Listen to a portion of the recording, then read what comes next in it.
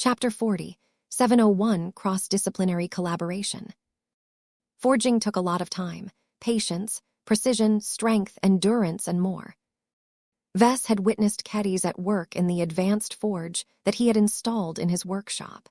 He even utilized it himself in the rare occasions he wanted to produce an item in the old-school way, instead of letting his modern first-class superfab pump out a product with ease. There were many differences between utilizing a forge and a superfab. In modern times, large-scale industrial production machines remained dominant for many good reasons. They could produce gigantic objects, they could be automated to a high degree, they cut down on the error rate, they could exert a lot more precision at the smallest scale. They could work with all kinds of non-metallic materials, including certain varieties of organic ones, and they could shape items that could never be made in an old-fashioned forge. Despite all of these technological advantages, forges had their merits as well. First off, they had a long heritage and history in human civilization that dated back many millennia. The vast amount of knowledge and techniques that countless generations of human ancestors had painstakingly developed and refined over the ages had accumulated to a frightening level. Sure, much of this accumulation was painfully vague, obscure, difficult, and low-tech, but who cared as long as it worked? In the ages where hyper-industrialization had completely elevated humanity from a primitive planet-bound society to an intergalactic supercivilization, it may seem that there was no place for blacksmithing anymore. That may be correct if there was not a demand for luxury items that were deliberately made by hand. The human race was an irrational race and developed appreciation for all kinds of beauty and artisanal crafts that did not necessarily bring that much of a practical improvement to their lives. The blacksmithing profession adapted to the ages and no longer focused on trying to compete against modern industrial production methods on mass production. There was no way to beat the latter in terms of pumping out lots of low-quality goods. The blacksmiths that stubbornly clung to their crafts and traditions in the face of rising industrialization put down their long-standing rivalries and pooled their efforts together. The result was a comprehensive redefinition and streamlining of their profession.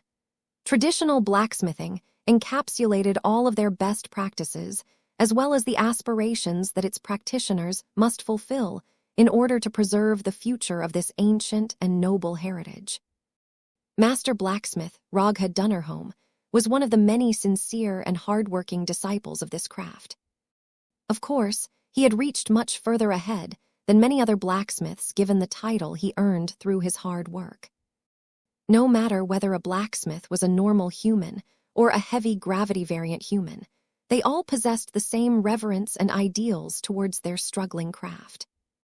As Vess started to work together with Dunnerholm to produce a new set of blacksmithing tools, the Mech designer gained a much more comprehensive and intimate understanding of the finer points, as well as the struggles of a traditional blacksmith. The dwarf did not hide these aspects from him. He extended a high degree of trust towards Vess and openly shared his own perspective to the Mech designer. It was as if Dunnerholm was treating Vess as an earnest blacksmithing apprentice, which was rather absurd. Vess did not have much interest in mastering traditional blacksmithing. Although he appreciated and respected the craft, he constantly needed to remind himself that he was a Mech designer. If the teachings did not have that much practical use in his main vocation, then he was better off learning more relevant skills. Still, he did not object to learning a lot of techniques and insights for free. Together with the borrowed knowledge that he drew from Vulcan, Vess made full use of his powerful learning capabilities and quickly mastered the basic essence of traditional blacksmithing over the course of this production run. The speed and efficiency in which Vess quickly mastered the basic processes of blacksmithing, just by osmosis over the design network, was frightening. If Dunnerholm only suspected that Vess was the mortal descendant of Vulcan at the beginning, now he became increasingly convinced that the clan patriarch was a child directly blessed by the god he revered. It was an incredible honor for the old dwarf to not only get in touch with Vulcan, but also pass on his humble teachings to the chosen representative of the god of dwarves, Mech, and craftsmanship. Dunnerholm did not hide much from his perspective anymore, and shared much more about what he knew about traditional blacksmithing, including the obscure and incredibly useful techniques that were only passed on from master to apprentice. Although much of this proprietary knowledge wasn't as exclusive as Dunnerholm thought it was, there was a major difference between passive knowledge transfers and active teaching. The dwarf's proactive teaching attitude not only helped Vess understand the knack of blacksmithing faster, but also allowed him to understand and master the knowledge he already possessed to a greater degree. It was only after they were halfway into their forging run that Vess eventually noticed that there was a real and practical benefit to learning the difficult craft of traditional blacksmithing. As he was in the process of inspecting the handles of the tools that Dunnerholm had put through an accelerated tempering process, with the help of one of the few advanced devices that he was willing to use in this production run. If Dunnerholm insisted on sticking to the most traditional form of blacksmithing, then they would both have to stick around for a week or more, as they had to wait for the forged objects to cool down to normal temperatures. That was obviously unacceptable to Vess, so the dwarven blacksmith relented by utilizing any equipment that could dramatically shorten the waiting time at the cost of increasing the failure rate.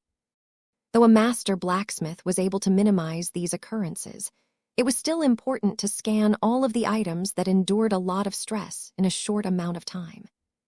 So far, Vess had yet to spot any fractures or deformations. The extremely high resilience of first-class materials contributed a lot to keeping it all together. While they were extremely difficult and cumbersome to work with, their impressive properties could tolerate a lot of abuse. What Vess noticed throughout this highly educational experience was that he was actually gaining more from Dunnerholm than pure knowledge. A part of the dwarf's less tangible feelings and insights towards metals flowed to Vess. As a Mech designer, Vess already possessed a good feel and instinct towards metal, but his own efforts were incomparable to a master blacksmith who hammered and worked on many more varieties of metallic substances over his lifetime. Vess was highly sensitive towards his own state and condition. This was why he eventually noticed a change in his spirituality. His affinity towards metal was improving, by a small but extremely significant rate. This was a remarkable event, as the metal attribute was much broader and more difficult to acquire than the Mech attribute that was derived from the former. Although Vulcan had already developed a small but strong affinity for metal in advance, that was because Vess forcibly integrated his external incarnation with some of the high-level metal energy released by Cassandra Breyer. Vess always thought it would take a long while for him to transform his Mech domain into a broader and more inclusive metal domain. However, by taking advantage of Blinky's design network to intimately learn and work together with a genuine master blacksmith, Vess was able to acquire a fraction of all of the core accumulation of this respective craftsman. This also included Dunnerholm's unique and powerful affinity and feel towards metal. Although this was a fantastic development, Vess had to temper his excitement by reminding himself that the dwarven blacksmith's affinity was colored by his own biases and specialization. What Dunnerholm understood best was the acoustic properties of metals. In other words, he knew how to manipulate metal so that they produced the right tones and attained a specific harmony. He also knew how to configure different variables so that they produced specific forms of acoustic resonance. Though Vess only became exposed to a part of this deep and extensive field, he already had a suspicion that he could start with making simple metallic products that would sound good when struck in a specific way. Well, if I ever get run out of the Mech industry, I can still earn a living by making musical instruments, I guess. No matter how weird it was to develop a better sense on how to produce melodic tones from metallic objects, Vess accepted it all as there was no such thing as useless knowledge. Of course, Vess was not the only person who benefited from this exchange. Just as how Dunnerholm shared much of his extensive understanding of blacksmithing, Vess also shared his own insights on totems, living products, and even a few basic secrets about design spirits. Though Vess did not share as much as Dunnerholm, the value was still high because his teachings were much more exclusive and difficult to acquire. Though Vess wanted to repay Dunnerholm for his generosity, there was not much the old dwarf could learn about living products because of his many limitations. Vess only contributed enough knowledge for the dwarf to make better use of his new blacksmithing tools, to make more effective totems with the help of Vulcan. Even so, that would definitely put the master blacksmith far ahead of his peers in this specific application. Perhaps in time, Dunnerholm may even be able to teach other artisans how to produce totems. It all depended on how well the dwarf was able to adapt what he learned from the Mech designer into his own work methods. "We are nearing completion," the old dwarf announced. Several hours had already passed by, but the incredibly fruitful exchange benefited both participants so much that they hardly felt the passage of time. Vess and Dunnerholm began to assemble the forged and rapidly cooled pieces. They also polished the surfaces and inspected their work for any misalignments and other faults that could still be corrected. They gradually slowed down their pace until they finally put together the last pieces. A dozen or so black gleaming tools of excellent quality neatly rested on a large work table. Their appearances were remarkable. They not only incorporated the solidness of vulcanite engineering, but also acquired the aesthetic symbolism of living products. Vess had carved each of these tools with a modest amount of decorative elements that were based on vulcanite cultural artwork. Together with their strong and unified connections to Vulcan, the entire relic equipment set looked and felt as if they had been sanctified by the god himself. Over half of them consisted of hammers of different sizes and weights. Dunnerholm would almost always have the right tool for the right hammering job with this new and wonderful collection. A subtle sense of harmony and resonance suffused these tools, especially when they were placed next to each other. Both Vess and Dunnerholm could clearly sense that they were meant to stay together. There was only one exception, though. Dunnerholm slowly reached out and grasped the smallest and most delicate-looking hammer. It clearly stood out from the crowd due to how much less functional it appeared compared to the other tools. There was no way it looked as if a strong and physically imposing dwarf could maintain a proper grip on the silly-looking tool. Nonetheless, the dwarven blacksmith held it with utter reverence as he inspected it for the final time. Once he was satisfied that the toy-like hammer met his strict quality standards, the dwarf rested it on his palms and extended out his limbs as if he was serving a dish on a platter. "It is my honor to present you with this gift, my lord. Please accept it with all of the sincerity of my heart." Vess twitched his lips, but did not bother to correct any of the misconceptions that Rogha Dunnerholm had formed over the last hours. He simply snatched the beautiful hammer from the dwarf's thick palms and tested its weight and balance for a moment. As he held it in a proper grip that just barely fit in his more normal human-proportioned hand, he turned towards the metal work table and studied it for a moment. He could feel his new hammer assisting his efforts with its intrinsic abilities. Soon enough, Vess found what he sought for and began to strike a specific point on the work table with his new tool. Ding! A beautiful melodic tone spread throughout the air as the strike caused the table to sing in a way that seemed impossible through ordinary means. As the table sounded a note, the other tools resting on the table seemed to vibrate as they resonated with the very same tone. "Remarkable," Vess gasped. "I am going to like this new hammer." Although the capabilities of the tiny hammer weren't all that powerful, it provided him with a glimpse of the wonderful world of harmony and resonance. Chapter 40, 702 Ringing Hammers. All in all, Vess became incredibly satisfied with the gains he made today. His coincidental meeting and cooperation with Master Blacksmith Rogha Dunnerholm had taught him an important lesson. It was not a waste of time for Mech designers to work together with other professionals who didn't necessarily have anything to do with the Mech industry. Hardly any Mech designers bothered to collaborate with other professionals. In the age of Mechs, the former was in the ascendancy, while the latter had become more marginalized than ever. As Mechs became more popular and visible in human society, only a small minority of eccentrics and rich people still held a small amount of appreciation for traditional craftsmanship. It was a rather sad state of affairs, but the demands of a progressing civilization dictated that any production method that did not do well in the areas of efficiency and mass production had to be set aside.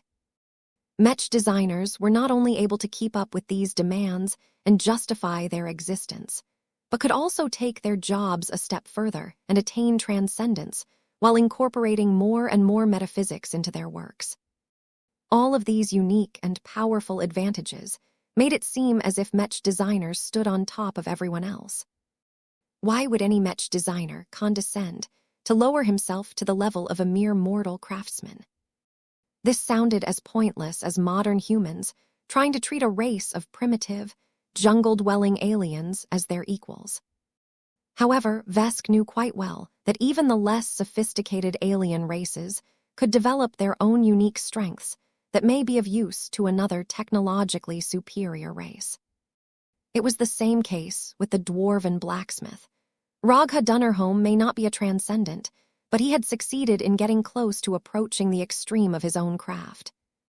As far as Ves was concerned, the greatest benefit he gained from this experience was that he gained an even better feel and understanding of metal than before. This was difficult to describe or quantify in scientific terms. Ves only vaguely felt that he could work with metal a bit more exquisitely than before. It was as if he had gained a small part of the benefit of spending many decades working with metal in a forge.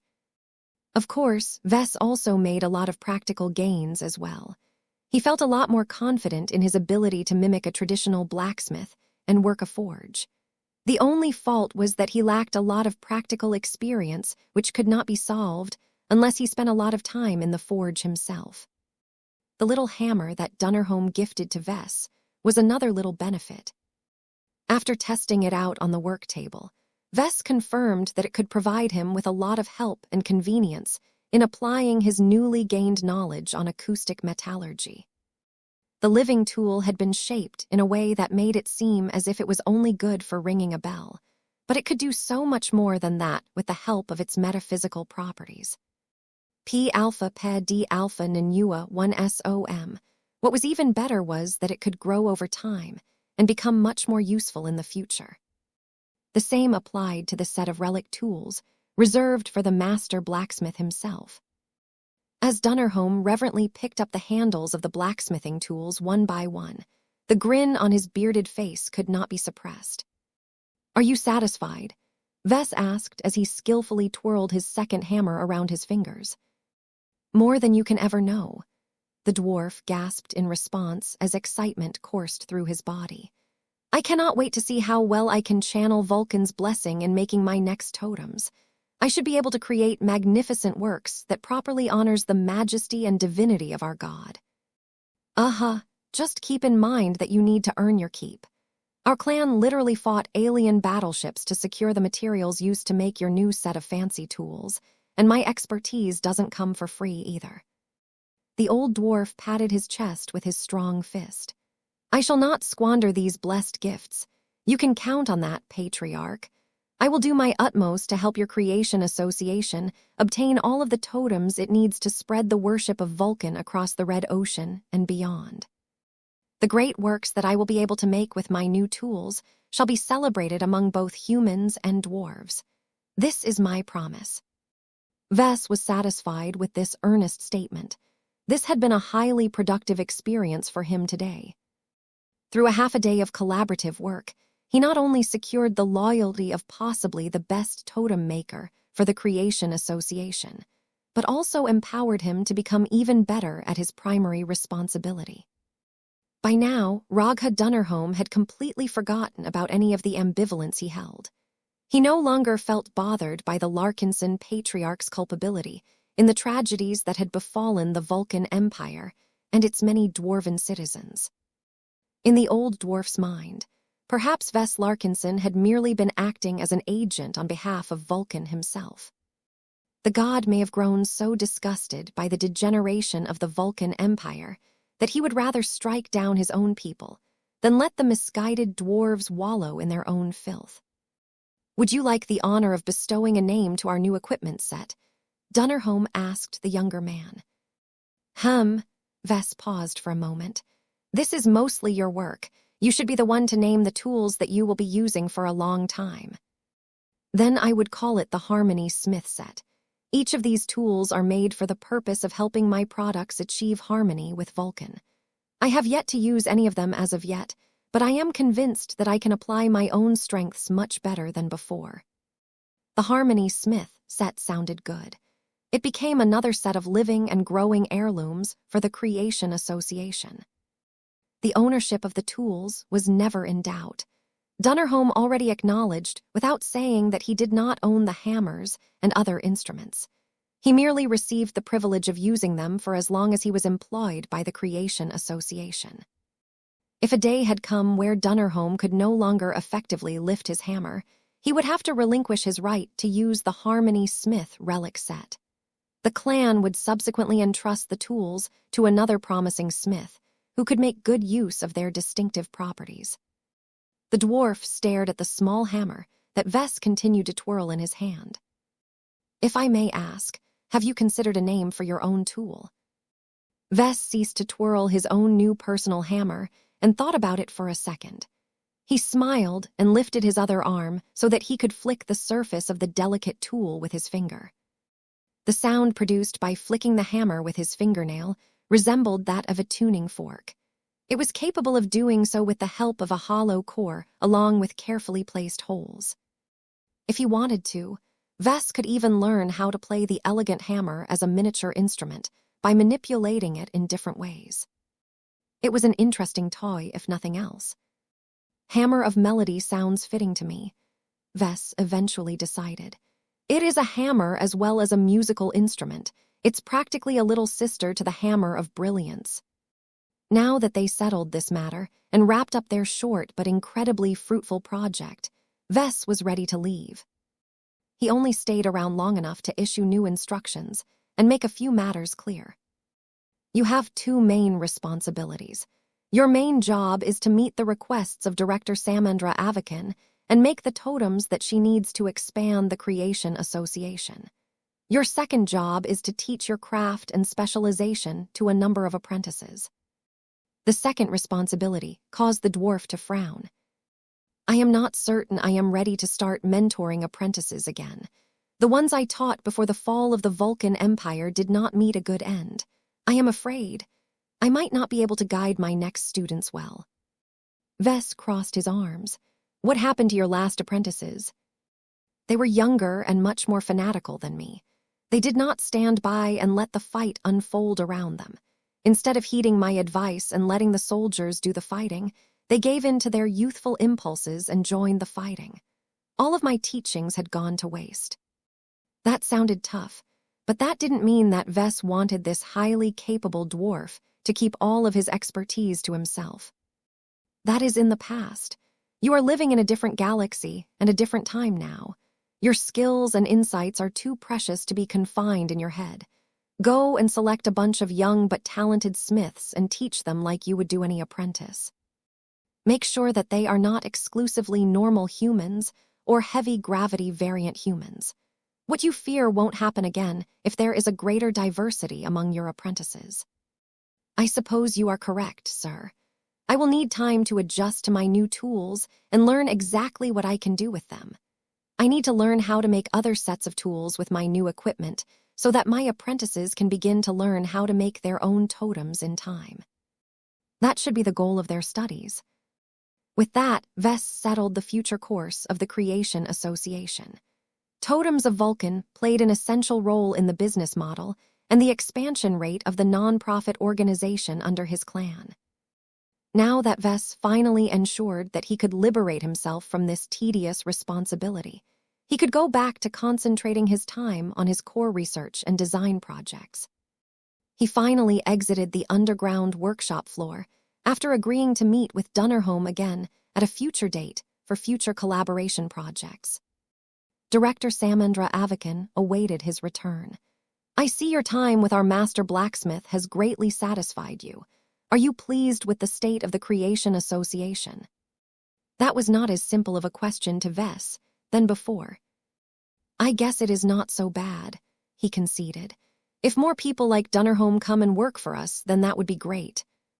We need a concentration of skilled and talented artisans to turn this arm of our clan into a facilitating influence that can further our footprint in the industrial sector of the Red Ocean. I understand your motives.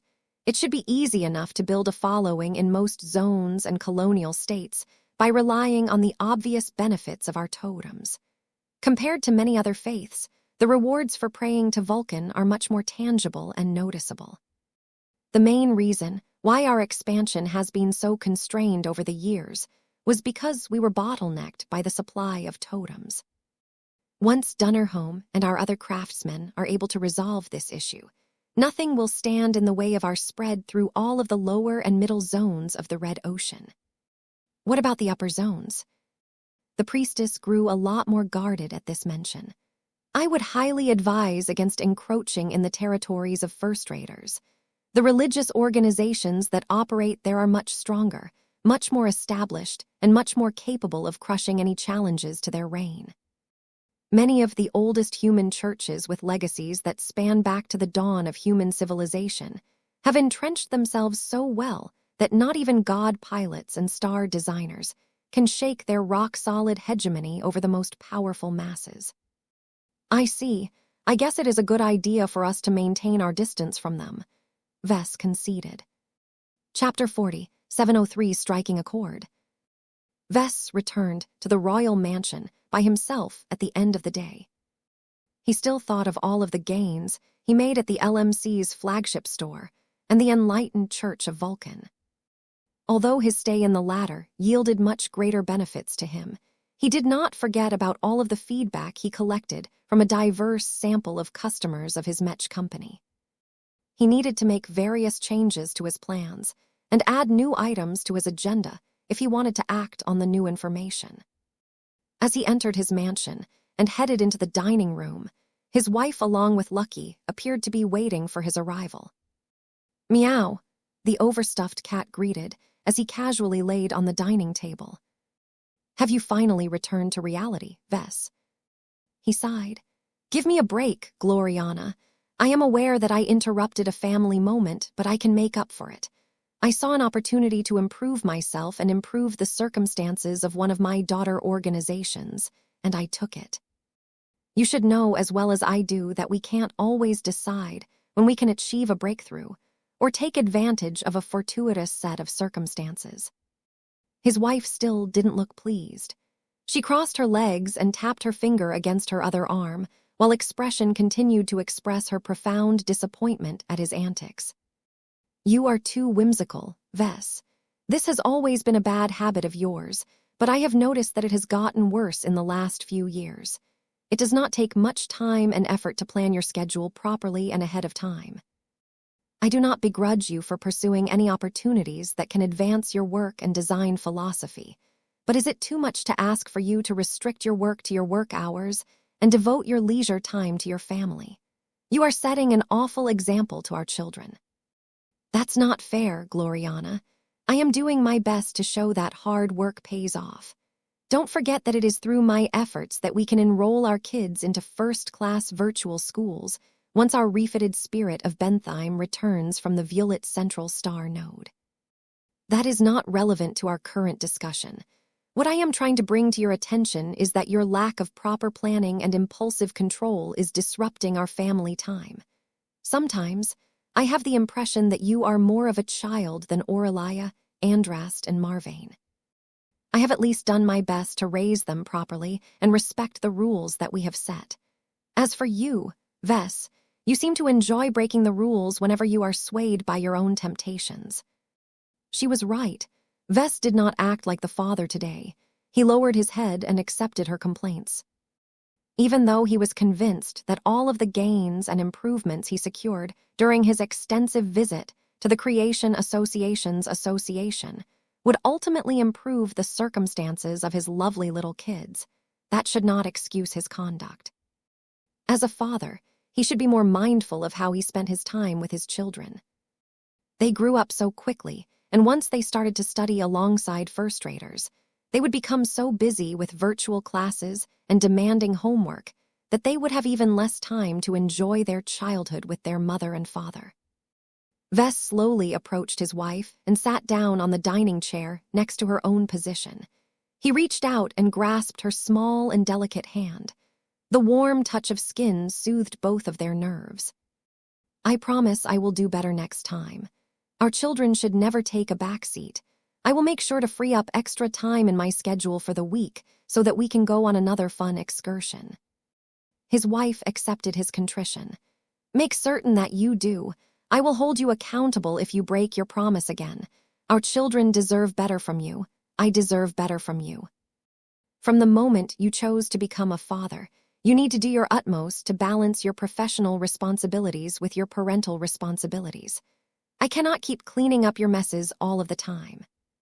Once his wife finished admonishing him, she finally gave in to her curiosity and asked about his latest results. "What did you accomplish earlier today?" "It's a lot. I never expected to gain so much from working together with a dwarven blacksmith." He quickly summarized what he had done and also presented his new hammer of melody to his wife. She dubiously picked it up. Though she could tell it was special in a sense, its shape was far too strange and unsuitable for actual metalworking. "This hammer of yours is dense, but also small. What is it for exactly? It looks more suitable to be used as a gavel in a courtroom than a smithing hammer in a forge." Vess grinned and took the hammer back from her grasp. He then proceeded to slam the head of his new hammer against Lucky's back. A surprisingly long and beautiful-sounding metallic chord rang from Lucky's metallic body. The sudden attack, along with the strange vibrations coursing through his body, spooked the cat out of his wits. "Mio." The tired cat practically jumped from the table and floated just out of the range of Vess' odd hammer.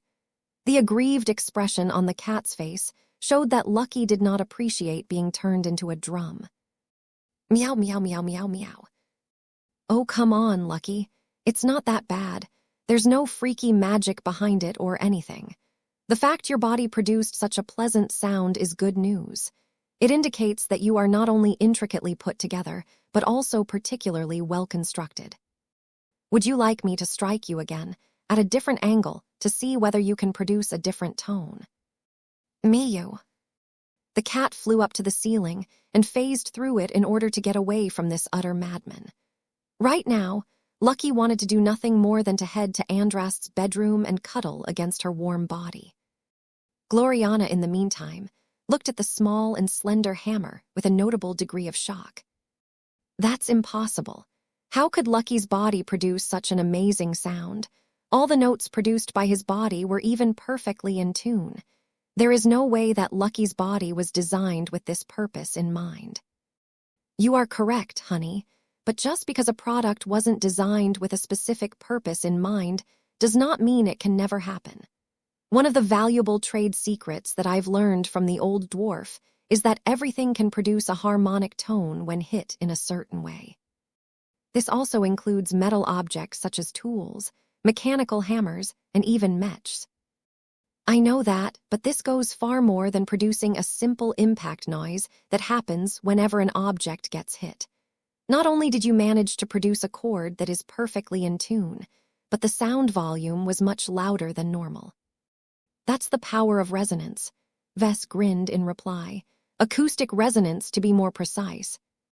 It is not a complicated concept, but Master Dunnerholm has delved so deep in this topic that he has developed a set of formulas as well as additional rules that can help him determine how to strike any object to produce the strongest possible sound through leveraging the power of resonance. He expected his wife to mock such a banal specialty. After all, the practical uses of this specialization weren't that impressive. Perhaps Master Dunnerholm may be able to produce fantastic musical instruments, but that was hardly relevant to Mechs. However, His wife displayed genuine respect for this odd specialty. I cannot claim to understand the ins and outs of this strange theory, but I can understand how it can enrich the world of blacksmithing. I even suspect that acoustic resonance may share a relation to the phenomenon of generating true resonance in high-ranking mechs. Now that certainly caught Vess' attention. He already considered this notion beforehand, but he understood so little on how mechs could be designed in a way that enabled them to resonate with their expert pilots that he could not continue his train of thought. Do you understand how senior mech designers and higher are able to satisfy the most important requirement of designing an expert mech? The grin on his wife's expression showed that she was exulting over her superiority over him. She couldn't look more smug even if she tried. Wouldn't you like to know, Hihai? What? You actually know? I thought you would have to advance to senior in order to join the secret club of mech designers that have earned the right to learn this secret.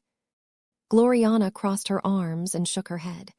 That is indeed the case, but that is not enough to stop a remarkably intelligent mech designer whose expertise happens to center around high-quality mechs.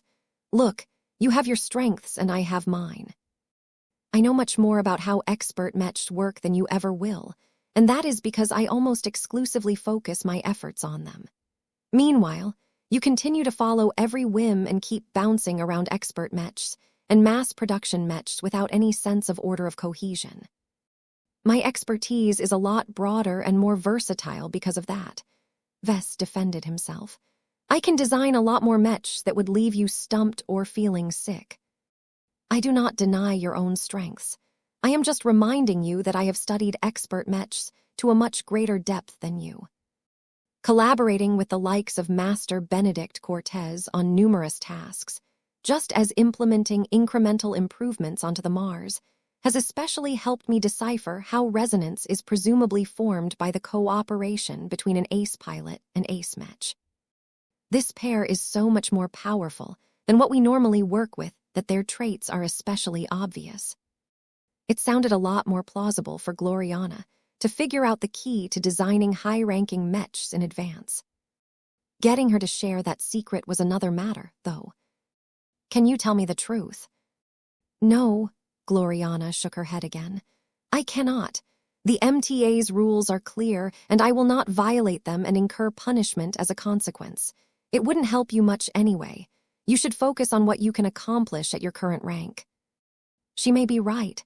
Vess may not be able to make effective use of this secret once he learned it. There was no need to force his wife to break a rule just to satisfy his curiosity. I guess I will do my best to hurry up and advance to senior first. About that, Vess, I am not spending 120 million MTA merits on a single first-class implant. Vess immediately replied.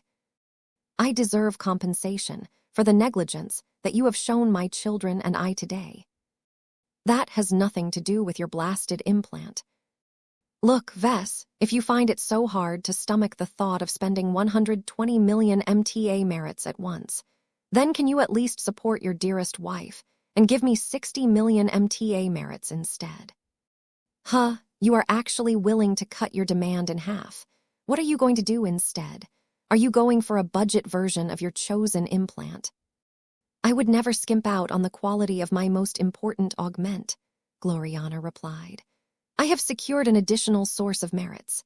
After a long talk with my mother and Marshal Ariadne Wadden, the Glory Seekers have reluctantly agreed to contribute 60 million MTA merits to fund my upgrade. That's nice, honey. Why won't they go a step further and cover the full amount? Because my brother Brutus needs a boost as well. Because the Wadden dynasty could sorely use those precious merits to increase its strength and improve its standing within the Hex Federation. I think the Waddens are better off if they invest all of their MTA merits into improving the Glory Seekers. This way, they can contribute more in future expeditions that can earn us a lot of rewards from the association.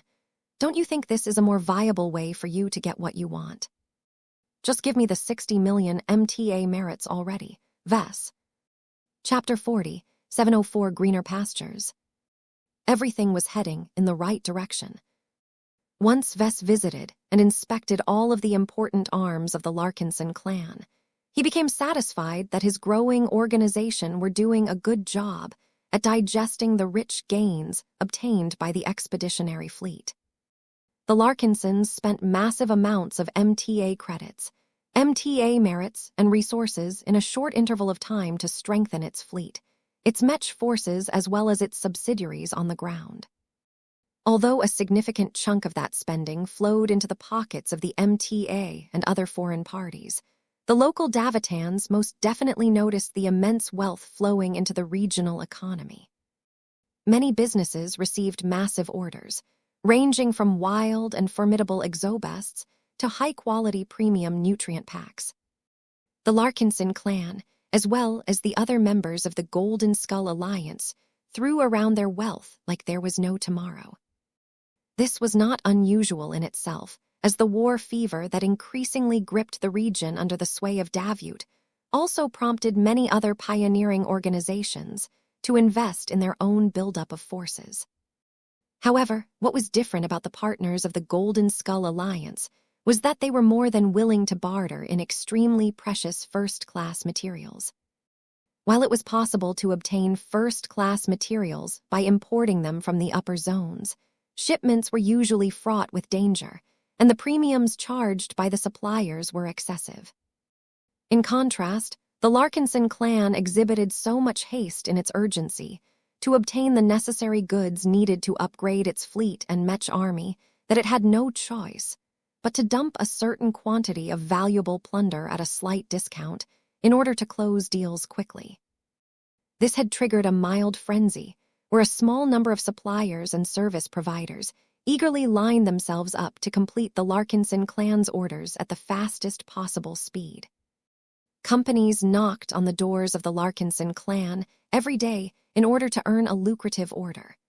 This was a good development, as the increased competition allowed the Larkinsons to become a little more picky and gain more value from the payment they were willing to offer. Shuttles and transports continued to fly to the Cat Nest and the expeditionary fleet in orbit on a regular basis. The scale of traffic flying to and from these Larkinson strongholds further amplified the impression that the clan had entered the big leagues. Combined with the increasingly more aggressive expansion of its various daughter organizations, hardly anyone in the local scene could ignore the ripples produced by the Larkinsons. It was inevitable for the clan to attract attention from higher places. Vess received regular reports from Sheddarin and Calabast that the Davut Alliance were already starting to mention the Golden Skull Alliance and its partners during different meetings. Our black cats have already received indications that the colonial administration has opened up a dialogue with the Glory Seekers and the Cross clan, Calabast informed Vess one day. That caused the Mech designer to raise an eyebrow. They're already talking to each other. About what?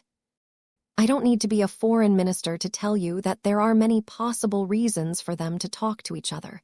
Vess, Davut has many needs, and so do our allies. This creates the basis of trade and cooperation. We have already observed many signs that the colonial government is desperate to increase its chips. The powers behind Davut are so eager to win the upcoming war that they are willing to make serious concessions to gain the cooperation of as many powerful partners that they can reach. What are you trying to convey? I have 2 points, she said. First, the Glory Seekers and the Cross clan will eventually agree to cooperate with Davut on some level. It may be a big deal, or it may only be a distraction to them, but the diplomats working for the colonial government are very good at their jobs, especially when they have the right to offer attractive concessions. What is the second point? Sooner or later, Davut will come to us, Calabast stated. I can figure that out myself. That may be the case, but I do not think you understand how serious Davut will treat its coming dialogue with us. We have become big shots, Vess. You are worth more to a state than any other individual Mech designer, and our Larkinson army is an extremely capable and battle-proven elite Mech force. That makes our clan extremely attractive to the colonial government. I've shared my findings with Sheddarin, and he has received his own indications that our clan will become a point of focus. It is almost certain that Davut will put a lot of effort into courting our clan. That made it sound as if the colonial government was extremely eager to seduce the Larkinson clan like a lover. Vess became disgusted by the mental image. He was not a damsel that was waiting to get serenaded into someone else's bed. He would much rather put on an adventurer's hat and embark on an expedition to the deeper parts of the frontier. "Let's talk about another matter," Vess said as he dismissed this talk about courtship. "I told you during a previous meeting that I am getting tired of the Krakatoa Middle Zone. I think it would be better if we move a little further away from civilization and roam the less settled parts of human-occupied space. Now that the Adelaide Third Fleet and the Boujé family are well on their way to joining our alliance, I think it has become viable for us to take a trip into the Torald Middle Zone. What do you think now that you have familiarized yourself a bit more with what is taking place in this region?" Calabast moved across his office in the royal mansion and looked out of the large, expansive windows. She gazed across the forest and the larger structures in the distance. "Torald is a risky zone. The situation over there is not an exact mirror of Krakatoa back when only a small amount of time had passed since the Big Two swept away the vast majority of alien residents. This time, the indigenous alien races are no longer as complacent as before. The front lines of humanity's invasion of the Red Ocean have stalled, which means that the zones that are close to the thick of the fighting will continue to get penetrated by alien incursions." Vess nodded and tapped his finger against his large and ornate wooden desk. "That is exactly why I want to cross over to Torald. Krakatoa is a nice place, and it still offers plenty of opportunities, but it's like a low-level region that is more suitable to explore for weaker pioneers. Once we regain the spirit of Bentheim and convert some of our Mechs to quasi-first-class standards, we can tackle more powerful opponents while incurring less damage. The addition of powerful allies should also enable us to confront strong alien foes and win with ease." The female spymaster frowned. "I thought you already agreed to turn your Trailblazer expedition down a notch." "I know. I am still committed to that, but what we previously considered risky has now become safe with our rapid increase in strength. We shouldn't go too far in the other direction and get too complacent. I think it is best if we find a new balance by exploring the safer regions of Torald. That way, we won't get too close to the front lines, but we will still be able to earn more profit because too many pioneers are still spooked by the idea of crossing over into this fresher middle zone." His logic was sound. It could truly work out as long as the expeditionary fleet did not get ambushed by a giant alien warfleet that somehow managed to make its way past the Big Two's powerful forces. Calabast didn't entirely like this plan for that reason. It was like playing Russian roulette with a gun that had 100 chambers in the cylinder. Even if 99 of them were completely empty and safe, there was no way to survive the game if the expeditionary fleet was unlucky enough to strike the one chamber that contained a lethal round. The best way to survive this game was to not play it in the first place. It was much more rational for the expeditionary fleet to go no deeper into the frontier than the Krakatoa Middle Zone. Still, seeing how much Vess had become fixated on Torald, Calabast understood that it was impossible to sway his mind on this issue at this junction. She let out a sigh. "Fine.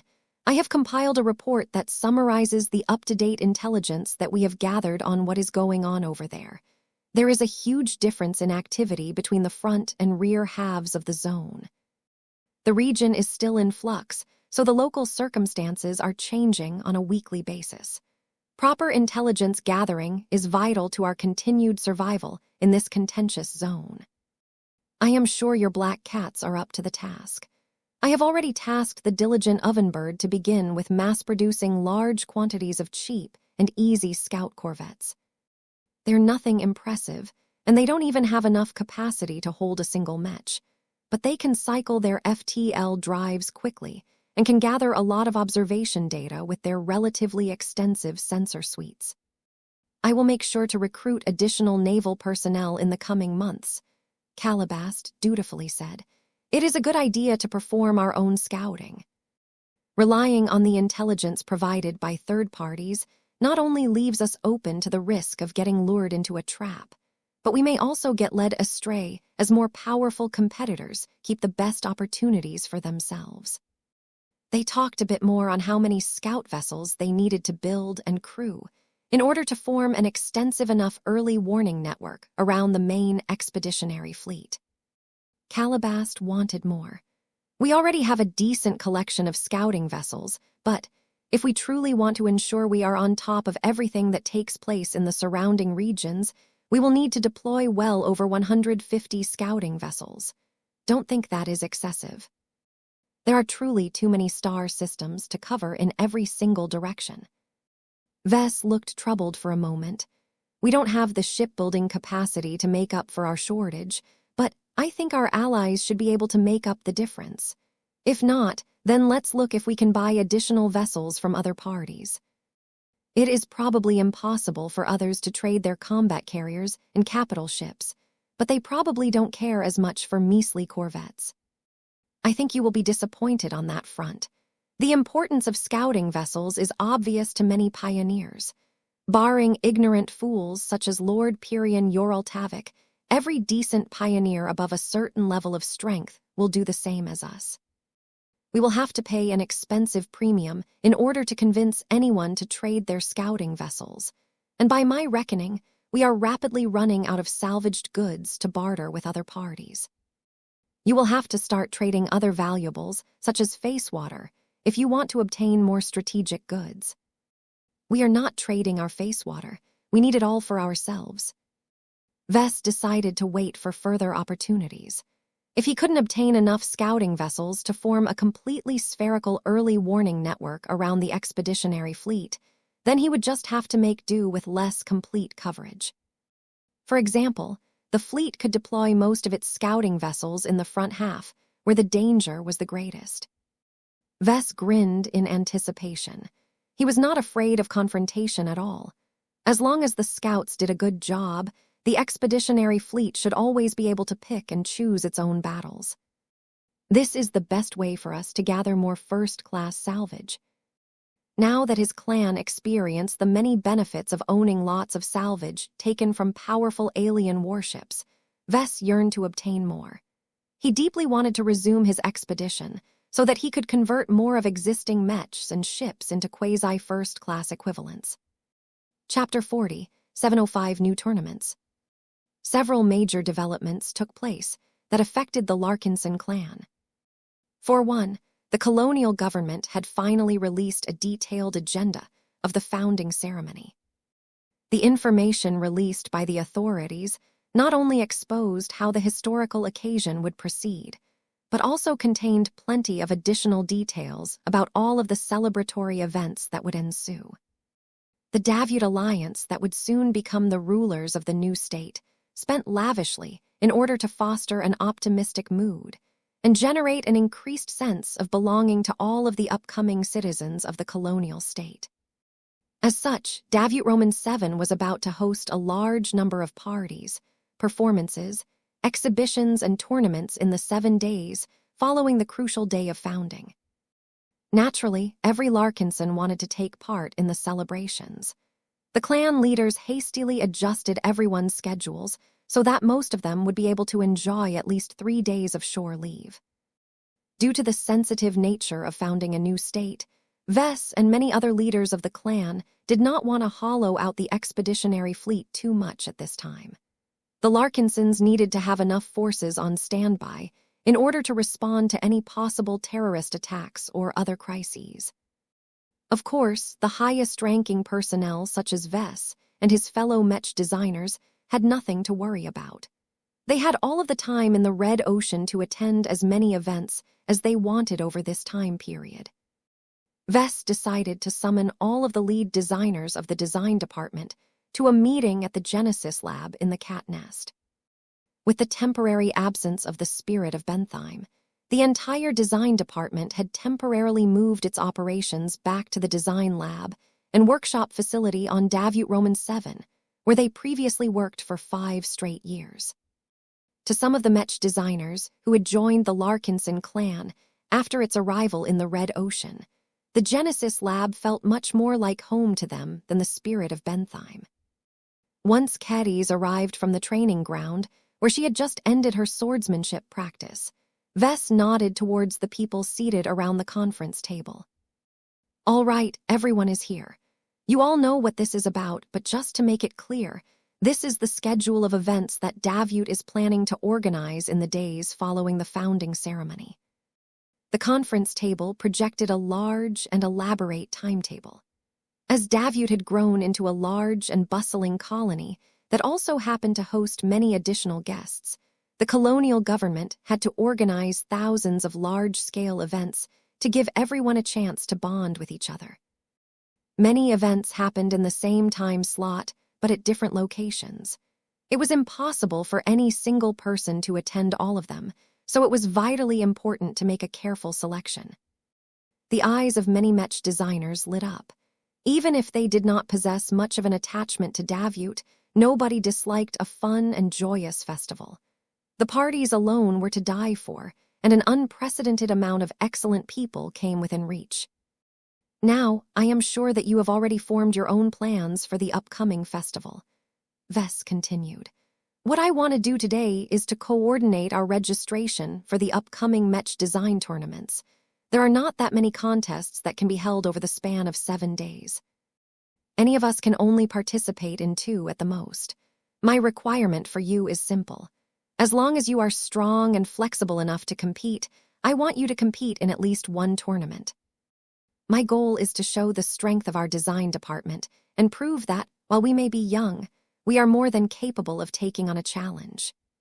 Silence spread after his announcement. Although a few Mech designers already made plans to sign up for a few of the contests, it was still a bit annoying to be given an order to compete. However, Vess was in charge, so he had the final say. "Gloriana, Miles, Merrill, and Cormont, the 4 of you can sit this one out.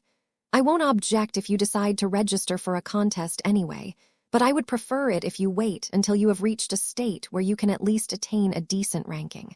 I don't want you to embarrass our clan." Each of the Mech designers mentioned by Vess had no objections to that.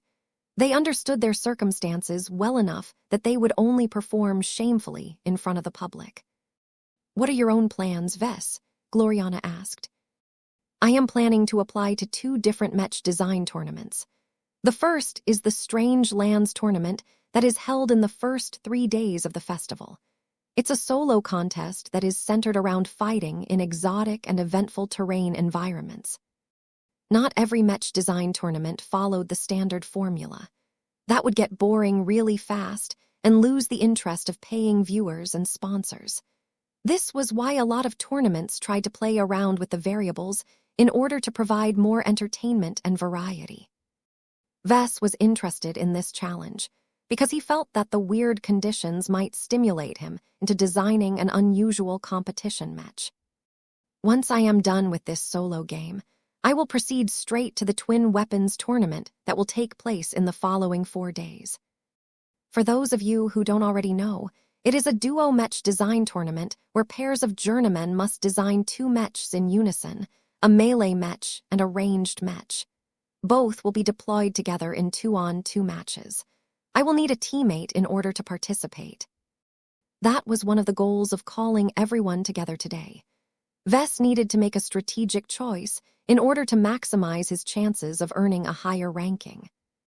The better he performed, the more renown and reputation he gained. All of this would make it a lot easier for him to cooperate with different parties and convince more shipyards to produce scout ships and combat carriers for his clan. He immediately set his sights on his first candidate. Naturally, the person he had in mind was not Gloriana. Despite the fact that he collaborated extremely well with his wife on many projects, her vehement disgust at the thought of participating in any Mech design tournament already ruled out any chance of participation. "Caddies, we have always been able to work well together in our past collaborations," Vess told the swordsmaster. "The rules of the Twin Weapons tournament also favor our combination." I am pretty good at designing ranged mechs armed with luminar crystal weapons, while your prowess in designing swordsman mechs is not in doubt. Even if there is no age limit to the journeymen that are able to apply, I am confident that our combined strength can smash the efforts of every grandpas and grandmas that aim to win the top prizes. Unlike many of the tournaments held in the Violet Central Star Node, Davut did not set any age limits to its own contests. This was a deliberate choice on its part, as the new colonial state wanted to show off its comprehensive strength and showcase the abilities of its best professionals. As such, it was highly realistic for Vess and the other Larkinson Mech designers to be facing off against seasoned Mech designers who were 3 times older. The Sword Maiden Mech designer frowned. I don't think that will work out this time, Vess. I need to take part in the Ultimate Warrior tournament, which is held in the last 3 days of the event week. The finals of this personal combat competition is scheduled to be held on the final day in order to serve as an excellent climax to the festival. I need to prove my strength in the arena, Vess. It isn't often that I get to lock my blades against the best warriors and soldiers in Davut. The strong desire to fight and win radiated so much from her bloodsinger that it seemed as if her floating greatsword had turned into an avatar of bloodlust. Vess quickly gave in. Okay, you can do what you want. It's unfortunate that the schedule doesn't work out better for us. We would have made for a great team in the Twin Weapons tournament. Oh, don't worry about not meeting me or my work in the Mech arena. Kedys deviously grinned. I intend to register in the Strange Lands tournament myself. Don't get knocked out too soon. My swordsman Mech will be waiting to beat whatever oddball Mech you have designed for this contest. I will look forward to testing how far your design skills have come. Vess replied as he looked forward to this possible confrontation as well. Instead of moving on to his second choice and possibly offending some of his colleagues in the process, he decided to take a more open approach. Since Kedys won't be available to team up with me for the Twin Weapons tournament, who among you wants to work together with me to beat the competition mechs of other interesting mech designers? A short silence ensued. I have already agreed to work together with my brother, Sarah Voikin stated. A good match in ranged and melee mech design is important, but good teamwork is even more important. There is so little time available that getting in sync with a fellow mech designer can allow us to design much better mechs regardless of our specializations. Janassa Pellier also settled her teammate in advance. Tiffy and I have made the same conclusion.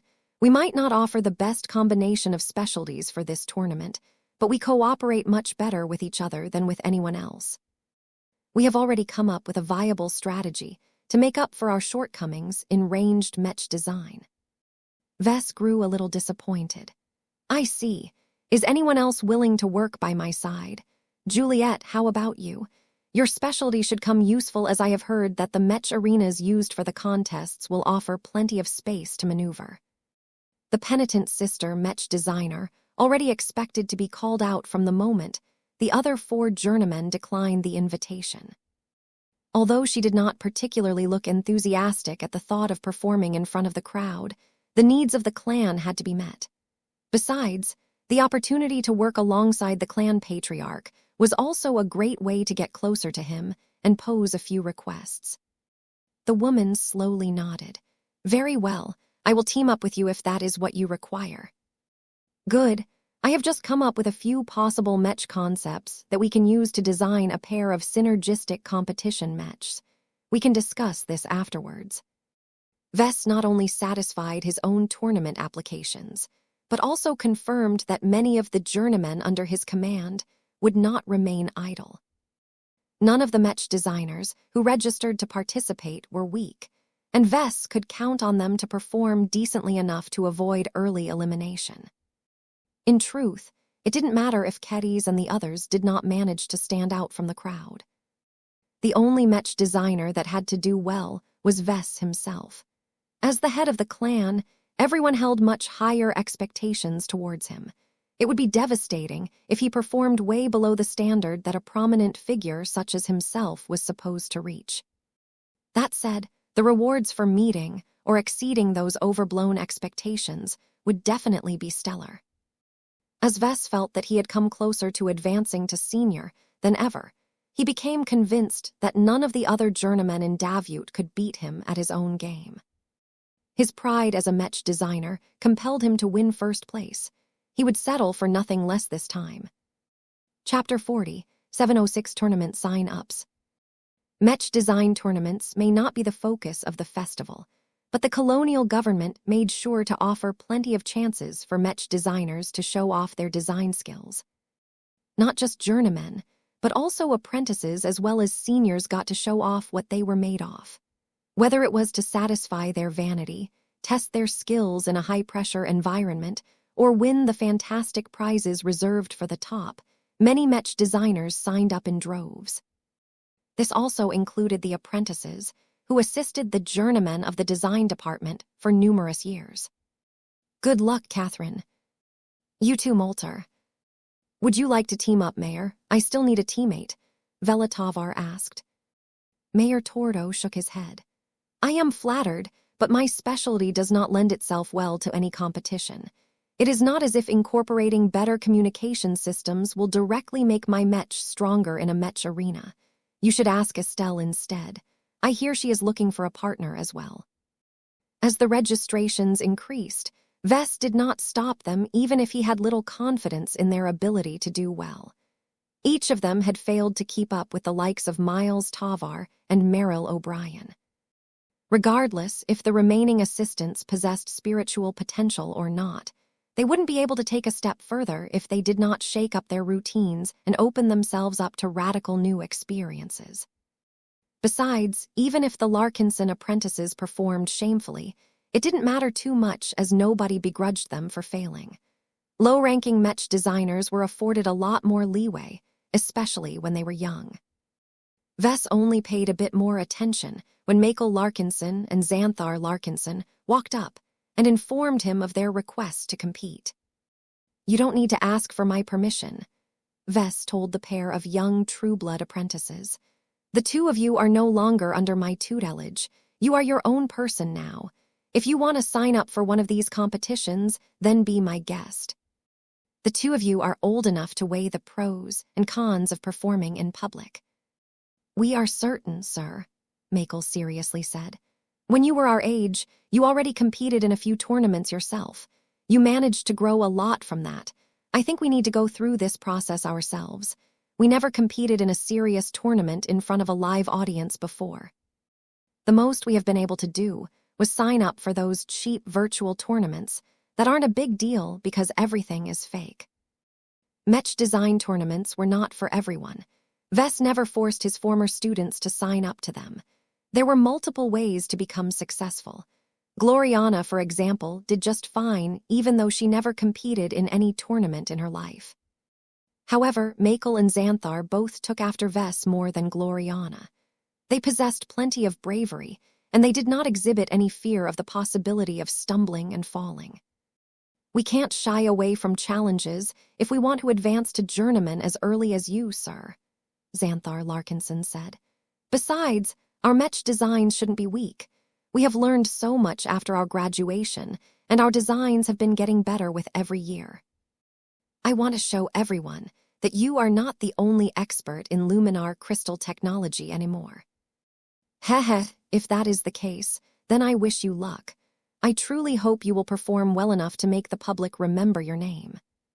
Do you think that my work will be allowed within the rules of the tournaments? Michael asked. Vess shifted to his other former student. That is a good question. From what I know about your progress, you have been moving further and further in the direction of autonomous and dual-controlled mechs. I am afraid that all tournament organizers have never thought about your specific case.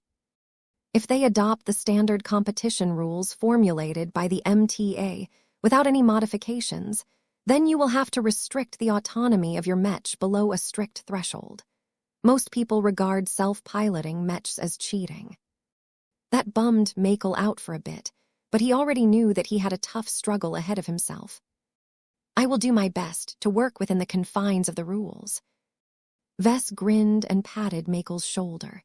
It may seem that every Mech designer is like caddies, but in practice, it is a lot more complicated than that. Not all of us have to narrow our focus and limit our work to our direct specialization. I think it would be a good idea if you branch out and study another field in order to expand your range and versatility. I am not sure I can do that, sir. It takes a lot of time to become proficient in a different field. I am already spending a lot of time studying subjects related to autonomy and AIs. I don't think I can handle more without taking time away from developing my main specialty. Michael was in a difficult situation.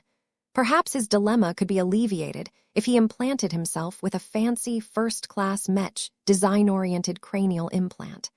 His learning speed would gain a massive boost, allowing him to pay a much lower price to master lots of new knowledge.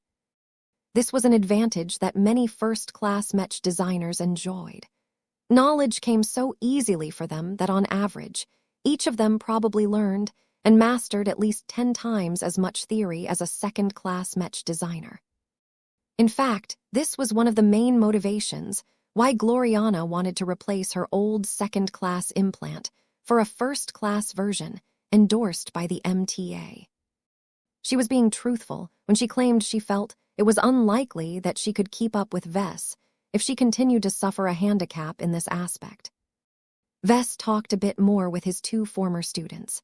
He not only advised them on the tournaments they should apply for, but also offered general advice on how to proceed with developing their respective specializations. Neither of them had made enough progress to advance to the rank of journeyman Mech designer, but Vess was not in a hurry.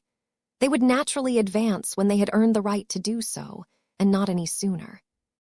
What gratified Vess a lot was that both of his former students managed to develop spiritual potential sometime after their graduation. He hardly noticed that Michael and Xanthar had invisibly cleared one of the most crucial requirements to become a high-ranking Mech designer. Vess actually found it rather suspicious at how easily the 2 cleared this secret hurdle. His intuition faintly suggested to him that it was not a coincidence that the pair both developed spiritual potential in roughly the same time frame. The problem was that there could be many possible external factors that could have provided the 2 a crucial boost. The Larkinson clan was toying with so many different spiritual influences and forces these days that it was impossible to isolate and test whether any single variable was responsible. In any case, participating in a Mech design tournament should be considerably more fruitful to the 2 apprentices as a consequence. The excitement, pressure, and strong emotional mood swings provided so much stimulation that their spiritual potential should definitely experience a decent amount of growth. As word about the lively events continued to spread, more and more Larkinsons applied to join the party. The upcoming festival also hosted many other tournaments that were targeted towards other people than Mech designers. The most popular of all were Mech tournaments, where Mech pilots became the sole stars of these bombastic and gratuitously violent events. Many Mech pilots of the Larkinson clan had already signed up for one of the many solo or team competitions held across the surface of Davut Roman 7. These affairs were bound to be expensive due to all of the real Mechs that would get destroyed, but Davut could easily cover these costs. Besides, the extremely high amount of guests pouring into Davut ensured that every tournament should be able to earn a fortune in ticket sales. Few Larkinson Mech pilots thought they would do badly in these tournaments. They had tussled against professional military Mechs, alien starfighters, alien warships, and even monstrosities such as the unclean whale in the last few months. Dueling a bunch of competitors in a safe competition venue sounded like a milk run to them. How hard could it be to beat a bunch of pansies who had never faced the barrel of a warship main cannon in their lives? One of the Mech pilots who applied to join a tournament was Lainey Larkinson. The young Mech champion possessed a lot of confidence in her skill and potential, but so far she had yet to achieve a breakthrough. Lainey felt that part of that had to do with the nature of the last battles. The opponents the expeditionary fleet fought against were so massive and overwhelming that it was difficult for a single ordinary Mech pilot to make a meaningful difference. Since that was the case, she would have to find her chance in a different venue. Breaking through in tournaments was one of the time-honored traditions of the Larkinson clan. "Are you sure you want to sign up for this tournament, Lainey?" The young woman formed a puzzled expression. "What's the matter, Melker? I'm still young enough to qualify for the Rising Prodigy tournament. With my skills, I should definitely have a good shot at beating all of the other young Mech pilots and winning the top prize. I will definitely be able to bring home a lot of glory for the Larkinson clan." The Avatar commander thought for a moment. "You're right, Lainey, but do you truly think it is worth your time to beat up a bunch of brats, many of whom have yet to fight a serious battle in their lives? That makes them easier to defeat." Melker frowned. "You are not thinking this through. I agree with you that you have a large chance of winning the Rising Prodigy tournament, but so what? The prestige of his contest is not that much, as it is mainly organized for recent academy graduates to showcase their potential. It's a kid-level competition in the eyes of the higher-ups. Most of the opponents you will duel against will be so weak that it is a waste of time to fight against them. Only the final contestants can give you a run for your money, but that is far too little to satisfy your appetite. What do you suggest then?" "Sign up for the Davut Star tournament." "What?" Lainey reacted with shock. "That's the top solo Mech tournament organized by the government. It lasts for the entire duration of the festivals. I also heard that the qualifiers will be long and brutal due to the huge number of Mech pilots who want to fight in front of billions of viewers." The Avatar commander smirked. "That's right. The Davut Star tournament is a contest that is on an entirely different level than the Rising Prodigy tournament. It will test you mentally and physically. You may get eliminated during the qualifiers due to unfair circumstances. Every day is a struggle for you, which is exactly what you need to ignite your potential. Now that you have heard all of this, are you interested?" "Hell yeah, sign me up, sir. I am not going to miss this for anything else." "That's the Lainey I know." Melker smiled as he felt proud for the young Trueblood Larkinson that he had tried to mentor over the years. "Be prepared and spend more time in the MSDS. Once you have registered for the Davut Star tournament, you will fight the toughest and most experienced veterans in Davut outside of high-ranking Mech pilots. There's a good chance that you will not only fight a lot of foreigners who come from places you have never heard of, but you may also stand on the opposite side of Larkinson, a glory seeker or a crosser." The possibility of competing against the pilots of her own side did not discourage Lainey. "Great. On the battlefield, I won't hesitate to fight by their side. In the Mech arena, I will never let my camaraderie get in the way of winning. Larkinson or not, I am the best, and I will prove it with my skills." Chapter 40, 707 Unfriendly Rules. The entire clan had fallen into a tournament fever. Although the clansmen also showed plenty of interest in taking part in the parties and other fun events over the course of the founding festival, nothing got them more excited than competing against the best that Davut had to offer. Their combat experiences, their training, and their rapidly improving circumstances had given the Larkinson clan's Mech pilots boundless confidence in their fighting ability. Sure, they only fought a relatively small amount of major battles. Sure, their training was not as thorough and systematic as the elites who had been born and raised under a strong regime. Sure, most of them lacked competitive experience and were not accustomed to fighting under the many cumbersome rules imposed by Mech tournaments. Nonetheless, after facing off against so many powerful and horrible enemies within a single year, the Larkinsons had completely lost their fear and apprehension at the thought of fighting against other strong Mech pilots. The death of fear was one of the most important prerequisites to doing well in tournaments. Besides, it was not as if most Larkinson Mech pilots lacked confidence in their own technical piloting ability. Compared to many other Mech forces, the Larkinson Army invested an unreasonably high amount of resources into training and enhancing its Mech pilots. From providing them with expensive genetic treatments to allowing them to challenge their limits within the highly realistic battle scenarios of the MSDS. Hardly any other forces in Davut could match the effectiveness of this unique training regime. The only true stumbling blocks the Larkinson Mech pilots had to deal with were the overly limiting rules that severely limited their means. What? We can't fight with our own Mechs in any of the Mech tournaments. That's unfair. Mechs have rights as well. Competitions such as the Davut Star Tournament and the Rising Prodigy Tournament completely had to be fought by using the Mechs provided by the organizers themselves. Most of them were pretty much generic machines that possessed balanced properties. No matter the Mech type, every tournament model was devoid of any gimmicks or distinguishing properties. In public, the colonial government stated that it wanted the Mech tournaments to put the emphasis on the skills and fighting acumen of the Mech pilots.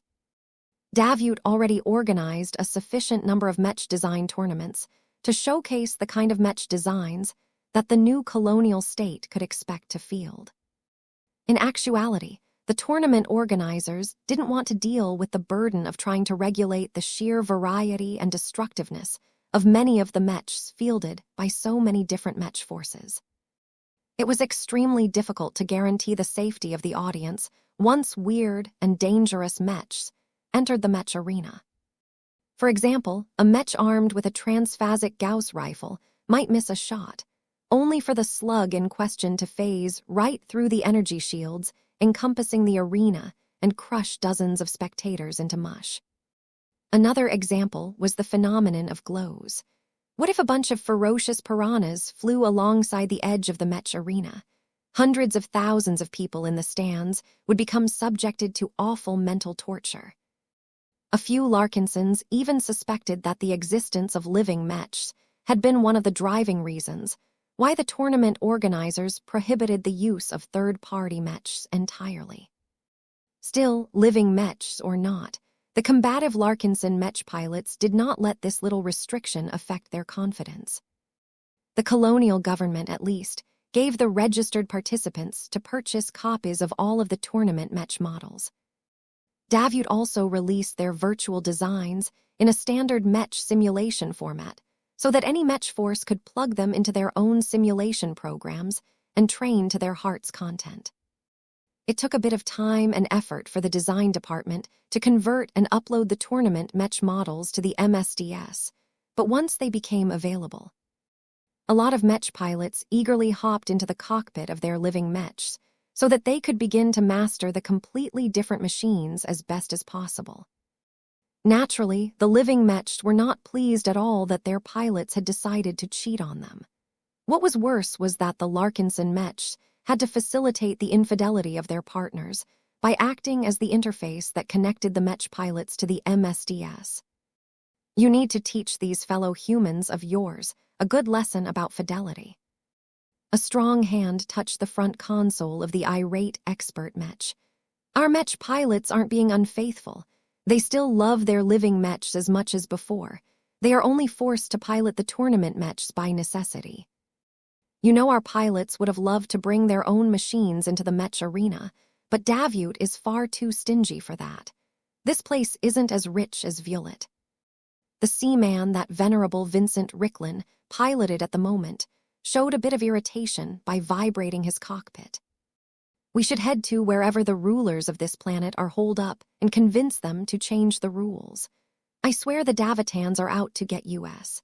They all know that no one can stand a chance against US when our Mech pilots join forces with their assigned living Mechs. Vincent sighed. He was more familiar with Mech competitions than almost everyone else in the clan. Enough about this, see. We aren't the ones funding or taking responsibility for all of these tournaments. It is up to Davut to set the rules of its own games. We can at least be assured that our opponents won't be able to bring any unfair advantages into the Mech arena either. It will be a completely level playing field for everyone. As the seaman started to stretch its legs across the expansive training ground, the clan-owned site was located in one of the remote grassy plains situated far away from any urban settlements. Many other Mech stretched their legs as well. The difference this time was that most of them weren't living Mechs, but rather brand new copies of the infamous tournament Mech models.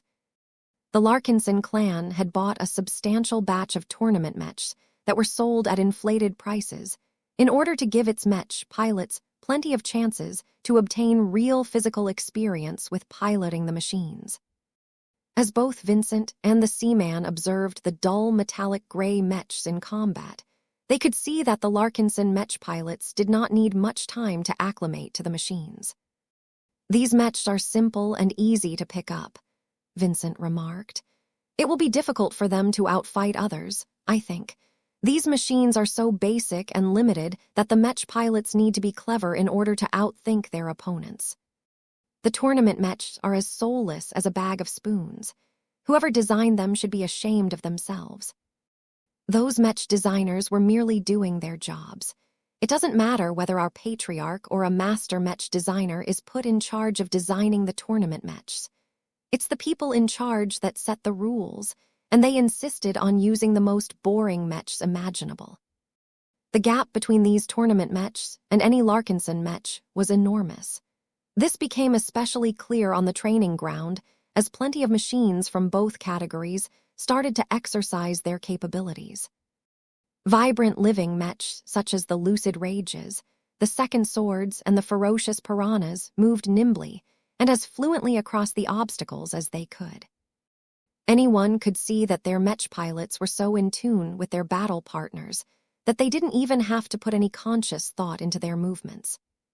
The dull gray tournament, Mech on the other hand, exhibited much less fluency in the hands of the Larkinson Mech pilots. This was after the men and women in question had already trialed the virtual versions in the MSDS. Although the pilots managed to master the basic movements and operations of the lower-performing machines, they still suffered from the complete absence of live feedback from their own machines. "They're doing worse than I expected," Vincent noted with disappointment. "Have we become so used to living Mechs that we have lost the ability to pilot normal Mechs? You say that like IT is a bad thing. I am not saying that. I think it is great that we have specialized in making the most out of living Mechs. It is just that these Mech tournaments have nothing to do with our boss work. All of the clansmen who have signed up for them will have to fight under a handicap that only applies to them. It's not fair, but that is the way these things go. Living Mechs still have a long way to go before they become common enough to become standard issue in Mech competitions." The seaman rumbled again. "I hope that day comes soon enough. Some of my fellow living Mechs are already growing tired of playing stupid and hiding our true selves in the presence of other humans. Then you should give your blessing to the Mech pilots that are hoping to do well in the upcoming tournaments. The more they excel in front of a massive crowd, the more people will admire what we have. I bet you that the LMC will be able to sell a lot more living Mechs after this. Our pilots just have to win a few tournaments first."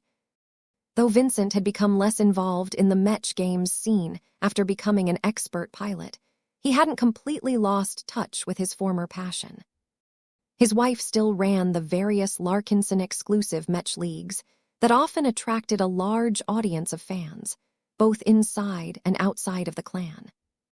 Lately, Rayla Larkinson even started to share plans to expand the scope of the leagues to encompass the entire Golden Skull Alliance.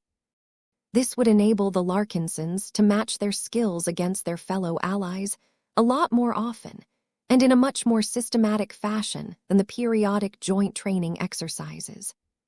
Aside from that, Vincent's beloved also sought to work out a way to broadcast matches fought completely within the MSDS.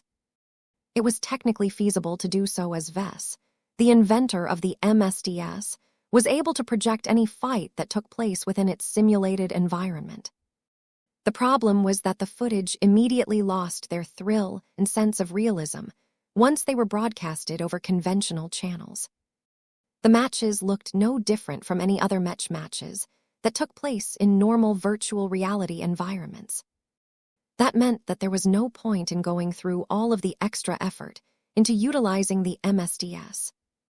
If Rayla wanted to turn this around, then she needed a way to broadcast matches held within the MSDS while retaining the full experience. This was a difficult technical problem that could only be solved by Vess, who didn't exactly have a lot of time on hand to waste on a relatively fringe matter. As Vincent continued to observe the Larkinson Mech pilots struggling to master their lifeless machines, a part of him wished he was one of them. He missed the competitions where he could forget about every distraction and focus solely on the fight. I really hate the fact that Davut hasn't organized any Mech tournaments for expert candidates and expert pilots. The seaman's eyes flashed at that. I can't blame them for once. We are too powerful to be contained.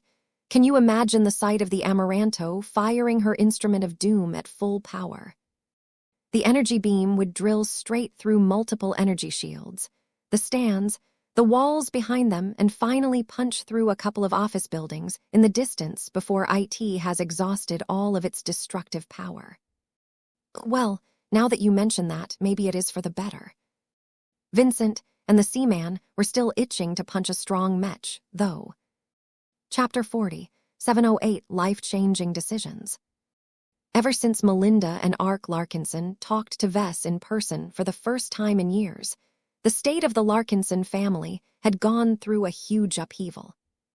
The announcement that venerable Ark Larkinson had already decided to resign as the patriarch of the Larkinson family in order to join the clan detonated a huge bomb within the ranks. Predictably, a lot of old-timers expressed strong disapproval at this radical and irresponsible decision. The Larkinson family had an honorable history that went back 4 centuries. Nobody wanted to become responsible for ending this storied legacy. Still, despite the overwhelming disapproval from the older generations of the clan, Venerable Ark remained committed to his choice. "I fought and bled for the bright republic just as much as you," he stated in front of a crowd of Gather Larkinsons. "I did my service and paid my obligations to both the state I used to pledge my loyalty to as well as the family that I still hold dear in my heart. Then, why don't you stay and continue to protect our family as before? All good things must come to an end," Venerable Ark solemnly said. "Now that we have lost our direction and purpose, many of us are stuck with the burden of the past with little to look forward to in the future. That may not be much of an issue to those who have already fought their last battles, but I need more than that. I still haven't reached the limits of my career as a Mech pilot. If I want to become an ace pilot and protect our family and legacy much more effectively than now, then I must seek my opportunities elsewhere. That doesn't mean you have to leave our family. We can still accept one of the many mercenary missions in the Red Ocean.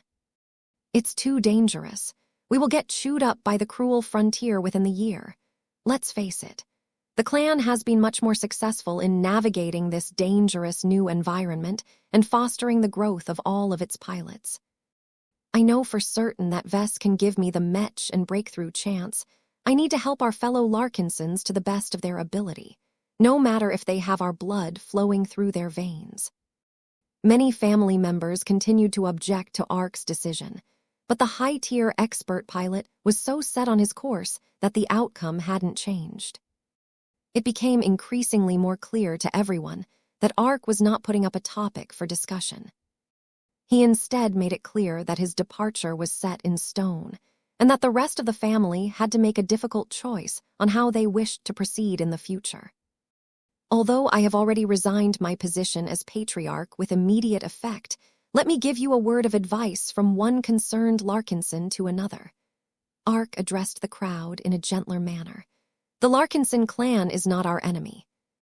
The Larkinsons, there are just as much our family as the people next to you. If any of you entertained any doubts beforehand and want to enjoy a change of scenery, the clan will open you with welcome arms.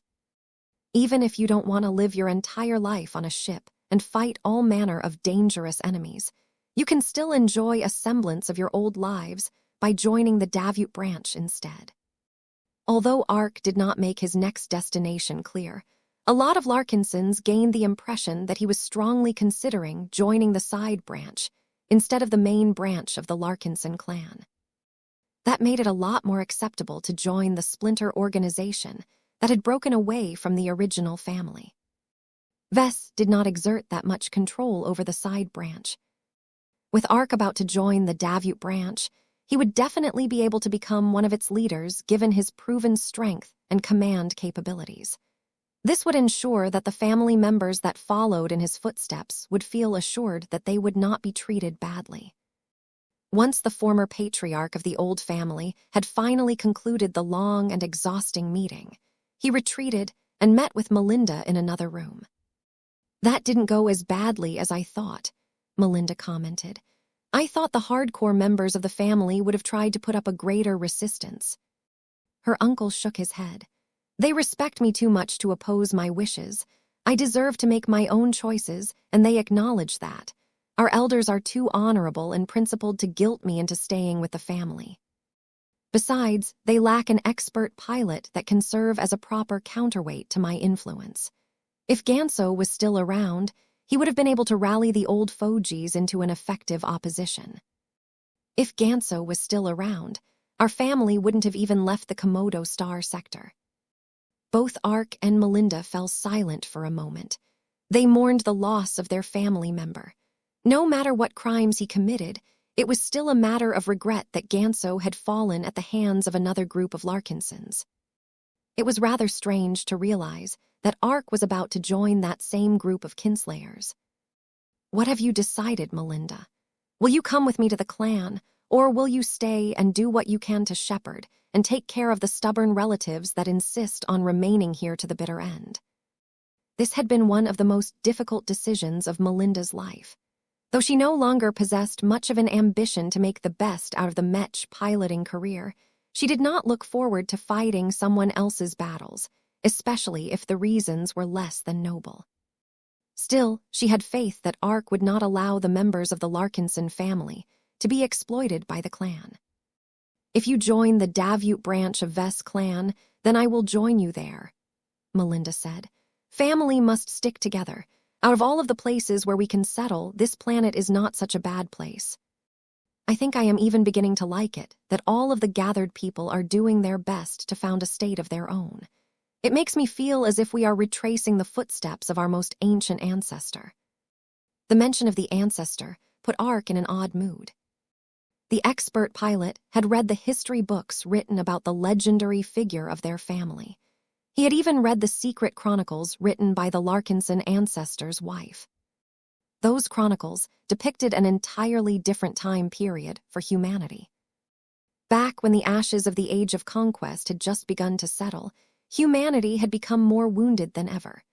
The drive to rebuild what they lost and destroyed at their own hands had become strong. A sense of collective responsibility quickly re-emerged that prompted many survivors to shed the burdens of the past and start over on a blank slate. The rapid rise of mechs as an alternate weapon of war also began to charm an immense population of humans who had developed an intense fear and hatred towards warships of any kind. Compared to immense, kilometers-long battleships that could demolish entire cities with a single volley of their main cannons, the much smaller and less threatening mechs simply did not elicit the same negative reaction. From the chronicles, Ark had learned that the Larkinson ancestor initially embraced mechs because of idealism. The man had been a dreamer whose values and desired clashed with the prevailing attitudes of the new Rubarth Empire.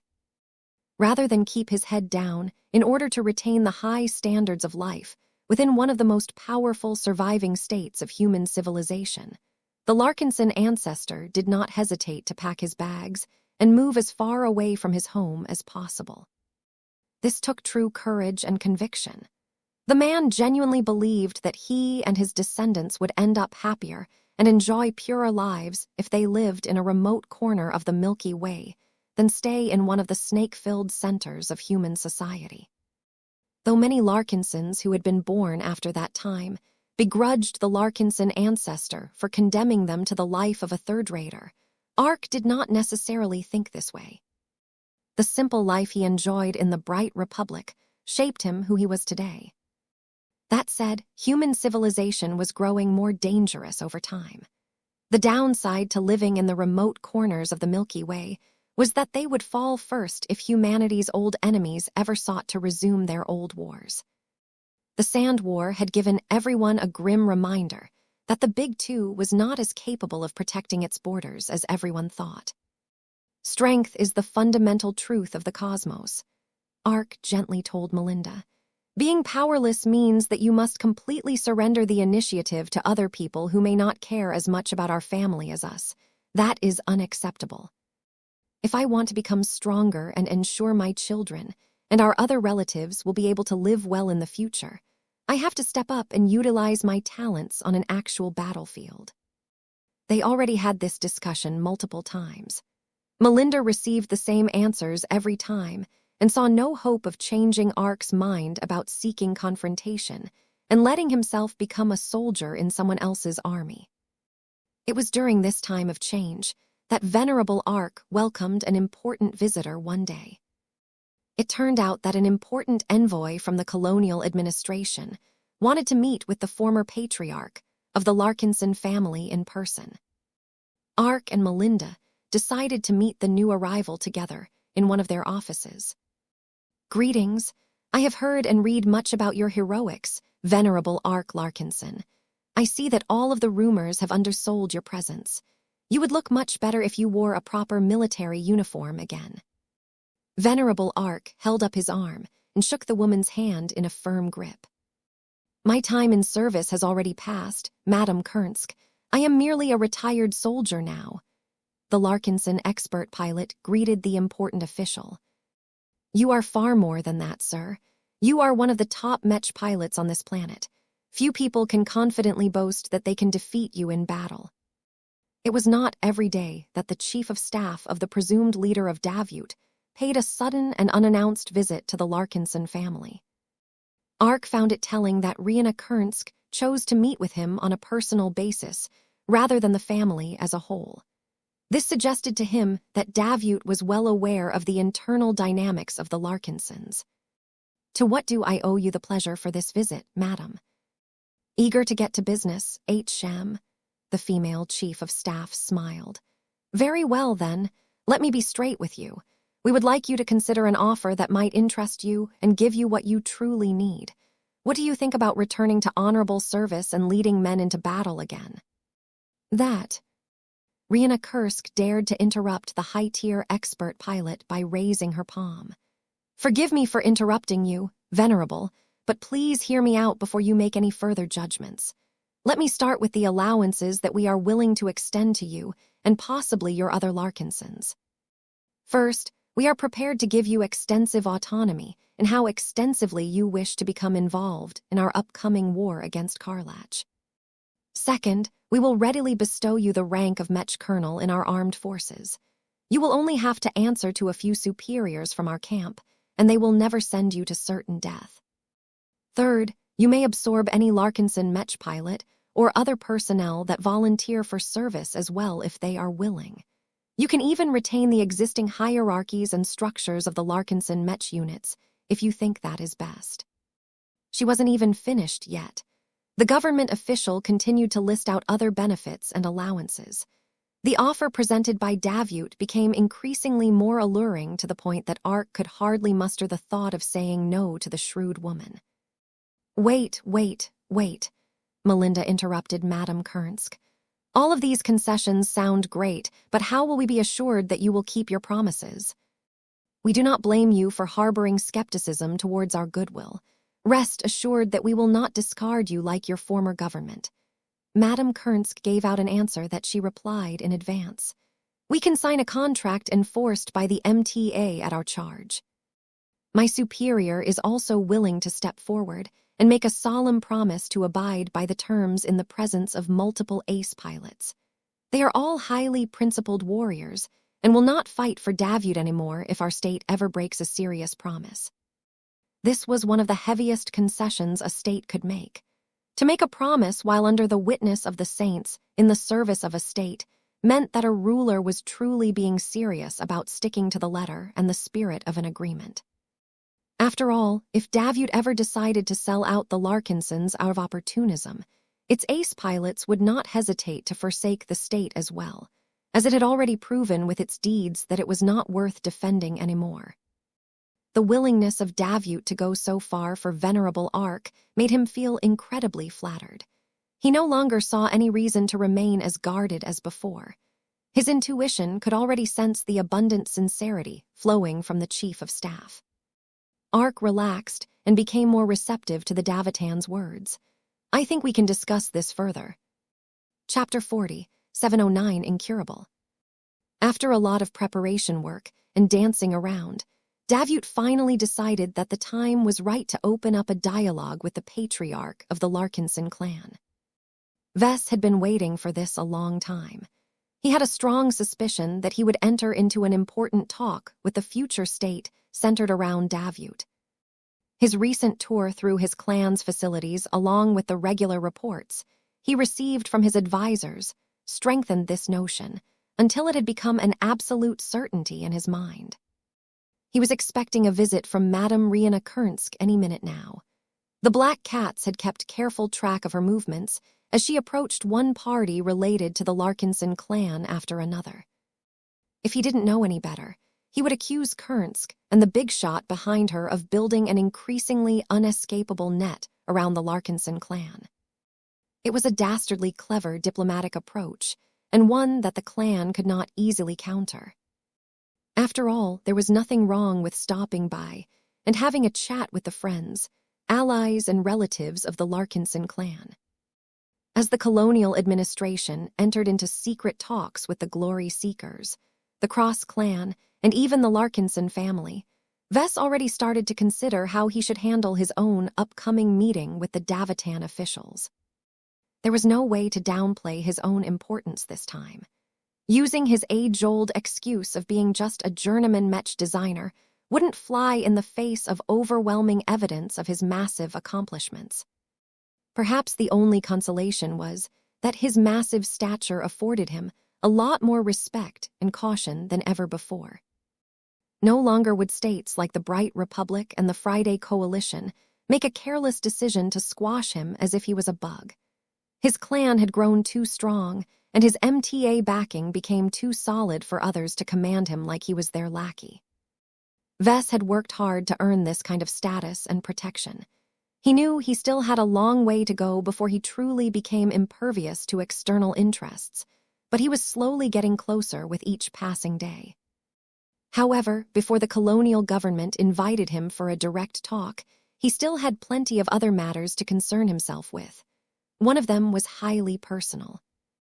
Come on, kids, don't run around too much, and especially don't raise your voice. The person we are about to meet isn't in a good shape these days, so let's make sure not to add more stress to his life, okay? Okay, Papa. I'll be good. Meow. Vess brought his family to another estate that was located a short distance away from the royal mansion. The structure possessed a more subdued appearance, but that did not mean it was any less well-constructed. After passing through the main entrance and taking the double stairs up the next floor, the group moved through the corridors until they stopped before the double doors at the end. Melinda Larkinson, along with a number of guards, were already waiting for their arrival. Madame Gloriana, Melinda greeted the woman. Children, the person inside is eager to meet with you all. Before you go in, let me give you a set of rules that you need to abide by. The last thing we want is to worsen his condition. He already has a few days left to live. Let us make his remaining days as pleasant as possible. After everyone listened to the rules and confirmed they understood them all, they finally managed to pass through the final doors. The bedroom was large, but not exaggeratingly so. A few doctors and other medical experts were quietly monitoring their patient, who was currently sitting on a custom chair that was placed before the tall windows. As the little family walked closer, they gained a better glimpse of the garden below. Older Larkinsons sat on the garden chairs while dozens of children played in the garden. The site was highly reminiscent of the Larkinson estate that had once housed the original family for centuries. Come closer, a soft and feeble voice called.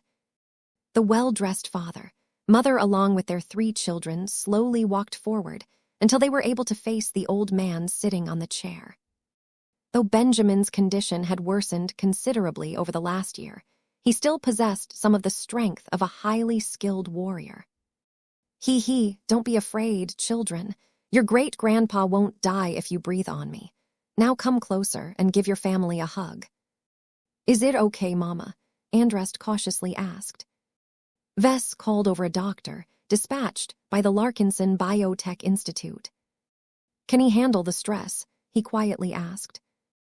Mr. Benjamin Larkinson's condition has improved in the last 2 days, though we cannot say how long that will last.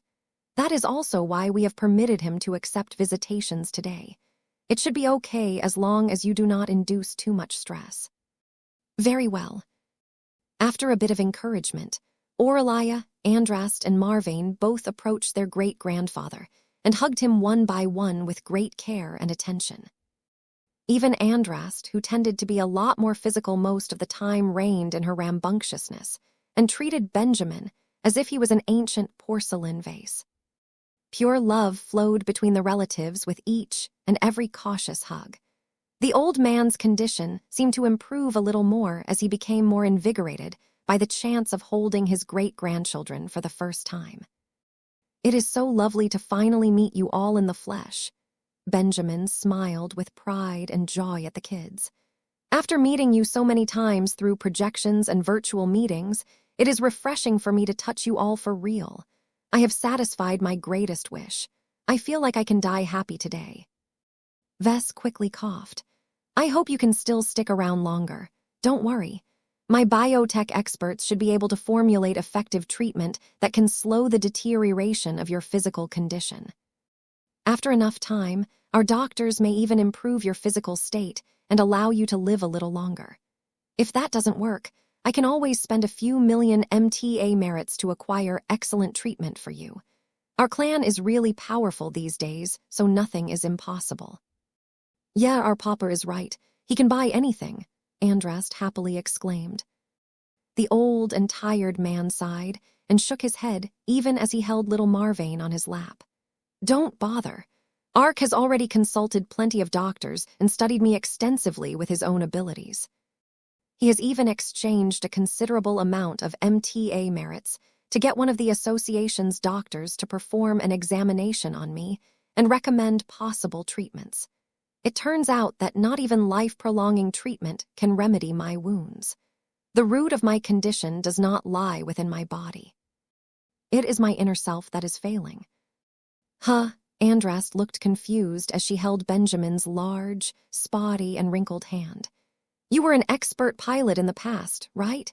You fought in a really big war and beat lots of bad guys, right? That was a long time ago, my great-granddaughter. It has been a lifetime since I last piloted a Mech. Those days are long behind me, sweetling, when expert pilots get broken and dulled. They no longer retain the qualities that make them special. I am sure that your father can sense that clearly. I am told he is good at that. What do you see in me, Vess? It's a little complicated to explain, Vess eventually said. Well, to put it in the simplest terms, Benjamin is like a combination between a Mech and a Mech pilot. Both of them have incurred plenty of damage and grown considerably old. The problem is that they are not deteriorating at an equal rate. The Mech pilot in this analogy has suffered fatal damage at one point in the past and is slowly bleeding out.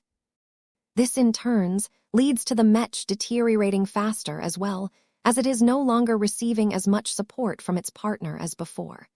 While my grandfather's physical condition does not look like it is at the end of its rope, in truth his spirit has already decayed by a considerable degree. It is not a pleasant process. He had only seen this kind of deterioration from the likes of truly decrepit people. It wouldn't take long at all before the spirit became so unstable that it simply collapsed. Gloriana quietly moved closer to him and leaned over. You are good at correcting problems in the head, correct? Are you able to do something for your grandfather? Vess shook his head. Not to this extent. My grandfather used to be an expert pilot, but for some reason his extraordinary willpower has disappeared, making him powerless again. Now, there is no problem for norms to be without power. But the problem here is that my grandfather has lived for many years as an expert pilot, but suddenly lost over half of what made him who he was. What is left after he was forced to retire has so many gaping holes that it is like an open wound that has constantly festered and made things worse. You can't fix this kind of damage anymore. If there was any reasonable hope that he could fix whatever ailed his grandfather, he wouldn't have entered into such a glum mood this time. Even though Vess prided in his ability to be able to fix any problem through the correct application of engineering, he was truly at a loss at this time. The only possible ideas that might stand a chance of working were all too radical and crazy, even for Vess. He could attempt to merge Benjamin's spirit with the remains of another powerful entity, but he was sure that the result would be an absolute desecration of his grandfather. In particular, attempting to make up for the missing willpower of his grandfather by merging his spirit with the willpower remnant of venerable Relia Foster sounded like a great way to potentially create a monster beyond reckoning. Vess could also try and transplant Benjamin's wounded spirit into a baby clone made out of the same DNA. But Vess' intuition strongly warned him that messing around with life to this degree would definitely blow up in his face. The most viable idea that had the highest chance of working was to beseech Gaia to employ her formidable power over life to inject vitality into Benjamin's mind, spirit, and body. However, as Vess discreetly concentrated his mind and conveyed his request to the powerful and somewhat uncontrollable design spirit, the powerful entity replied with a remarkably thoughtful message. His expression dropped even further. It turned out that mindlessly injecting vitality into Benjamin was no use. He was a broken demigod. Though he wielded far greater strength than mortals during the height of his career, once his source of power got damaged, it was pretty much impossible to mend it again after so much time had passed without any proper treatment. Vess had no choice but to accept the inevitable truth. He moved closer and gently placed his hand on his grandfather's skinny and feeble shoulder. "You don't have many days left to live, grandfather, but I am sure you know at least that much." Benjamin nodded. "All good things must come to an end. Don't feel sorry for me, and don't feel guilty that you cannot cure my condition. I have lived longer than many of my comrades from back then. I have been able to start a family, raise my children and see them become successful in their own ways, greet and hold my grandchildren, and now I am able to do the same to their children in turn. I am more happy and content than I could have ever imagined.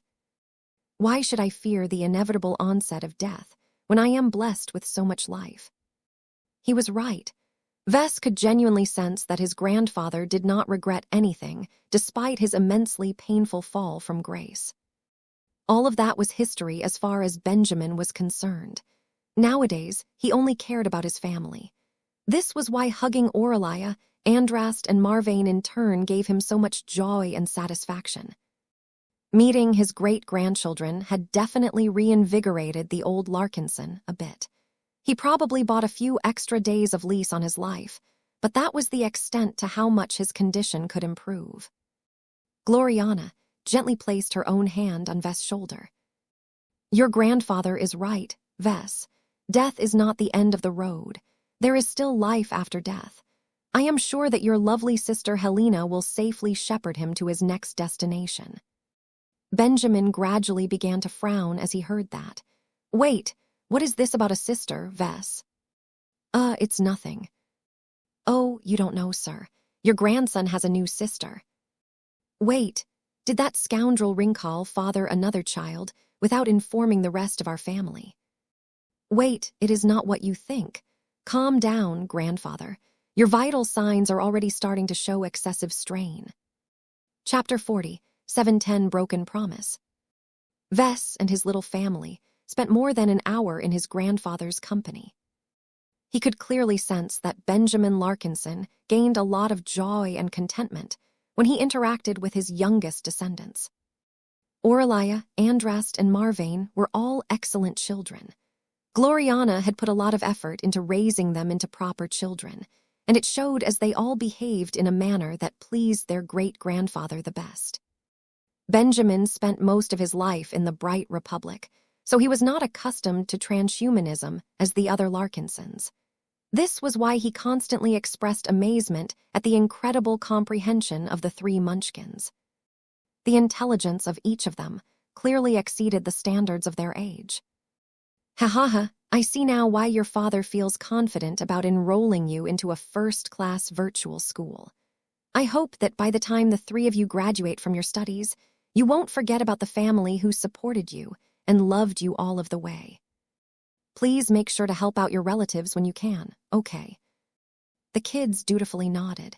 We know, great-grandpa, family goes first. You don't need to sound so serious, Benjamin corrected the three. Our family tenets aren't meant to deprive you of what you deserve. Just look at your father. Vess has earned far more wealth than I could ever imagine. It is his right to keep most, if not all, of his earnings, but I can clearly see he loves his fellow Larkinsons so much that he has passed on much of what belongs to him to the clan. Do you know why he is being so generous? Andrast and Marvain looked confused, but Aurelia already knew the answer to this question. No single human can do everything by themselves, she said in her know-it-all tone of voice that strongly reminded everyone of her mother. Papa can design really good mechs, but he can't pilot them or waste all of his time on handling the administration. He needs to delegate much of these responsibilities to other people, but not just anyone. This is why Papa chose to entrust the clan with his money and resources. Compared to outsiders, he can almost always count on Larkinsons to do what is best for the family. That is an excellent answer, Aurelia. Gloriana proudly stroked her oldest daughter's head. It isn't just the Larkinsons that value the importance of family. The Wadden dynasty that I am a part of also works the same way. Each and every female Wadden must learn how to stand on their own. It is only once they have built up a solid life and career for themselves that they begin to think about giving back to our dynasty, and especially its weaker members. Not every family or family member is worth supporting. Vess warned as he was afraid that his children would become too trusting for their own good. Even with long-standing traditions and additional safeguards in place, you need to be careful about offering help too freely. You need to learn how to use your judgment, as subsidizing someone who is lazy or unwilling to work for themselves will only breed greater dependency. This is why the actual rules in the clan are a bit complicated. Well, you will learn about all of this when you grow older. By the time that the visitation period was about to end, the children all said goodbye to the oldest relative they had met on their father's side. They all leaned in and kissed Benjamin's cheek one by one. This truly gratified the old and infirm Larkinson. Ha, Benjamin seemed to grow a little spreer. This is one of the happiest moments of my life, and let me tell you that I have experienced a lot of happy times. I feel fortunate that I am still able to hang around long enough to meet and hug you three cuties at least once in person. Vess smiled in a melancholic manner. The implicit meaning in his grandfather's statement was that he may not be around to spend much further time with his great-grandchildren. Children. Yes, Papa. You should visit your great-grandfather more often while we are still in Davut, he said. Once our expeditionary fleet leaves for the deeper parts of the frontier, you won't have much of a chance to spend time with him anymore. Let's make sure you are able to spend enough time with one of your relatives while we are still living close to each other, okay? Okay, Tilda. After Gloriana gently led their children and the cats out of the bedroom, Vess stayed behind with his grandfather. Although the two didn't enjoy true privacy due to the presence of numerous doctors and bodyguards, there was no reason to drive them out. Vess just didn't want his wife and children to learn too much messy information. As soon as they were gone, his grandfather looked wearier and more tired than ever. In truth, Benjamin was always tired. His physical state was much better than his non-physical state, which meant that his earlier exuberance was partially an act. Now that the youngest had left the room, there was no need for the aging Larkinson to put up a kid-friendly act. Vess, I am proud of you. I wish that your father Ringcall was here as well. It would have been a great reunion. Grandfather, Vess hesitated for a moment.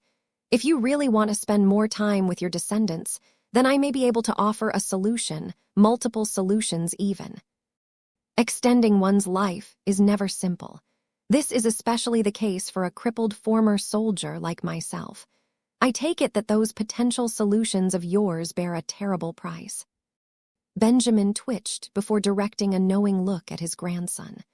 As I have said before, I am already satisfied with the life I have been blessed with. I do not want to ruin the purity of my memories and destroy everything that I have stood for. I know little of what goes on above my head, but I have seen powerful men go bad due to succumbing to the naked pursuit of longevity. I have no desire to follow the same route. All I long for is peace. I have lived long enough. Let me enjoy an ending of my choosing. As his grandfather spoke, Vess could feel the strong conviction and determination in those words. Benjamin had many decades to think about his own mortality, and he had long decided to accept his death with calm. His mentality actually wasn't all that unusual among many elderly people. It was natural for them to think about how to handle the onset of their passing. It was just that certain older figures exhibited a lot more resistance towards their death than others. Human civilization had advanced so much that there were many possible ways to prolong one's life and stave off an early death. However, one of the reasons why Benjamin could accept his nearing fate so readily was because he knew his situation quite well. Can you tell me why you believe there is no hope in extending your life? Vess carefully asked. I am not a doctor, but I used to be an expert pilot, you know. Benjamin slowly said as his eyes began to relive the moments of his past. I was active on the battlefield long before you were born. I was brasher, more confident and more committed to defending the bright republic than you can imagine. I possessed a lot of talent back then as well. I performed well in training and grew even faster when the war against the Vija kingdom broke out again. Vess was already familiar with this part of his grandfather's history. Benjamin went on to become one of the heroes of that war, especially after he eventually triggered his apotheosis and became a new expert pilot. It is because of my rapid rise that my fall hurt me the most. Benjamin closed his eyes as if trying to shake himself from his awful memories. Victory and defeat goes hand in hand. No one is able to win forever. My luck ran out and the Vijans prepared a more vicious and targeted offensive than the Mech Corps expected. I stepped up. I fought. I lost. Though I managed to come back from the battlefield intact, unlike many of my comrades, you know what happened to my brain. Vess slowly nodded. You incurred too much brain damage due to suffering from the feedback of an immensely powerful blow that broke your expert Mech too quickly. The safeties of your neural interface hadn't been able to prevent the excessive feedback from overstraining your nerves. Do you know what it is like for an expert pilot to hear that he cannot pilot even the simplest industrial Mech anymore? It must have been devastating. It broke me, Benjamin wearily admitted. The weeks after learning that I can never physically interface with a Mech again was one of my darkest and most shameful periods of my life. It affected me much more than you can imagine. I lost my faith. I lost my confidence. I lost my motivation.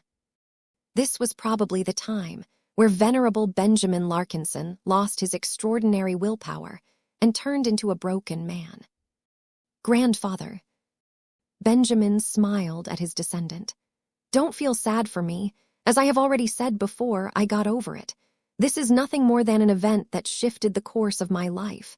After my discharge, I spent a long time at the Larkinson estate. Slowly but surely, I recovered. None of the family members over there scorned me or mocked me for being a failure. All they saw was a Larkinson who needed their help to get his life back together. They succeeded. Once I regained a semblance of normalcy, I will also be ready to assist any Larkinson that is experiencing similar sorts of problems. I know, and I am happy to hear that, Vess. The point I am trying to make is that while I have proceeded to start my own family and work with other Larkinsons, This was why Benjamin possessed such a strong attachment to the notion of family. His relatives had saved him in his darkest and most vulnerable period of his eventful life. I am glad to hear that the Larkinson family supported you. I am doing my best to ensure our clan will also be ready to assist any Larkinson that is experiencing similar sorts of problems. I know, and I am happy to hear that, Vess. The point I am trying to make is that, while I have managed to pick myself up again, I always knew that I was living on borrowed time. What do you mean by that, grandfather? Benjamin let out another weary sigh. Do you think I am an expert pilot or a norm? You're a norm, now according to what I can sense. That is not entirely correct. I am technically an expert pilot, but a crippled one that has slowly been dying. What? It has to do with the nature of expert pilots. Benjamin solemnly spoke. We aren't called demigods without a reason. Part of what makes us stronger and more capable than normal humans is that we take on additional obligations that have become sacred to us. Now think about this. Expert pilots can always push themselves to get stronger in order to complete a goal or a dream. What if they still have the willingness to pursue their goals, but no longer possess the physical ability to do so anymore? What if they have become so injured that they can never exert their full strength by piloting a Mech in their lives? That would mean that you can't go forward anymore. Vess started to understand what his grandfather was trying to convey. It is deeper than that, Benjamin said. When an expert pilot makes a vow that he wants to fulfill at all cost, he has made a life-changing choice that compels him to complete his ultimate goal. If there is any change that prevents him from doing so, he has effectively broken his promise. As you know, we expert pilots take that extremely seriously. That's not fair. While it is true that you can't abide by your vow anymore, the reason why that is the case is not your fault. The dying Larkinson shook his head. It doesn't matter what excuses you can apply to a situation. A broken promise is a broken promise. From the moment we step up to become a demigod, we do so with the awareness that we have entered a road we can never get back from. Our only choice is to fight our way forward, because if we do not, we will get punished and lose the power that we have previously earned. Is there no way to reverse this? Vess frowned. You have heard about Venerable Davia Stark before, right? She lost her power as well, but she managed to pick herself back up again. That is a different case than mine, Benjamin said. She is still in good health, so she still had a chance of making a comeback as long as she adjusted her mentality. Also, she was still young enough to have plenty of time left to fight more battles.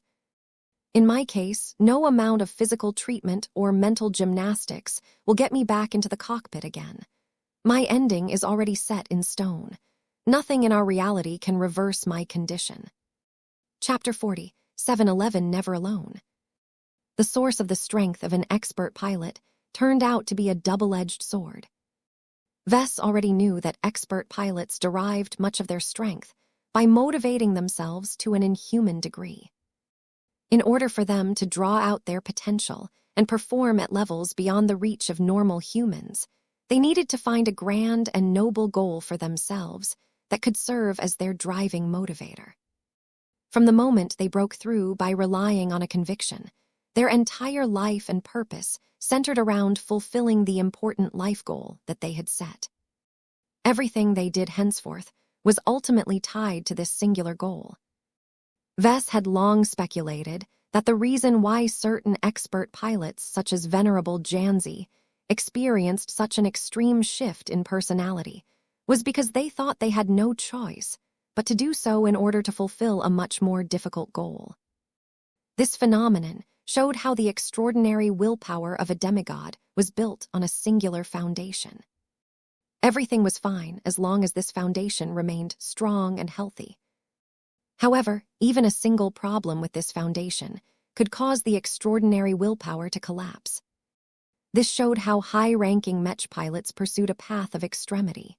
They shook away all doubts and fears and did not hesitate to throw themselves onto a singular cause, no matter the circumstances. If they chose poorly, or became affected by adverse circumstances outside of their control, then they lost everything all at once regardless of any extenuating circumstances. It was brutal, it was extreme, it was unfair. It was the life of a warrior who sought to traverse the path of godhood. Out of all of the possible paths to transcendence, this was definitely one of the most dangerous and perilous that Vess knew of.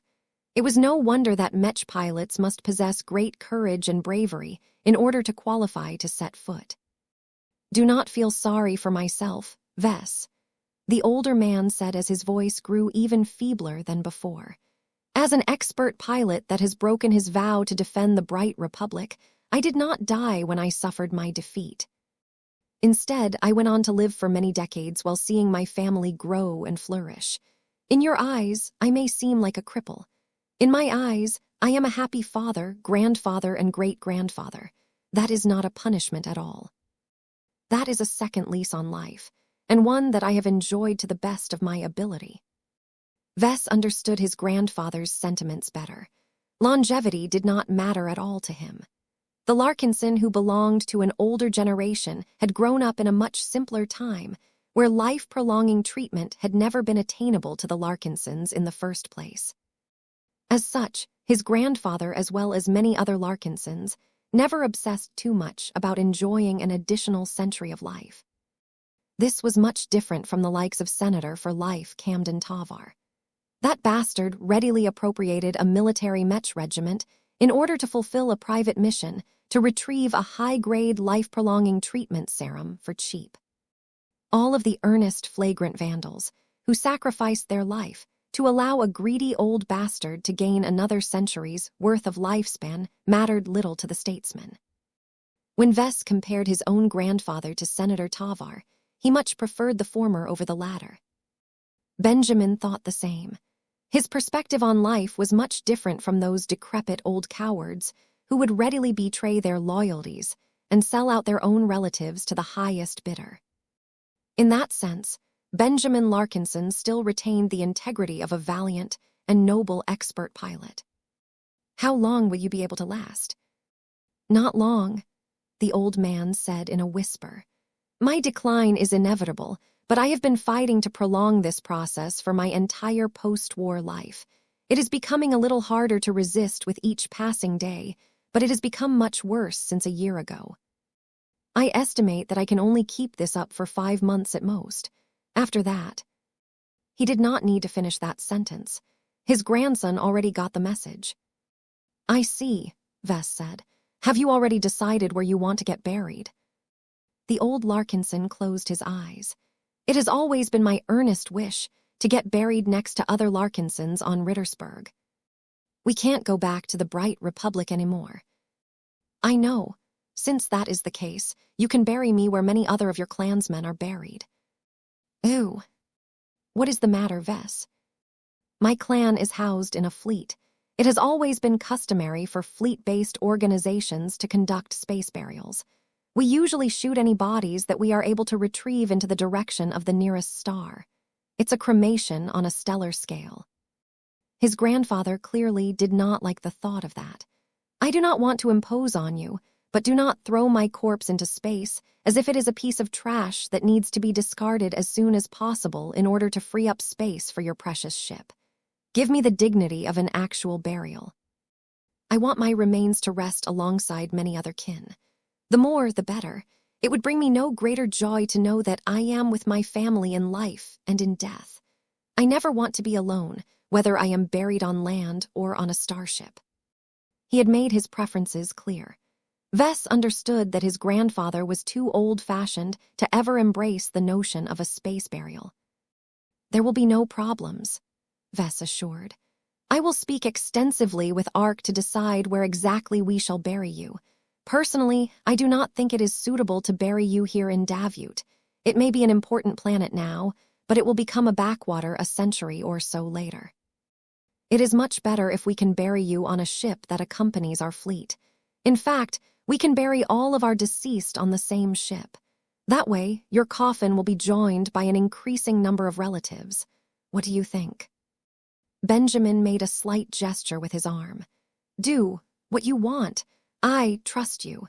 You don't need to spend a lot of money. A simple burial in a graveyard on this planet is already enough. There was no way that Vess would toss his grandfather's corpse into a simple hole in the ground. His grandfather meant too much for him and many other true-blood Larkinsons. It would be best if Vess prepared a burial on a ship. This way, his grandfather would not only have plenty of company among the dead, but also remain surrounded by lots of living relatives. The talk came to an end at this point. Benjamin had staved off his exhaustion long enough and needed to rest in order to preserve what little he had left. As Vess walked away from the estate and accompanied his wife and children back to the royal mansion, Andras tugged his hand and asked a question. Grandpa used to be an expert pilot, right? That is right. Why is he so weak? Piloting Mechs is dangerous, Gloriana seriously replied. It is too easy for young children such as you to dream about the glory and the victories that you can earn with a Mech. What you often overlook is that for every winner, there is a loser. Piloting Mechs is dangerous, baby. As your mother, I don't want to subject you to the many dangers that come with fighting on the battlefield, but we don't always get what we want. If we want to defend our clan and keep us all safe, then some of us need to step up. I hope you will be able to step up and take responsibility if you have the ability. Andrast grinned up at her. Don't worry, Mama. I am really strong now. Kedis has taught me how to fight with a sword. Vess ruffled her red hair with his hand. That's nice, Pumpkin, but don't forget about your marksmanship practice as well. There are good reasons why firearms are the standard weapons in the Milky Way and the Red Ocean. Not everything can be beaten by chopping at it with a sword. I know, Papa. You don't have to tell me that again, the little girl whined. As they returned to their temporary home in Davut, Vess remained in a somber mood for the rest of the day. It was hard for him to accept the fact that he could truly do nothing to prevent his grandfather's death. With the kind of resources and connections that Vess had at his disposal, it was easy for him to arrange life-prolonging treatment to any member of the older generation of his clan. This was how he was able to give Raymond Billingsley Larkinson 100 years of additional joy and fulfillment. However, Raymond was just an ordinary human. He never had the ability to pilot a Mech and was exempt from all of the complications that made it troublesome to extend his life. Benjamin Larkinson was pretty much the polar opposite in that regard. Although the MTA mastered the technology to reluctantly extend the lives of expert pilots and ace pilots, even the mighty association could do nothing if these pilots suffered grave injuries. Though Vess could still think of half a dozen different ways to come up with his own solution, the explanation given by his grandfather about failing to fulfill a promise pretty much ended that route. I guess that is life. The older generations eventually have to make way for the younger generations. This was the natural cycle of life. Any means to artificially prolong the life of a human was a distortion of this cycle.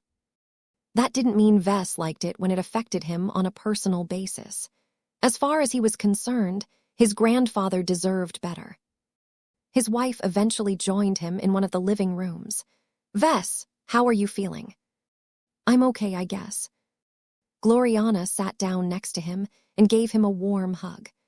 I am happy that our children are able to spend enough time with your grandfather to develop lasting memories and impressions of him. When he passes to the next stage of his existence, our offspring will always cherish his memory of his current self for the rest of their lives. MHMM. What are you thinking about, Vess? I'm thinking about a lot of stuff. For example, I want to fulfill my grandfather's wish by burying him among family, both living and dead. Do you think it is extravagant of me to commission a starship that is solely dedicated to holding the remains of our honored clansmen? Gloriana looked puzzled. We already have a ship called the Graveyard. That is true, but she is solely meant to be clad with the salvaged debris taken from various battlefields. She is not a suitable vessel to bury our kin. This is why I am thinking about acquiring a purpose-built ship. I am not too certain about that. Our existing starships can accommodate many bodies. That is true, Vess nodded. One of my other ideas is to convert a section of one of the large parks inside the Spirit of Bentheim into an exclusive graveyard. This way, anyone aboard our flagship can pay a visit to the buried heroes of our clan at any time.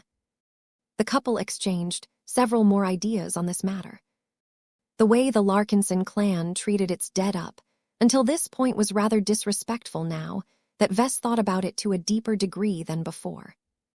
There were good reasons why space burials became the customary standard of treating the deceased, but it did not fit with the culture and the means of the Larkinson clan. He felt it was much more fitting to acquire a dedicated starship and use the new vessel as a floating hall that not only honored the dead, but provided lots of inspiration for the Larkinsons who were alive today. I need to talk to Vivian Tsai. Chapter 40, 712 Official Visitation. Learning about his grandfather's inevitable passing put Vess into a morose mood for a time. None of the many positive developments of his clan could cheer him up like before.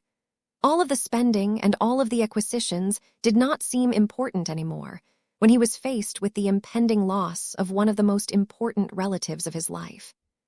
His grandfather had always been good to him. Vess had constantly looked up to Benjamin whenever he visited the Larkinson estate in his youth. He had listened to so many stories and learned so many life lessons from the wise but aging man that it took the sting out of losing his mother at an early age.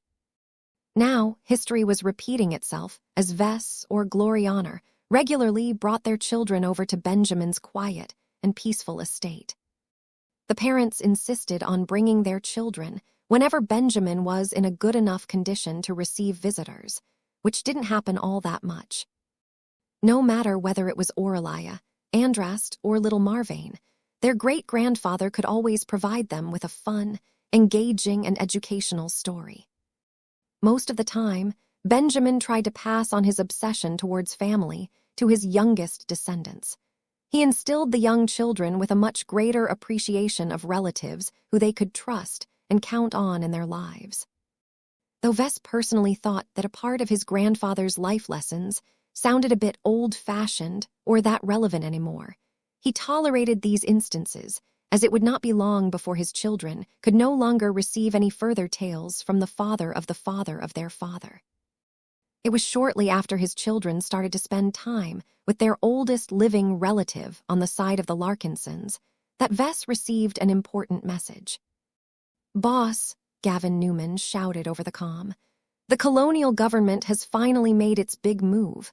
A large procession is making its way to the cat nest. You should take a look at it. There are not only a dozen shuttles on the way, but it is even being escorted by a full Mech company that also happens to include 2 expert Mechs. We have already received a priority missive to prepare for its arrival and greet an important guest." "Oh," Vess said without much surprise. "I guess the style of Davute hasn't changed.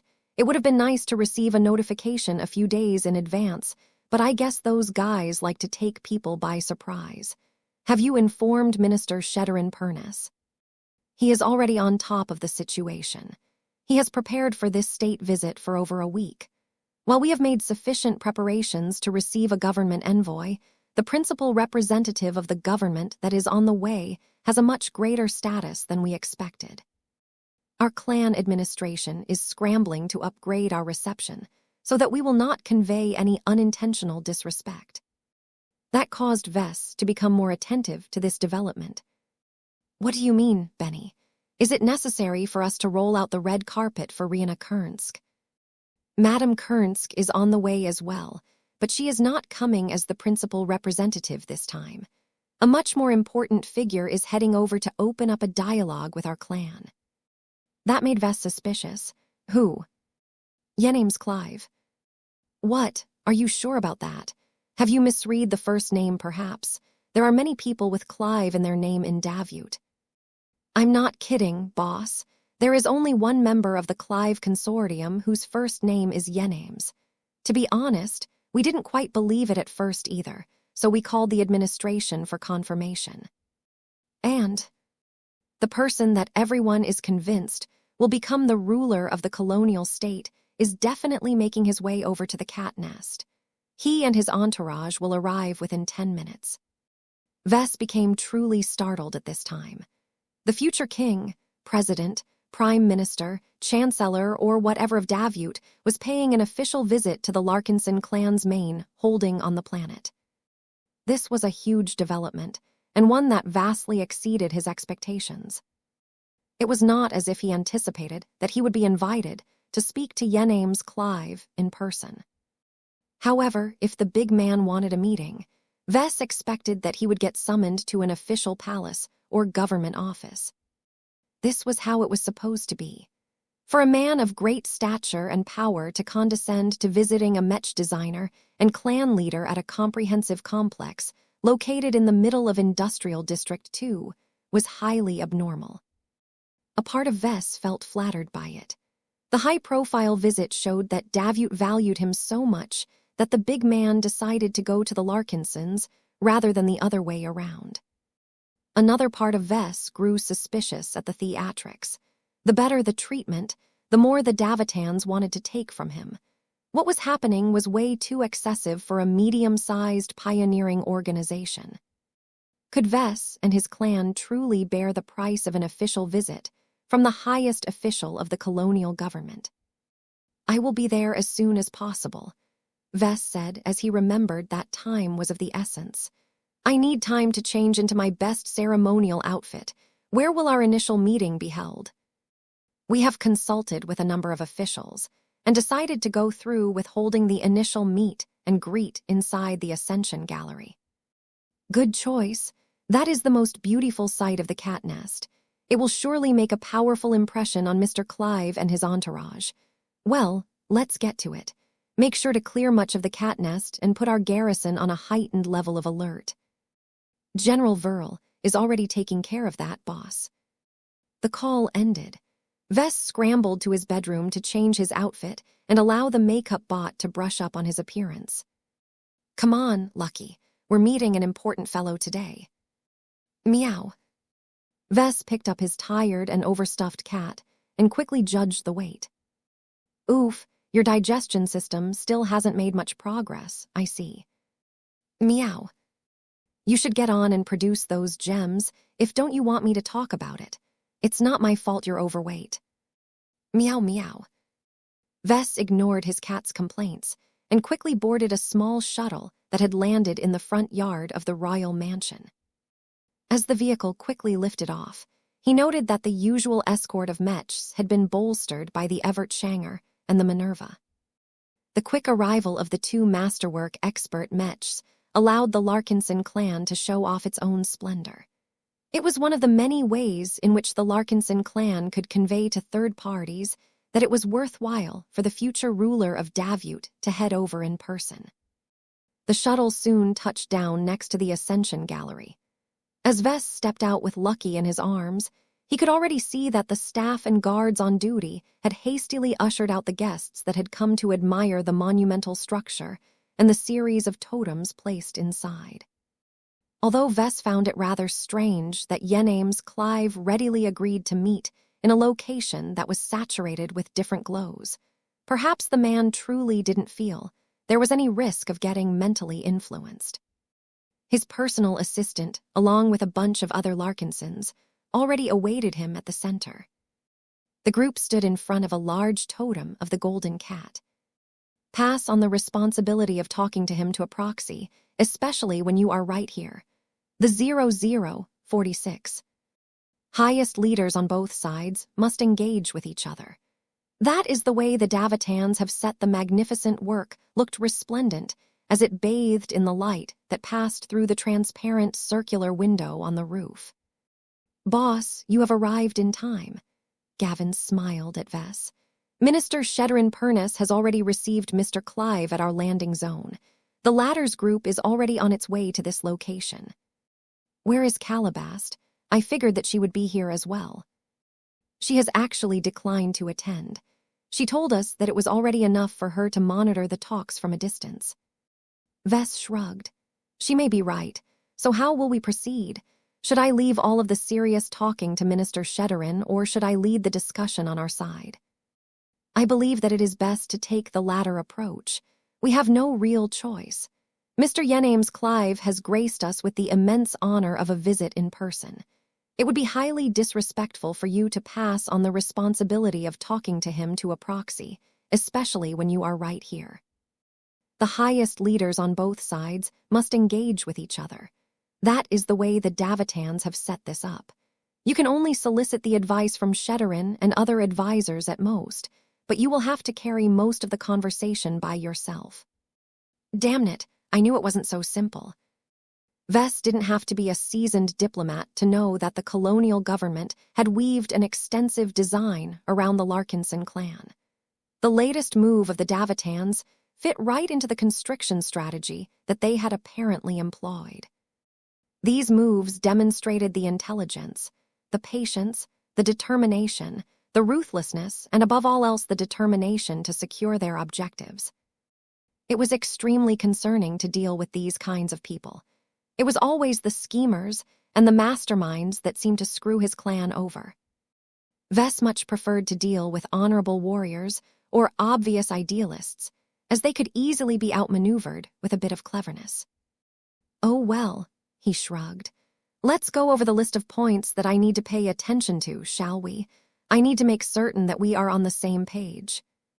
A few minutes passed by as Vess quickly jogged his memory and made certain that the Ministry of Foreign Affairs hadn't changed any priorities. Our guests have almost arrived. Get in position, everyone. Due to the security rules imposed by the colonial government, Vess had to leave most of his honor guard well outside. The Mechs that were a part of his security detail also had to remain parked outside. As such, Vess only had 4 or so guards protecting his person. In contrast, as soon as the massive gates of the Ascension Gallery slid open, 8 powerful Mechs slowly stepped inside. Each of the machines were coated in vertical stripes of white and blue, though their exteriors were also embellished with silver. The only Mechs that looked a little more unique were the 2 expert Mechs at the end. The Night Mech and the Rifleman Mech formed a classic combination that could snipe threats from afar while blocking any enemies that managed to get close. Once the Mechs entered the enormous center hall that could easily accommodate many more Mechs, a large column of white and blue guards marched inside. The column eventually split up in order to form a long lane that led straight to the center. It was only now that the main delegation proceeded forward. Vess could already spot Sheddarin Purness wearing his best formal suit, walking alongside a tall, dark-haired man who wore a slightly exotic formal-robed suit. The outfit was certainly colorful. Patterns and symbols of multiple different colors painted an entire canvas across Yenames Clive's outfit. Vess was sure that the artwork conveyed an entire story, but he didn't have the motivation to decipher it at the moment. He was much more focused on the upcoming talk itself. Finally, the head of the procession stopped around 20 paces away from Vess and his own entourage. The future ruler's chief of staff stepped forward and shouted out in a formal voice that echoed throughout the massive hall. Patriarch Vess Larkinson, prospective President Yenames Clive greets you in the name of the colony of Davut, the future capital of our colonial state. Please receive our sincerest well wishes and encouragement for your glorious endeavors. Know that the colony of Davut considers you and your clan to be our most honorable compatriots. Let us come together and discuss the joining of our fates so that we can both prosper from the cooperation that we can forge in our names. Well, the Davitans sure like to do things big. Chapter 40, 713 Yenames Clive. Vess had heard rumors that the original founders and investors of Davut argued intensely about the selection of the founding ruler of the colonial state. The influence that such a figure could exert on a massive and growing state in its infancy was massive. This was the reason why many different pioneering organizations and the old galaxy powers who backed them couldn't make up their minds for a long time. It took a lot of discussions, jockeying, making promises and old-fashioned horse trading to finally rally a majority around a single consensus candidate. Ultimately, a prominent member of the Clive Consortium, won the ultimate honor. Among the major components of the power block behind Davut, the Clive Consortium most definitely had a right to decide how the future colonial state should be run. Vess and many other people may have never heard about the Clive Consortium before, but it was a big commercial organization that developed many branches in both the galactic heartland and the galactic center. It was one of the driving forces behind the colonization of the port system and was among its biggest investors.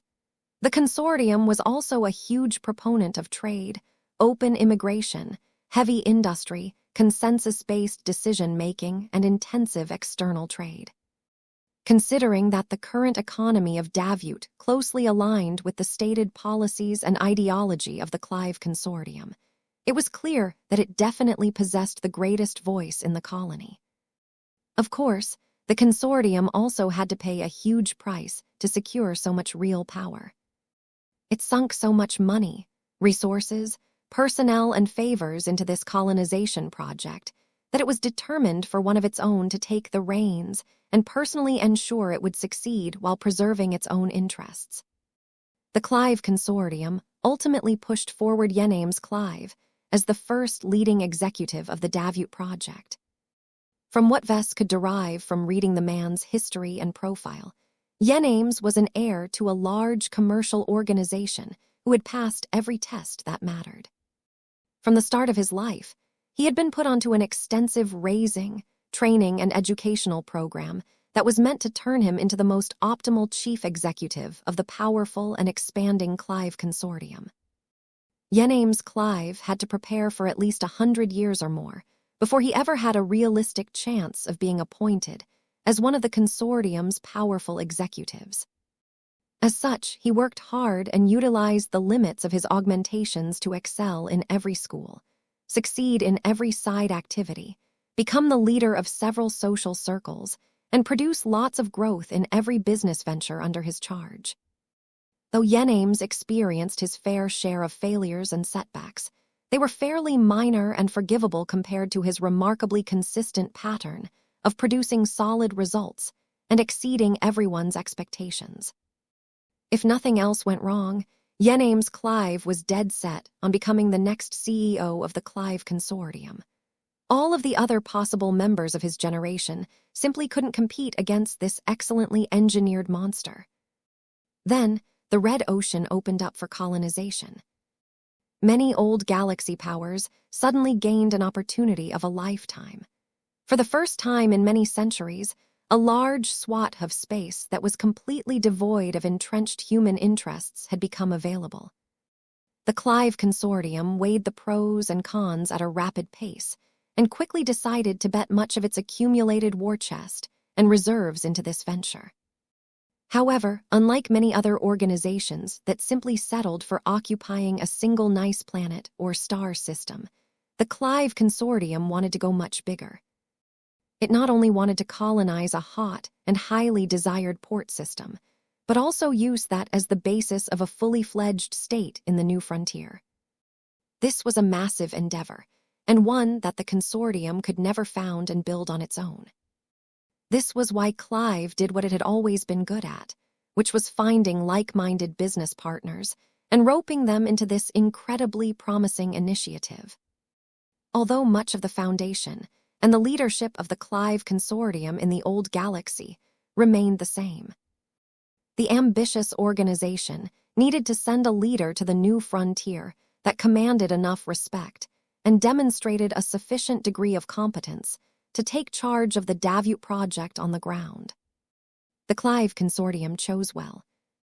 As a businessman by nature, Yenames Clive had truly been a great fit to lead a colony in a commercially attractive port system. His ability to balance the interests of many different stakeholders and bring aboard new business partners gave Davut the support it needed to grow rapidly. The 120-year-old executive's deep understanding of the practical realities of the dwarf galaxy and the local region also helped him set the right policies and institute the right regulations to keep Davut's economy on an upwards trend. If there was any major weakness that critics could fault the man, It was that he possessed no proven military acumen.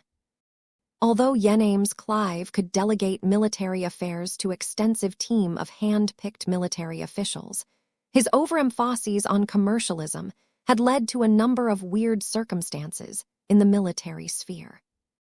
For example, unlike Karlach, which was more heavily invested into forming a strong and more homogeneous core for its Mech military, Davut's military establishment was still fractured into many smaller and more chaotic pieces. Although Davut was able to field significantly more Mechs on its side in theory, in practice the lack of coordination and unity among all of the disparate Mech forces might severely affect their collective performance in the upcoming war. In any case, the briefings that he received and the research that he conducted on his own gave Vess a thorough understanding of the person known as Yenames Clive. Naturally, the future ruler of Davut also did his homework on the patriarch of the Larkinson clan. This led to an odd situation where both men knew each other well, but never actually met each other to confirm all of the facts and speculation that they had acquired. There was always a difference between primary sources and both secondary, as well as tertiary sources. Neither Vess nor Yenames assumed that everything they learned totally matched up to the person they met in reality. This was what separated the bad diplomats from the good ones. The former either rigidly adhered to past intelligence and could not adapt to deviations, or they ignored their homework entirely and made judgments on the fly. The latter, on the other hand, intelligently allowed themselves to get informed by prior intelligence, but deftly made adaptations and adjustments based on the actual situation in real time. Right now, Vess was pretty sure that Yenames Clive had him beat on this area, but that was okay. It was clear from the circumstances of this visit and the recent behavior of the colonial administration that Davut was trying to court the Larkinson clan. The future colonial state, centered around this port system, desperately needed all of the help it could get to build up its advantage over Karlach, its rising arch-enemy and super-competitor. In contrast, the Larkinson clan did not really need Davut for anything.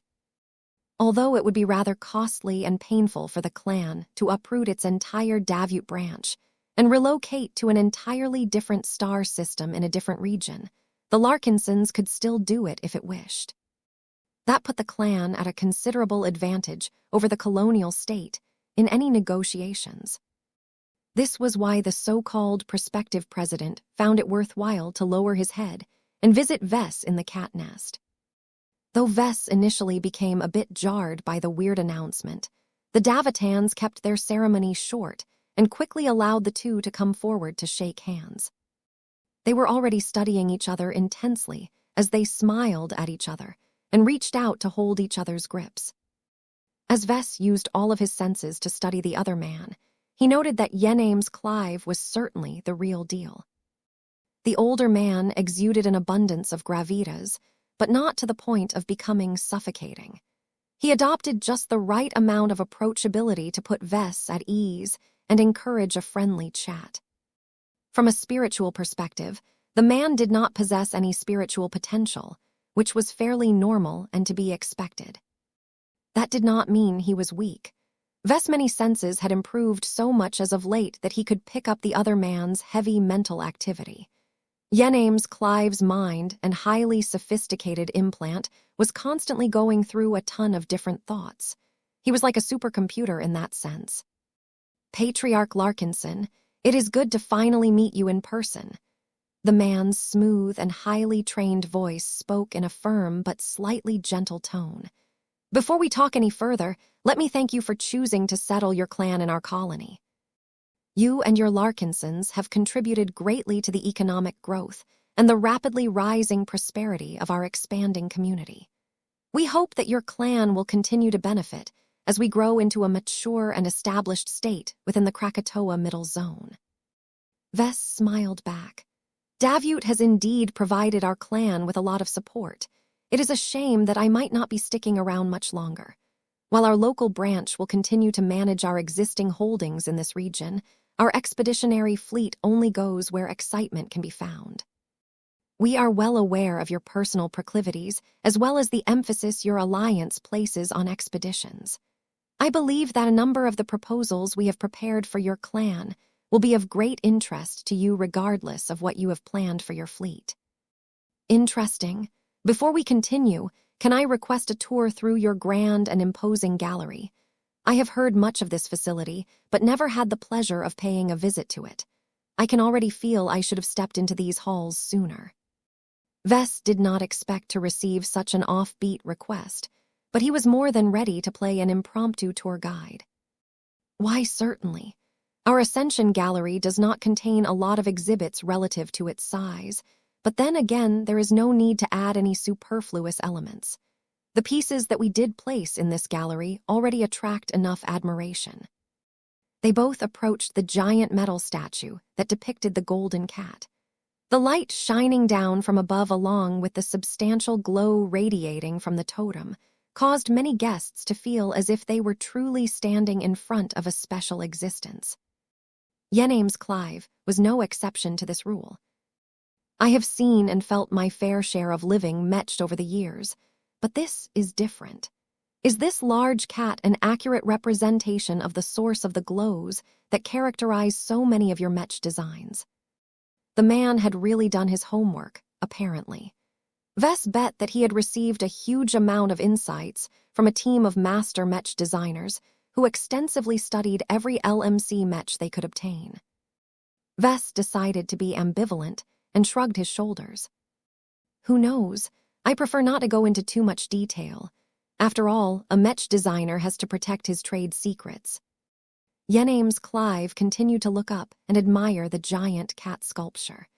Is it a secret when you have placed an ostentatious representation of a glow source in the middle of a public gallery? There is no need for me to hide everything, Vess responded in a steady voice. I show off the golden cat because I want to prove to everyone that my living Mechs and its components aren't derived from eldritch monstrosities or anything. The glow that defines my clan is personified by a perfectly cute and cuddly cat, as you can see.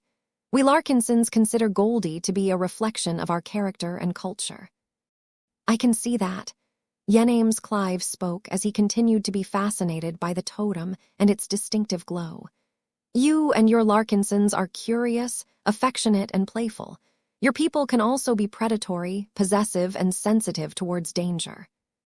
I find that to be an unusual but refreshing combination of traits. Your clan is utterly unique and enriches our colony more than any other organization at your scale. Vess blinked. He never actually equated his clan's traits to that of an actual cat, but now that he thought about it, the comparison was incredibly apt. Emro. My pardon. Oh, it's nothing. Chapter 40. 714 Indoor Cats and Outdoor Cats. As lots of striped white and blue Mechs and guards stood guard within the central hall of the Ascension Gallery, two prominent leaders continued to engage each other in conversation. On one side was prospective President Yename's Clive, a man that had already started to shape Davut when it was in its infancy, and reluctantly won enough support to keep ruling it once his jurisdiction expanded to an entire colonial state. On the other side was Patriarch Vess Larkinson, a journeyman Mech designer who already led a growing clan that fought against some of the more formidable indigenous aliens, and also introduced so many innovations that even the Mech Trade Association already recognized his contributions. Both of them were giants in their respective spheres of influence, and each of them possessed the pride, confidence, and dignity of those who had fought hard to reach their current positions. These similarities fostered an immediate sense of understanding and camaraderie. Despite their vastly diverging backgrounds and substantial difference in age, Vess found the other man to be a lot easier to talk to than he expected. Of course, there was no doubt that Yename's Clive purposefully modulated his conduct in front of Vess in order to increase the chance of a positive outcome. The future ruler of Davut was not stupid enough to put on airs and throw his weight around in front of a critical individual who could become a real asset to his upcoming state. Meow. Oh, There was also a cat in the chamber. Lucky largely ignored the complicated dynamic between the two leaders and laid next to the statue that depicted a much larger and more resplendent-looking cat. Occasionally, the gem cat stared curiously at Yename's Clive and a few members of his well-dressed entourage, but otherwise the Davitans did not hold his interest. As Yename's Clive stared up at the giant golden statue in wonder and experienced the exotic object's strange but comforting glow, he continued to lead the conversation.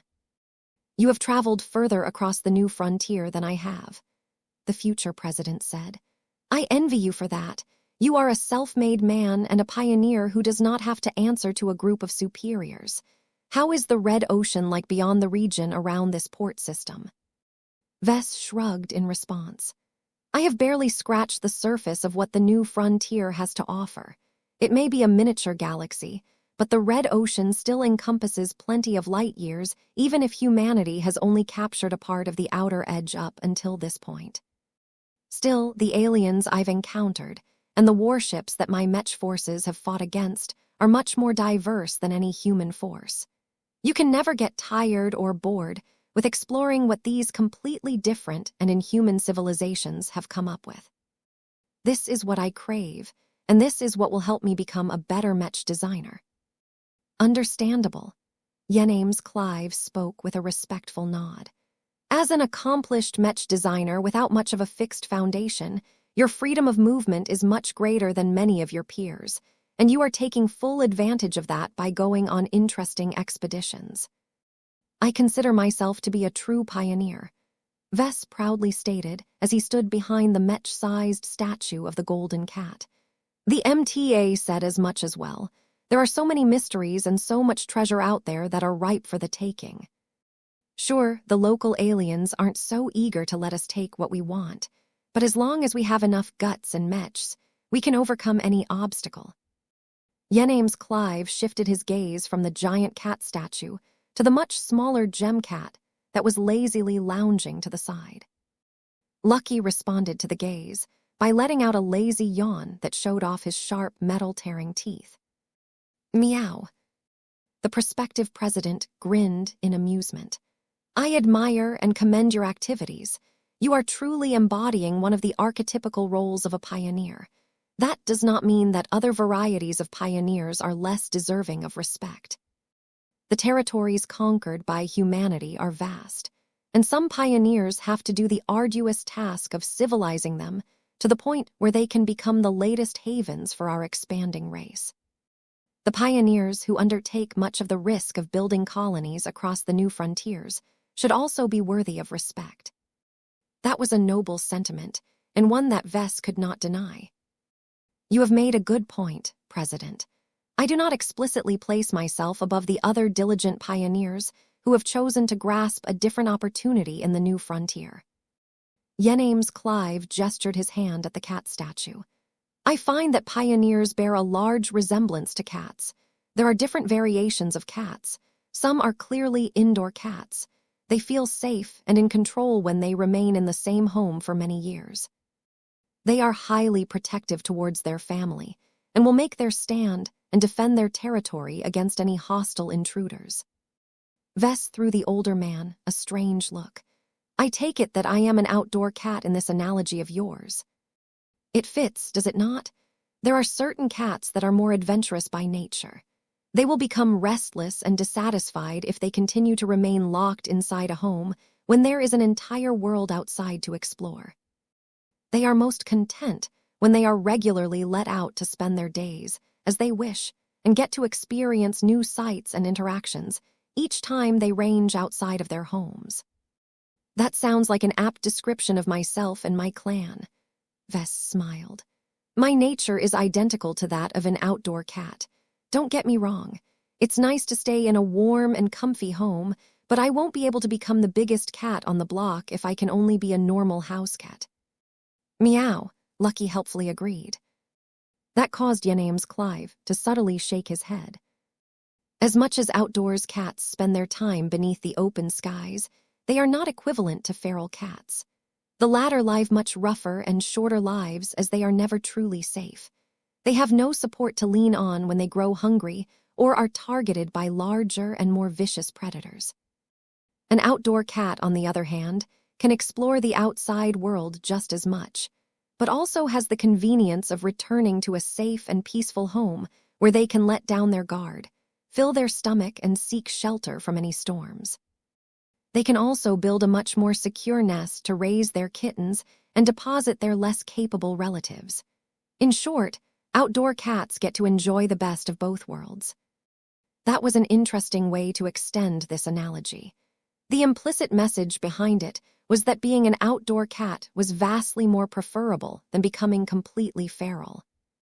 After all, the latter had no fallback option at all, while the former could always go back to a warm hearth for either himself or his family. My fleet indeed falls short of that of the much more self-sufficient armadas of true spaceborne clans, Vess conceded. My clansmen aren't entirely ready to say goodbye to planets, and we are still dependent on the resources and facilities that only fixed locations can provide. That said, this outdoor cat is rather picky. This cat has already been driven out of his original home by his previous owner. That has left him scarred and distrustful of other owners. Aside from that, the feline also doesn't have any attachments to alternative homes. There is not much of a difference between Davut, Karlach, or any other colonial state from the perspective of a wandering cat. Vess did not want Yename's Clive to one-sidedly grasp the thread of the conversation. He needed to throw in a few complications and make the future ruler work a little harder to appeal to the Larkinsons. The Red Ocean is vast. Humanity are still newcomers in this dwarf galaxy, but pioneers such as ourselves have already settled many different locations. The Davut system is but one human stronghold among many. I can readily admit that the port system and the colonial state that we are building around it are not the largest, the wealthiest, or the most martially formidable of colonies. What I do appreciate is that it is mine, yet it can be yours as well. Vess looked impressed. This pitch sounded more and more compelling. He liked it when big shots put down their arrogance and frankly admitted the reality of their weaknesses. It showed that such a leader not only understood his place quite clearly, but also made him more inclined to listen to others. That sounds nice, President Clive, but I can imagine that you say the same phrase to many other people. Davut has become a lot more crowded compared to a few years ago. While the colony definitely remains yours, it has also become the common property of hundreds, if not thousands, of other magnates and organizations. Becoming another owner of Davut has become a meaningless statement. I would be no more influential than a tiny retail investor in a gigantic public company. Ah, but that is where you are mistaken. Patriarch Larkinson, do you think that a tiny retail investor who only bought a couple of shares merits a formal visit from the CEO of the company? You do not need to belittle yourself. You and your clan have become one of the larger and more famous pillars of our growing colonial state. From our viewpoint, you have become a significant institutional investor of our great Davut project. While your monetary commitment may be far less than that of other institutional investors, you make up for that in other helpful ways, from becoming a famed adventurer pioneer to increasing the diversity of Mechs in our colonial state. Vess looked skeptical. That may be true, but it is a stretch to equate my clan to those fellow partners of yours that have sunk hundreds of millions, if not billions, of MTA credits in the initial years of your colonization project. He did not exactly know the full monetary cost of building up Davut, but it was not that difficult to make a loose estimate. The total sum is considerably greater if you include both opportunity costs and intangibles. Yename's Clive informed the Larkinson patriarch. That is beside the point. A strong colonial state cannot be built with money alone. We need more if we want to forge hundreds of disparate star systems and thousands of different shareholders in a single, united cause. We need inspiring heroes like yourself. We need unique Mechs that can become the iconic machines of our nascent Mech military, just as your Valkyrie Redeemer model has done so for the Hexadric hegemony. Your Larkinson clan is utterly unique and can enrich Davut in ways that others cannot equal. We are prepared to make a good case of how you can benefit us, and how we can benefit you in turn. The dynamic of this discussion had been rather weird from the start. It was pretty normal in negotiations for one side to oversell itself while underselling the other party. However, before Yenames, Clive properly began to extol the virtues of committing to Davut. He had pumped up the value of the Larkinson clan, and thereby made it harder for him to limit the amount of concessions he had to make. The man had little choice, though. Vess wasn't eager to settle in Davut to begin with, and he would be a fool if he did not play hard to get in this verbal dance.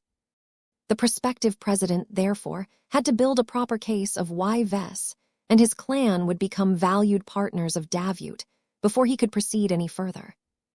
Chapter 40, 715 Hard Line. Yenames Clive had received his fill of the large-scale totem of the Golden Cat. He wanted to move on and explore the other interesting exhibits of the Ascension Gallery. There were 2 wings to the massive monumental hall. One of them displayed excellent copies of the most iconic Mechs of the Larkinson clan. Though not every model was represented due to the need to maintain confidentiality of the Larkinson army's more strategic assets, the wings still displayed plenty of bestsellers, such as the original version of the aforementioned Valkyrie Redeemer. The other wing displayed similar Mech-sized totems of all of the design spirits that Vess saw fit to reveal. Visiting clansmen and guests all had an opportunity to admire and acquaint themselves with the majority of his current design spirit collection. It would have been logical for Vess to lead Yenames Clive and his silent entourage to the Mech wing, but that would be the boring option. Vess instead decided to give the future president a tour through the mystical Hall of Wonders of the Larkinson clan. This was both a whimsical and strategic decision. Mechs were much more common and well understood by everyone. Even if the born and raised businessman did not receive any significant military or technical training, he definitely possessed a good understanding of how Mechs worked and how they were used on a more general basis. Rather than verbally spar against Yenames about Mechs right away, Vess decisively took the big man to the gallery wing, where a long row of over a dozen different large-scale totems beckoned for his attention. At least Vess could speak with much more authority and confidence with regards to his design spirits that produced the distinctive glows for all of his Mech models. For his part, Yenames Clive did not object to this tour. The totems and the design spirits that they represented were all unique, and no recordings could compare to experiencing them at close proximity. They approached the totem that represented one of the oldest design spirits in the collection. The Solemn Guardian was a far rougher and less defined spiritual product than Vess later works. His visual appearance reflected this lack of sophistication.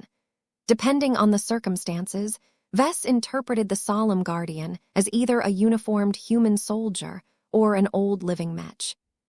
For the creation of the totem that stood for the Solemn Guardian, Vess decided to keep it simple and stick to molding a generic human soldier in uniform. Of course, how he looked didn't matter all that much. It was his simple but helpful duty-based glow that made him worthy of attention. As the old design spirit bathed Yenames Clive with a glow that has influenced many different battles in the old galaxy and the new frontier, Vess paid close attention to the interaction. Despite the prospective president's lack of spiritual potential, his mind was so strong that it was like a fortress. Yenames Clive did not allow himself to get influenced by external factors unless he allowed it to. He only sampled the Solemn Guardian's glow in order to understand its properties, nothing more. I have experienced this glow once before from a handful of your products that carry the same glow, the elaborately robed figure said. I already had a sense that the glow was human in origin. Did you derive this power from a heroic human pilot who possessed exceptional loyalty to his state? I can scarcely imagine how you can produce this glow in any other fashion. The true story of how Vess brought life to the Solemn Guardian was a lot more complicated and controversial. There was no way he would reveal anything incriminating. The solemn guardian was born in a time of need. Many of the humans who have lived in my home star sector never even conceived of the idea of making a common stand against external alien aggressors. When the Sandman race randomly decided to attack human space, it took extraordinary measures to encourage Mech pilots to do their duty.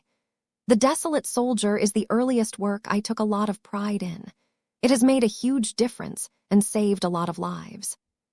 The Mech line spawned from it continues to play an important role to many customers, though its profile is no longer as high as before. Yename's Clives nodded in agreement.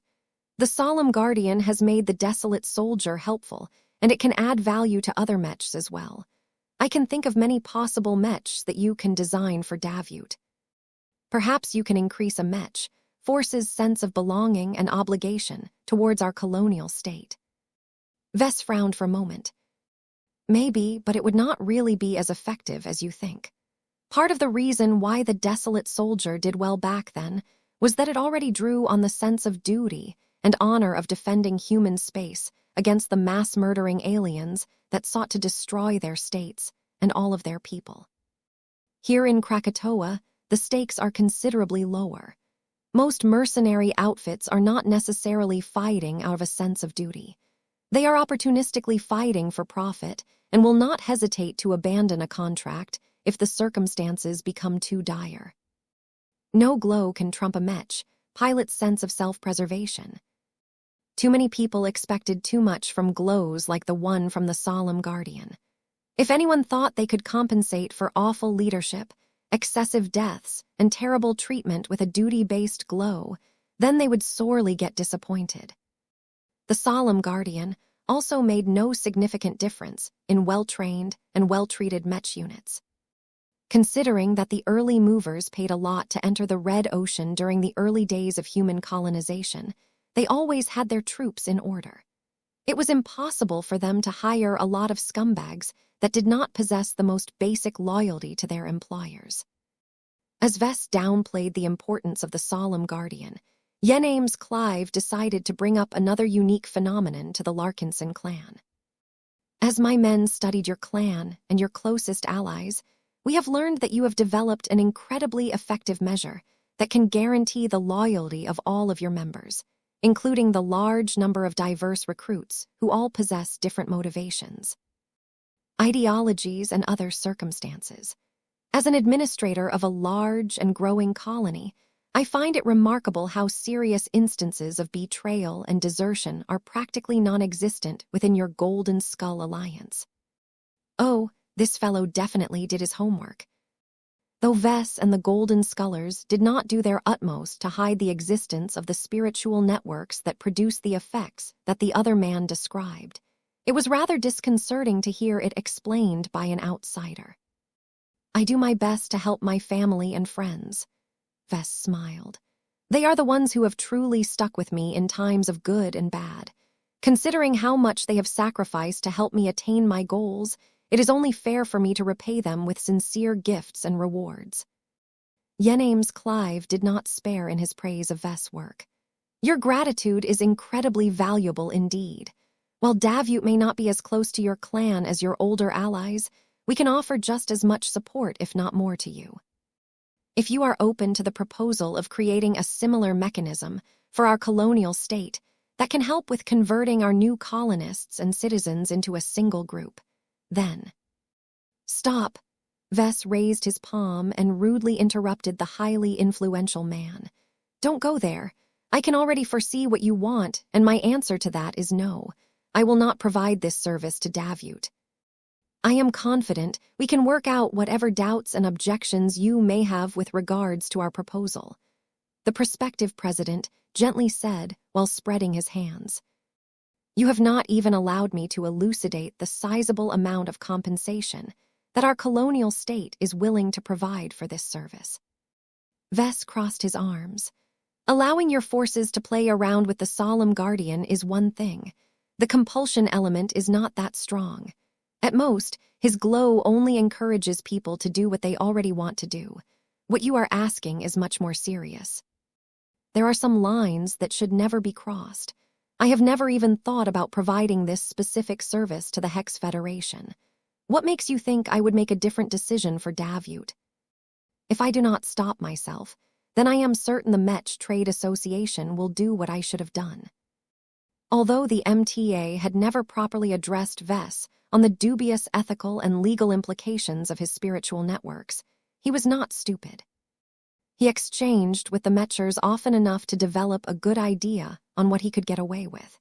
He was absolutely certain that the MTA would come down hard on Vess if he foolishly proceeded with this proposal.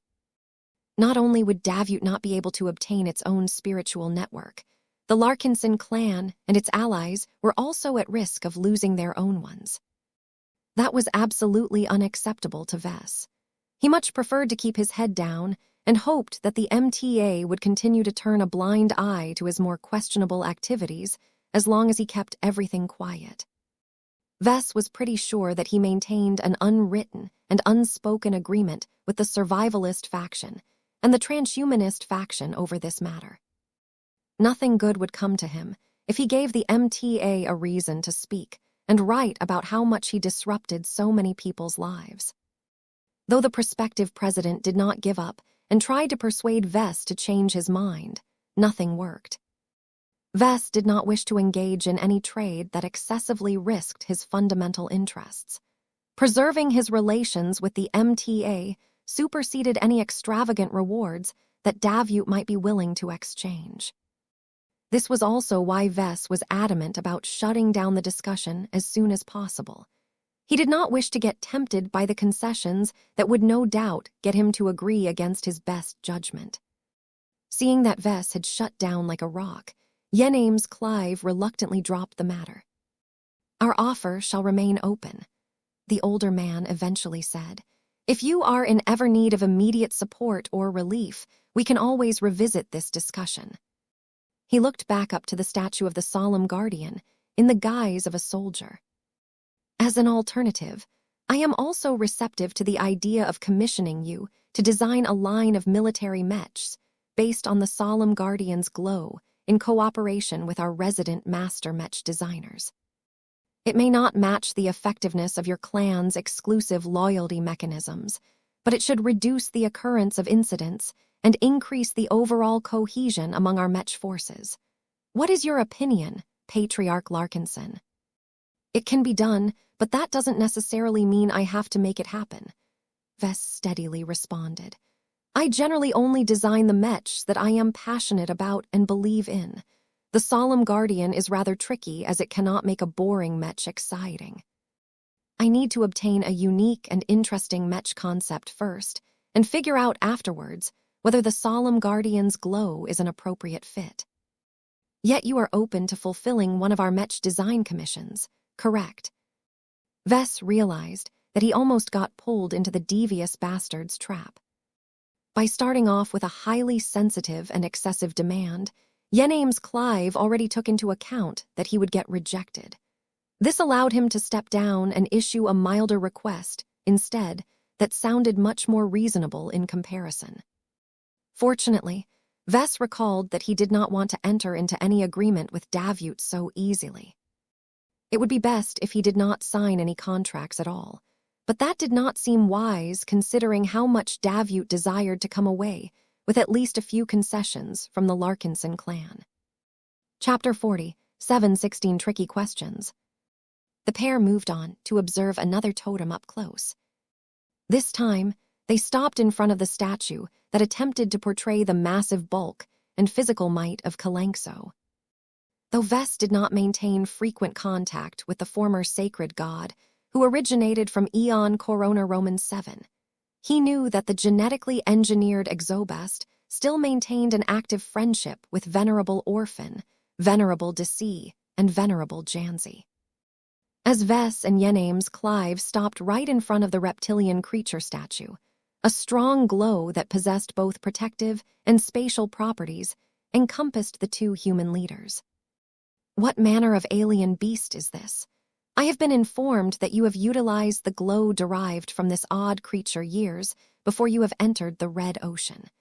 Did you already develop the urge to explore unknown territories back then? That is classified, Vess firmly said. The story behind my meeting with Kalanxo is probably my most engaging story, but I am sorry to say that the Big Two will probably not appreciate any attempt to divulge it. This is a shame, as I think Kalanxo would love to share her story. A pity.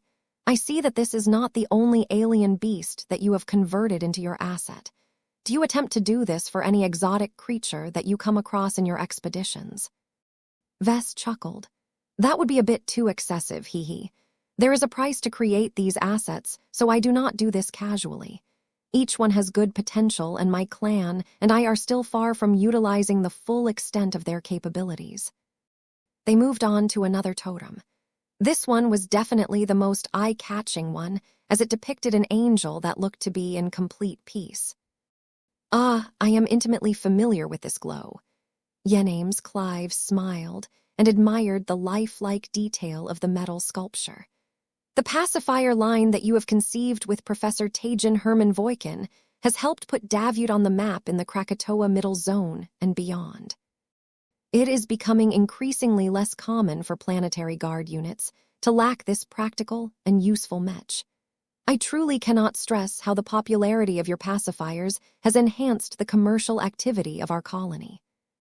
It is works like this that enable you to accelerate the economic activity and development of our colonial state. To think that the root of it all is an angel. Is he real? The pacifier, indeed, had the capital to receive such praise. Its demand had skyrocketed yet again, now that Davut and Karlach were about to go to war against each other.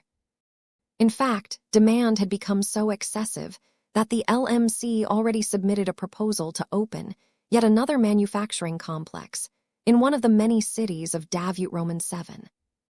Vess shrugged at the other man's last question. Whether Lufa is real or not depends on how you define the word real. In my opinion, the border that separates what is real from what is not can be blurry. One of the criteria that I personally use to judge whether something is real is to figure out whether it is alive. Lufa is definitely alive, so that means he is a real existence. It's that simple. Your words suggest that it is anything but simple. Well, other people may disagree. Lufa does not exactly exist in a form that is tangible. You cannot actually touch or see him in a conventional manner. It doesn't matter to me, though. Neither Lufa nor I have any desire to prove that this angel is actually real. I question that, Patriarch Larkinson. You have built an excellent work of art that gives your angel friend a solid and tangible form. Not only that, but you have placed it in this magnificent gallery where your clan openly invites visitors to witness Lufa and the other sources of your glows. Is that a reflection of your desire for the public to acknowledge his existence and make him more real? That was a good and surprisingly deep question. Vess had to look inward and question his motives to figure out whether he subliminally wanted to increase the popularity and brand awareness of his design spirits. As he looked deeper, he recognized a desire to show off his works, and not just the mech he designed. The design spirits that he had either made or induced under his control were all unique and powerful in their own way. As long as showing them off did not harm his core interests, then he would be happy if others acknowledged their existence. Vess scratched his head. Maybe you are close to the mark. Many of these existences have trouble interacting with people due to their obvious conditions. Attaching them to tangible objects helps to anchor them and allows them to get in touch with humanity. If this is not done, it is too easy for them to become isolated. If no one remembers them anymore, are they still real? Yenames Clive found this to be an intriguing description. To the wider human society, an angel that has become forgotten no longer exists as far as people are concerned. Would you not say the same can potentially apply to your clan? Take a look at the famous spaceborne clans that are attached to the CFA, for example. Hardly anyone has ever seen them, traded with them, or talked with them. Not even the first-rate superstates are in regular contact with this highly nomadic section of humanity. They are ghosts who largely exist on a number of records, but otherwise do not appear to have any impact on our general society. Is this a desirable state? Vess shook his head. This was a decent trick, but it still wasn't enough to push him into a corner. I have never aspired for the Larkinsons to follow the example of the traditional spaceborne clans. I do not agree with the necessity of isolating ourselves entirely from the rest of humanity. That said, there is no need for me to pursue the other extreme and become permanently rooted on a planet like Davut. It is perfectly fine to balance between the two. My main fleet can keep exploring the many curiosities the Red Ocean has to offer, while the side branches of my clan can take care of the more mundane activities, such as mass-producing mechs like the pacifier. The two leaders proceeded to observe a couple of other totems. The ones depicting the likes of Zygra, the illustrious one, Bravo, and Arnold, did not elicit too many comments from the prospective president. It was only when they reached the large totem of the Superior Mother that Vess had lovingly made that Yenname's Clive spoke more than a few perfunctory sentences. Ah, I suppose this is the famous or infamous Superior Mother. The older man smiled even as he became subjected to a powerful maternal glow. I have heard that mothers of all walks of life prefer to visit this gallery for the sole purpose of beseeching her blessing in the hopes of birthing or raising a healthier, stronger, smarter, and more obedient child. This myth has gained so much traction in recent months that the pregnant relatives of my cabinet members have even started to seek out this sculpture. Can you tell me whether their visits truly make a difference, or if they are only being influenced by the placebo effect? That was a tricky question for Vess to answer. He did not condone religion in any form, and this stunk of it. Yet he could not deny that the Superior Mother was not only a role model to many women with children, but could truly exert a small but subtle positive influence. Mothers can attain reassurance and encouragement from multiple sources. The Superior Mother can be one of them. The Hexers most certainly derive a lot of benefits from her. My wife enthusiastically consults her pretty much every day, and I happen to be very proud of my children. Make of that what you will. Yenname's Clive smiled as if he became more intrigued. Ah, the Hexers have made a large amount of claims about the Superior Mother. What has triggered my interest even more is their outlandish tales about your familiar connection to her. They say that the Superior Mother is not just an ideal given form, but is in actuality your actual mother. It is a matter of public record that the face and appearance of the Superior Mother is modeled after your own birth mother. As you have just said, the Hexers believe in many stories. That does not necessarily make them true.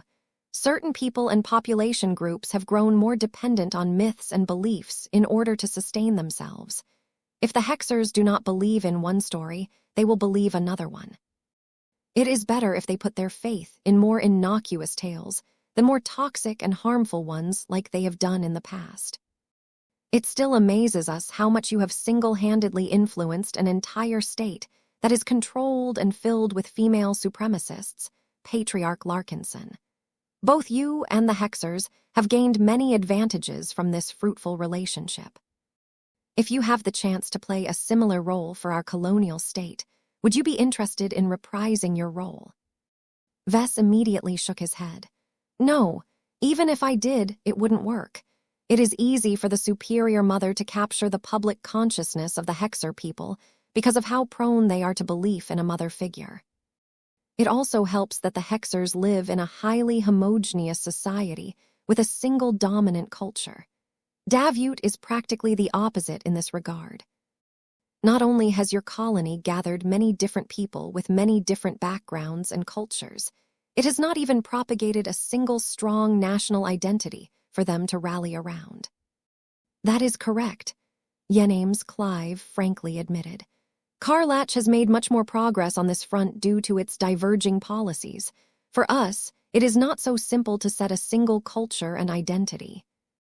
Davut is a melting pot of different people from different walks of life, and we must preserve its openness in order to maintain its abundant economic prosperity. The moment we enforce any strict set of norms and values, we begin to repel a significant proportion of our colonists and trading partners. This is not acceptable. It is better to maintain a light touch and exert minor influence to ensure that our colonial state will naturally develop a neutral culture. The more appropriate word to use here was cosmopolitan, but that had turned into a poisonous term ever since an infamous diplomatic movement became pariahs of human civilization. Vess understood what Yename's Clive conveyed. Davut had to become a state that was built on a strong economy. Abundant trade, industry, and other commercial activities was the most powerful engine of growth. As long as Davut had more money and developed faster than other states, it would definitely be able to dominate the Krakatoa Middle Zone. After all, it was extremely hard to repel an enemy that could field twice or thrice as many mechs or ships as the other side. Vess already got the sense that President Yename's Clive, and by extension the Clive Consortium, became determined to go all in on this risky growth strategy. Whether it would ultimately work out for Davut was still in question, but the Clives certainly did not feel confident enough in their chances. This was why Yename's Clive patiently and earnestly tried to negotiate with Vess in person. Davut had to win the upcoming war at all cost. The Clive Consortium stood to lose its entire investment if it did not go far enough in stacking the deck in its favor. Therefore, as long as the future ruler managed to secure substantial material and military assistance from the Larkinson clan, it was worthwhile to pay a heavier price. Chapter 40, 717 More Substantive Talks. As Vess and Yename's Clive continued to hold a discussion that took place over multiple layers, Lucky continued to observe and listen as he settled down on top of the head of the superior mother totem. Meow! The gem cat yawned as his senses also kept an eye on the guards and mechs that quietly watched over the most powerful man in Davut. The tour itself did not last too long. Vess briefly introduced Yename's Clive to a handful of other totems tied to different design spirits. The prospective president, at least, had a good eye for excellent artwork. He did not hold back in praising the craftsmanship and the unique artistic fingerprint that made these totems stand out from many other works that he had seen in his life. Even without these glows, your sculptures are already good enough to be put on display in our better museums for modern art, the 120-year-old man gently praised. If not for your lack of reputation in the art scene and your unusual background, I would have offered to admit your work in a top museum right away. This way, your art will most assuredly be able to reach the widest audience. Vess smiled at the praise. No one disliked being complimented on their earnest work. These works are not purely ornamental in nature, and their glows make them unsuitable to be housed in the same exhibition halls. The works of other sincere and earnest artists will just get overshadowed by the glows. It is better to put them in a dedicated venue like this Ascension Gallery so that they can be enjoyed without any distractions or disruption. That is an interesting name you have chosen for this grand hall, Yename's Clive pointed out. Does the name express your personal hope of elevating yourself through your work, or does it apply to these fascinating existences who by all rights can be described as gods? That was another loaded question. Vess had already grown tired of getting his thoughts picked apart as he tried his best to answer in a manner that was internally consistent. I let my works speak for themselves, he eventually said. Whatever message I wanted to convey is already embedded in the artwork themselves. It's up to you to decide how you interpret them all. I don't have the right to override and invalidate the unique impressions that you have made. Just like how you aim to turn Davut into a free haven that is accommodating to all sorts of people and cultures, I prefer my work to be enjoyed by the widest possible audience. We both know that we cannot impose too much of ourselves onto others. They briefly exchanged glances at each other. Despite their vastly diverging backgrounds and vocations, both of them needed to appeal to a broad swath of humans for similar reasons. Vess wanted to sell more mechs and make his design philosophy become the new standard of the mech community. That meant he needed to design many different mechs, of which at least a portion of them had to achieve mass market acceptance. Yenames Clive wanted to transform his upcoming colonial state into an economic juggernaut, but that was impossible if he tried to push too many of his own rules and directives down the throats of many unwilling immigrants and trading partners.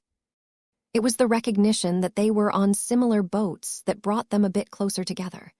After all, it was natural for people who suffered from the challenges to sympathize with each other and lend a hand if convenient. Of course, Vess eventually became clued into this unconscious bias after receiving a helpful reminder from Shedderin. He never let down his guard for a single second, but even he could slip up every now and then. It was only now that he became cognizant that the opposite man gently steered the conversation in a more favorable direction to Davut. Knowing was one thing, calling it out was another. Due to various reasons, Vess did not find it convenient to confront the future leader of a colonial state on his clever conversation tricks. This was one of the many games that people played against each other. The consequences of losing were incredibly serious, so Vess needed to keep navigating the currents with exceeding care. Fortunately, he was not completely on his own. Minister Shedderin Purness remained constantly within his field of view. If Vess ever became stumped, or if he happened to overlook a rhetorical trap, then the highly seasoned diplomat would make a subtle signal that the two had agreed upon beforehand. It did not take much to clue Vess in. A shift in posture, a slight turn on the foot, the raising of a specific finger, looking away for a specific amount of seconds. All of these subtle signals each conveyed a short meaning that Vess could easily decipher and contextualize by himself. So far, he did not have to rely on Shedderin's help too often. Vess had already spent enough time in the upper levels of human civilization to gain a lot of proficiency in the social arena.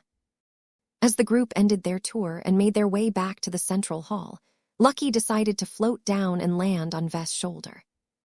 Meow. Oh, hey, buddy. Do you want to join the party as well? Meow, meow. I see. For his part, Yenames Clive did not comment on the strange sight. He was well aware of the many eccentricities of the Larkinson patriarch. It was clear to see from the decision to put a giant totem of the golden cat in the center of the Ascension Gallery that he had an incredibly soft spot for felines. Now that they were done with probing each other over the short tour through one of the wings of the massive structure, it was time to take a more substantive turn in their talks. Vess gestured his arm towards the exit. We have prepared a more suitable venue to continue our discussion.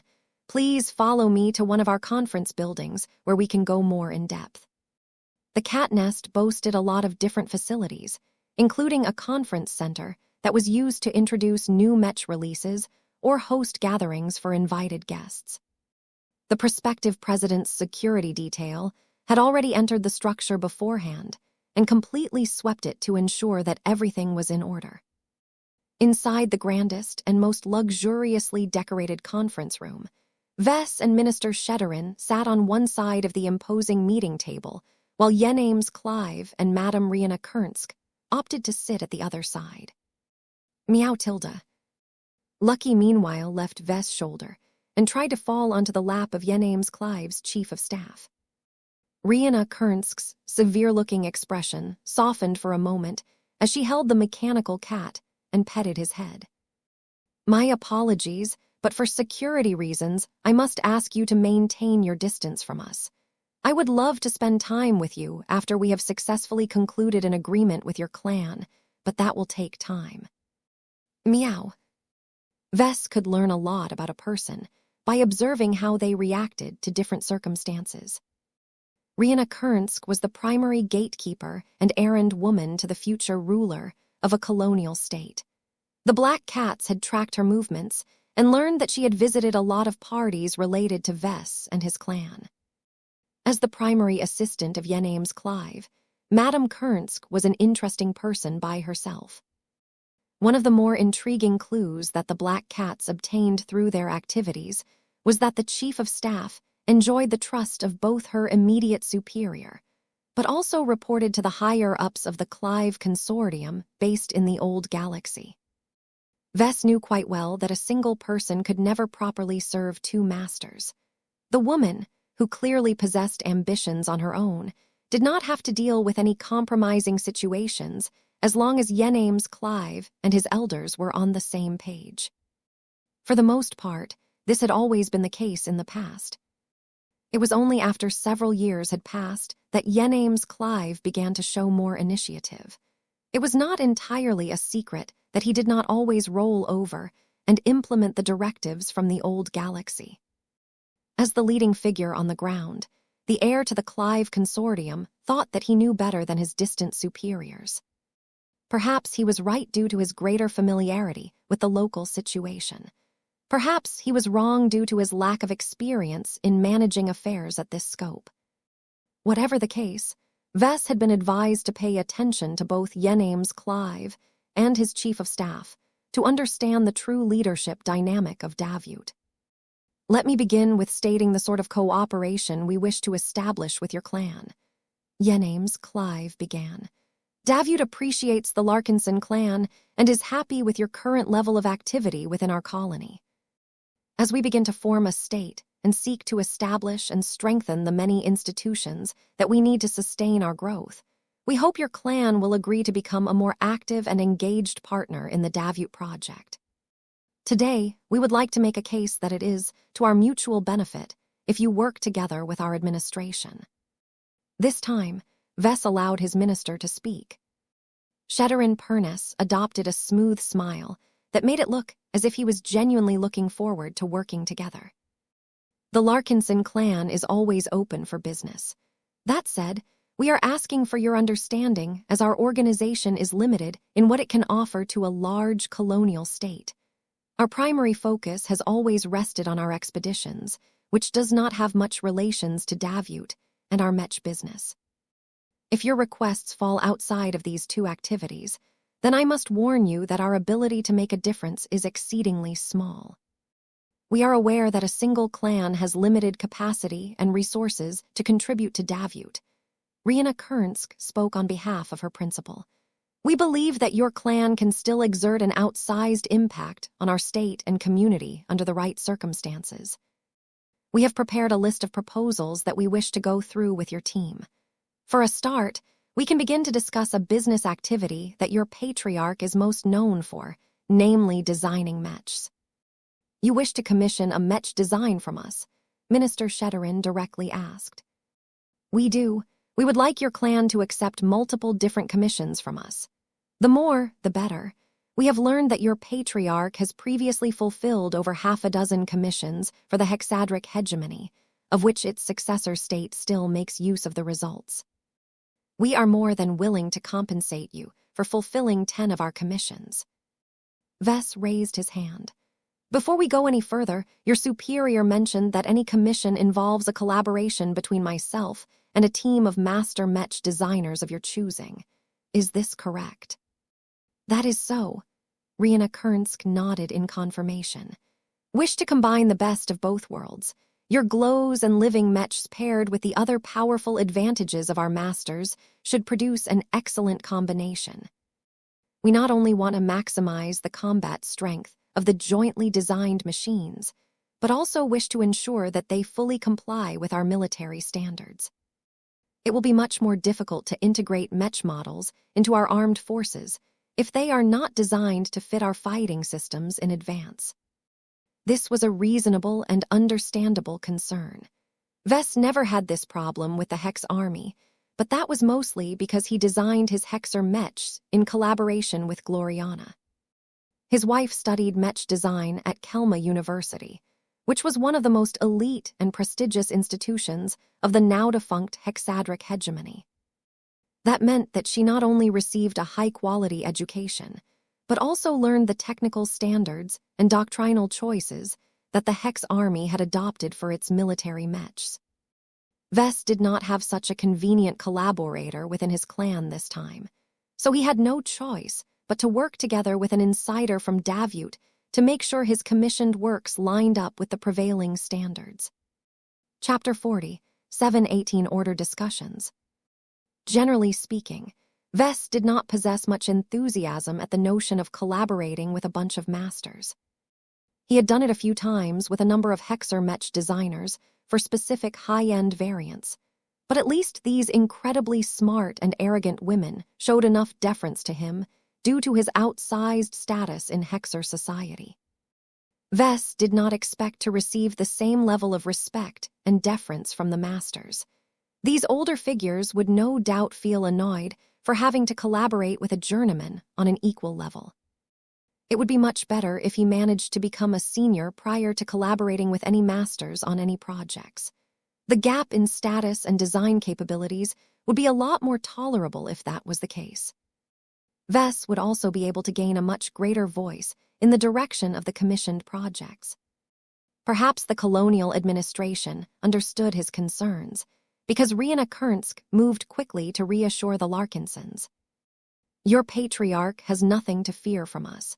If you decide to accept any commissions from us, we will ensure that Vess Larkinson has the final say over the design projects. His prior work for the Hexers years ago has already proven his ability to contribute strong and useful Mech designs to a professional state-backed military organization. We have great confidence that his ability to do so has only improved in the years that have passed since you have completed your initial batch. This is especially the case with the release of recent Hexer Mech models, such as the Maiden of Adversity. Though her words sounded reassuring, she clearly did not understand Mech designers as well as Vess. It was one thing to cooperate with a close friend and trusted Mech designer, such as Master Benedict Cortez. It was another thing to usurp control over a project from a bunch of strangers who also happened to be at least 4 times older than him. When he factored in the awareness that the Davitan masters were much more knowledgeable and experienced, then it would be difficult for him to implement his desired vision without encountering a lot of opposition. I am already involved in a large number of ongoing design projects, Vess told the Davitans. Many of them are extremely important to our clan, and I will not set them aside in favor of working on any commissions. If you want to make use of my design expertise, then you will have to wait at least half a year before I have cleared up my schedule. I can promise you that I will work on any commissions with the best of my efforts when I can fully devote my time to them. This is my promise as a professional Mech designer. Rihanna Kernsk frowned for a second. That is disappointing to hear, but we can accommodate your schedule. The anticipated war between our rivals based in Karlach is not projected to start in at least 6 months to several years. Both of us need time to consolidate our new government institutions, stockpile a large amount of supplies, and organize our armed forces. Even if the war commences sooner than we prefer, it will still take multiple years before it reaches its culmination. We need to field the commissioned Mechs before that happens. That made a lot of sense. Wars were serious business. The Komodo War involved thousands of major battles across many different star systems.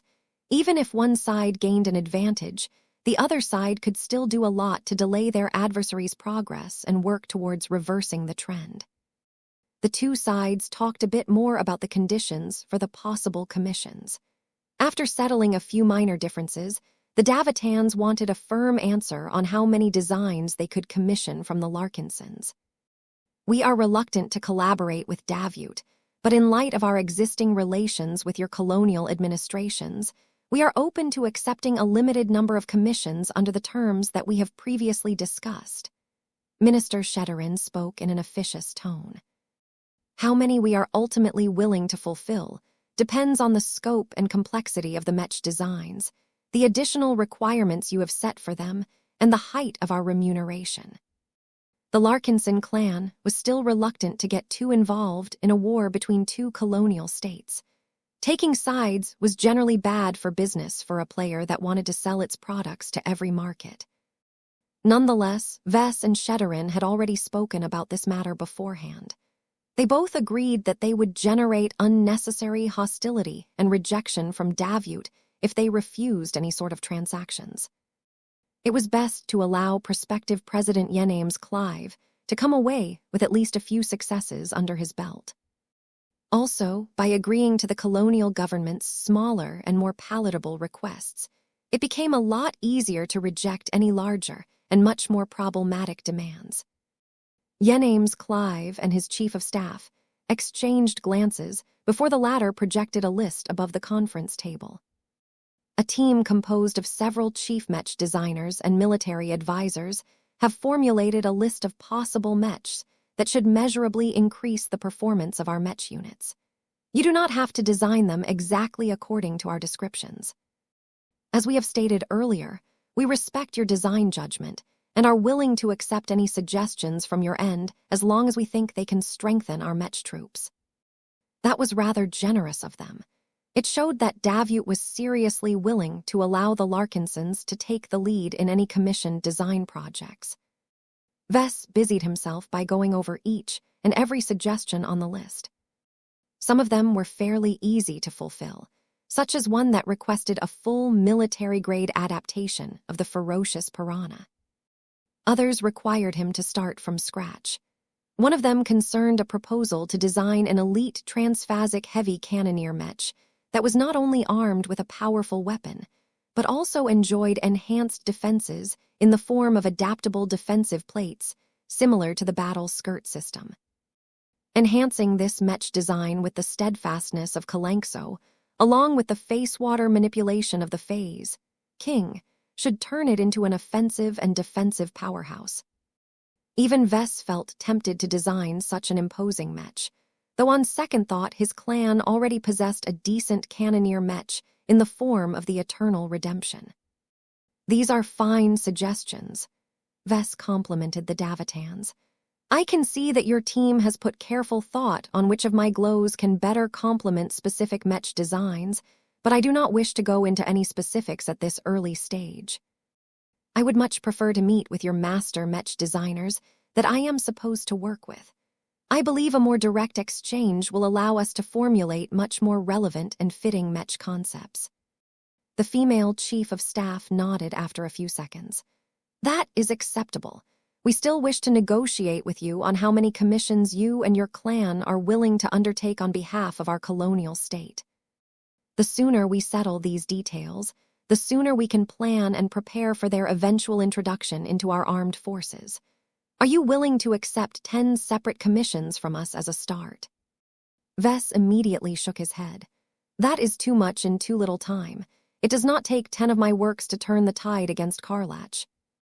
2 or 3 distinct and original Mech designs should be enough to improve the combat effectiveness of the forces aligned to your side, provided that they are willing to make use of my work. My design department is also open to developing a handful of customized variants of our existing commercial and maybe non-commercial Mech models. However, we are not willing to undertake much more than that for the time being. We also have to address other priorities. He did not want to turn his clan into a de facto vassal or employee of Davut. Working on a couple of commissioned Mech designs was already sufficient. Working non-stop on nothing but Mech designs meant for the war was not okay. We are always willing to extend more commissions from your clan, but is it acceptable to start with 3 major collaboration projects and 3 minor projects?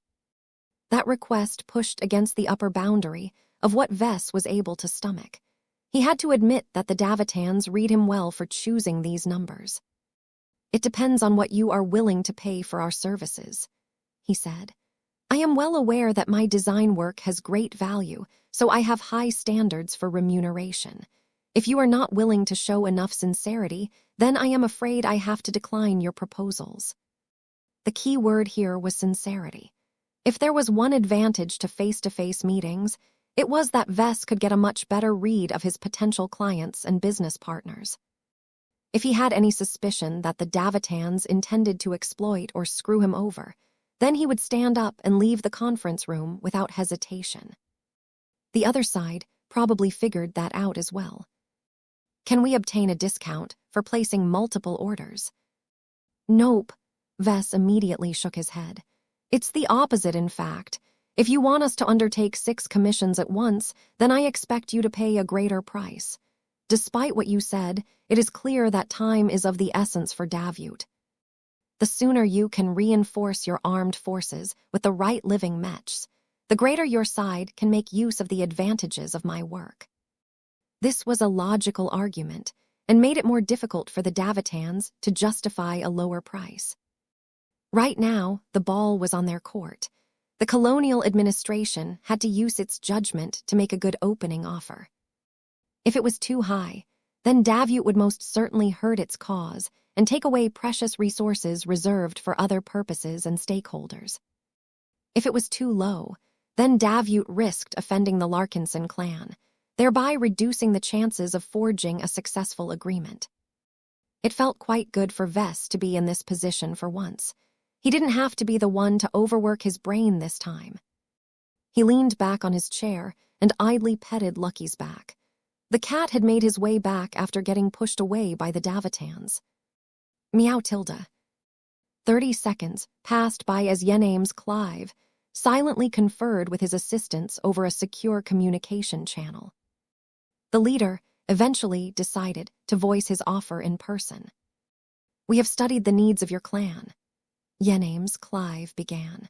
"We have noted that you are not particularly in need of additional funding or face water, but we have also ascertained that you are lacking in strategic goods and assets that are difficult to come by for a pioneering group such as yours. Our colonial state can greatly address your persistent and acute shortages, so I believe we have a strong basis of cooperation." The future ruler raised his palm, causing a new projection to appear that displayed numerous different starship models. "I would like to propose a straightforward transaction at the start. We are willing to award you with 2 medium-sized fleet carriers or any other capital ship type of your choosing for every major commission that you complete for us. We are ready to award you with 1 large sub-capital ship of almost any class or type for every minor commission that you fulfill. Do take into account that we will not outfit these starships with any sensitive or important proprietary technology that we ordinarily reserve for our core forces. The vessels will be built according to conventional commercial standards, though our shipyards will not reject higher specifications as long as your clan provides the necessary tech, designs, and materials." Vess looked utterly surprised at this offer. He glanced towards his diplomatic advisor and saw that Shedderin was not totally caught off guard by such a generous proposal. The Davitans had definitely shown a lot of sincerity this time. Chapter 40, 719 Hard Currency. The magnitude of Davut's opening offer was so great that Vess did not dare to voice any further decisions. He needed to have a good talk with Minister Shedderin Purnes, as well as other advisors, in order to make the best possible decision at this junction. This was why Shedderin immediately called for a recess. He and Vess moved to another room in the conference building before requesting the virtual presence of a number of advisors. General Verl, Director Calabast, Chief Shipwright Vivian Sy, and Chief Minister Abigail Evern all gathered around a smaller conference table. With Vess, Lucky, Calabast, and the Black Cats employing their own precautions to secure the communication channels, it was unlikely for Davut to be able to eavesdrop on their conversation. Vess went straight to this business. "Vivian, Abigail, the 2 of you are our highest-ranking naval experts. How would you judge the value of Davut's offer?" "I have cooperated with multiple shipbuilding companies in Davut and have extensively studied the rest," Vivian Sy began. "I can tell you that based on my own experiences with growing up and working in a shipyard, every single shipyard in our current region is backlogged with existing orders from many large and influential organizations. It has become rarer and rarer for the shipyards to accept priority orders that they are willing to fulfill ahead of their regular obligations. This is especially the case with large-scale dry docks rated to build capital ships. Only a few parties are powerful enough to force this action not once, but multiple times. Governments can definitely make this happen, though not without paying a massive price. Prospective President Yename's Clive will most definitely offend many other clients if he makes this move," Abigail Evern added. "Dozens of clients are depending on those shipyards to get around to completing their orders." They have already recruited and trained the necessary spacers to crew the vessels. They may have even acquired all of the expensive mech and supplies needed to put a new fleet carrier into service. They may have even made plans on how to deploy these new fleet elements in advance, especially with regards to the upcoming war. How do you think they will feel when they learn that the government blatantly pushed them back in line so that our clan has priority? Not good, I guess, Vess wagered a guess. Calabast chuckled. That is an understatement. We will generate animosity because of this, but that pales in comparison to the backlash that President Yenames Clive will incur because of this initiative. He will most certainly pay a heavy political price and has to offer a lot of compensation to other parties in order to placate them all. It should be easy for the colonial government to please them, though. What truly matters to Clive is whether he can get Vess on board. That is worth almost any price. Several people nodded. They did not question whether it was worthwhile to gain the cooperation of Vess. He already proved multiple times that he could significantly alter the direction of entire wars with his work. Doing it one more time did not sound like an outlandish idea. Vess looked pretty satisfied. Okay, I understand that letting us gain priority on ship orders, and especially capital ship orders, is a big deal. What does Yenames exactly mean by telling us he will pay us in the form of medium-sized capital ships?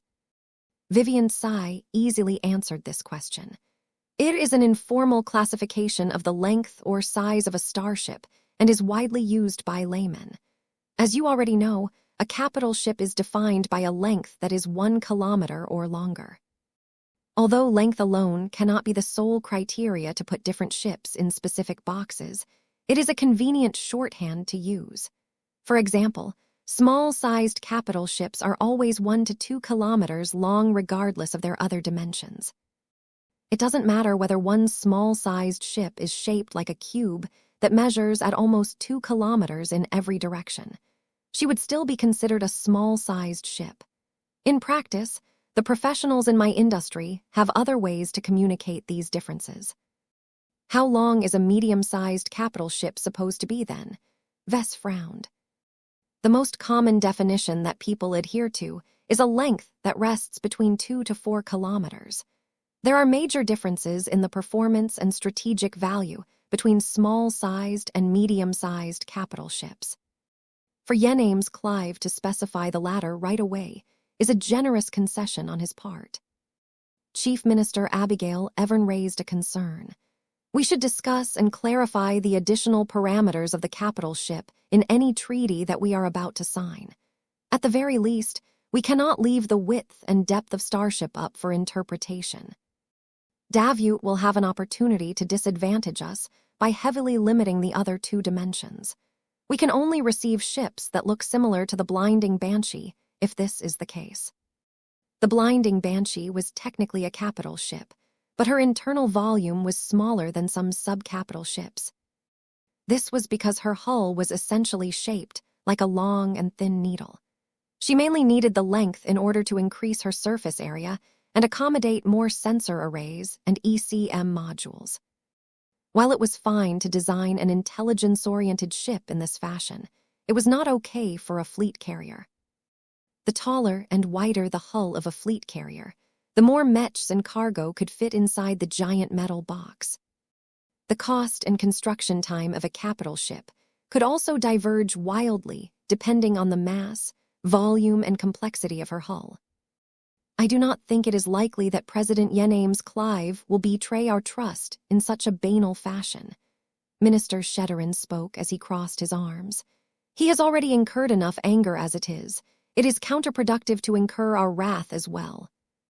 Besides, it takes months if not a year to design the mechs and construct the capital ships. Both sides can track each other's progress and see whether Vess or the shipyards are not working up to expectations. It is still best if we can specify more exact ship parameters into the contract in advance so that there is much less ambiguity with regards to what we expect to gain for our services. Vess tentatively nodded. That is a good idea, but I think the colonial government will ask us to reciprocate by forcing me to meet more precise performance criteria for the commissioned Mech designs. This isn't necessarily a problem as long as the requirements are reasonable, but more rules will mean that I won't have as much freedom to design what I want, which is not ideal for me. I can still work with it, though. He decided to leave the specifics to Minister Shedderin and his negotiation team. It wasn't really that important to set a lot of details in advance as long as both sides sincerely wanted to cooperate with each other. At the very least, no one questioned the wisdom of accepting this exchange. We are gaining a massive advantage by trading a portion of Vest's design time for 6 capital ships, General Verl said as he was already drooling about what he could do with so much extra Mech capacity.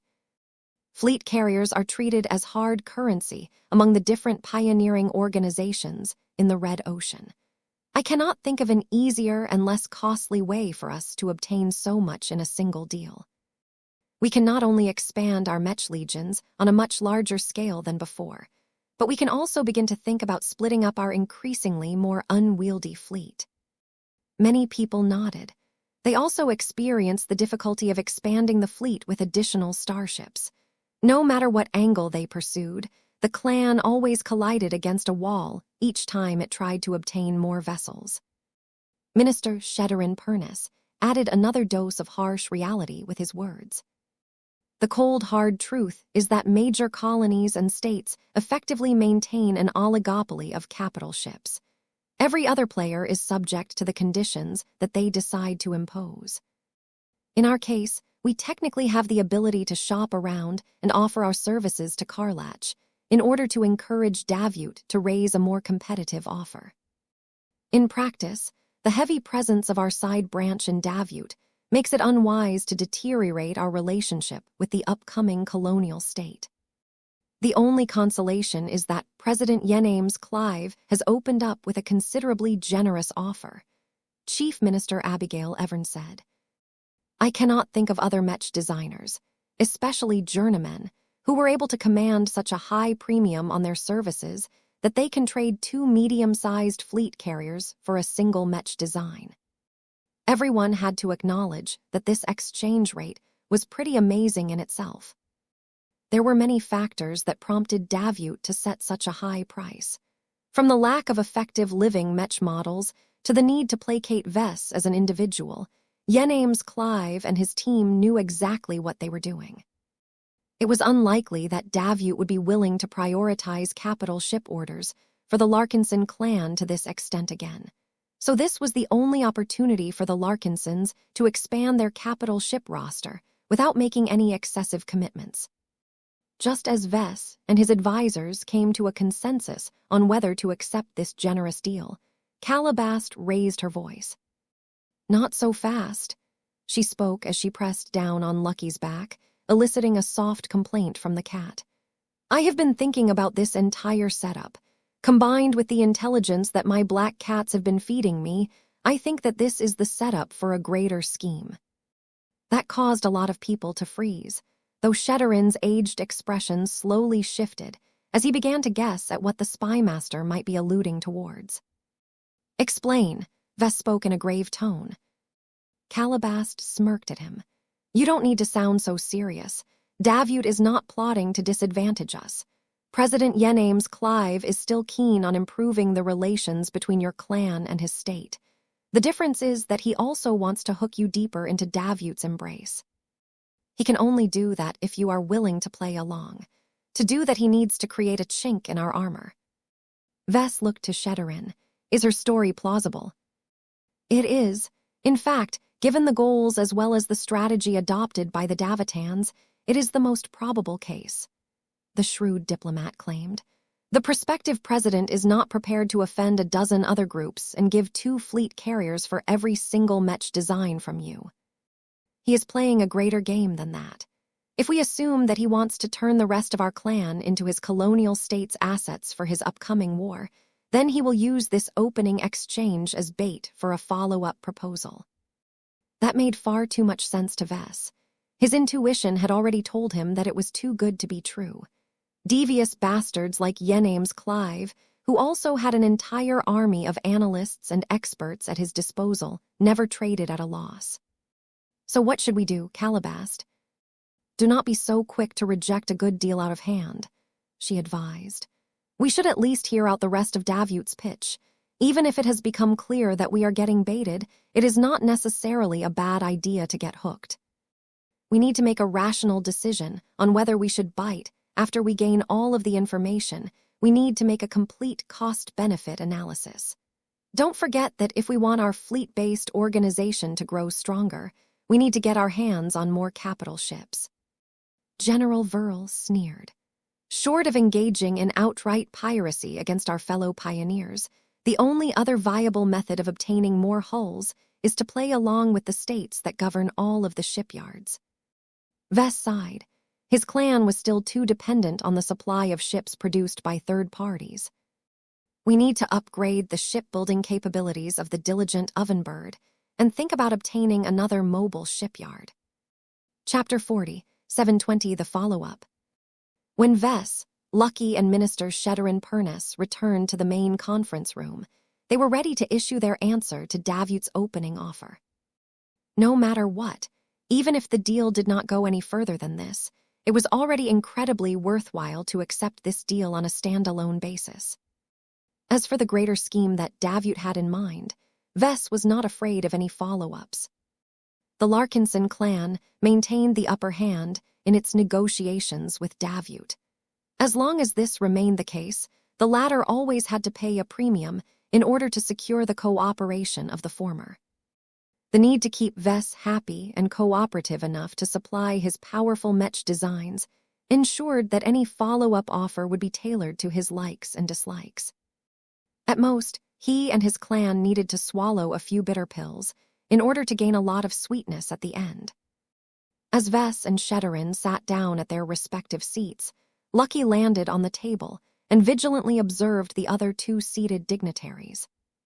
Prospective President Yenames Clive looked as confident and charming as ever. His chief of staff maintained her usual expressionless demeanor. Both of them looked as if they expected the meeting to go in their favor. Vess became more and more curious to hear what the Davitans had in store. "Now that we have given you time to deliberate on our offer, what is your answer?" Rena Kernsk started the meeting again by asking this question. "Our clan is receptive to your offer," Minister Sheddarin politely replied. "We are agreeable to fulfill the amount of commissions that you have requested so long as you go through with providing us with the stated quantity of capital ships and sub-capital ships.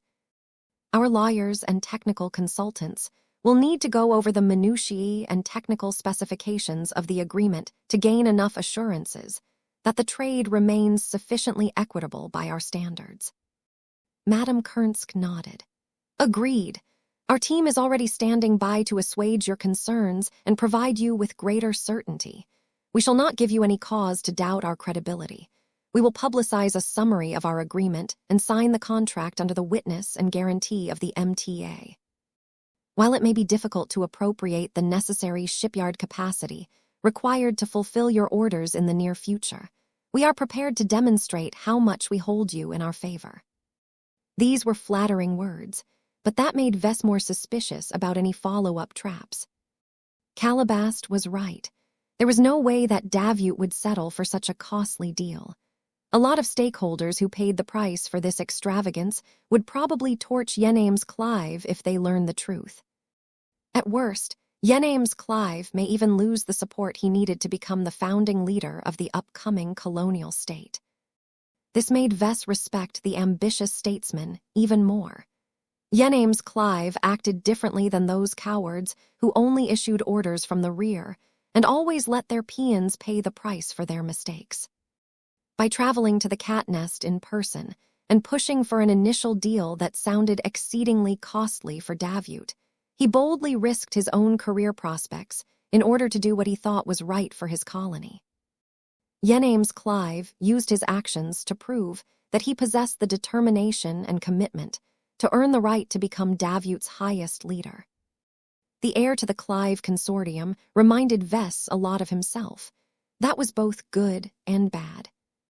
As the two sides just came to a preliminary consensus on the initial exchange, Vess wondered when the other shoe would drop.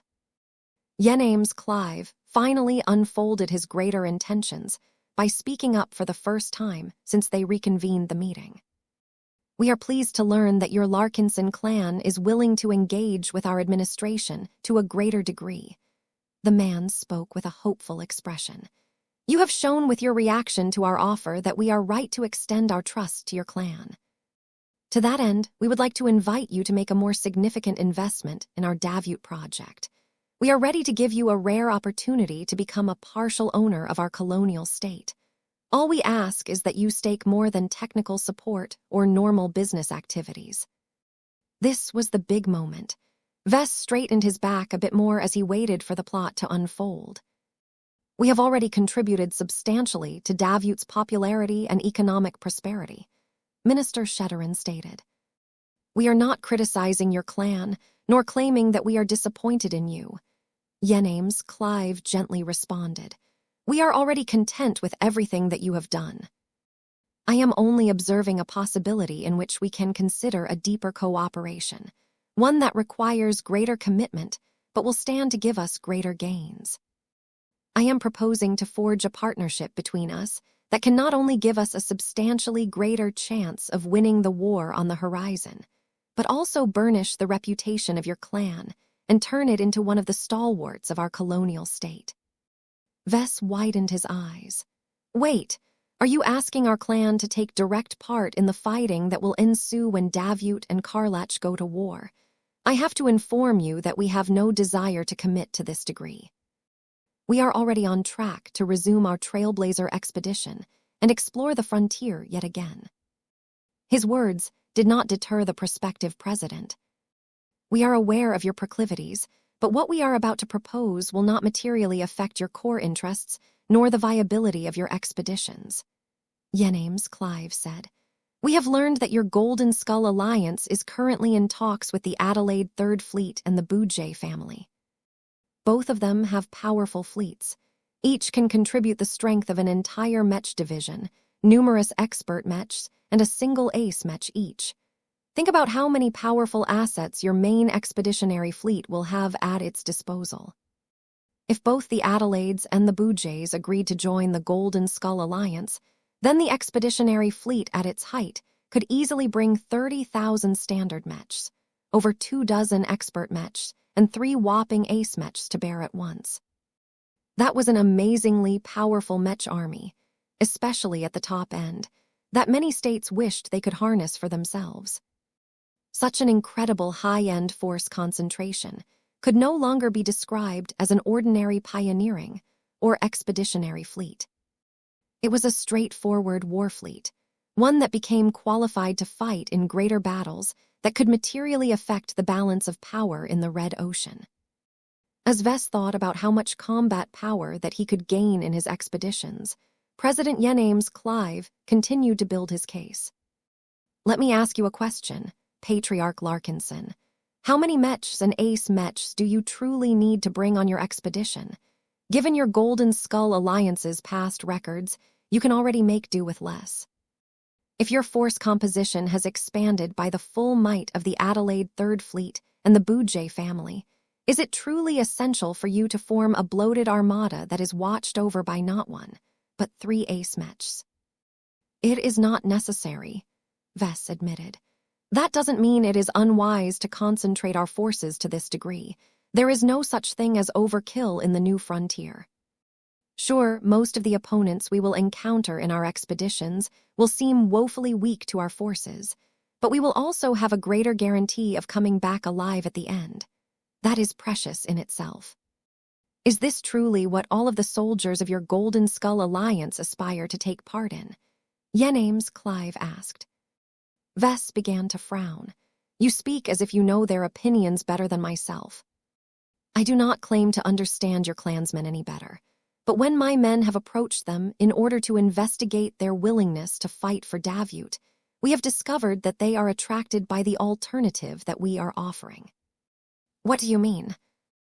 Yenname's Clive subtly gave off a more assured demeanor. It looked as if he was just about to checkmate Vess. Let me begin by announcing to you that our administration has reached a preliminary understanding with the Cross clan. Our representatives have recently concluded a highly productive discussion with Patriarch Reginald Cross. Your fellow clan leader has expressed so much enthusiasm at the prospect of dueling the ace pilots fighting on behalf of Karlach that he has promised to commit 2 of his clan's Mech regiments to the war cause.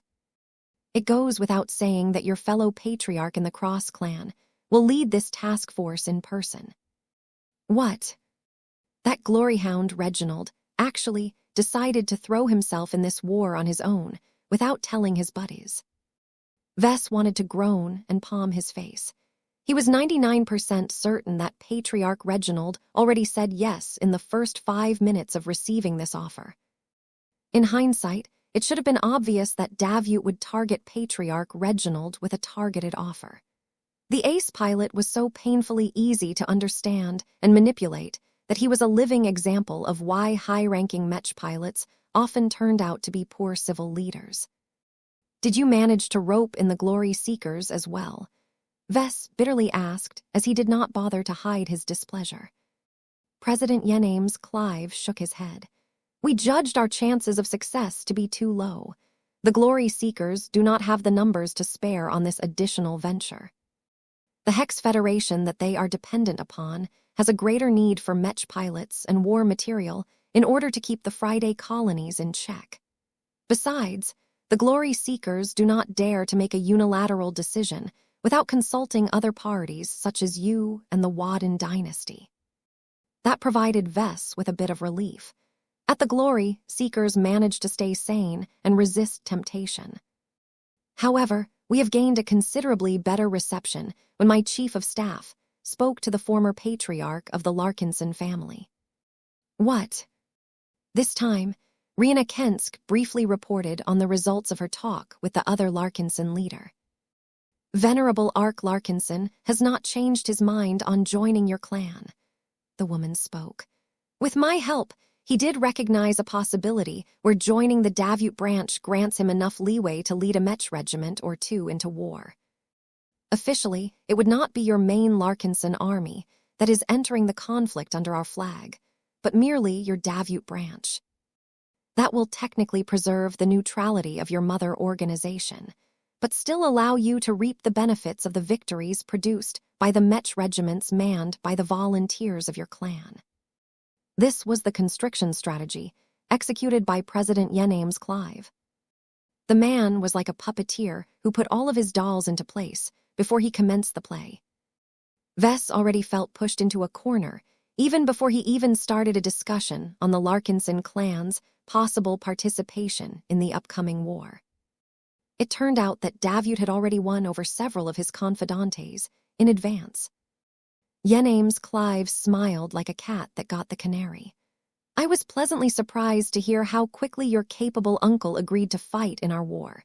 He is a true soldier and clearly wishes to turn your Davut branch into a major pillar of our colonial state.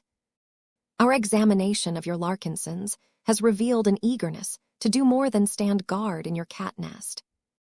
Vess found it hard to believe that his clansmen would rather throw themselves into a petty but exceedingly dangerous squabble between 2 rival colonial states.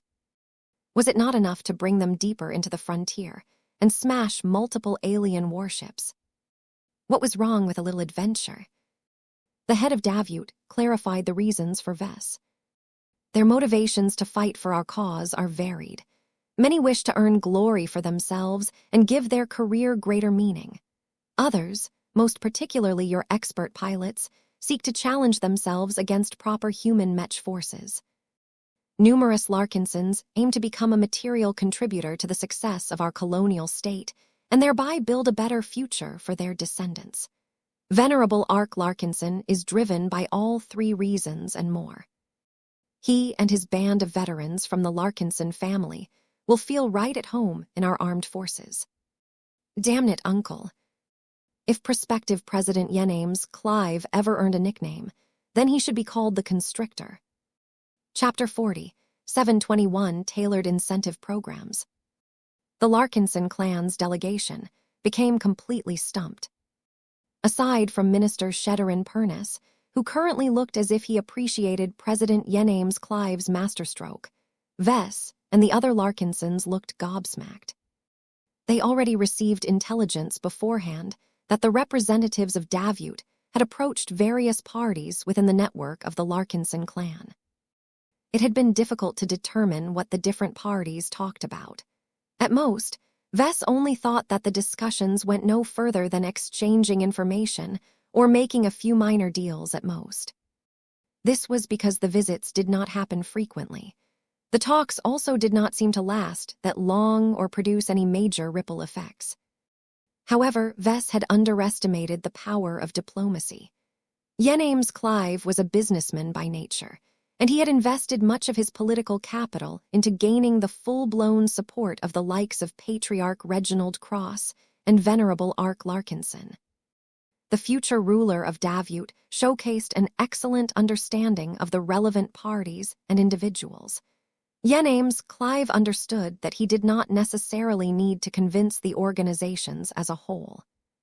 He just had to be meticulous about targeting the weak spots of the most powerful and influential personalities among their groups. In the case of Reginald, it was too easy to lure him into a war by promising to set up as many duels against other saints as possible. The self-absorbed ace pilot did not really spend any time thinking about morality, causes, or other nonsense. He just wanted to get stronger and become famous in the process. In that sense, fighting in a major war and getting involved in epic duels against other prominent human heroes was the best way to get what he wanted. This was a much more attractive prospect to him than pounding alien warships or spending months at a time on traveling through empty star systems or sitting around to explore an abandoned alien ruin. Damn Reginald and his one-track mind, Vess cursed. It would have been much better if Master Benedict Cortez led the Cross clan. At least the jaded and highly intelligent Mech designer possessed enough wits to avoid getting baited into a war that had nothing to do with the Cross clan as a whole. As for his dearest uncle, Vess could guess the motivations of Ark Larkinson easily enough. A good old-fashioned war between two different states sounded right up his alley. Ark had trained to fight in wars for his entire life. It was where he attained his greatest victories, earned all of his glory, and pushed him to advance to expert candidate and expert pilot in quick succession. Just like many other true-blood Larkinsons, Venerable Ark only truly felt at home when he was part of a much greater Mech military. The disciplined structure, the camaraderie, the esprit de corps, and the awareness that they were all fighting for a common cause truly appealed to a consummate soldier like Ark. Aside from that, fighting in a war on behalf of Davut also facilitated the integration of the Larkinson clan's Davut branch into the local community and power structure. If Ark and the Larkinsons under his command made enough notable accomplishments in the war against Karlach, then the side branch he was a part of would definitely be pushed to the forefront among all of the stakeholders of the so-called Davut project. Although Vess disagreed with this path to power, he did not deny that it was a viable way to grow an organization. A state possessed an immense amount of territory, wealth, and other resources. Pledging one's loyalty and troops in exchange for a share of those goodies might not sound like a bad deal as long as the price was right. Vess narrowed his eyes. Though it became clear that Davut managed to convince both Patriarch Reginald Cross and Venerable Ark Larkinson to play along, the two weren't complete fools. They would not have agreed to throw themselves into an impending war that would most assuredly produce a lot of casualties if the compensation wasn't good enough. What did you promise to Patriarch Reginald Cross and Venerable Ark Larkinson, exactly? Vess straightforwardly asked. A similar arrangement that I am about to extend to you, Yenames Clive smoothly answered, as if he already expected this question. Our colonial state is willing to reward every group that adds to the strength of our armed forces with a comprehensive compensation package. There are multiple components to the rewards, and everyone is allowed to pick and choose what they desire the most. Think of it as a different version of a merit exchange.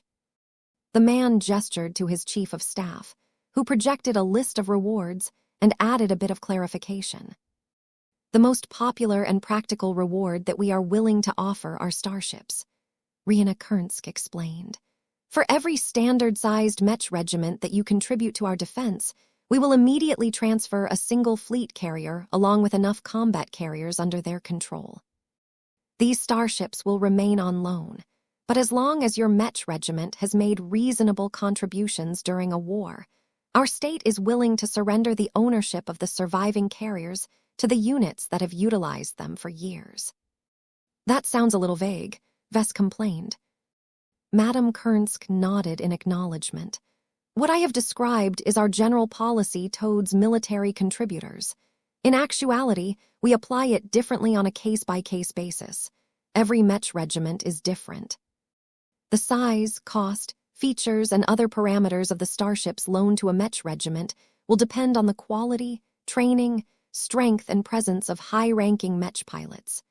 The stronger the Mech unit, the better the fleet carrier and combat carriers we are willing to provide. Can you give us an idea of what that looks like? Certainly, Patriarch.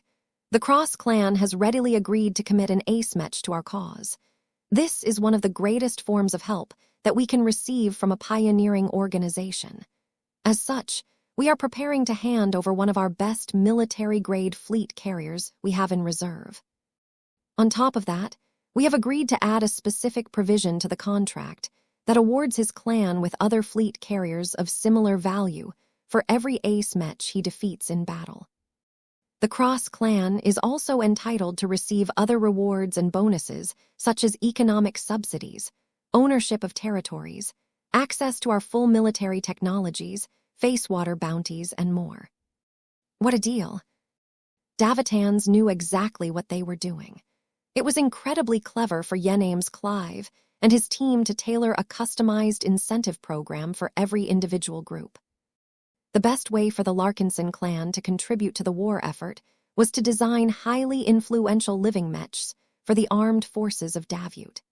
This was why Yenname's Clive was willing to trade entire fleet carriers to persuade Vess to collaborate on a number of Mech design projects.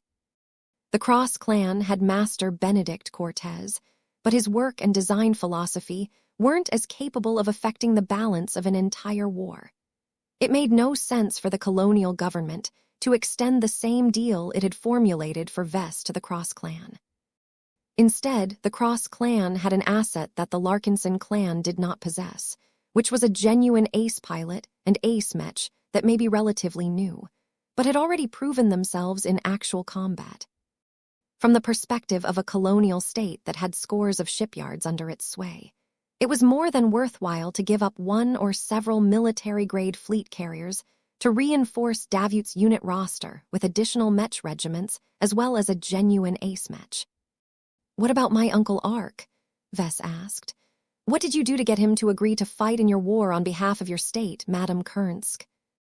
He can share the full details of his preliminary agreement with us, but as a high-tier expert pilot with proven command skills, his value is only slightly less than that of a saint.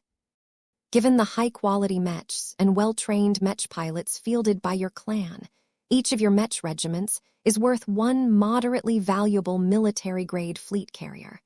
One of the capital ships will be better in order to reflect the value of Venerable Ark Larkinson.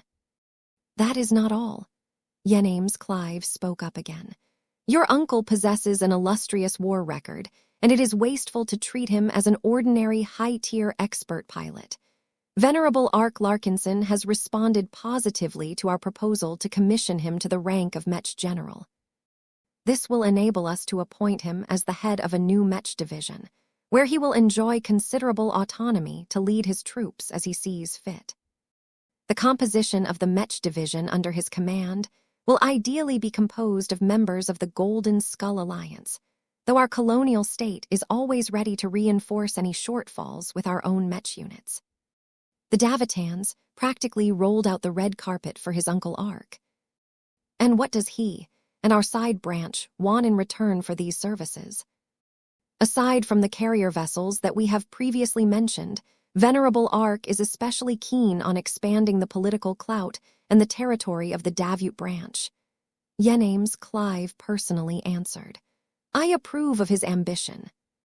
It is always pleasant to work with earnest investors who wish to take greater ownership of a territorial development project. Depending on the war results of his Mech division, we are willing to bestow real power to your branch. Can you give any concrete examples?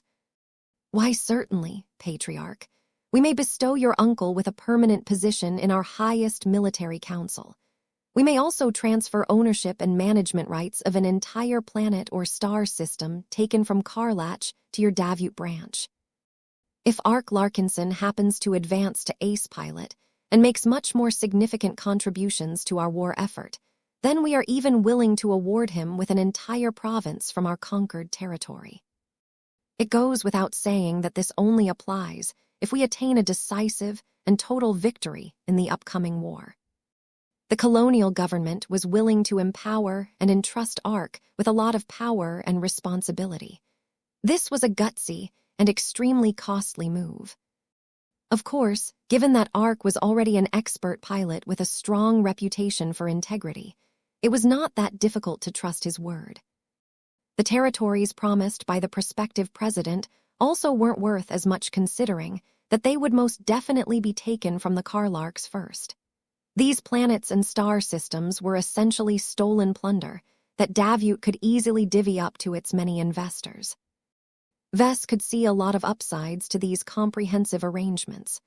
The Mech regiments committed by the Davut branch and the Cross clan should ideally stick together, as they had already cooperated many times before.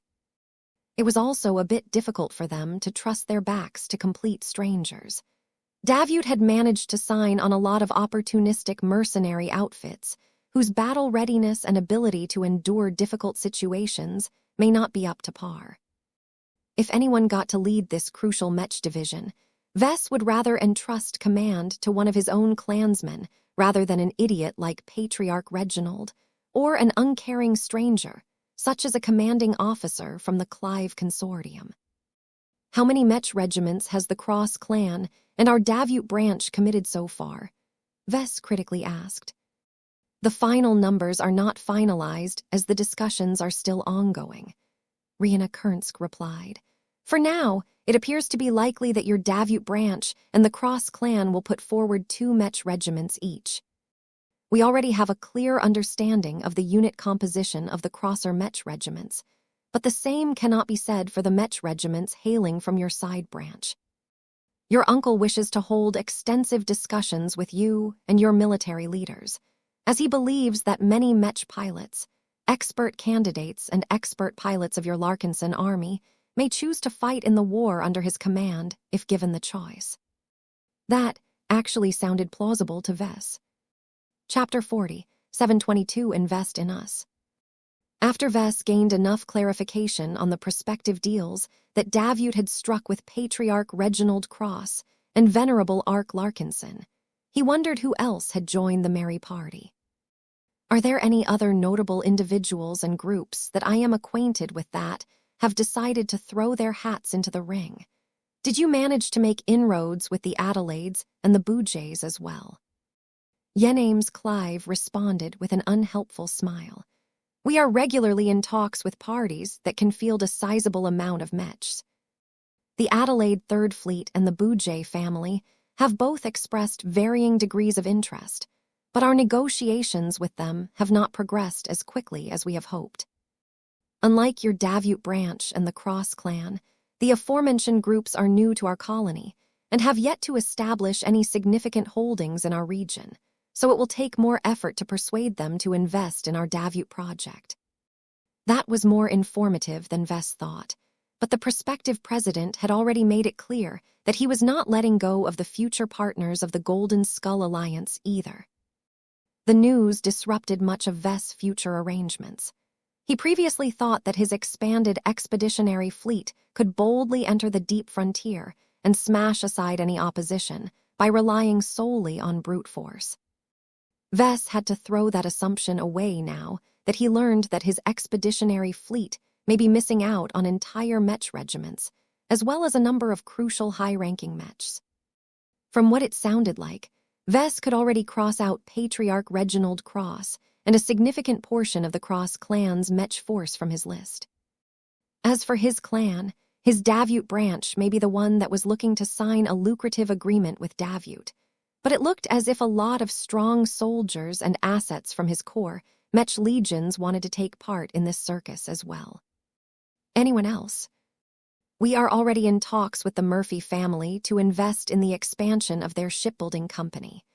Yename's Clive responded. Once we have concluded an agreement with them, we will help Murphy and Sons double the number of shipyards under its control within a year. Expanding the total shipbuilding capacity of our colonial state is one of our highest priorities for obvious reasons. What else? We have opened a secret dialogue with the Hex Federation in order to explore the possibility of holding a mutual exchange between colonial states. Forming a military alliance is out of the question, but the Hexers may be more receptive to trading technologies, strategic materials, and military know-how. If our talks progress well enough, we may even be able to persuade the Hexers to send their experienced military officers to our state to serve as our consultants and advisors. Vess seriously questioned the wisdom of listening to any advice from a Hexer officer, but he believed that the Davitans possessed enough common sense to make their own judgment. Is that all, or did you miss someone? Yename's Clive finally shook his head. That is all for the time being. We are constantly seeking ways to understand the needs of different groups and open up a dialogue with them in order to conduct a productive and mutually beneficial exchange.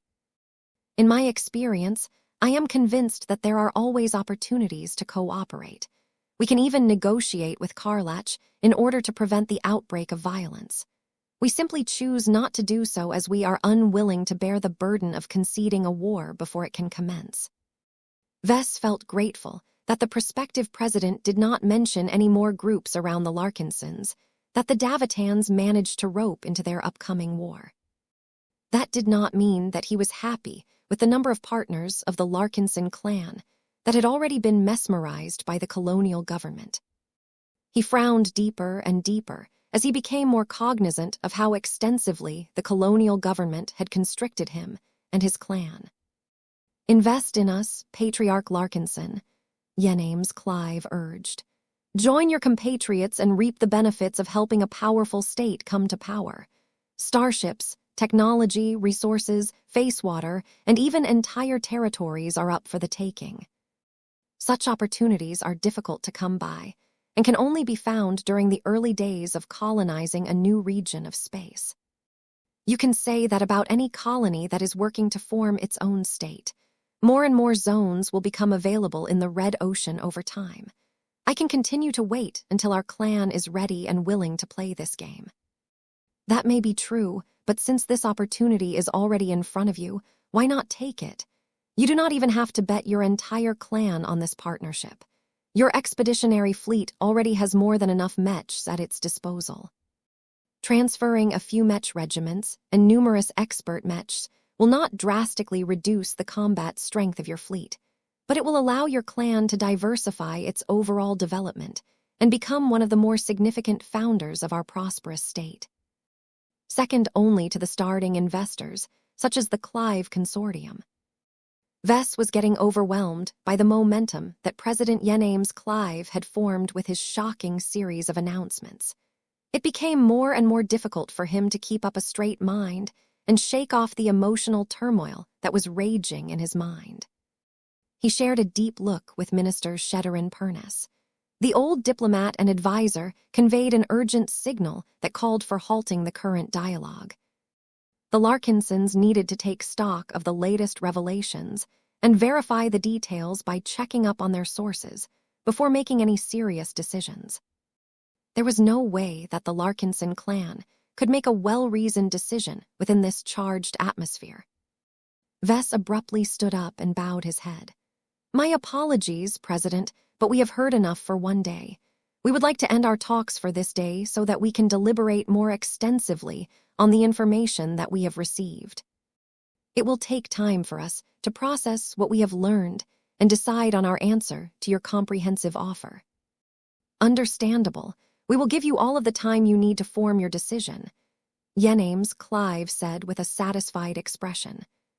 The man was anything if not confident, especially after he deployed his well-prepared trap. Right now, it felt as if Vess had ignorantly blundered into a bear trap that had firmly clamped onto his leg. Not only did the trap hurt his leg a lot, it also kept his body stuck in the same place. No matter how much Vess attempted to drag himself away from this precarious location, there was no way he could escape this targeted trap. As such, Vess did not exactly have any good feelings left towards Davut. Though he understood that President Yenames Clive had personally come in order to demonstrate how sincere he was, and how far he was willing to go to gain the cooperation of the Larkinson clan, nobody liked being plotted against. Vess still had to keep up appearances, though. He dutifully approached the future ruler and shook hands while maintaining a pleasant smile on his face. They chit-chatted for a few minutes on a few trivial topics, but Yenames Clive still had other appointments on his agenda. Please deliberate as long as you want, the older gentleman smiled. Once your clan is ready to issue a formal reply to our latest offer, my chief of staff here will represent our colonial government in any subsequent talks. I hope that you will see the wisdom of working together with us to build a shared legacy in the Krakatoa Middle Zone. In this way, no matter how far your travels take you, your clan will always have a strong and welcoming safe harbor to return to if there is any need for one. We are not asking you to become an indoor cat, but even the most adventurous outdoor cat occasionally needs the shelter of a proper home. Meow. Lucky nodded his head in agreement as he casually hovered over everyone's heads. Oh, shut up, you, Vess hissed towards his cat. After President Yenames Clive, his team and his large procession of guards finally made their way out of the cat nest. The complex became a lot more relaxed now that the powerful officials no longer put the Larkinson clan in the spotlight. It went without saying that many arms of the Larkinson clan became incredibly busy in the next few hours. The Black Cats, the personnel working for the Ministry of Foreign Affairs, Branch Director Raymond Billingsley Larkinson, and many more Larkinsons were frantically trying to confirm the latest news. They also sought to obtain further information in an attempt to forestall any future surprises that the Davitans might spring onto the Larkinsons. Vess decided to do his part by seeking out his dearest uncle in person. "Ark!" he shouted as he entered the underground Mech hangar where the Travon Exine was currently stationed. "Meow," Lucky echoed as he rested in Vess' arms. The Garland-developed Expert Mech was a pretty powerful machine, though it was nothing special by Red Ocean standards. His wife still had to get around to planning a hasty refit of the high-tier Expert Hybrid Mech in order to give Ark a much better chance of winning any battles in the near future. Vess, the older Larkinson calmly spoke as he turned his attention away from the gaggle of Larkinson Mech pilots that he had been lecturing. "I see you have just concluded a meeting with the government." "I did. They revealed a lot of unexpected news to me, of which one of them happens to pertain to you and our Davut branch." Ark let out a sigh and waved his hand to dismiss his subordinates. "I suppose you have come to hear my account, is that correct?" "It's a start. Then let us head somewhere more private so that we can hold a frank discussion." They moved to the nearest meeting room in the underground complex that had been built to hold highly confidential briefings. Vess did not blindly assume that the entire place was free of bugs. He let go of Lucky so that the gem cat could quickly sweep through the modest chamber with his advanced senses. Meow, meow, meow. After eating a few microscopic bugs that had somehow evaded the latest routine security sweep, Vess finally settled down on a plain metal seat and expressed his displeasure. "I hear you have been meeting with new people, as of late." Venerable Ark Larkinson shrugged and smiled at his brother's son. "I am new to this port system. Many colonists have made their home here, and the sheer amount of visitors who have come to trade and do business is astounding. I have already received dozens of invitations to join a diverse array of pilot clubs that gather many different expert pilots together. I can easily meet with a dozen different respected warriors and soldiers every day. I am not talking about your social life, Ark. I hear you have been talking to a woman who hails from a much greater and more official institution. I don't know how it goes in the old Larkinson family, but please remember that we have a chain of command in our clan. You are supposed to direct those kinds of speakers to Larkinsons who are empowered to speak on our behalf. In your case, that is Branch Director Raymond Billingsley Larkinson. He is the only man who can make major diplomatic decisions on behalf of his branch. I entrusted him with this power because I know he wouldn't pull off a stunt like you have just done. Surprisingly enough, Ark did not show any degree of contrition. Is there a problem with what I have done, Vess? Because I do not think there is an issue. Do not forget that while I have recently resigned from my position in the Larkinson family, I have yet to sign all of the paperwork that formally finalizes my entry into your Larkinson clan. I am currently a private individual, and I have the right to speak for myself. I understand that you are upset at my actions, but just because you are family does not mean you control me. Please respect my boundaries and allow me the freedom to choose my own path in my life. Vess had a feeling that talking to Ark was going to be a lot more troublesome than he anticipated this time. Chapter 40, 723 Defending a New Home. As much as Vess disliked confronting Ark on an unpleasant matter, they had to do what was necessary to clear the air between them. They could not afford to remain divided in opinion. Vess crossed his arms and broached the matter directly.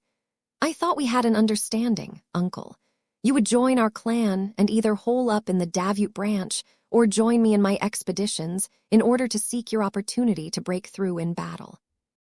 In the meantime, I would start work on a new expert Mech design project that will replace your current expert Mech with a super machine that is far more powerful than the initial version of the Mars.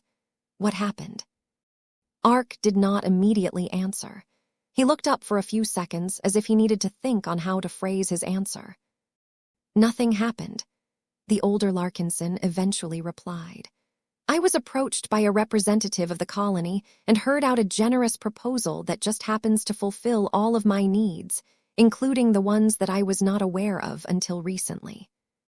Before this meeting, I already chose to settle into the Davute branch for several years. Joining you on your expedition makes little sense when it takes at least a year or two for me to receive your promised living expert Mech.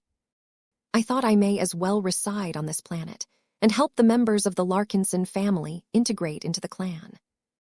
Why didn't you stick to that then? Why throw yourself into another group's war? Because it is no longer someone else's war to us, Vess. From the moment I chose to join the Davute branch, I am also slated to become a citizen of Davute. In other words, this state will soon become my new home. The Larkinson clan is supposed to be your new home. It is not a fully functioning state as of yet, but it is getting there. Davute is only a supply point in my perspective. I am sorry, Vess, but I have to disagree with you on this, Ark replied. Citizenship is a serious matter. It bestows me with both rights and responsibilities. There is a universal expectation that the strong and the capable of any state must step up and come to its defense. Since I am more than able to fight in a war between different states, I feel obligated to lend my considerable skills to my new home state. Bang! Vess slammed his fist against the metal table in frustration. Our clan also needs your considerable skills, you know. What happened to the notion of putting family first? What you are doing is nothing less than favoring a stranger's fight over the legitimate needs of our clan. His arguments did not sway the expert pilot.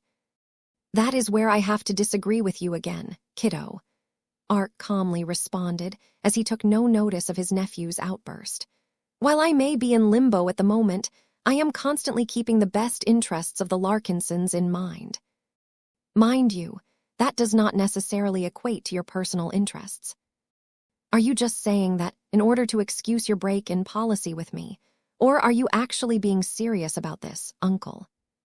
Ark shook his head. Vess. You should know that I would never joke around serious matters like these. As I have stated earlier, I take my responsibilities extremely seriously. While I am looking to serve Davut as one of its new citizens, I have not forgotten my obligations to our fellow Larkinsons. I merely believe that I can best serve both of their interests by taking the generous offer extended by the government. Vess let out a sound in frustration. You will have to explain that to me, because from what I am seeing, your decisions will take away valuable combat assets from our expeditionary fleet. That is a one-sided characterization of what will happen. Let me give you the other side, considering that you have conveniently neglected to mention it. First, I am bringing in more carrier vessels and more particularly fleet carriers into our clan. This is extremely important, as you well know. It is almost impossible to buy them on the open market, as every state is mainly concerned about deploying them into a war that will determine their future status in the Red Ocean. The best way to get more ships in this climate is to promise to help a state fight its war. This was a simple win-win arrangement. Davut would get to deploy more forces and increase its chances of winning the war, while the Larkinson clan hopefully retained a lot of carrier vessels at the end. There are two flaws in the scenario that you have sketched. Vess responded in a gruff tone. First, there is no guarantee that Davut can win the war at all. From the intelligence that I have read, Karlach is gearing up to be a considerably more militaristic state. The armed forces of Karlach will certainly not be weak, and will certainly exhibit greater unity and coordination against the scattered troops of Davut. Uncle Ark shrugged his shoulders.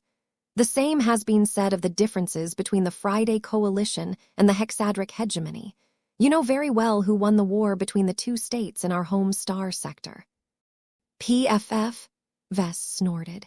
This is hardly a valid comparison. There are way more circumstances that have affected the outcome of that stupid war. If you want to bring in the conflict between the Friday men and the Hexers as an example, then think about this. Despite siding with the Hexers in the Komodo War, all my clan and I have done is to provide assistance by remote in the form of fulfilling Mech design commissions and giving them my moral support. When the Hexadric hegemony eventually fell, I remained safe and largely unaffected because I did not accept the invitation of the Hexers to settle my clan in their doomed state. Of course, a more pertinent reason why Vess vehemently rejected any notion of getting further entangled with the Hexadric hegemony was because he disliked and disagreed with the Hexers and their original culture with a passion. Ark leaned forward and assumed a serious expression. I understand what you are trying to say, but I am not as distrustful towards states as you, Vess. I sympathize with your bad experiences, but not everyone is at ease with pursuing a nomadic and rootless lifestyle that you are trying to propagate. You are anchoring yourself to a planet. You are making it harder for you to flee and escape doom in a galaxy that is filled with dozens of races that can commit genocide at a much greater scale than the Sandmen back in our old star sector. This agitated the powerful force of will of the Larkinson expert pilot. The discussion had reached a point where his conviction was at stake. If the aliens come to take away our homes, I will fight to defend the lives and livelihoods of everyone rather than forsake my duty, and abandon the citizens that look up to its protectors in their time of need. Some people can only feel comfortable when they are part of a large, fixed community, and when they have a life and family on a large and expansive planet.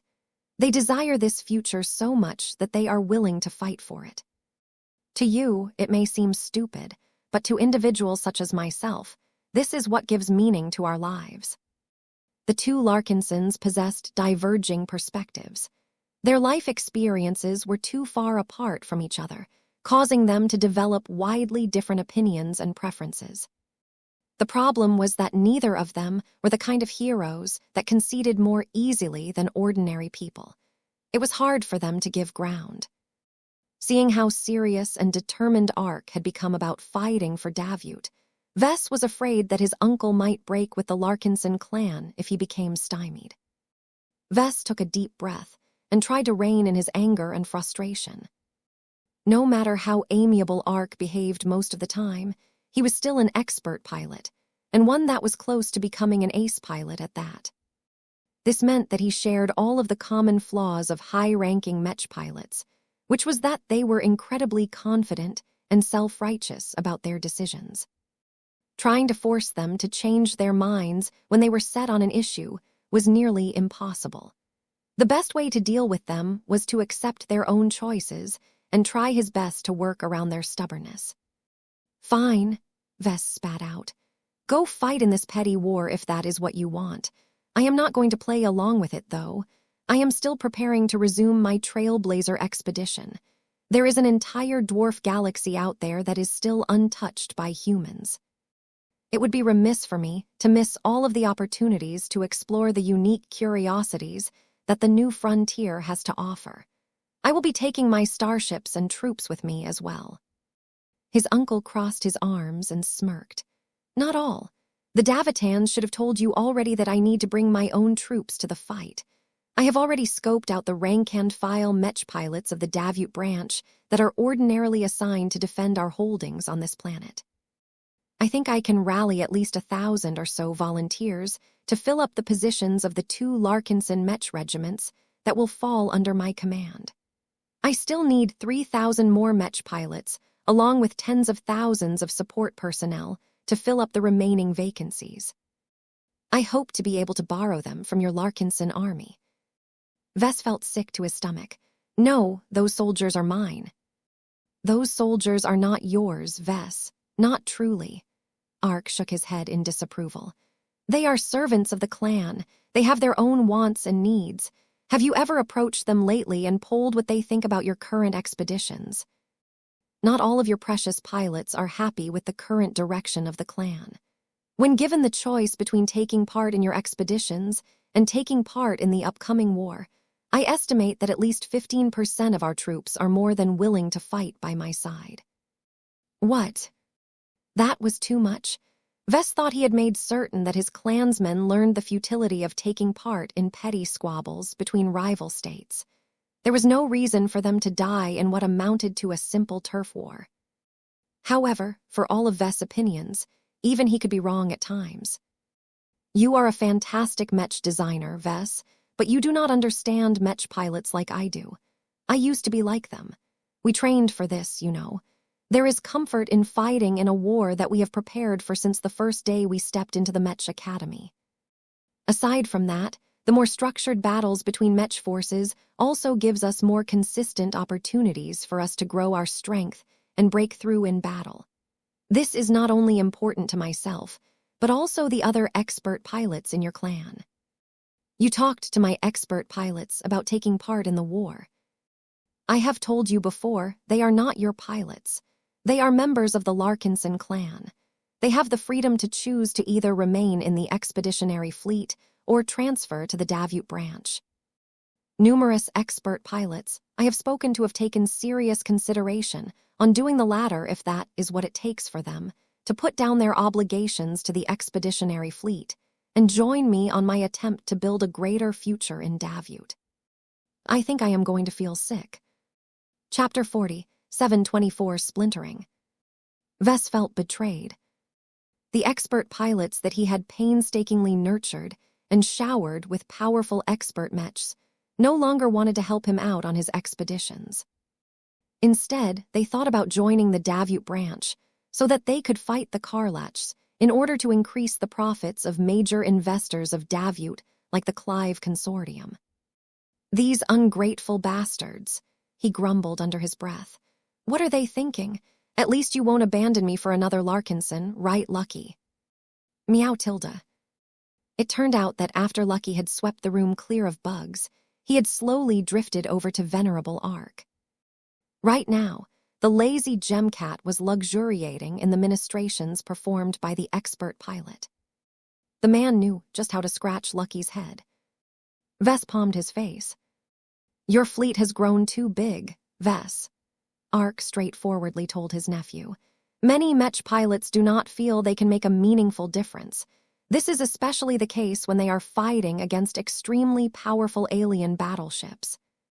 On top of that, they often get overshadowed by the abundant amount of expert mechs that are crowding the same battlefield. In turn, your expert pilots possess increasingly less agency with the appearance of saints. With the impending expansion of the Golden Skull Alliance, your expeditionary fleet will gain 2 ace mechs at once. We will also be losing the Mars to this blasted war. That still leaves you with a net positive of 2 ace mechs. Vess, most pioneering fleets already make do with just one, you know. What matters is that expert mechs matter less in your expeditionary fleet these days. Expert pilots can gain many more opportunities to test their mettle when they are fighting against their counterparts from Karlach. Vess looked skeptical. Won't the same situation repeat itself? If they join the Mech division helmed by you and Patriarch Reginald Cross, they will still get overshadowed by the Mars. Not necessarily. Ark shook his head. You do not have a full understanding on how large wars are waged at this level. Once the war breaks out, multiple war theaters will open up where the fighting will take place at many points in space and on land. Ace Mech, such as the Mars, cannot always babysit the Mech division it is embedded in. Mech regiments and Mech battalions may be separated by tens of kilometers or hundreds of kilometers on a planet with rough terrain. Isolated Mech units and any expert mechs attached to them will have to depend on their own. Reinforcements may take precious minutes to arrive. Vess could imagine how these sorts of deployments could give Mech pilots more chances to excel. Low-level flashpoints and skirmishes often provided much better stages for weaker pilots to outfight their opponents and turn the tide. What about the ace mechs? Are they just going to hover around? Many times, that is the case. They are trump cards and should not be thrown into a battle lightly. Ace mechs are generally used to cover a wide region and keep enemy ace mechs in check. They will only intervene when it is necessary, and if there are assurances that they will not be thrown into a losing situation. As battle-hungry as Reginald may be, even he should know the value of restraint.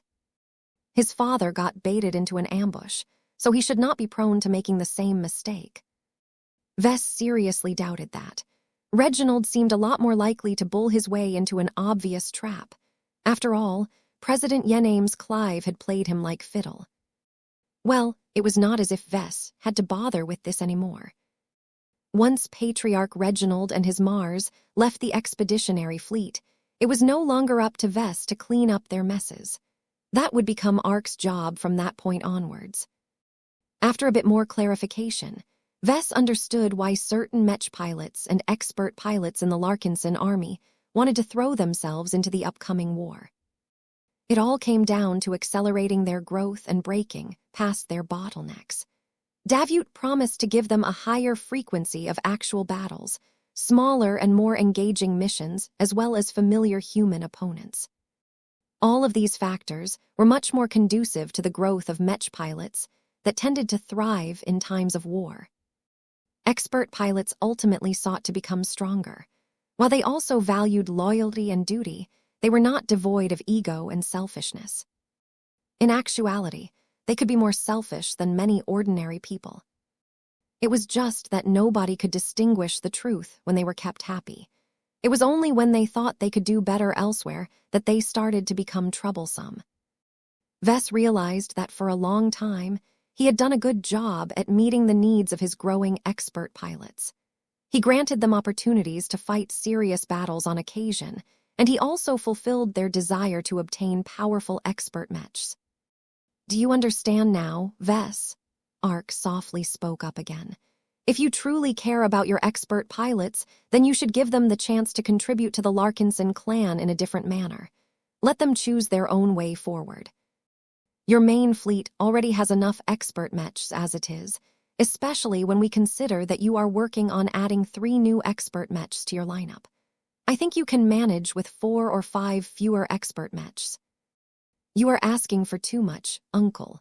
You're talking about taking away more than half of the currently active expert mechs of the Larkinson army. Will your fleet be able to tell the difference when it is operating under the direct protection of the Jeddah Sandovar and the Royal Jeem? Thought so. Ark smiled as he scratched Lucky under the chin in just the way the cat preferred. Meow meow Tilda. Though Vess still had to verify Ark's claims about his Mech pilots, there was no way his uncle would lie about such a matter. A part of Vess had already acknowledged that the clan and expeditionary fleet had grown too large to stay together all of the time. It simply wasn't practical or advantageous anymore to put every egg in a single moving basket. The rapid rise of the Davut branch reflected the unstoppable tendency for the clan to splinter over time. That didn't necessarily mean that the Larkinsons were completely separating from each other. Ark had already made it clear that he had no intention of leaving the clan unless it was truly necessary. The clan just became too big to keep everyone happy by keeping them in a single place. Life inside a fleet was much different from life on a planet. The larger the population of the clan, the more people emerged who developed a rejection of the life of a nomad. In that sense, the local branch served its intended purpose. Uncle Ark merely came in and sought to elevate its status and weight in Davut. Once it became clear that Vess would have to let go of a bunch of Mech pilots unless he took extreme measures, he let go of his frustration and made peace with this development. I always expected the pivotal figures of our clan to diverge in the future, he sighed. I just didn't expect it to happen so soon, and that a stupid grudge match between two colonial states would be the catalyst to this event. They talked more frankly after that. Vess could sense and respect the determination of his uncle. If fighting for Davut made him happy, then so be it. The Larkinson clan still stood to gain a lot of benefits from the colonial state by taking a more active part in the war. Can you tell me the expert pilots who are thinking about ditching the Trailblazer expedition so that they can play soldier? I can't tell you that, Vess. The expert pilots themselves haven't made up their minds, as this is still a recent development. They still need more time and information to make an informed decision that has major implications on their future career.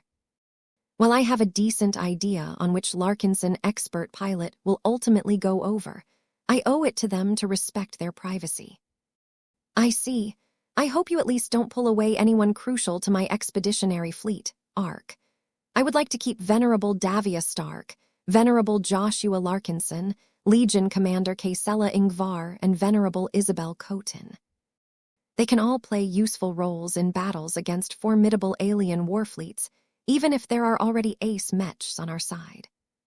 I think you will be satisfied for the most part. Ark reassured his nephew with a smile. From what I have gathered in the brief moments I was able to chat with them, Davia isn't interested in fighting ordinary opponents. She longs to challenge the strong.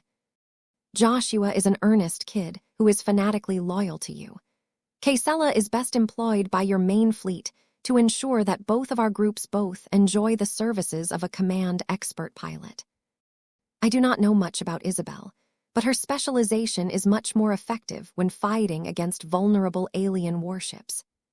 The other expert pilots, such as Venerable Rosa Orphan and Venerable Vincent Ricklin, would probably feel much more at home in a battle against normal human Mech forces. Vess could already see that by recalling how much the expert pilots enjoyed themselves when they sparred against their counterparts during the Battle of Pima Prime. The sundered phalanx units in that important Fridayman port system served as an excellent benchmark and growth engine for the Larkinson army. Though Vess still felt somewhat peeved at the thought of depriving the expeditionary fleet of lots of Mech pilots, expert pilots, and an ace pilot as well as their associated Mechs, the ones he had left should be more than sufficient to defeat most threats that he might encounter in the frontier. Your clan has long maintained a policy of maintaining a surplus of Mech pilots anyway, Ark pointed out. Even if I take a couple of thousands pilots from your main ranks, your Mech legions still have enough reservists on call to fill up the vacancies. At most, your Spirit of Bentheim and your Hammerworks manufacturing complex will have to get busy producing replacement Mechs.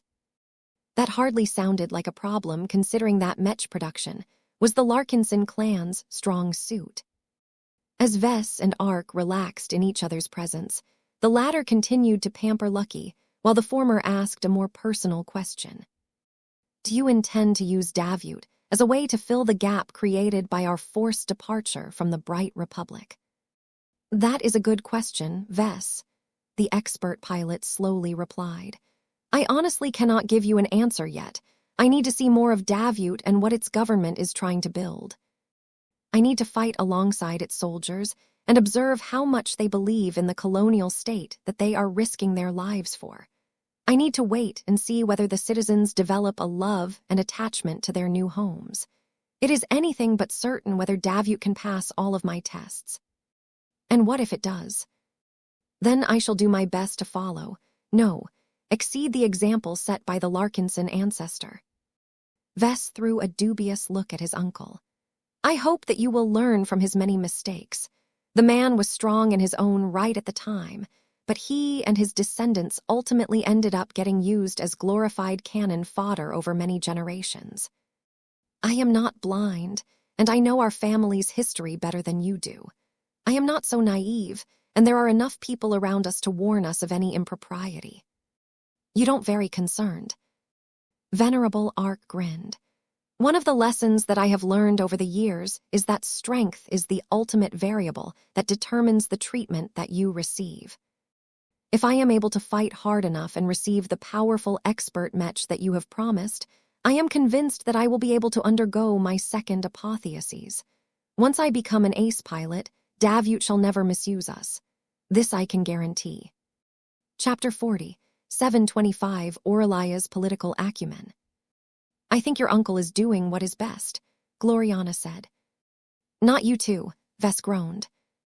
Regardless of whether his gambit succeeds or fails, at least he is broadening the foundation of the Larkinson clan. Compared to many other pioneering organizations, ours has always refrained from building a large footprint on a planet or in a colonial state. That may not make much of a difference in the short term, but it will cause us to fall behind to other pioneers who have earned a lot more state support through their actions. Vess, Gloriana, and their children had settled into the living room of the royal mansion. They had just finished dinner and chose to settle down in order to play and relax. Aurelia sat on her mother's lap. She paid close attention to the Frontier News broadcast projected in the middle room even as Gloriana combed and braided the little girl's hair. Meanwhile, Andrast stood a bit further away and threw a glowing and blinking ball to the other side of the room. Come on, Lucky. Fetch my ball for me, just like I trained you to do. I will give you extra cuddles if you get it back within 3 seconds. Meow. The gem cat directed an unamused look at the red-headed girl and promptly turned his body around as he laid on a soft and plushy hovering cat bed. Meow. In contrast, Clixie showed a lot more enthusiasm. She raced off and bit the colorful ball before heading over to Andrast and dropping it before the girl's feet. Meow, meow, meow, Tilda. Oh, I know you're a good girl, but it is Lucky that needs to be trained.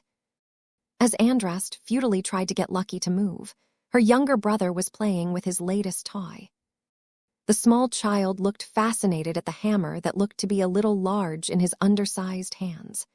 After he studied it for a moment, he carefully held it in both of his arms and began to swing the hammer against the latest mechanos that he had assembled.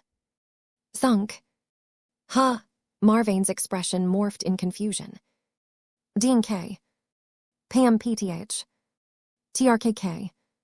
He tried to strike the strange hammer against his mechanos in multiple different angles, but no matter what he did, the impact sounds were nowhere close to his desired result. Why can't I make it sound nice? When his father had pulled out the hammer of melody and used it to give a firm tap onto the mechanos, the sound produced upon impact was beautiful. How could his father make it so easy to generate a harmonic sound? Marvain became determined to figure out the secret behind the funny hammer. Of course, Vess knew better than most people how difficult it was to wield the hammer of melody in the correct way.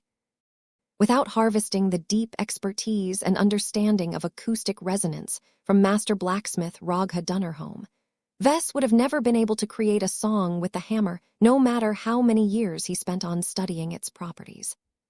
He already came up with several new plans to use the latest batch of trade secrets that he had acquired from the dwarf to enhance the Mech design projects in subtle ways. Vess would have loved to go further in depth on this latest curiosity, if not for the fact that the latest developments concerning Davut completely disrupted his mood. He still found it hard to stomach that some of his Larkinsons and allies colluded with the Davitans in order to form an agreement to fight in the upcoming war. Even if his wife expressed sympathy towards Ark and his like-minded Larkinsons. You need to get over your hard feelings and think about this situation from a dispassionate point of view, she told him as she continued to braid her oldest daughter's hair. Right now, our clan has expanded its population to 500,000 clansmen, of which the majority reside in our growing fleet, while the remainder have chosen to live a more steady life in Davut. Does it matter if tens of thousands of them decide that they want to follow a different plan? You still have many clansmen left, who largely agree with your approach and ideals. Vess sighed once again. It's not as simple as that. Sure, I can tolerate the defection of ordinary clansmen. Even the transfer of several thousand Mech pilots is not that big of a deal, as we have maintained an ample pool of reservists and can always put a bit of effort into recruiting more. What I truly have an issue with is the separation of key talents and assets. Ark is right about them. Vess, I am familiar with the needs and wants of our expert pilots, and I too have made the same observations as him. Even without your uncle as a catalyst, I have already predicted that the most restless and dissatisfied among our demigods would have approached you to request a transfer sooner or later. It is better to let this process take place in a more systematic fashion. It was indeed better to let his clansmen fight under the command of a competent and battle-proven commander, such as Venerable Ark. The fact that he was a true Larkinson also made Vess reassured that his people would end up in good hands. His true problem was with Davut. I don't like how President Yenames Clive and his administration has exploited the openings of my clan and pushed us in this direction. Vess confided to his wife. It is one thing for the colonial government to approach me from the front door and discuss my options in advance. It is another thing for Davut to go through the back door of my house and mess around with my stuff without asking for my permission. Aurelia took her attention away from the news broadcast and became more interested in her father's complaints. Are you angry, Papa? Yes, maybe. It's complicated, dear. Gloriana patted her daughter's head. Your father is upset that other people had the temerity to do what was best for them all. He thinks there should be no question that he should be the one to make all of the decisions. Just because he is the patriarch of our clan doesn't mean he is allowed to steer people's lives to this degree. If Ark and many other soldiers want to fight in the war and help the Davut branch become a major power in the colonial state, then let them. They are fighting for a good cause, and they will ultimately help our clan become much stronger and more diversified if they do well in the war. Their daughter looked impressed. Oh, you need to think more critically, Aurelia. Your mother may be right, but she is making the mistake that many people make, which is that she is only looking at the more attractive side of the equation. There are always winners and losers in wars. If Karlach overruns Davut, all of the fighting and all of the sacrifices will come to nothing. Ark and the Larkinsons who followed him into the breach may get buried on a foreign battlefield. His words caused his oldest daughter to wake up. Aurelia furrowed her brows as she harnessed her developing analytical mind to process the information. We already have lots of family, she said in an adorably serious and professional-sounding voice. If we put all of them in our fleet, then if we suffer a single accident, our entire clan will be gone. The side branch in Davut may survive, but without the deterrence and protection of our main forces, the clansmen won't be able to protect all of our assets in this star system and beyond. Our rivals may even decide to get rid of them entirely. That sounded like a remarkably mature and realistic answer. It would not be surprising to hear such a response from the likes of his advisors, but Vess found it jarring to hear that from a girl who looked young enough to be playing with dolls instead of serious political dossiers. "So what do you think we should do in order to reduce this vulnerability?" Vess gently asked. Aurelia became more animated and started to gesture with her cute little arms. "We make the Davute branch stronger. It needs to be strong enough to support itself without needing to rely on our fleet anymore. If this side branch increases its cooperation with the local government and is able to earn enough merits during the war, it can exchange them for lots of power and territory. This way, both our fleet and our side branch can support our entire clan by themselves if necessary." Vess nodded in understanding. "I get what you mean. You want to turn the Davute branch into a strong pillar of our clan. If our main fleet ever suffers an accident, our Larkinson lineage can still continue through the Davute branch that is left over. If this side branch ever gets affected by trouble provoked by the colonial state, then our fleet, which should be far away, will remain unaffected." Seeing the situation from this angle made it a lot more palatable to accept the splintering of his clan. Although Vess mainly cared about the state of his fleet for obvious reasons, he did not want his legacy to be erased due to his own hubris and mistakes. It would be better if he did not drag down his entire clan in the process if he ever encountered a calamity on his journey. "We can also execute 2 different development strategies at once." Little Aurelia continued her analysis. "Papa can continue to lead our main fleet on different expeditions in order to seek more windfalls that can quickly make our entire clan stronger. This is a development strategy that is characterized by high risks and high rewards. Great Uncle Ark can take over our Davute branch and seek ways to grow it by cooperating with Davute and building up a portfolio of territorial claims and business holdings. Since a state can protect our side branch from many threats, this development strategy is characterized by lower risks and lower rewards. This way, the clan would be able to have its cake and eat it too." "What a marvelous argument, my dear." Gloriana praised her daughter and hugged the girl tighter against her body. "I am so proud of you, Aurelia. Our clan will be in good hands when you grow up. If you are already capable of doing this, then I can hardly imagine how much better you will do than your dummy of a father in a decade." Hitty. Vess was just as impressed as his wife. The problem was that he had become horrified as well. There was a point where young geniuses exceeded the realm of praiseworthy. If their performance became too high, then they started to barge into the territory of a monster. He was already aware that Aurelia had become unnaturally smart. He was accustomed to testing her and teaching her about different social and political issues. However, Aurelia's recent intensive tutoring had accelerated her mental development even more, causing her to look outright alien as she spat out a high-level analysis from her underaged mouth. Still, Aurelia was his daughter, so his love and affection ultimately trumped his apprehension. "So what do you think of the views espoused by our girl?" Gloriana asked Vess. "I think she makes a lot of good points," he admitted. "I guess it is not that bad of an idea to let Ark lead the Davute in his own way. Our clan would in effect split in half and be run as 2 concurrent branches. While our fleet will always be considered the main branch, I do not mind it if the Davute branch seeks to become a regional powerhouse in this colonial state." "So you are truly willing to share power with your Uncle Ark?" "I don't quite see it that way. It is more correct to say that I am willing to grant Ark enough autonomy to make his own choices without receiving too much interference from our fleet. In the future, our clan can take this parallel development strategy a step further.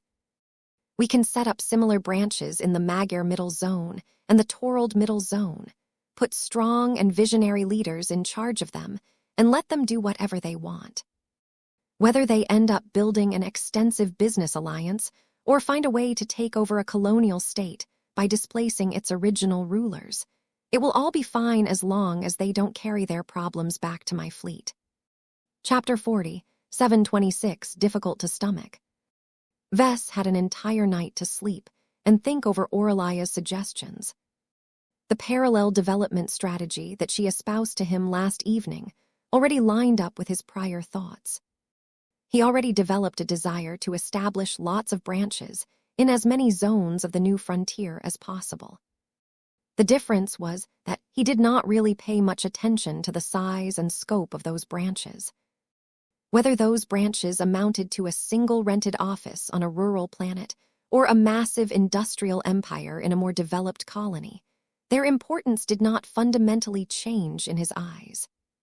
This was because Vess always held the psychological expectation that his main fleet would always maintain unquestionable primacy over all of its branches. By concentrating a large quantity of elite mechs and mech pilots, as well as maintaining a firm hold over all of the expert mechs, the fleet would always remain synonymous with his clan. That assumption would definitely start to break down once the Davut branch not only started to field several military mech regiments, but also gained its own expert mechs. His daughter was right that the main fleet had the mechs and mech pilots to spare for this side branch. Aurelia was also right about the virtues of pursuing a parallel development strategy. It just left a bad taste in his mouth that he effectively had little choice in the matter. It was other people that forced this decision onto him and his clan. As he commiserated with Minister Sheddarin Purnes, Chief Minister Novelin Purnes, General Verl and Director Calabast during a high-level meeting, his advisors showed broad acceptance of this course change. As long as we allocate more resources to the Davut branch, we can transform it into a symbiotic element of the local colonial state. Novelin shared his opinion. We will need to implement numerous administrative changes in order to accommodate this development, but in the end, our clan will become stronger and more diverse in the end. With the Golden Cat watching over us, we do not have to fear a more permanent split. The different groupings of Larkinsons should always be ready to support each other. His father, Sheddarin, nodded in agreement. It is similar to the dynamic between the Larkinson clan and the Larkinson family. The former had always been stronger than the latter, but due to the unbreakable ties between the two, the clan has always subsidized and supported the much weaker family. We can apply the same strategy between the main fleet and its various branches. Today, it is the branches that need the fleet's assistance. Perhaps in a decade from now, it is the fleet that requires the aid of the branches. Calabast, who also happened to be Novelin's spouse, directed her attention towards Vess. You feel pissed, right? Wouldn't you feel the same way if you were in my place? That I do, but I would also possess the maturity and logic to understand that the pros outweigh the cons. The issue that you are struggling with is that you have treated the clan and its people too much as your personal possessions. I get it. The clan originally started off this way, but it has grown to the point where its leaders and talents need space and freedom to develop on their own terms. Venerable Ark Larkinson may have different ideas on what the Larkinsons should do, but he can still be trusted to stand up for the Davut branch and lead its forces in a responsible manner. Vess crossed his arms and snorted. Ha! The Larkinson family under his leadership barely managed to stay afloat. Without the support of our clan, those relatives of mine would have gone under within a year. That was because they were out of their element, his spymaster retorted. People such as Ark Larkinson and the original members of your family are all accustomed to living in a proper state. Once they join the Davut branch and return to a more familiar life pattern by fighting for the local government, it is highly likely that they will show their strengths once again. Even if I am wrong, it is still worth it to give them all a chance. It seemed that everyone else except Vess had no problem with Ark's initiative at all. This was funny because his uncle hadn't even formally joined the clan at this moment. Vess turned to his trusty military general. What do you think, Quinlist? I would prefer it if you do not call me by that name. General Verl coughed. It is not my place to espouse my own political viewpoints. You and your group can settle that yourselves. As the head of the Larkinson army, I can tell you that the years of peaceful development in the Red Ocean has made many of our servicemen eager for action. Those same years has also allowed us to accumulate enough reservists to quickly make up for any transfers and shuffling. Is Ark correct in his suspicion that he is able to attract enough clansmen to his Mech regiments? I can foresee that our clan's participation in the war will attract enough interest to give Venerable Ark the Mech pilots and support personnel that he needs without issue. We will not have to force our clansmen to fight in the upcoming war. The same applies to our expert pilots. I think it is an especially good idea to allow any willing expert candidates and expert pilots to hone their skill in a conventional war.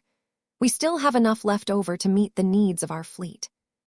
If that is not enough, we can also pursue a more targeted strategy to increase the rate of breakthroughs in our Mech legions. Vess and General Verl had talked about that in the past. If a situation ever came about where the Larkinson clan scraped through a difficult battle and lost much of its expert pilots, then they might decide to seek out battles that were especially conducive to producing new expert candidates and expert pilots. Perhaps other groups may find this to be a slow and difficult process to complete, but the Larkinson clan was much different.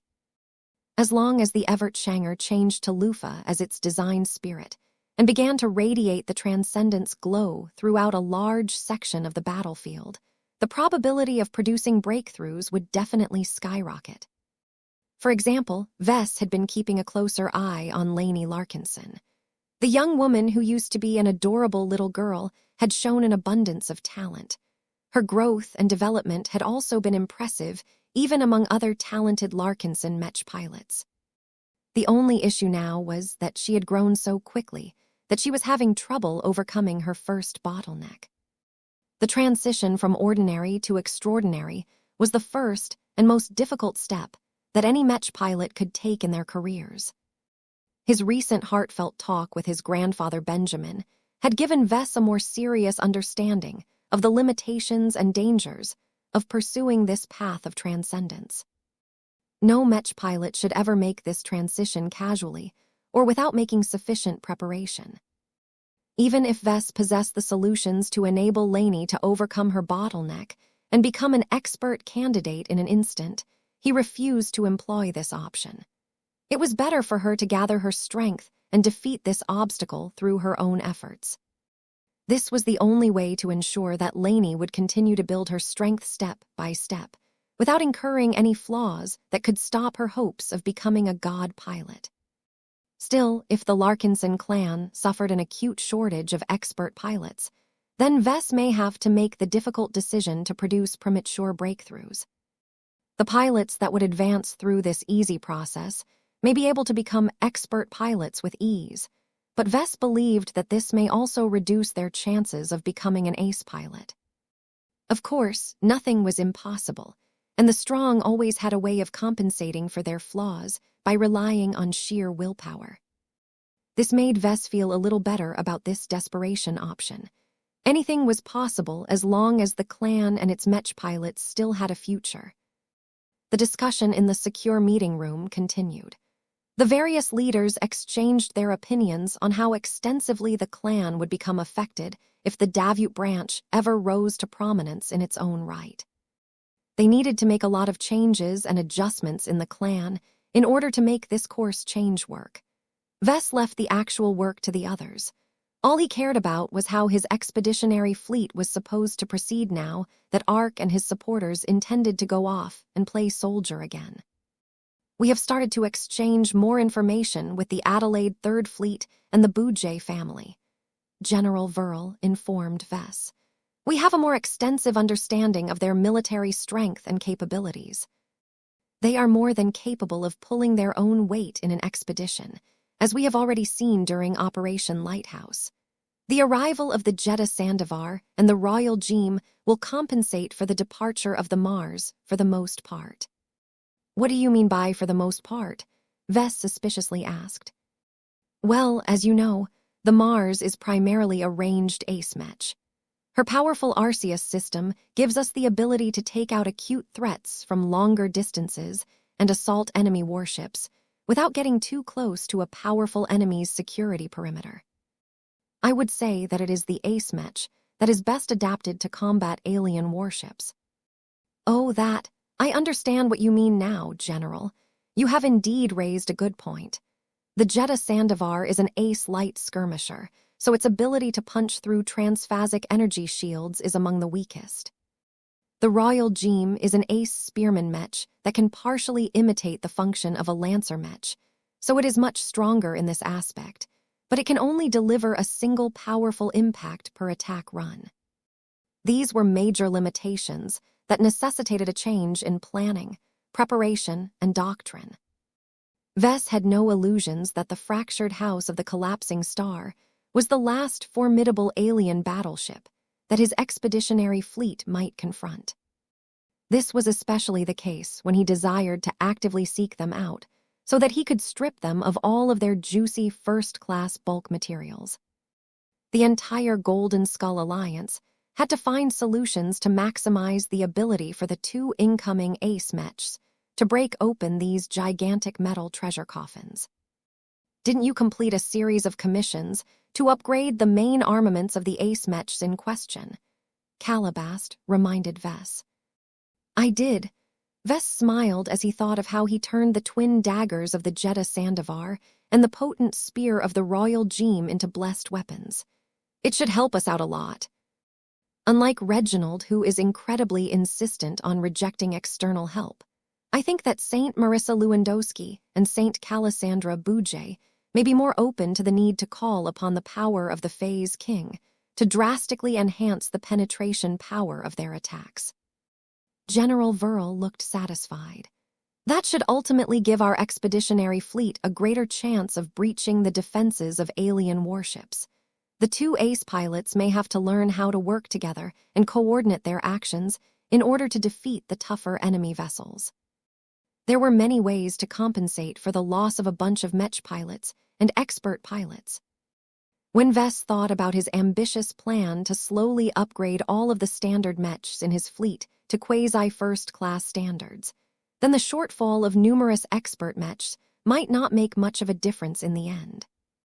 As long as the expeditionary fleet could field 10,000 quasi-first-class mechs, they should gain the capital to put up a good fight against most alien warships without requiring any further support.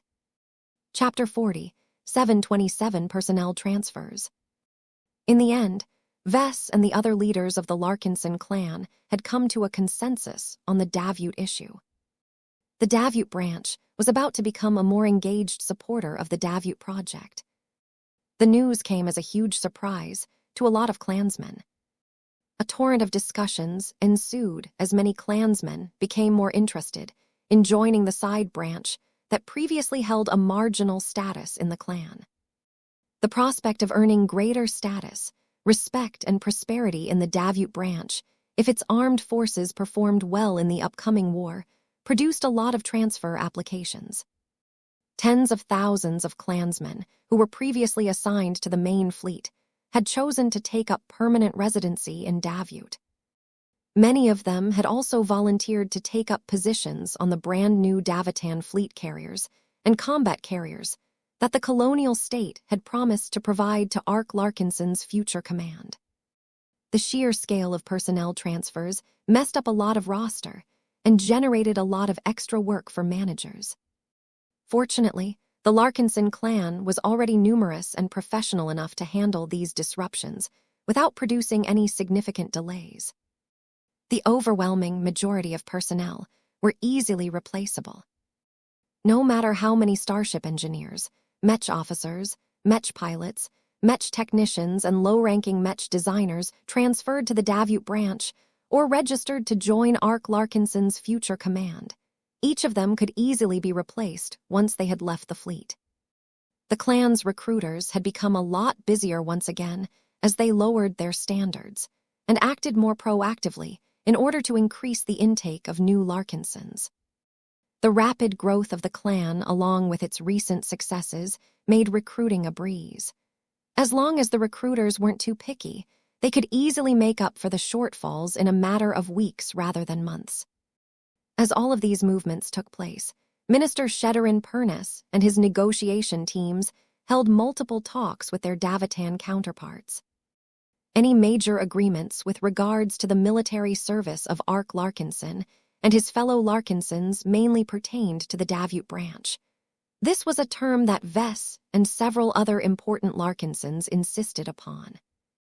This would allow Vess to maintain the polite fiction that he and his fleet were not officially enemies of Karlach.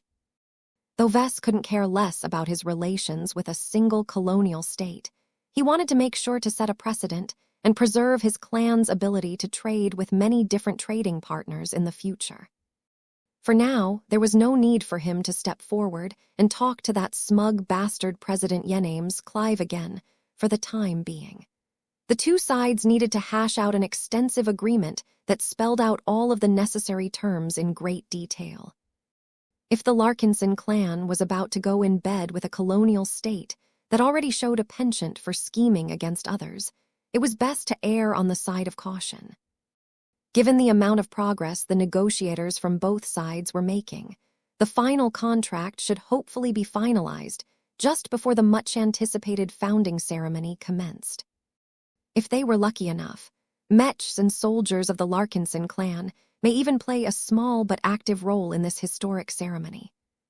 This produced a sense of urgency among many Larkinsons, including the expert pilots that the clan treated as strategic assets. Inside a hangar bay built into the expansive underground complex below the cat nest, they had all decided to gather in order to exchange their opinions. "So what do you think about Ark's invitation, Janzi?" Venerable Joshua asked as he sat down on a chair in front of his Evertshanger. "Not interested," Janzi stoically said as she crossed her arms. "I can understand what Ark is yearning for, but to be frank, he is going to lead us into a bloodbath that is just as worse as Vess expeditions. Whether we go out and fight against human mechs or alien warships, the results will always be the same. A lot of good Larkinsons will get killed in order to fuel the ambitions of others. In this case, it won't be Vess goals we are advancing, but that of my good uncle." Venerable Rosa Orphan slapped her palm against her leg. "Show some more respect, Janzi. A long time ago, everyone including me looked up to Colonel Ark Larkinson. He was one of the bright spots of the Mech Corps. Those times may be over now, but I have no doubt at all that he will become a hero once again in this new war. Who knows, he may even become the first native Larkinson ace pilot. Soon, we will all be looking up to him again like old times." Most of the adopted Larkinsons did not know much about Ark Larkinson until recently.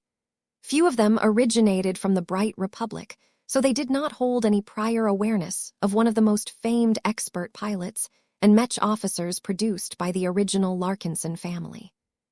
It was therefore jarring to hear that Venerable Janzi Larkinson expressed disdain towards her blood relative. "I swear there is something about this clan that is making so many people crazy for battle. I had a good talk with Melinda recently.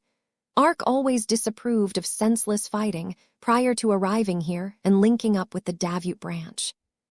Yet now that he and the members of the old family have been in contact with our clansmen for over a month, the Larkinson who was supposed to be the most responsible among us has decided to pull off another Vess, but on his own terms. Who the hell asked for your opinion? You can't even fight anymore until Vess completes your new expert mech." Venerable Vincent Ricklin gave Janzi a sour look. "Ark is a real man. He's the real deal, and it will be great to fight under his command. Not that there's anything wrong with staying in the fleet, but I haven't been able to punch anything good with my Seaman lately. Those aliens aren't fun to fight against when you pilot a melee mech like I do. I think I have much better hope of finding good old-fashioned enemy expert mechs if I jump into this war." Janzi looked at Vincent with pity. "I sincerely hope you will find what you seek on the front lines of the war between Davut and Karlach. War can be horrible. I thought you already knew that when you went through many hardships during the time you fought as a rebel and a scumbag. That was a different time. I received amnesty for what I've done. Besides, I was weak back then and got saddled with too many crappy mechs to count. It's a different story now. I have not only become 1,000 times stronger than my old self, but I also have Bravo and the Seaman by my side."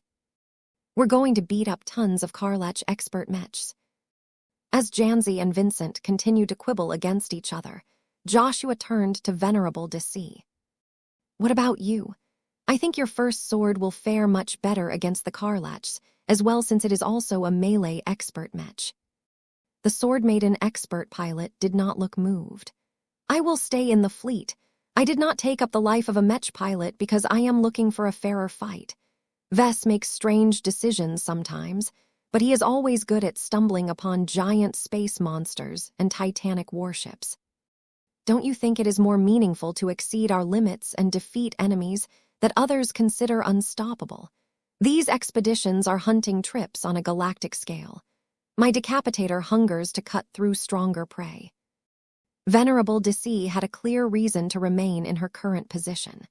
She also felt she needed to stay and watch over the Sword Maidens, who also remained attached to the fleet for the most part. Iman, Joshua probed, what is your decision? The young man looked conflicted. I don't know, Joshua. I kind of agree with Rosa here. I think I can get a lot more combat experience outside the MSDS if I join ARC's command. I just can't bear the thought of separating from my sister, though. She needs my protection. We synergize too well with each other. What will she do if an enemy comes close and I'm not around anymore? Commander Kaisela Ingvar interrupted her professional demeanor so that she could smack her idiot of her brother on the back of his head.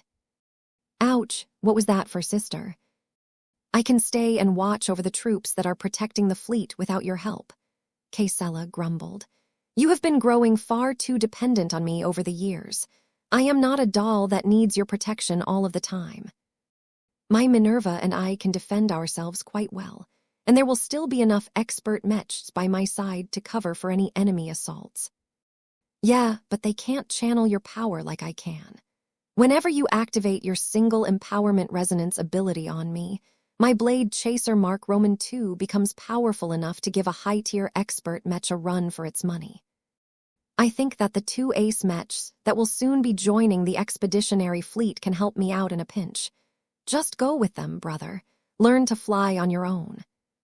Your psychological reliance on me has become too much of an impediment of your growth, and the easy availability of my true resonance is making you soft. Iman did not like it when his own sister was pushing him away, but he was no match against her intellect.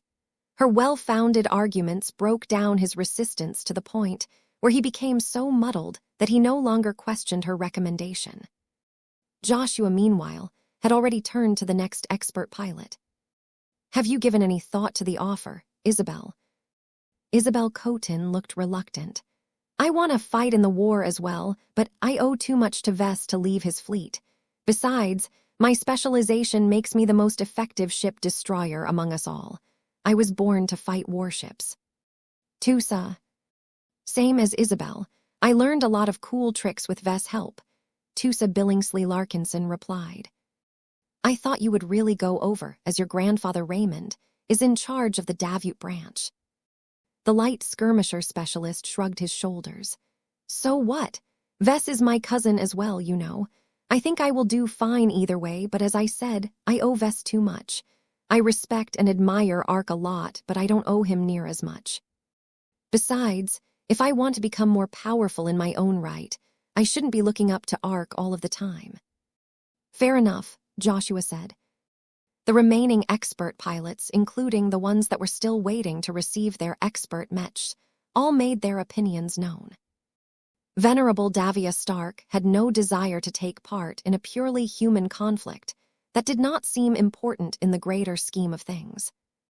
Venerable Kalak Glendale, that had broken through during a recent battle, exhibited a clear preference for joining Ark.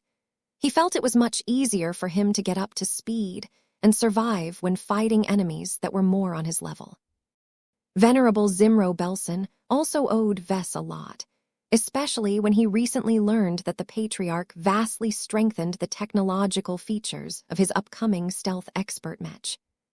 If Venerable Ark Larkinson was added to the picture, that meant that the Larkinson clan would be transferring 5 expert pilots and their expert mechs to the new military mech division. There was always the possibility of more, as the ones who decided not to transfer may change their mind in the future.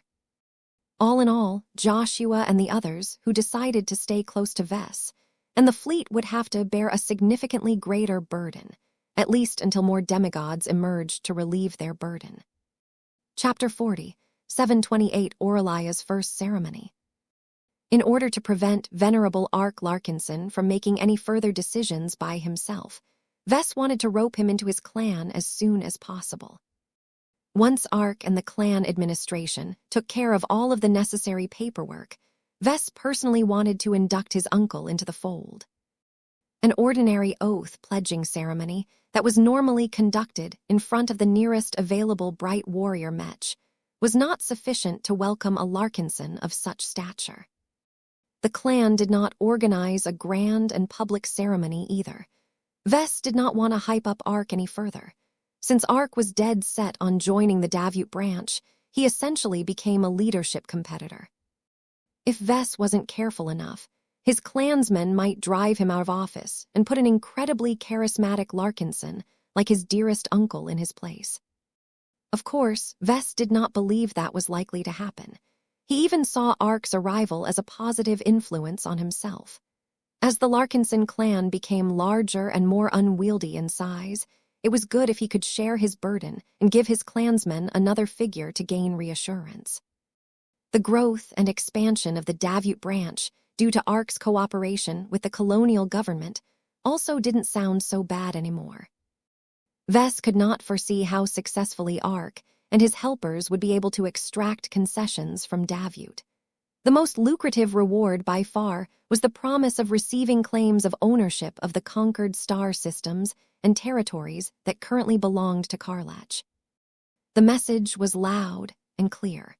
If the Larkinsons, along with other groups, fought hard enough to tip the war in Davut's favor, then the territories that would fall into its hands would get distributed to the greatest contributors. The colonial government originally did not mention this possibility at all to its military partners, but Karlach's increasing momentum had forced President Yenames Clive's hand.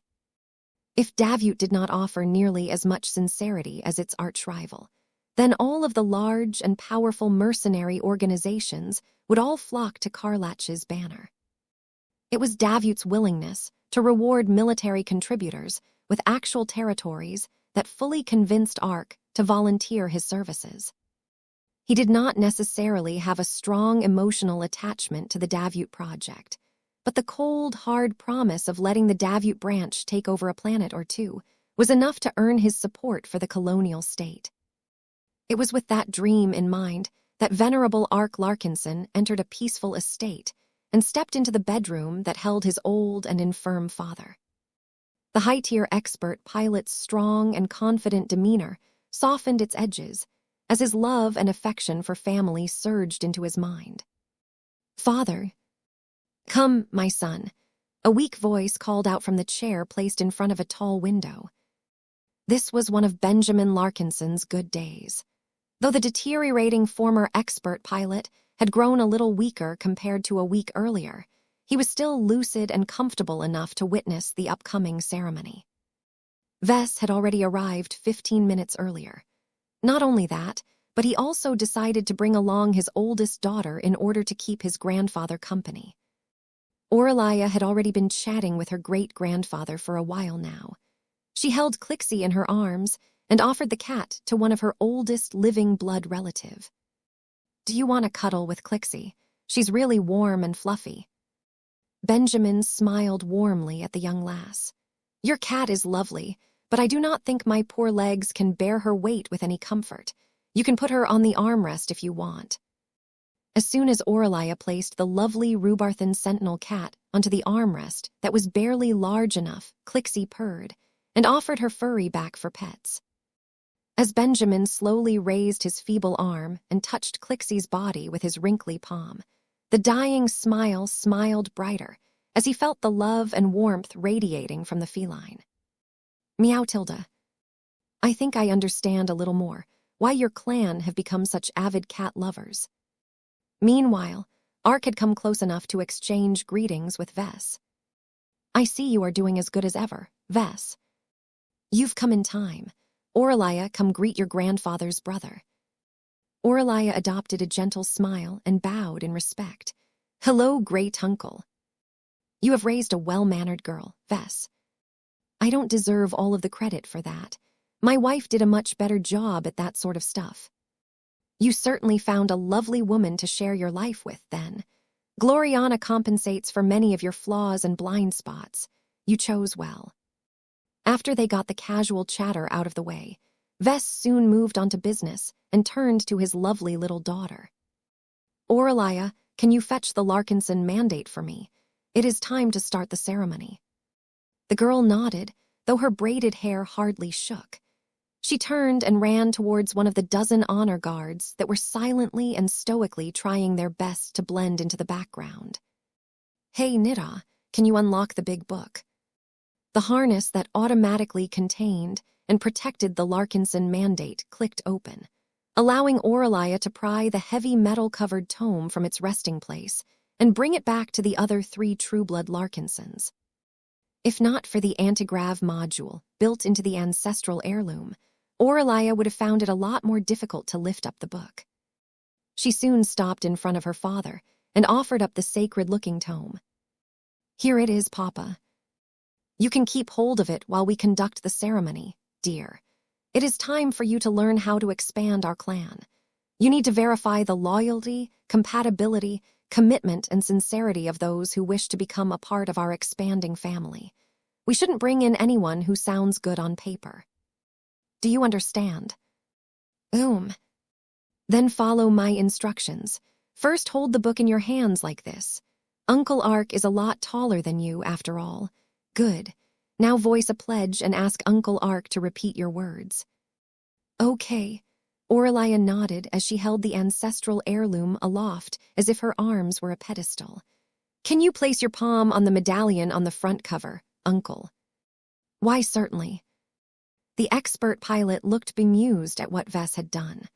Though Ark did not expect to get inducted by a little girl of all people, he indulged his relatives and rolled with the situation. Now repeat after me. One of the secrets about the pledging ceremony was that the Larkinson clan hadn't formed a standard oath at all.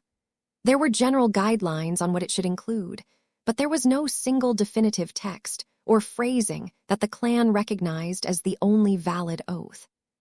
This was because Vess and many Larkinsons believed that mere spoken words or lawyer-like phrases on a contract had no meaning by themselves. As long as the new recruits did not hold any malicious intentions and earnestly wanted to become a part of the Larkinson clan, they would be welcomed with open arms. Therefore, neither Vess nor anyone else minded that Aurelia came up with an oath on the spot. I shall care for everyone who bears the Larkinson name if they are in need of assistance. I will protect and defend the people of the clan against all external enemies, both human and alien. I promise to respect the rules and regulations of the clan and do my best to work within its governing system. As a Mech pilot, I pledge to never oppress the weaker members of the Larkinson by force. As Aurelia and Ark continued to speak the same words, Vess and Benjamin quietly witnessed the ceremony from the side. Though the event did not look very formal from an outsider's perspective, Vess knew that this was an extremely serious occasion. As a serious expert pilot, Venerable Ark Larkinson meant every word he said. Though he had proven to be clever and flexible enough to take advantage of loopholes and obey his principles rather than the letter of the law, he could never outright lie or break a contract without a legitimate cause. If Aurelia was able to get her uncle to obey the instructions of the leader of the clan on an unconditional basis, then Ark would most definitely turn into her strongest tool if she assumed leadership one day. However, the girl was careful enough not to add any unreasonably strict terms to the oath. Her social understanding was high, and she knew quite well what she could get away with. Aurelia demonstrated her comprehension of the limitations of obedience by formulating a pledge that mainly compelled Ark to pledge on promises that he already intended to follow anyway. The important part was that Aureliah also added just a bit more to turn him into a more helpful addition to the clan as a whole. It was a careful balancing act that the oldest daughter of Vess and Gloriana brilliantly executed. At one point, the Larkinson mandate glowed with more and more warmth until Goldie herself emerged from her primary resting place. Both Aureliah and Ark smiled and took comfort in the appearance of the nexus of the Larkinson network and the guardian spirit of the clan. Naya Tilda. I promise not to displease the golden cat and act in a way that makes her sad, Aureliah spontaneously added. I promise not to displease the golden cat and act in a way that makes her sad. Ark repeated in verbatim, though his smile grew a little wider in the process. Once the little girl finally completed her long and extensive routine, she shifted her gaze to floating and glowing ancestral spirit. Well, Goldie, did he pass your test? Nayesa. The golden cat not only verified Ark's loyalty and sincerity, but also expressed her joy and anticipation for finally turning him into a formal member of the clan. Then do it. Turn him into your latest bosom buddy. Nayesa.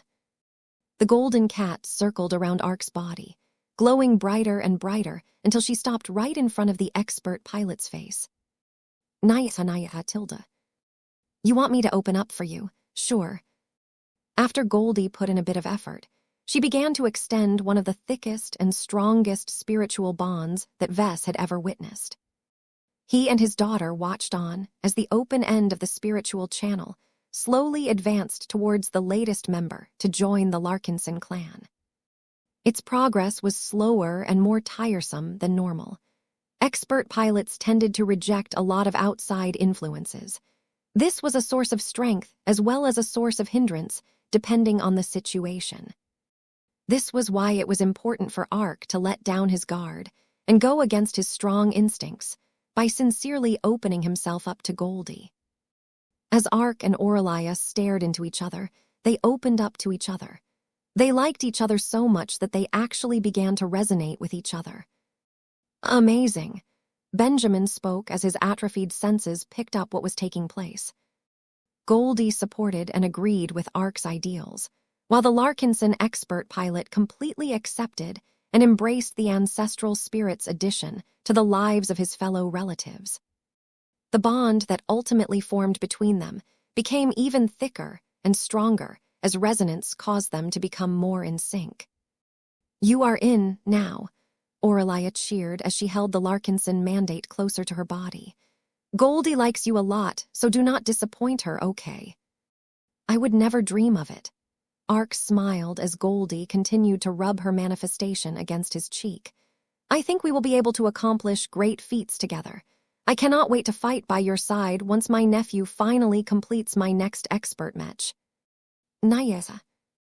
Chapter 40, 729 Hollowing Out. Now that venerable Ark Larkinson became a formal member of the Larkinson clan, a few hundred original family members followed suit over the next few days. As for the original Larkinson family, a modest group of retirees and stubborn fools agreed to settle down and take care of what little was left of this centuries-old institution. Whether the original family degenerated into a retirement home or rose from the ashes, nobody could say for certain. Vess had taken the initiative to force the Larkinson family to relinquish all of the shares it held into the LMC. Given the current size and earnings of the living Mech Corporation, a 1% ownership of this lucrative Mech company was way too valuable to be left in the hands of a decrepit, hollowed-out family organization.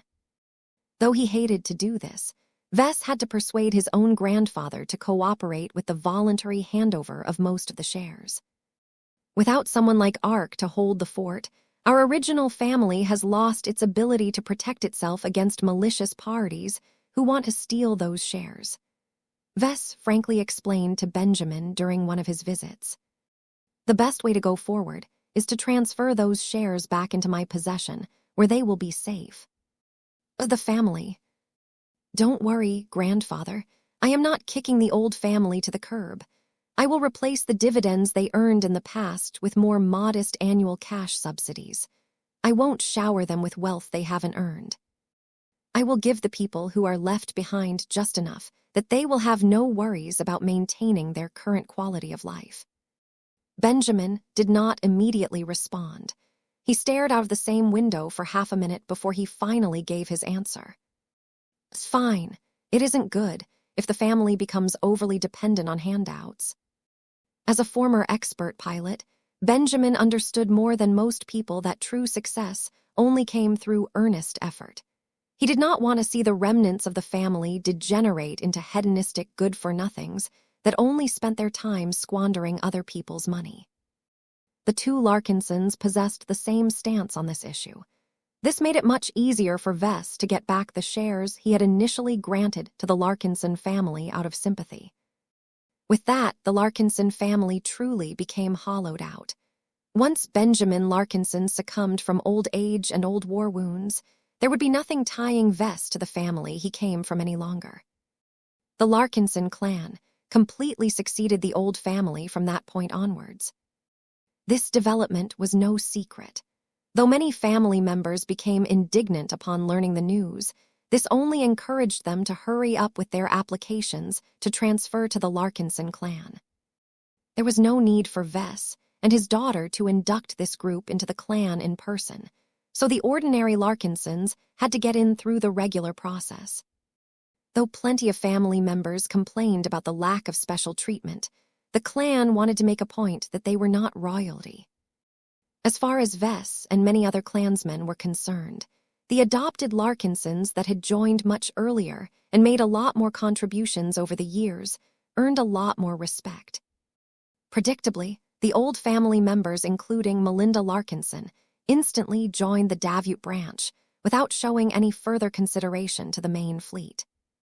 As far as these stubborn trueborn Larkinsons were concerned, the main branch of the Larkinson clan was almost entirely separate from this side branch. They were practically two different worlds. Once the old family members got in, they soon experienced numerous difficulties in trying to blend in and take up their new positions. Pretty much all but their youngest had been born and raised as third-raters. Though the time their families spent in the Garland Empire had allowed them to be promoted to second-raters, they were not as good as the overwhelming majority of clansmen who were born into this life. Not only that, but the Larkinsons had also ceased to recruit ordinary second-raters a long time ago.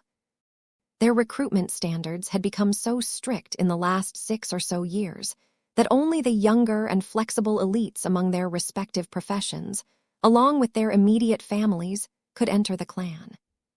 The differences between the two groups were so much that they found it difficult to get along at first.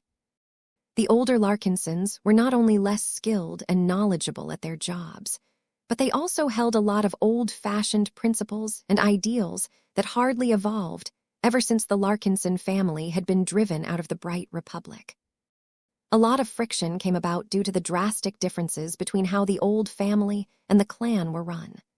The culture clash became so severe that many original family members had to go through refresher courses and extra schooling in order to become marginally useful to the Davute branch. Of course, the more talented and outstanding newcomers received better treatment. Ark was the most emblematic of how generous the Larkinson clan could be towards those who had the potential to contribute a lot more. Vess and Raymond Billingsley Larkinson gathered in the main office of the Davute branch to promote Ark to a higher position right away. Raymond pinned a badge on Ark's new clan uniform. I instate you as the vice branch director of our side branch. You will gain greater authority, but you will also have to bear many more responsibilities as a consequence. I hope that we can work together and lead our Davute branch to a promising future. Ark shook Raymond's hand. We can make this branch strong by defending our new home state. They all talked a bit on how they should proceed now that they had taken this step. Once we complete our negotiations with the colonial government, Yenames Clive will probably make you a part of his military establishment by appointing you as one of his Mech generals, Vess said. I am aware, the new vice director responded. I won't be able to become a part of the core power base of Davut right away. The real generals are in charge of leading Mech armies that are completely loyal to the colonial state. For the time being, I will only be invested with authority over a Mech division that is completely composed of mercenary forces, as the government sees it. We will need to prove with our actions and victories that we are loyal and deserving enough to become a part of the core military establishment as well. This was the game that Davut played with the hopefuls that aspired to become the first-generation aristocrats of the new state. Ves did not trust Davut nearly as much as his uncle and the other hope-filled Larkinsons. States and the investors, who sacrificed a lot of resources into building them, wanted to retain as much wealth and power for themselves. President Yenames, Clive, also did not seem stupid enough to hand out unnecessary gifts. It shouldn't be so easy for Ark and his unit to survive the war and earn enough merits in the process to exchange for a couple of territories. However, no matter how much Ves expressed his suspicion and misgivings about Davut, he knew his warnings would fall on deaf ears. The Davut branch would have to see for itself whether the colonial government was trustworthy enough to work for. If this did not turn out to be the case, then Ark and all of his followers would have to pay the price for their decisions. Of course, Ves could also be incredibly wrong about this situation. In that case, he would have egg on his face while Ark and the rest of the Davut branch gained their own planets to develop and rule over. Ves did not really mind it if he ended up the loser in this little contest. Most of his relatives would remain alive, and his clan would be a lot stronger as a whole. What was not to like about this possible scenario? After making sure that they maintained a united front when negotiating with the Davitans from now on, Ves left the branch headquarters with a lot more reassurance than before. While Ves and many other people waited for the day that the much-hyped founding ceremony would commence, the Larkinsons made its own preparations. Now that the Larkinson clan and its Davut branch were slated to become close collaborators with the colonial government, the Larkinsons received more prominent places in this historical event. Mech technicians and Mech designers were already beginning to make the appropriate modifications to the Mechs selected to display themselves to the public. The additional polishing and cosmetic additions, such as voluminous red capes, made them look a bit more ceremonial than normal. Ves also worked on his own outfits. Though he did not feel the need to transform the look of his most ceremonial uniform and his trusty unending regalia, he did not feel entirely secure about wearing them anymore. The clan had fought against incredibly powerful enemies, as of late that could easily crush him. Many human groups also managed to get their hands on a lot more face water than before, and a lot of advanced development companies figured out better ways to break defenses that used to be a lot more dependable before the opening of the Red Ocean. Though the Davitans strongly insisted that they would deploy the highest level of security across Cotter City during the event, Ves had experienced too many instances where claims like these had been proven horribly wrong. He needed to prepare for the worst in the little time that he had left. My personal shield generators and unending regalia are both out of date. Ves frowned as he evaluated his most intimate sources of protection. It was easy enough to get his hands on newfangled transphasic personal shield generators that mitigated incoming transphasic attacks at much greater efficiencies. Ves just had to exchange a lot of money, face water, or MTA merits in order to get his hands on defensive equipment of varying qualities. He wasn't satisfied with those ready-made options, though. He preferably wanted to rely on equipment designed and built by himself, but that was not always a practical approach. When Ves estimated the work he needed to do to develop his own custom transphasic shield generators that would carry the Phase King's blessing, he concluded that he would have to spend months on this project. Much of this was because Ves did not possess a lot of depth in energy shield technology and its transphasic subspecialization. Even if his learning ability had skyrocketed recently, he still needed to absorb a lot of textbooks and academic journals in order to reach the minimum standard to build an ultra-compact man-portable concealable shield generator. It will be easier if I don't have to miniaturize the tech as much, but I doubt I can look elegant if I'm dragging a dog-sized generator around. The only person in the Larkinson clan who was best qualified to develop a transphasic shield generator was Sarah Voikin, but even she did not possess the expertise to build one right away. Just buy a transphasic shield generator from the MTA or your other contacts, her projection said after he opened up a communication channel with her. Even if I have mastered all of the theories, it takes too much time to develop and construct one according to your specifications. It is impossible for me to finish this project on short notice. Vess looked disappointed. Oh, thank you anyway. I will figure out another solution. With that option ruled out, Vess could either choose to stick with his existing shield generators or spend a lot of MTA merits on powerful first-class products.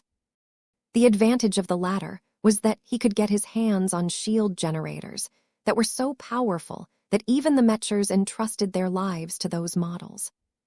The disadvantage was that he would have to spend millions of MTA merits on products that he and his clan could eventually build by themselves. Chapter 40, 730 Quick and Dirty Swap. Vess decided not to exchange a lot of MTA merits in order to replace his outdated shield generators with modern first-class transphasic shield generators. The ones he utilized at the moment were not weak and could still protect him against the vast majority of attacks that might be thrown in his direction. To be honest, he put a lot more stock in his unending regalia. He much preferred to place his trust on solid armor, which offered solid and reliable protection even if all of its electronic systems had been knocked offline for whatever reason. Aside from that, as a Mech designer, Vess was also much more used to working with armor as opposed to energy shields. Even if his expertise on armor systems could not match the depth of Sarah Voikin, he was not a complete novice either. Another reason for him to put more emphasis on his combat armor was because the Larkinson clan still had enough stockpiles of first-class materials to apply a hasty upgrade to his unending regalia. Even if he was short on a specific material that he would really like, he could still trade one first-class material for another one without incurring too much of a loss. Though Vess eventually planned to transform his unending regalia into a true modern first-class suit of combat armor, he needed a lot more time, expertise, and preparation, because he could remold it into the indefatigable engine that he had conceived in his imagination. I guess I'll have to settle for a quick and dirty modification plan for the time being. When Vess arrived at the Genesis lab, he set his unending regalia on a workbench and scanned it thoroughly while he began to draw a list of components he could change on a small time frame. Vess had designed the unending regalia with a high degree of modularity in mind. He had envisioned that he would end up in situations like these where he gained access to better tech and materials and wanted to upgrade his primary form of protection. Therefore, it was easy for him to disassemble his combat armor and pull out a lot of modules from their slots. There were limits, though. Vess ideally wanted to rebuild the entire inner structure from the ground up so that he could make it completely out of much more resilient first-class materials, but that was a project for another day. I need to stick to the essentials, Vess reminded himself. There was also another complication that made it a lot more difficult for Vess to upgrade his armor. As the scans slowly revealed, the unending regalia substantially deviated from its original design. It had been baptized with pure metal energy that had originated from Cassandra Breyer. This transformed the combat armor in mysterious ways.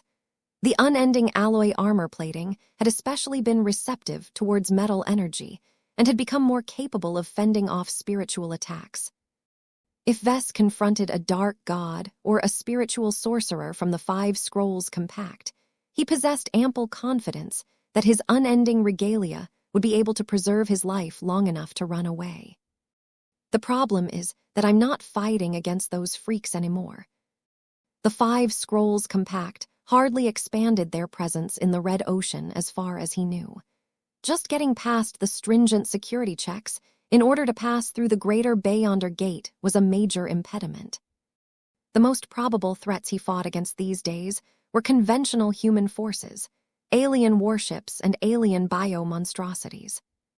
Each of them possessed their own combat characteristics, but what united all of them was their extensive use of face water applications. Vess stared at his unending regalia. He intuitively tried to judge how well its spiritually charged, unending alloy exterior plating could withstand transphasic attacks. The answer he got was not positive. It's a powerful tool, but it's the wrong tool for the situation. It was as if he had obtained the strongest hammer in existence when he actually needed a welding tool instead. Even if the latter is inferior, it is much more useful to the circumstances at hand. Vess decided to strip the unending alloy armor plating entirely and replace it with the salvaged and repurposed armor plates taken from the hull fragments of the fractured house of the collapsing star.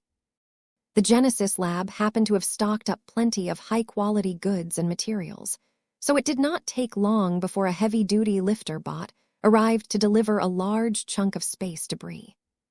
Although the exterior of the hybrid alien battleship was largely made up of conventional human armor plating, the more important parts and systems had received varying degrees of transphasic reinforcement depending on their importance.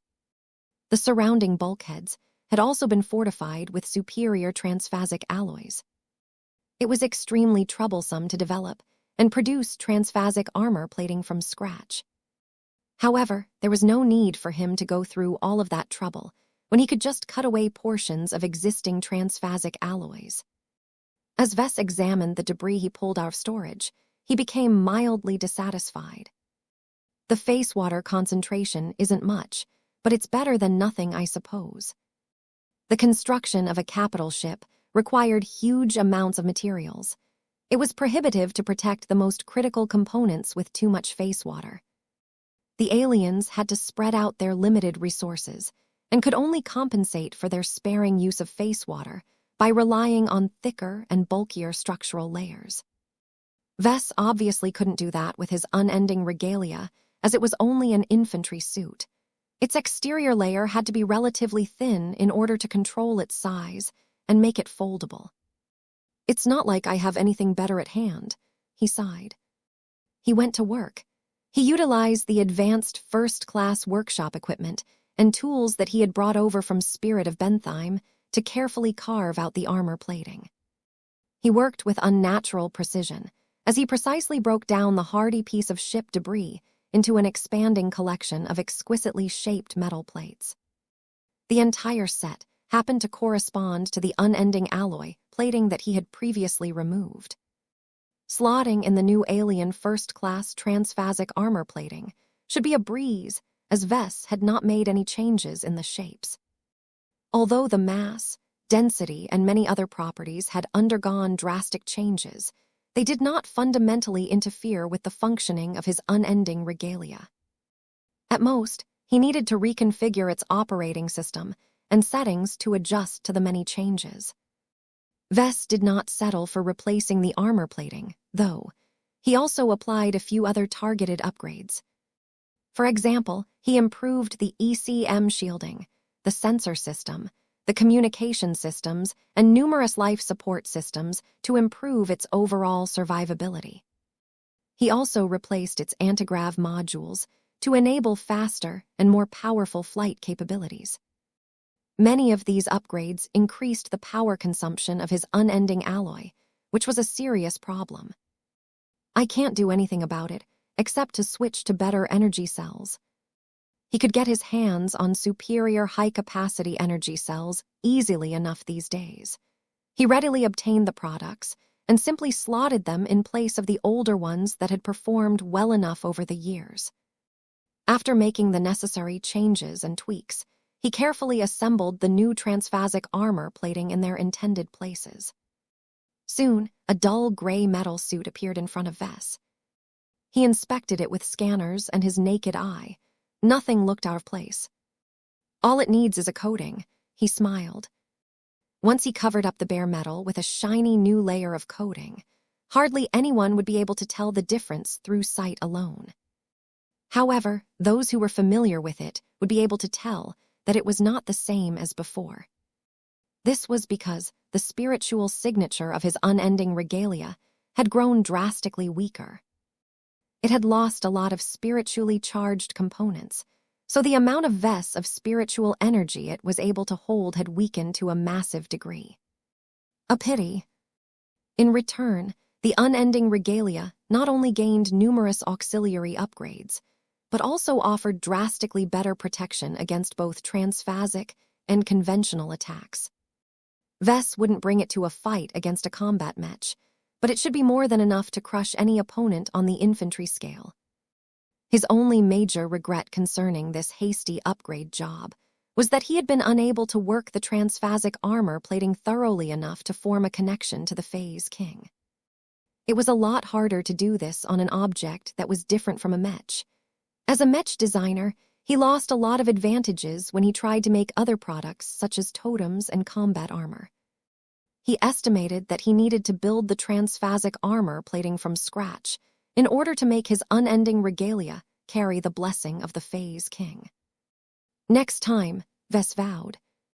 The entire process left him with a batch of spare spiritually charged materials.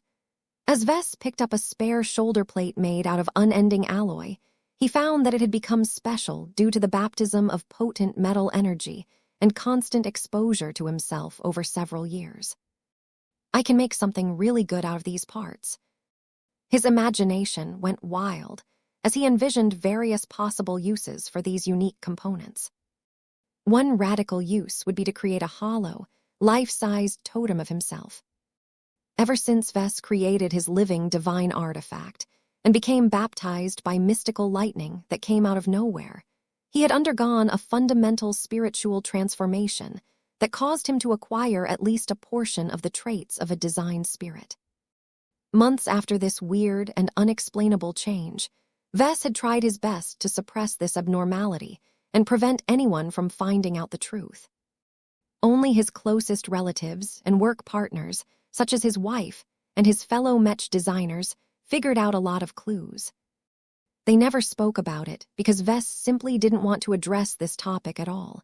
He was still freaked out about this abnormality. Humans weren't supposed to possess glows. Humans weren't supposed to be able to imitate design spirits. Humans weren't supposed to be mistaken as gods. Vess had an especially serious issue with the last point. He could already imagine what might happen if he went on a trip to the Hex Federation and blasted out his newfound glow at full power. Thousands of rabidly fanatical hexers would mob him in an instant. This is unnatural. Still, Vess had no way of getting rid of it. If that was the case, then he might as well try and learn how to harness it to his advantage. What will happen if I make a totem? More importantly, what will happen if I design a mech that carries my glow? As Vess played these scenarios out in his mind, he developed an inkling of what he might create. He became so intrigued by the possibilities that he had to stop himself from tearing apart the spiritually charged components right away. I can't. He still needed to preserve these original parts in case he encountered a spiritual threat again. Unending alloy charged with his own power would play a much more helpful role in fighting against dark gods and the like than transphasic armor. After all, pure spiritual attacks could not be stopped by conventional forms of defenses. Even the mighty fractured star of the collapsing house had no way of stopping multiple death energy battle formation, attacks from sweeping through her entire hull. Since the new outer layer of his unending regalia was made out of materials salvaged from the same alien vessel, Vess had no hope it would offer as much protection as before. I at least managed to preserve the inner beastone layer. The only issue was that it was far too thin to offer complete protection against spiritual attacks. It even hindered his own spiritual perception and spiritual manipulation abilities, especially when he closed his helmet and completely sealed his body. Chapter 40. 731 Consolidating support. Did I go overboard? Vess wondered whether he wasted the time he spent on modifying and upgrading his unending regalia. He could have allocated his time on a lot of other productive pursuits. For example, he could have visited the Larkinson army and interviewed a few soldiers in order to get up to speed on their sentiments towards the upcoming war. He could have spent his time on designing his mechs so that they would become ready when he needed their capabilities. He could have invested more time into setting his own stamp on the Larkinson clan's participation in the upcoming founding ceremony. Instead of doing all of that, he holed himself up in his private workshop in his Genesis lab, working on a suit of combat armor of all possibilities. He could not recall any instance where the protection offered by his unending regalia made a substantial difference. He had only made it after his clan had concluded the Nyxian Gap campaign. The terrifying threats and crises he experienced during that harrowing expedition had caused him to overreact and develop the strongest form of personal protection that he could make at the time. That also happened to be the last time he came under acute personal threat. As more and more expert pilots broke through, while his mech legions grew in size and strength, he no longer became subject to any personal threats any longer. Hardly any enemy could get through his mechs and honor guards nowadays. In fact, his protective detail became so numerous and overgeared that assassins did not even bother to make another attempt at his life anymore. Given all of these measures, Vess felt increasingly more ridiculous for paying such unreasonable attention to an unreasonably expensive piece of gear that would never get the chance to fulfill its primary role. The only use that Vess got out of the unending regalia nowadays was to shroud himself in a martial mantle and assume a more intimidating demeanor. If Vess wanted to pretend he was a warlord instead of a nerdy mech designer, he could have stuck with the previous version of his combat armor. The spiritually charged, unending alloy armor plating significantly enhanced his stature during face-to-face meetings. He frowned. I need to share my thoughts with another person. I can't keep letting my messy thoughts dictate my actions. A sense of unease and uncertainty welled in his stomach as he cleaned up his workshop and stowed away the parts that still held a lot of value. He then moved to the underground complex underneath the cat nest and headed over to a highly secure section. A lot of signal-dampening materials shielded this part of the base from observations and eavesdropping. Vess had to go through an extensive security check before he was able to enter the branch station of the Black Cats. After navigating through a few corridors, he entered the office where Calabast awaited for his arrival. "Who's a good boy? Who's a good boy today?" squeaked Tilda. A plump and dappled gray exobest laid on her lap. The 8-legged creature had grown a lot over the years, both physically and spiritually. A plentiful diet that did not require Arnold to hunt inside dark and dangerous tunnels allowed his young body to grow without impediment. This allowed him to grow a little larger and more massive than a well-fed cat. Vess found the creature's spiritual growth a lot more remarkable.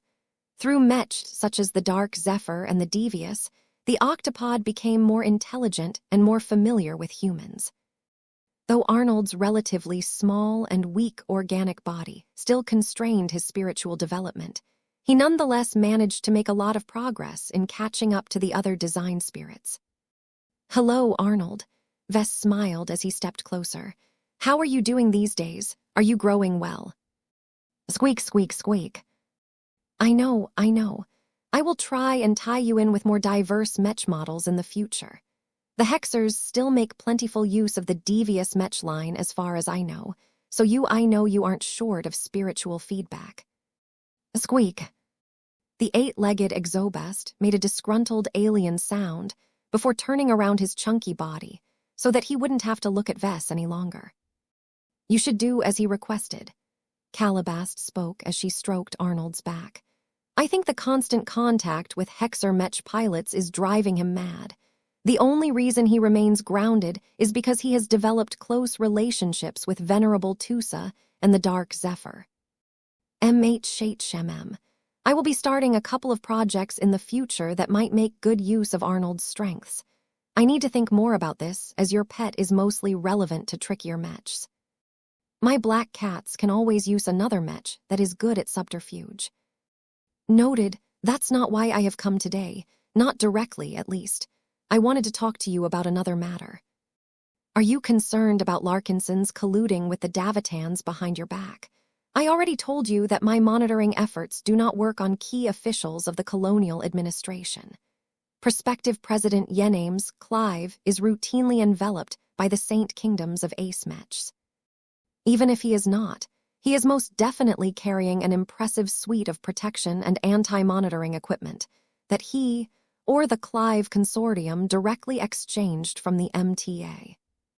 His ministers, advisors, and assistants, such as his chief of staff, might not be as well protected, but their personal anti-monitoring gear are just as impressive. The only way to eavesdrop on them is to break through this protection by force, but that would reveal what we are doing. I am not blaming you for your failures. Vess dismissively waved his hand. I already got over your inability to discover that Ark had been making promises and commitments on his own initiative during his initial meetings with the colonial government. I hadn't been in a hurry to induct him into my clan, so he was still a member of the Larkinson family or an independent back then. Now that I have finally roped him into the clan, he can't get away with as much anymore. Calabast leaned back on his chair while she massaged Arnold's head. You know that won't stop him from doing what he really wants and strongly believes in, right? The downside to bestowing your clansmen a certain degree of initiative and autonomy is that their solutions don't always align with your intentions. As the new vice director of the Davut branch, Ark can do damn near anything as long as it does not directly contradict our existing rules.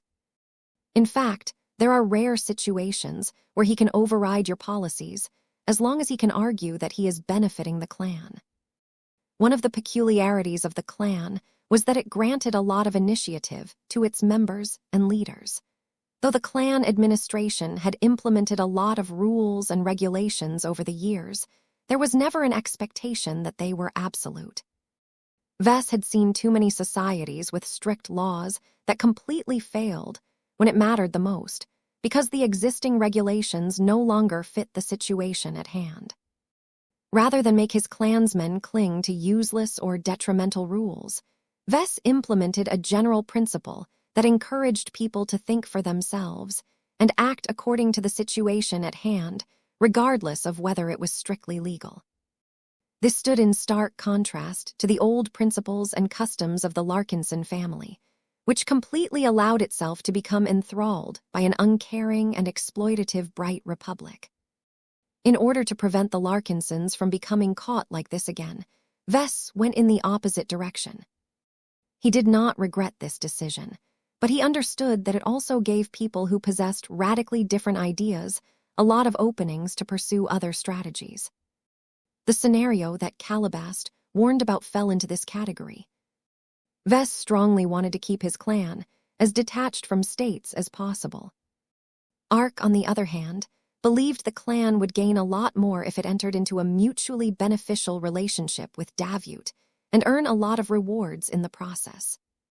Uncle Ark's stance happened to directly contradict Vess' personal stances, but he was permitted to think and even act this way because it was another possible way to make the clan more successful. Though Vess still did not agree with Ark's initiative, he did not want to force his clan to follow only a single vision. It had grown large enough to allow the Davut branch to go its own way and see whether its bet on the colonial government would pay off in the end. He sighed. I am affording Ark the same treatment that I would have wanted back when I initially pleaded to take the Larkinson family in a different direction. Back then, I tried so hard to persuade the stodgy elders that letting me in charge would reinvigorate the family and make it prosper at least 10 times more than if it continued to follow the same direction. I only founded the clan out of helplessness. If I couldn't implement my plans with my existing family, then I thought I might as well create a new one, and you see how that went. Calabast understood his message and softened her tone. It is good of you to hold onto your principles. They are what keeps you together when everything starts to change around you. Besides, you haven't made the wrong choice in my opinion.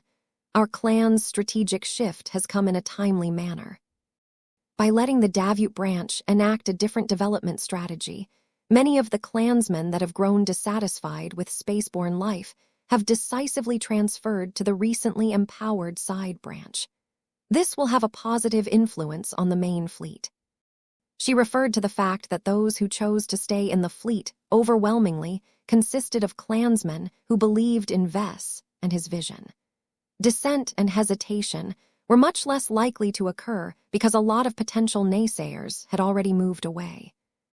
Turning the Davut branch into a viable alternative for the Larkinson clan meant that Vess was able to tighten his control over the fleet he cared so much about. I'm not here to talk about how extensively ARC and the Davut branch will pursue a different course from mine, he said.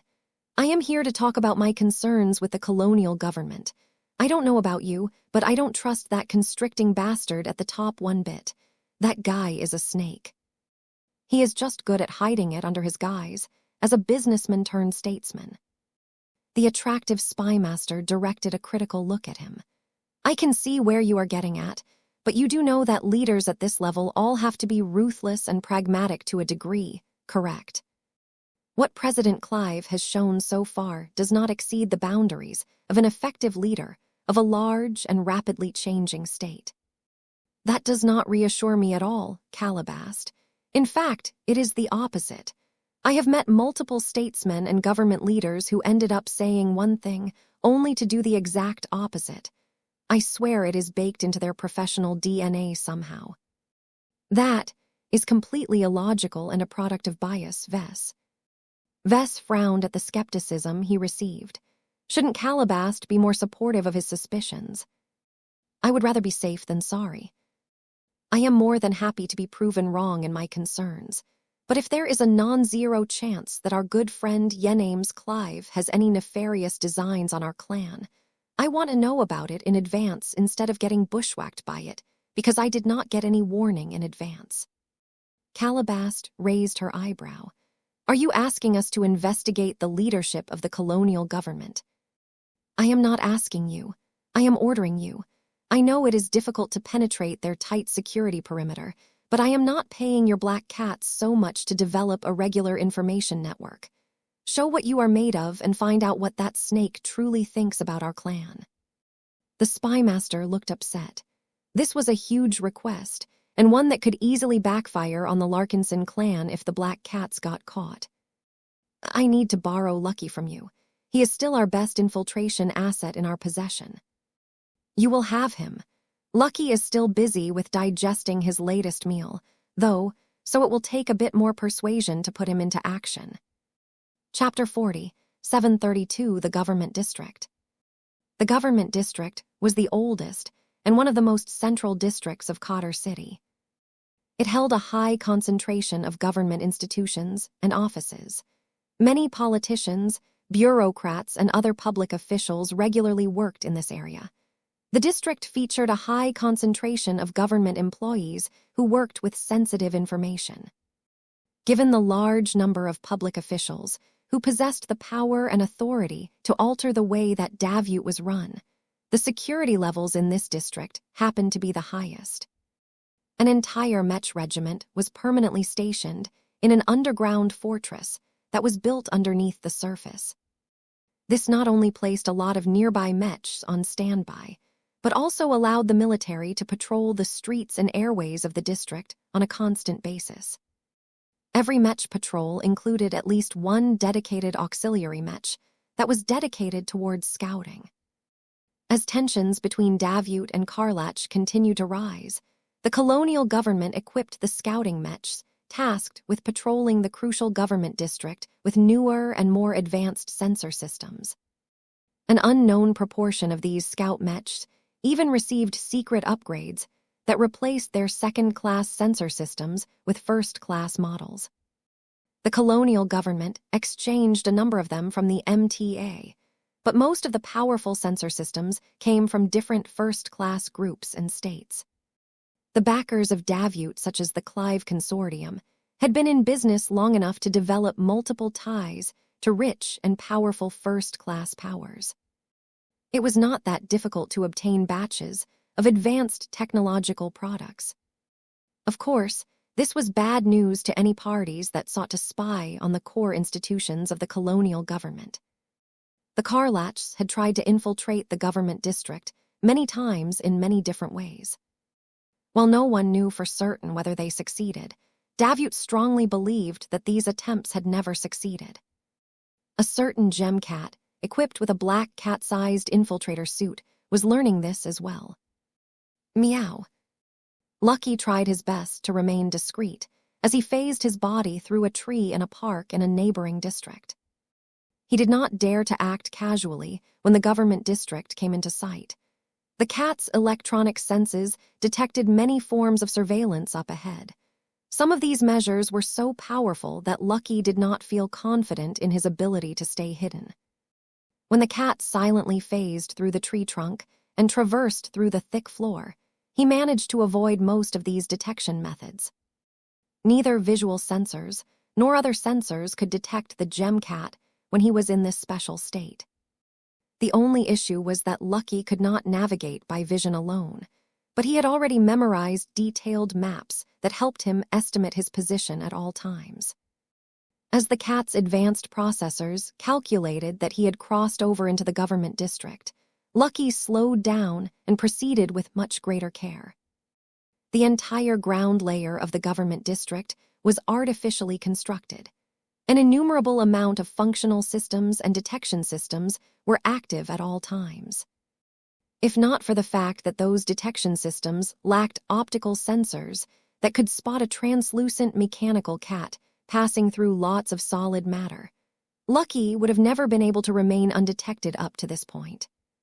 As Lucky continued to move closer to the center, he detected a powerful presence that was rapidly closing in from a distance. The cat panicked and immediately turned around to create as much distance as possible. Above the ground, a powerful ace mech gently floated to a position where the pilot thought he detected suspicious activity. It turned out that St. Yorvik Clive, pilot of the powerful and renowned Endormian, had a hunch that someone was up to no good at this location. As his powerful Saint Kingdom swept across the underground area where his strong intuition warned him about, he grew suspicious and confused. St. Yorvik found no trace of infiltration, though he was certain that his intuition had not led him astray. Strange. Instead of dismissing this false positive as a fluke or a mistake, the ace pilot treated this incident with utmost gravity. As the date of the founding ceremony drew closer, it became more important than ever for the Davitans to guard against any hostile actions. The founding ceremony mattered a lot to the prospective president. This was his big day and the moment where he would definitely prevent any rivals from snatching his seat of power. Yorvik and Yenames shared more than just the same family name. They were cousins from the same generation and spent much of their childhoods in each other's company. Though the two eventually saw each other a lot less often when Yenames entered a business track, while Yorvik entered the Mech piloting track, they continued to maintain their friendship as they advanced up the ranks. When Yenames Clive transferred to the Red Ocean in order to take charge of the Davute project, the ambitious leader personally invited his good friend, turned ace pilot, to join forces and protect the fragile colony. Yorvik therefore treated his service in Davute as more than just an ordinary assignment. This was personal, and as such he did not leave anything to chance. He first transmitted a message that notified the security forces of his suspicions. He then proceeded to patrol the government district at a much higher level of alertness than before. The Endormian, a large and imposing ace night mech, most definitely made its presence known as it flew past many government buildings. As St. Yorvik still had a hunch that a possible enemy was trying to infiltrate the colonial government through the ground, he kept his ace mech low and no longer tried to make his presence as unobtrusive as possible. The domain field projected by his strong and resilient ace mech swept through nearby the office buildings without any restraint. Although the public officials working inside those structures most definitely experienced varying degrees of disruption as the powerful will of an ace pilot judged their loyalty and behavior, the workers tried their best to continue with their routines. Each of these workers were carefully selected for their loyalty and competence. They had already been trained to endure the invasive scrutiny by ace pilots. This allowed the Endormian to keep using its Saint Kingdom as an all-purpose detection system for hours at a time. While this was taking place, Lucky had managed to retreat far enough that he could poke out his head from a nearby monument. A brief glimpse from afar revealed that the amount of Mechs patrolling the government district had doubled. Many more scout Mechs scoured the streets and the air for any suspicious activity. They particularly put a lot of effort into detecting any intrusion in the air surrounding the large blue palace that was floating a few meters above the surface of the planet. The Skyline Palace was the residence of the head of the colonial state. Though it wasn't supposed to serve this function before the founding ceremony, prospective President Yenames Clive had already moved into the floating palace in advance. Even though it was clearly exposed in the air, that also made it virtually impossible for spies to approach it without revealing their traces. Not only was there a complete lack of cover, but the large amount of sensor systems and scout mechs could detect the approach of damn near any stealthed object. Lucky did not possess true stealth capabilities, so he had no shot of sneaking inside the Skyline Palace. His phasing trick did not work at all as there weren't any solid objects connecting the Skyline Palace to any other solid objects. Even if Lucky managed to sneak into the palace by hiding inside an approaching shuttle, the cat knew that he would most definitely expose himself one way or another. Not only was St. Yorvik Clive's intuition sharp enough to detect anything sneaking around from an impressive distance, but Lucky also felt that there may be another ace pilot residing inside the Skyline Palace. Mew. The gem cat didn't sign up for this. There was no way he could do anything in the government district when the Davitans employed so many different security precautions. Fortunately, Calabast had anticipated that Lucky might not be able to sneak his way inside this highly guarded district. The spymaster had given Lucky a few alternative destinations where he could spend his time instead. Meow. After a quick moment of thought, the cat turned around and moved to another direction while phasing through the ground.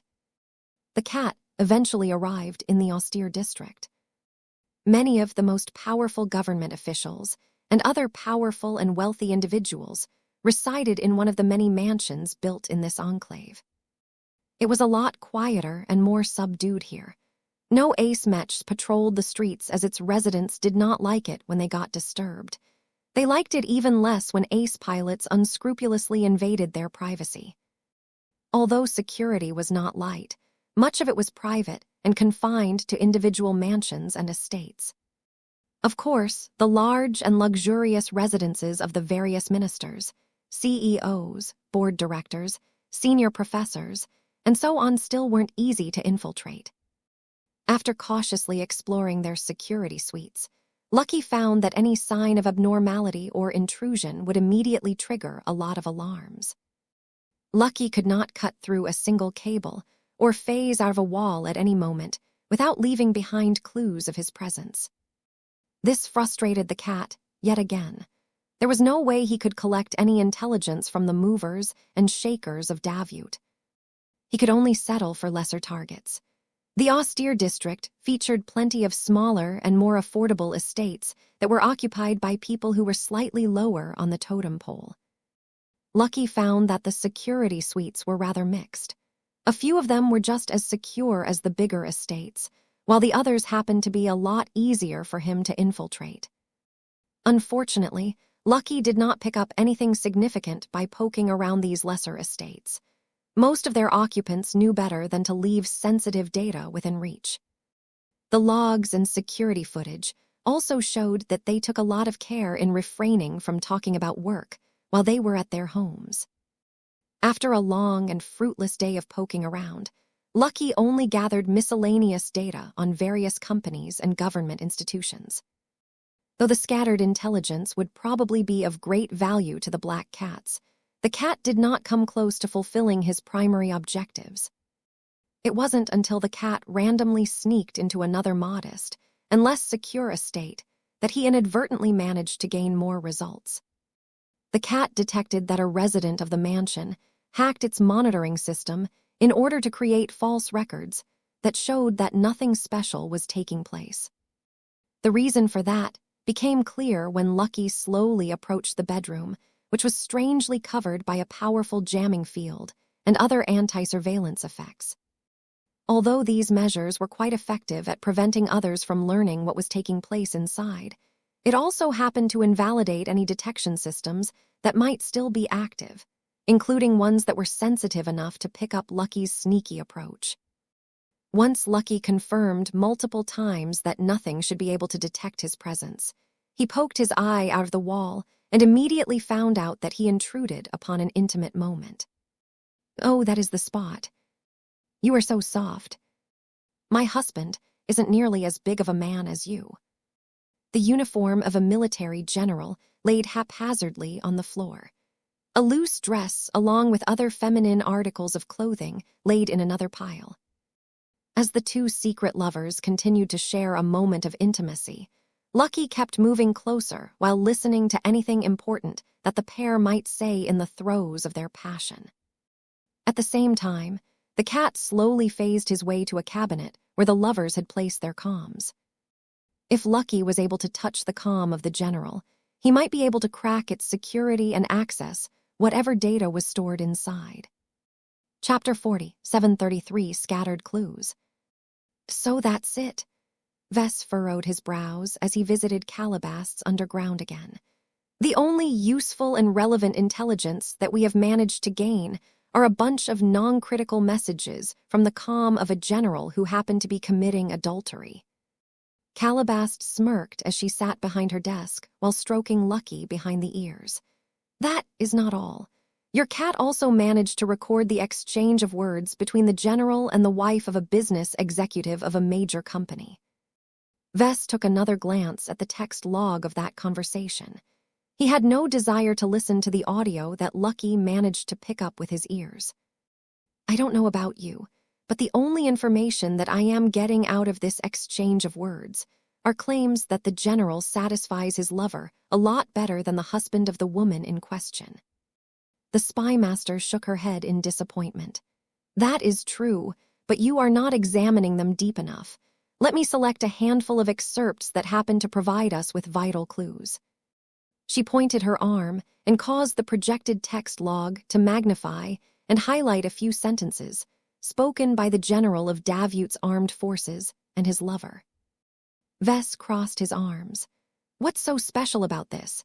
It is not unusual to work overtime to guarantee the security of the founding ceremony and the festival that follows." "That is true, but we have looked up the gentleman in question. General Declan Urilian is not in charge of one of the many Mech units that are tasked with guarding and securing this planet and star system. He is actually in charge of a military department that is responsible for studying Karlach's territories, identifying targets of high strategic value, and military planning. He is responsible for helping Davut's military forces strike the right targets." "Okay, I see why that might be important, Calabast," Vess said as he thought about it more. "That doesn't necessarily mean anything, though." "That is true. On its own, this does not constitute proof that anything further is happening, but that is why we tried to combine it with other notable intelligence. Take the man's schedule, for example." The woman projected a calendar that showed the man's itinerary for 2 different weeks. In the week before the founding ceremony, the general scheduled plenty of meetings and events. The man not only held regular meetings with other public officials, but also maintained an active social life. Absolutely nothing about this looked out of place for a man of this position. It was the agenda after the founding ceremony that looked odd. Aside from obligatory work-related meetings that had been scheduled in advance, The calendar showed that the general did not intend to catch up with any friends and acquaintances. This not only persisted during the week-long festival, that should be the perfect time to deepen relationships with other people, but also the month that followed. "Okay," Vess slowly said. "This shows that the general anticipates that he will be incredibly busy, but that matches what he has already said to his lover." "It is different. The man's agenda contextualizes his words. His verbal statements in the meantime also clarifies the noticeable absence of meetings planned after the date of the founding ceremony. Let me show you a third clue." This is taken from a brief exchange of text messages between the general and a military advisor that is working directly under prospective President Yename's Clive. The projection changed to show an excerpt of the log of the messages transmitted over 2 months ago, making it rather old and easily overlooked. This exchange of messages looked rather strange to Vess. By itself, it did not seem suspicious, but if Calabast found it important enough to direct his attention to it, then there might be more to the story than he realized. "What am I looking at?" he asked. "From what I have gathered, Amiens Metal Trading is a large resource wholesaler," Calabast explained. "It is a large company that is expanding rapidly throughout the Red Ocean. It has established branch offices in both Davut and Karlach and does not see the need to pick one over the other." "I see. That must be frustrating to President Yename's Clive." Calabast nodded. "It is the latter sentences that pique my interest. Block E can only refer to the seating arrangement of the founding ceremony. Block A is where the representatives of the founders and main investors of Davut are seated. Its security is exceptionally high, as it will be covered by an ace Mech at all times, likely the Endymion piloted by St. Yorvik Clive." "That makes a lot of sense," Vess remarked. "The biggest bosses of Davut have all gathered in the same place, so it deserves full-time protection from the most defensive ace Mech in the colonial state. Where are we seated, by the way?" "We have been assigned to Block L." "Does that make us more or less important?" Vess scratched his head. "Neither. All of the other invited parties have been randomly assigned to the remaining seating blocks. The Glory Seekers are assigned to Block B, the Boujay family are in Block G, the Cross Clan is in Block M, and the Adelaide Third Fleet is in Block R." That was a pretty random spread. Vess found it rather disappointing that he wouldn't get to sit near his close allies. "Vess." "Yes." "Think back on the earlier exchange of words that took place 2 months ago. When the military advisor informed the general that Amiens representatives in Davut had been reassigned to Block E, the latter replied with "okay" before they stopped sending messages entirely. "So," Calabast leaned forward, "this implies a number of possibilities. First, Block E is special. Second, transferring the representatives of Amiens Metal Trading to this block satisfies the general who was previously upset with this resource wholesaler. The conclusion that we can draw from this is that Block E may turn into a site of misfortune when the founding ceremony finally commences." Vess slowly frowned. "Wait a second. Are you telling me that Davut intends to kill everyone assigned to Block E?" "It is unclear who will commit such a possible attack and who is responsible for it in any fashion. At the very least, the messages suggest that the general and the military advisor know more than Y, which likely stands for President Yename's Clive. This implies that the president is ignorant of this development, but that the people who are supposedly under him are working behind his back." This was starting to get murkier and murkier. Though Vess found Calabast's guesses to be rather far-fetched and difficult to believe, it still showed that the colonial government was anything but squeaky clean behind the scenes. To think that Calabast managed to derive all of this out of a few pieces of scattered information. "I don't really understand what is going on," Vess said. "Let me give you a fourth clue. This is the personal stock portfolio of the general. Note a series of transfers that he made more than 3 years ago."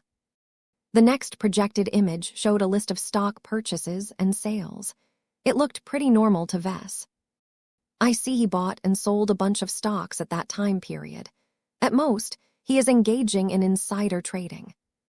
That is true, but that is not the entire story, Vess. Of the stocks that the general over the span of a couple of months, 2 of them happen to be companies whose guests have been assigned to Block E. It indicates that the general has received privileged information that told him that these companies will drop in value in the future. However, the strangest part is that both BTR Trust and Oliver Med have benefited substantially from the boom in Davute. Their stock prices have increased by 15% and 27%, respectively, over the next 3 years. That could either be a giant coincidence or it could not. The spymaster lifted Lucky up and placed him on the top of her desk. Meow. Imagine this scenario. You are a stakeholder that is involved in founding a colonial state, but you are not quite satisfied with its state.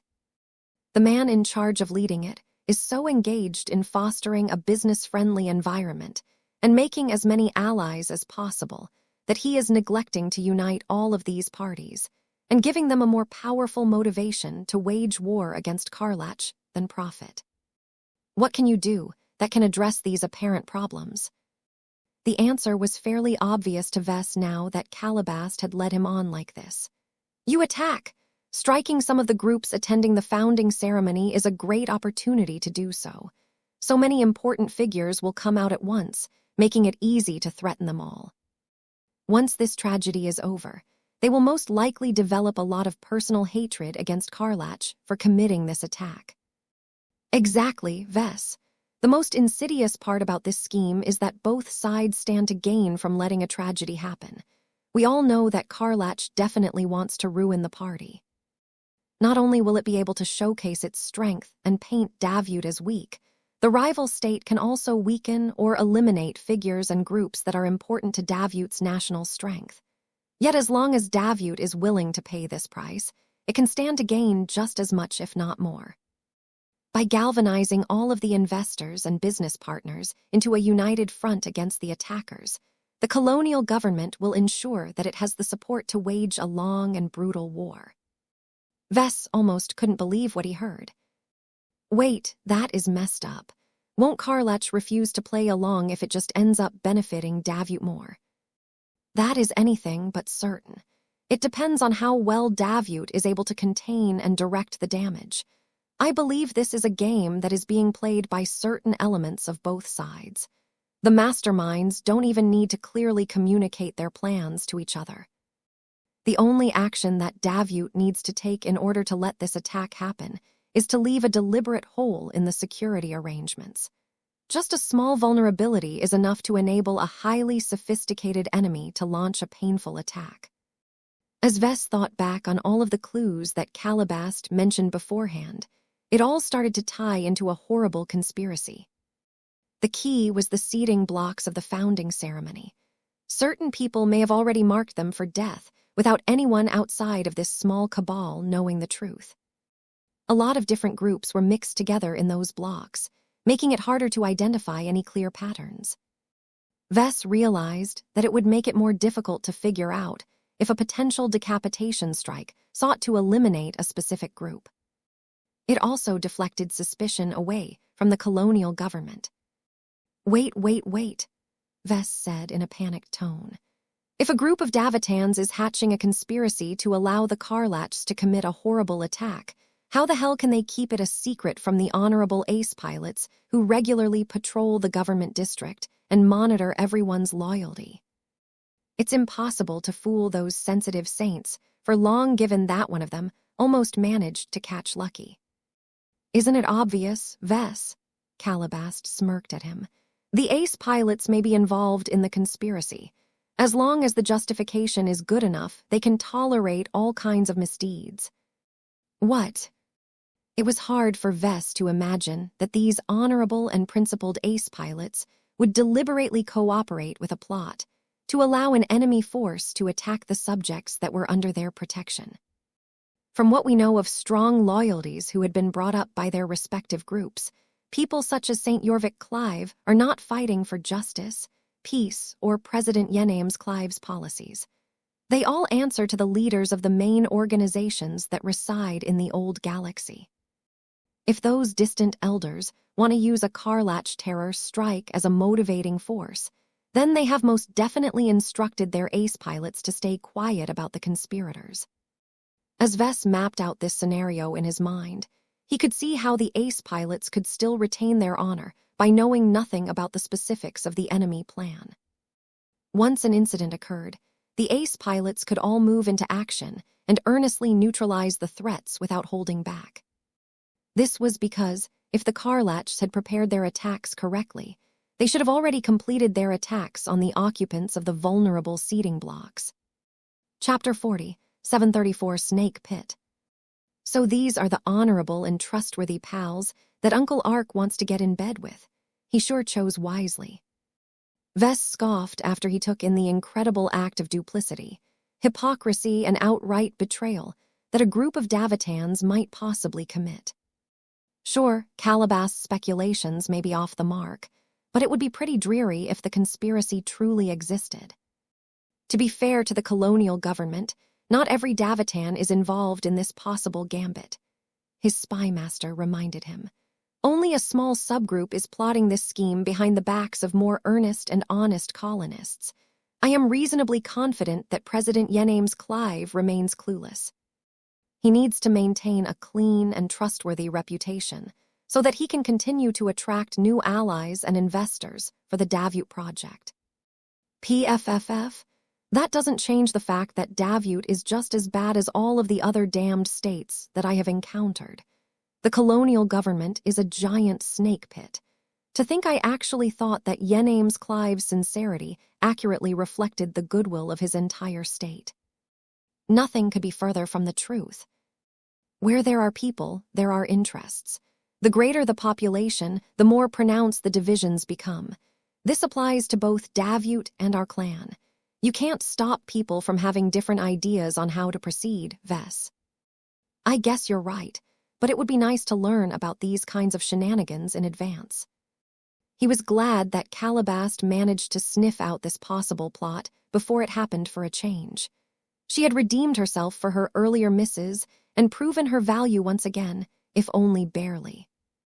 Vess would have never been able to deduce that this kind of conspiracy might be in the works if he was on his own. Just the work and judgment required to identify and tie together a few random clues from a substantial trove of ordinary data collected by Lucky was unthinkable. His spy master still cautioned him about putting too much stock in her analysis. You need to be careful not to dictate your actions based on a prediction derived from scarce and low-quality intelligence. The confidence value of my theory is low. The main reason why I mentioned it to you anyway is that it makes sense if you factor in the motives of the parties who invested in Davut. Schemes like this have taken place many times in the past.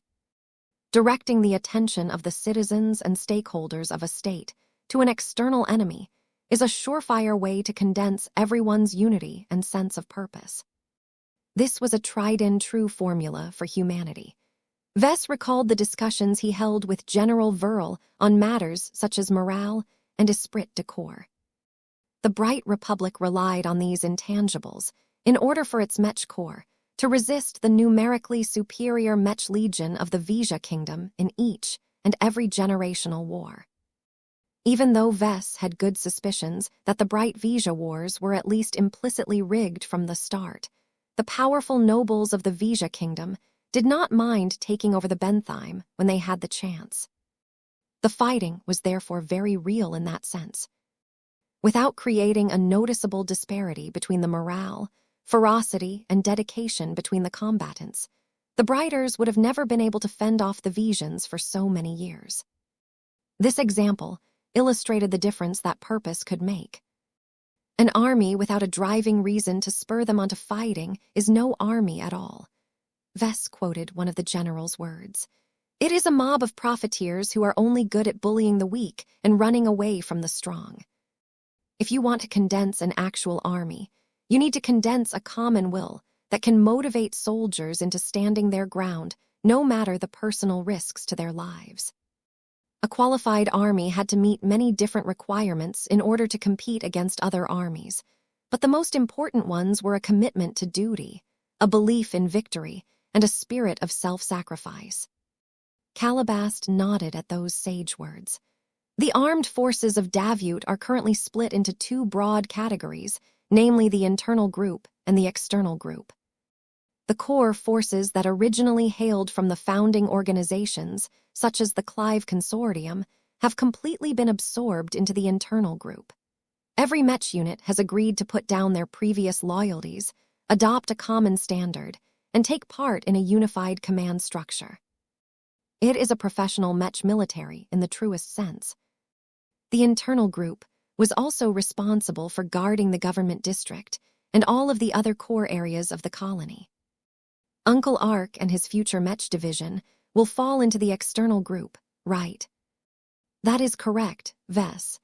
As you can imagine, the external group is much larger but can also be described as a mixed bag. The lack of consistency, the complete absence of standardization, the shaky cooperation, and an unwillingness to obey commands from other private individuals, no matter their rank, will likely cause this group to underperform on the battlefield as a whole. This is detrimental to the war effort, as the impact of defeat and chaotic routes can completely turn winnable battles into catastrophic defeats. This was the sort of mess that Ark Larkinson hoped to fight in. If the expert pilot had any expectation that the external group that provided the bulk of the Mech forces would fight as professionally as the old Mech Corps, then he would be in for a rude awakening. Given how the upcoming war could end up into an absolute disaster for Davut due to the lack of unity, and will among the scattered mercenary forces, it made more and more sense to create an incident that could successfully trigger a common hatred against Karlach. Vess groaned as he tried to figure out how Davut ended up in this awful situation. Since we can foresee this scenario, so should President Yenames Clive. Why the hell isn't he doing more to unite the will of the Mech forces that had pledged to fight under the external group? He isn't as smart as you think he is, Calabast replied as she played with Lucky, who she had placed on the desk. The cat rolled over and presented his tummy. You've studied his record. He's a through-and-through businessman who never stepped close onto a battlefield. His head is filled with business and management theories, such as negotiating tactics, incentive structures, agency problems, and so on. His modus operandi so far leads me to believe he puts too much stock on tangibles over intangibles. To Yenames Clive, every Mech force is a defined war asset that can be put on a balance sheet. So long as your war assets exceed that of your enemies, you will automatically win the war. That's stupid. It is the way he has been raised to think, Vess. His complete lack of experience or exposure to the vagaries of war has left him with large holes in his understanding of people and organizations. While that is not a disadvantage if he is put in charge of a commercial enterprise that operates in a peaceful and law-abiding sphere, a state that is about to get embroiled in a major war is entirely different. You and I know better due to our own training and personal experiences, but try and convey that to a high-born scion who never had to endure any physical struggles in his entire life. It was instances like these that made Vess appreciate and look fondly at the ordeals that the Bright Republic put him through. Being drafted into a war and being thrown into a Mech regiment that went on to undergo a wild journey through the Vija Kingdom, and the frontier had given him a front-row seat on what life was like for those who fought in the trenches. In fact, he had been forced to fight in them himself at times. This not only helped him design better Mechs, as he endured some of the same struggles as their pilots, but also gave him an undeniable sense of superiority towards pansies like Yenames Clive. Still, the problem now was not that Yenames Clive was soft, but that his wiser and more knowledgeable superiors in the old galaxy intended to correct this problem by employing violence. Vess normally shouldn't care about this nonsense, but the fact that he and his family were obliged to attend the founding ceremony in a VIP area that would likely turn into a disaster zone truly triggered his fury. Calm down. You're a clan leader, not an impulsive kid, his spy master said. As I have stated before, none of this is confirmed. I have already tasked my black cats to follow every possible lead that we can pursue. Although time is tight, I hope we can receive corroborating evidence that can either prove or disprove that Davut deliberately intends to incite its partners. That wasn't good enough for Vess. Screw that, Calabast. I have a better way of receiving confirmation. He called over one of his honor guards, who passed him a small totem of Ilvain. He held it in his palms and concentrated his mind in order to send a query. Will the upcoming founding ceremony that is scheduled to take place in Cotter City descend into violence? Vess winced as the totem in his hand pulsed like a wobbly light. Well, what answer did your pet prophet provide? Ilvain can't make any predictions about the event, Vess regretfully replied. It is an event that affects too many people, not just in Davut, but also across the Krakatoa Middle Zone and beyond. A lot of the people whose lives are drastically impacted by the ceremony are thousands of leaders who wield a huge influence. If that is not enough, a bunch of ace pilots are also directly involved. They are so resistant to foresight that they actively hinder Ilvain's attempts at forecasting the future. The only way for the great prophet to get a read on the saints was to grow a lot stronger to the point where he could overcome their inherent resistance by force. Vess lamented Ilvain's weakness once again. The design spirit was nowhere strong enough where he could supply the stupendous amount of energy needed to divine the fates of so many people and powerhouses. Calabast, meanwhile, fell into thought. If Ilvain cannot make such costly predictions, then try and narrow the scope of your inquiry. We only need a slight clue in order to draw our conclusions. For example, try and ask Ilvain if the representatives of Amian metal trading are still alive in the days or weeks after the date of the founding ceremony has passed. Try and do the same for a handful of individuals hailing from other companies that have been assigned to the same block. She called up a public document that displayed a diagram of the final seating arrangements of Block E. When Vess passed on the smaller and more manageable queries to Ilvain, the totem in his hands began to glow a lot brighter, injecting a sense of certainty in Calabast's office. Dead, Vess whispered as a pit sunk into his stomach. Ilvain says the local representatives of Amian metal trading will all be dead. Calabast grew a lot more intense when she heard that. She leaned over and held Lucky in a tighter grip. What of the delegates hailing from BTR Trust and Oliver Med? Their path cuts off on the day of the founding ceremony, Vess replied as he became more in tune with Ilvain. There is only darkness before them. Only a few minor figures managed to preserve their futures. They may have been dispatched elsewhere. Everyone else in Block E is marked for death. These revelations pretty much confirmed their worst fears about the much-hyped event. Both Vess and Calabast turned incredibly serious as they became privy to a plan that they weren't supposed to learn. Chapter 40, 735 threatened. Since Ilvain could apparently glean whether certain individuals were still alive after a certain date, Vess and Calabast took advantage of this capability to glean the fates of other attendants. Ilvain can't predict anything from the people assigned to Block A. Vess frowned as he held the glowing totem of the Great Prophet. Those are all big shots that are also regularly shielded by ace mechs.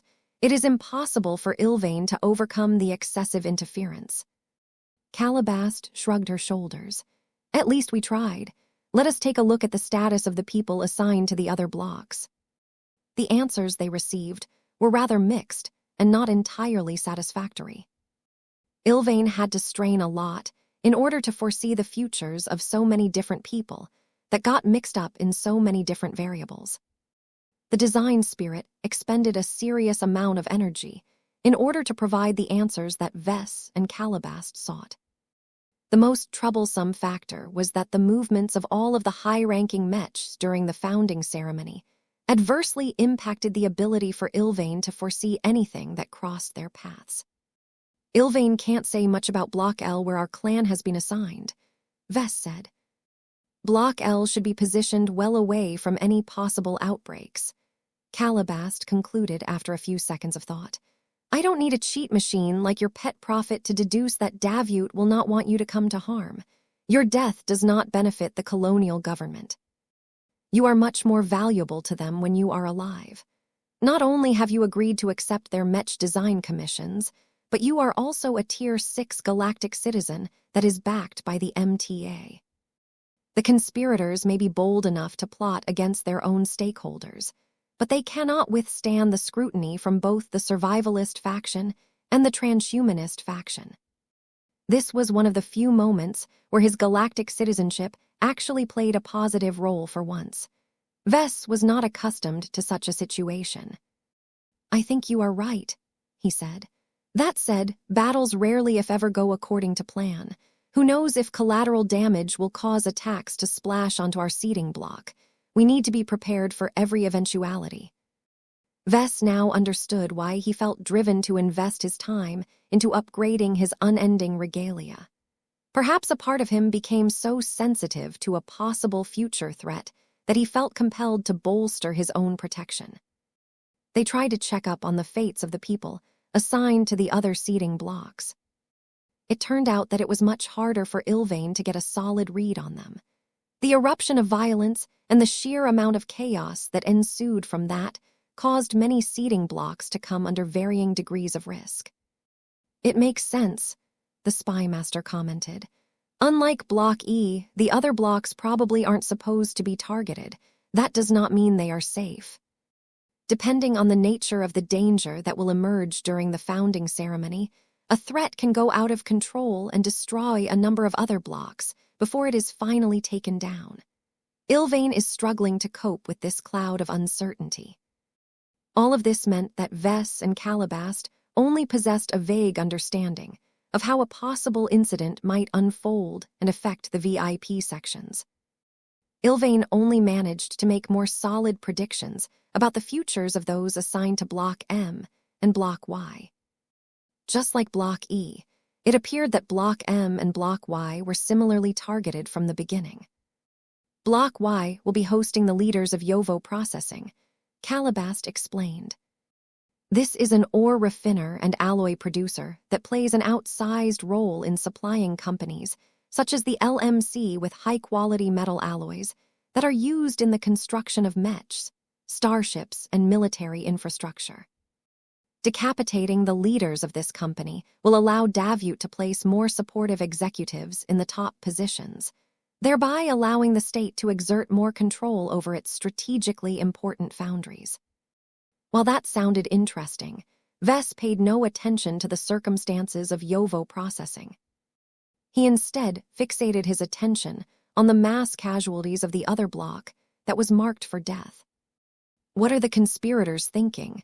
Why are they plotting to kill off everyone assigned to Block M?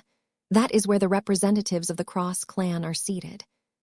Think about it from the eyes of Davut, Calabast said. Do these crossers matter to the colonial state? Not necessarily. The crossers still have many Mech pilots that are nowhere near the danger zone. Is Master Benedict Cortez valuable? No. Davut already enjoys the services of many master Mech designers who are older, more capable, and more experienced. Instead, it will benefit the colonial state more if a purported attack from Karlach inflicts severe harm onto the Cross clan. Vess widened his eyes. The story made a lot of sense. What was the most valuable part about the Cross clan? Its ace pilot. What Davut sought from the Crossers was the loyalty and commitment from Patriarch Reginald Cross. Right now, the cooperation between the two sides should be rather decent, but not reliable enough. However, if the Karlach succeeded in pulling off a ploy that killed a lot of important crossers at once, Vess could easily foresee how the temperamental and volatile Cross Patriarch would react against this terrible affront. Reginald will go berserk. He will only have red in his eyes when he is facing the Karlachs in battle. He won't stop until he has wrecked his way to the Karlach system. The fury of a saint was limitless, and it could be of great value as long as it was directed towards the enemy. Damn it, These are the people I talked to and cooperated with for years. I can't just let them all die because a secret group of masterminds want to drive Reginald mad. The only consolation was that Ylvain had a lot of trouble reading Master Benedict's future. Not only was he strong and influential enough to resist Ylvain's intrusive actions, he was also a former pirate lord who definitely invested as much attention in his personal safety as Vess. Out of all of the people assigned to Block M, Master Benedict should have the greatest hope of surviving. That didn't mean Vess was happy with this situation. His own allies came under threat. "We need to warn the crossers right away," Vess urged. "No," Calalabast shouted and shot up from her seat. "Do not act impulsively, Vess." "What? Why not? They're our comrades, Calabast. They have supported me and saved me many times. It is only fair for us to return the favor." "I do not disapprove of that sentiment, but there are greater concerns at play." Once Calabast became certain that Vess would not impulsively call or send out a message to the crossers, she sat down again and explained her perspective on this matter. "How do you think the Cross clan will react to this possible conspiracy? Patriarch Reginald will absolutely refuse to fight for Davut if he learns that he is about to work with people who have plotted against his people. With his personality traits, the chances that he will blurt out the news are high. If the momentum of the resulting scandal is great enough, Davut will enter into a serious crisis. President Yename's Clive's strategy will become completely defunct. At that point, there is no need to guess at the outcome of the upcoming war anymore. Karlach will easily be able to steamroll what little forces that Davut has managed to retain. This was a disaster for every investor in the Davut project. This also happened to include ARC and the rest of the side branch based in the current colony. However, this disaster won't happen because the conspirators will try their best to take action before we can spark a scandal. Calabast mercilessly continued. "It is one thing if we remain ignorant to these dark dealings. It is another thing now that we have guessed the truth. We have turned ourselves into liabilities that need to be silenced. Unless you can magically wipe out our memories of the conclusions that we have just made, we are constantly at risk of getting attacked by the secretive forces that are plotting to energize the partners of Davut." "That's not fair," Vess complained. "Clandestine operations are never fair. Innocents and unrelated people always get dragged into the mess against their will, but that comes with the territory." He cursed for a moment. They had stumbled into an awful situation. The conspiracy ran so deep and involved so many powerful actors that making just a single wrong step might doom his clan and get a lot of friends and family killed. "How the hell are we supposed to navigate this troublesome situation?" he wearily asked his spy master. "Can we skip the founding ceremony? No, we have no excuses to do so. I also can't bring myself to condemn the attending crossers to their deaths. How will we be able to save them, while at the same time prevent any passing ace pilot that is in collusion with the plot from silencing us in advance?" He had no answers at the moment, as he completely felt out of his element. It was the opposite for Calabast. She remained unflappable as the current scenario fell right into her ballpark. "I have an answer for you, Vess, but you will not like what you are about to hear." "Hit me with it. Anything is better than doing nothing." "Since staying neutral or opposing this conspiracy are unacceptable to us, there is only one other choice we can make that can prevent us from drawing the ire of the masterminds. We can take their side." "What?" The woman raised her finger. "Before you say anything further, let me finish my story. Instead of trying to oppose an initiative that is being hatched by a powerful faction on the side of Davut, it is better for us to adopt a supportive stance. This has several advantages. First, it deprives the Davitans of a reason to silence us. Second, it preserves the bonds of trust between our Davut branch and the colonial government. Third, it allows us to make the best possible use of the information that we have obtained, which is taking advantage of the chaos to advance our own interests." Her calm and logical reasoning caused Vess to rein in his fury. It was much better to employ a rational answer to this situation as opposed to an emotional one. The stakes were far too high for him to make a thoughtless decision. You will have to clarify that last point. Think about it, Vess. No matter what happens during the founding ceremony, a fight will certainly break out. I am not sure how long the ace Mech on guard will remain indisposed or split between too many priorities, but there will be at least a small window of time where people are under threat. Doesn't this sound like the perfect moment for the Mechs that are taking part in the parade to step up and play the heroes of the moment? As long as our participating Mechs respond to the unfolding incident well enough, our reputation will skyrocket. This sounded plausible. The viewers of the founding ceremony would be able to see Larkinson Mechs doing their part to save the day. The Larkinsons would gain a more virtuous, brave, and heroic impression in the eyes of the public. In addition, all of the VIPs whose lives the Larkinsons had saved on that day would bear a lot of gratitude to the Larkinson clan. This would make it a lot easier to forge new business relationships with powerful local influences.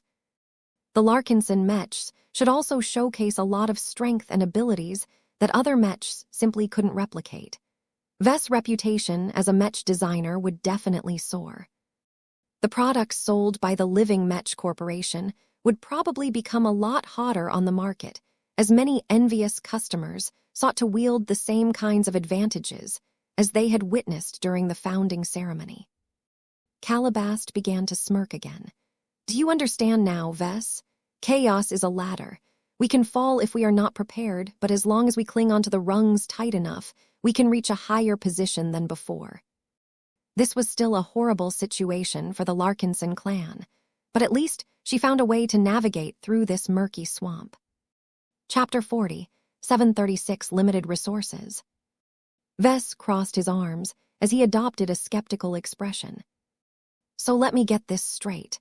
Your highly measured and well-thought answer to a conspiracy that might lead to the deaths of hundreds of important figures is if you can't beat M, join M. Is that right? The woman who proposed their clan to employ this funny-sounding strategy stood by her response.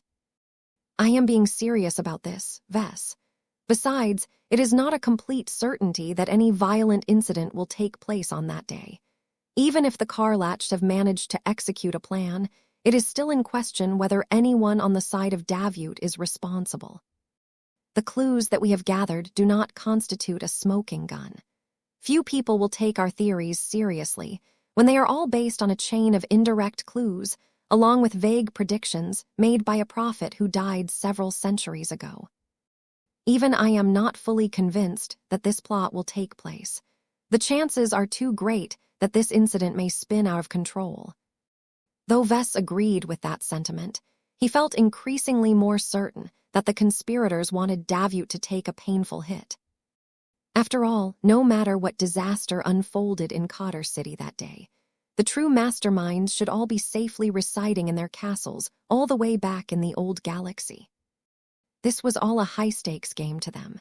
It was easy to gamble with the lives of many people when none of the losses affected the conspirators on a personal basis. All that mattered was making the Davut project succeed. As long as the damage was controlled, a wounded Davut would definitely be able to bounce back stronger and more united than ever. Who can we inform? Vess asked.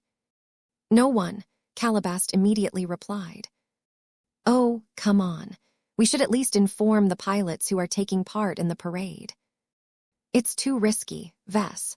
The only people who can know are the individuals in this room, and that is already too much, in my opinion. The spy master swept her arm across her office. Vess, herself, Lucky, and the silent honor guard had all become exposed to this deadly secret. Oh, Vess should add Goldie and Ilvain to that list as well. It is hard to plan a proper response with just us. What do you expect us to do? Shall we whip out our guns in advance and fire them as soon as we spot a threat? No one else can know, Vess. I mean it. Informing ARC, our expert pilots, or our allies will do more harm than good. This is because the more we spread this secret, the less it will remain that way. We cannot afford to expose this possible conspiracy for the reasons that I have explained to you earlier, so we must keep our mouths shut and prepare in our own ways. This made the situation incredibly difficult for Vess.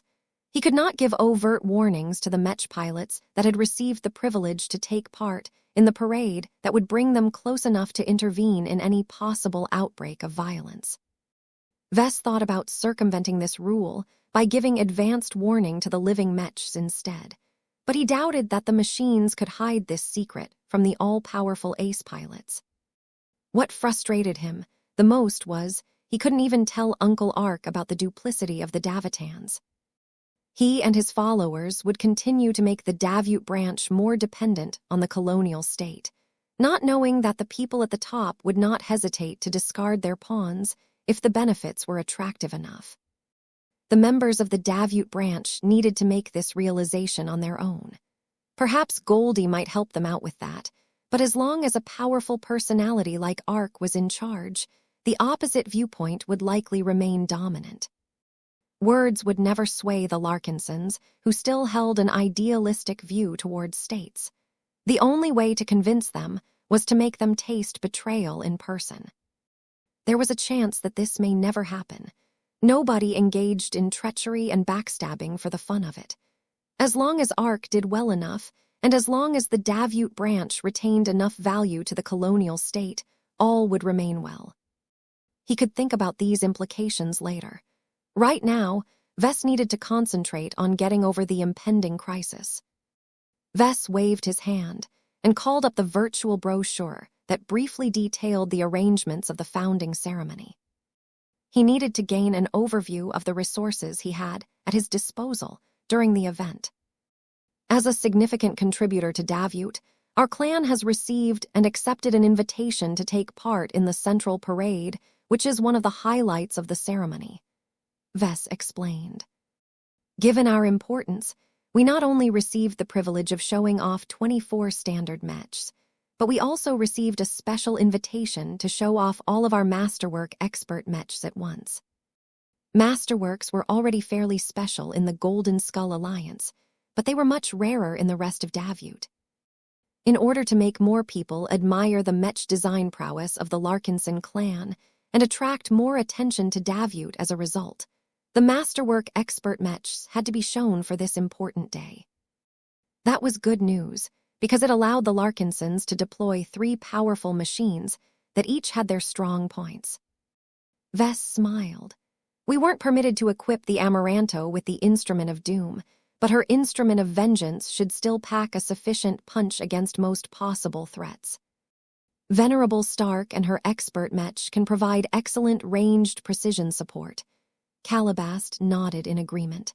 Power is important, but the speed of reaction is also important.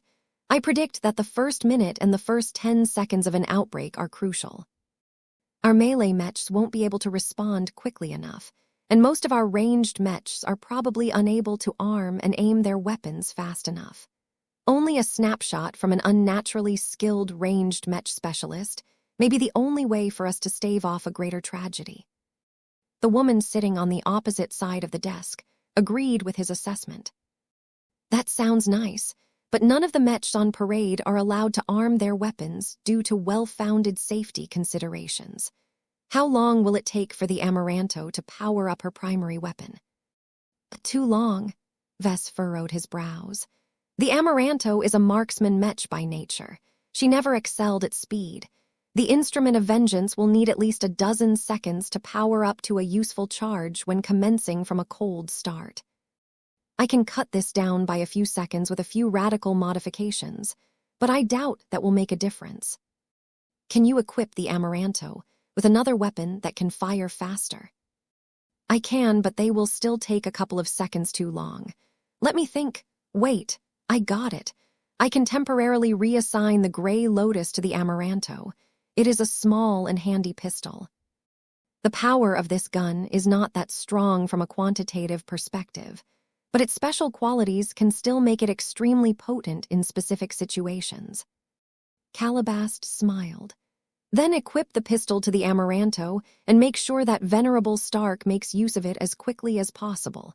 That took care of the fast response. Now we need an asset that can suppress any potential enemy units if they are in the field. The Evertshanger can take care of that as long as the individual enemies aren't too strong, Vess threw out. The expert hero Mech has never tried it on an actual battlefield, but he can replicate the disorienting glow of ferocious piranha and use a resonance ability to extend its range so that it encompasses the entire incident area. Joshua and the Evertshanger just have to make sure that they control this incredibly sickening glow well enough that it doesn't adversely affect any allies and innocent bystanders. It was too bad that the authorities denied the Larkinson clan the permission to equip the Evertshanger with a powerful mounted wargear loadout. Sounds good. The Evertshanger's greatest advantage has always been its ability to switch between different glows and amplify their effective range. It might be a good idea to prep the Evertshanger to switch to Lufa's glow as well. That can be useful for de-escalating a tense situation and tamping down the panic spreading through the crowds. We also need a way to effectively take down several stronger threats or many weaker threats, Vess continued. The Amaranto and the Evertshanger can already help in that regard, and so will many other friendly mechs in the immediate area. But if there are too many enemies, then the Minerva can play a crucial role in commandeering the 24 accompanying standard mechs. This way, all of the mechs we bring can fight with extra power and direction, making them much more effective than normal. You need to put careful thought into the composition of those standard mechs. Vess, what restrictions did the authorities impose on your selection? Well, they have foisted a bunch of rules on our clan. One particular rule is that all of the mechs should look beautiful and pristine to the point where their exteriors are gleaming. Another rule is that we cannot bring in any heavy mechs, especially heavy artillery mechs. The Larkinsons still had a lot of choice, though. After putting careful thought on the matter, he decided to go for a mix of offensive and defensive machines. I think I will settle for bringing in 12 nullifiers, as they are our most effective ranged mechs. I will take 4 second swords, as they are our deadliest melee offensive mechs. For defense, I will bring 4 rigid walls to provide a lot of physical defense, and 8 bright warrior mark Roman II, with modular loadouts that are geared towards utility and remote energy shielding functions. The latter could play a crucial role in saving a lot of lives, including that of Vess and his family. After the latest revision of the Bright Warrior line, the balanced and versatile modular mech platform gained even more modularity. This allowed Vess, or any other reasonably competent mech designer, to develop and equip the Bright Warrior mechs with DAM near any modular and external equipment, provided there was enough capacity. With regards to the Bright Warriors assigned to the parade, Vess intended to strip them completely of any offensive equipment so that they could carry the most powerful and effective remote energy shield modules that he could obtain on short notice. Your uncle will be part of the ceremony as well, but he and his expert mech are grouped together with the other military volunteers, Calabast noted. Vess dismissively waved his hand. Ark is a high-tier expert pilot, a highly experienced war veteran, and a newly instated mech general. His ability to respond to a crisis should be excellent. I am not worried about him at all. His only major shortcomings are that he will get caught off guard like almost everyone else, and that his expert mech is a little weak. His Travone Exine is a fresh old Galaxy import and has incorporated none of the advances of the Red Ocean, most prominently transphasic parts. Aside from that, Vess also couldn't really control his uncle, especially if the stubborn expert pilot remained oblivious to the truth. This was why Vess would rather focus on the variables he could control. He needed to work with what he had in order to navigate the upcoming crisis. All of this sounds good, but I am afraid it will not be sufficient to save the representatives of the Cross clan, Calabast told him. What if they are taken out by a hidden bomb planted in advance? What if an energy beam strike from orbit precisely overwhelms their coordinates? Our ability to solve this problem is severely hampered by our inability to predict the nature of the threat. That is unless Ilvain can give us another answer. Ves shook his head and waved the totem in his hand that had gotten dull. We've already strained Ilvain above his capacity. It was too hard on him to foresee possible futures when there are so many powerful elements at play. We are not out of options, though. We still have a secret weapon. And what is that? He smirked. We have our cats. Meow. Chapter 40, 737, just in case. Ves felt sick to his stomach when he thought about the disaster that might unfold during the founding ceremony. He could not say for sure whether the dreadful scenario that Calabast predicted out of scattered evidence would turn into reality. Yet the possibility alone caused him to generate the urge to leave Davut entirely. Why would you want to leave Davut all of a sudden? His personal assistant questioned.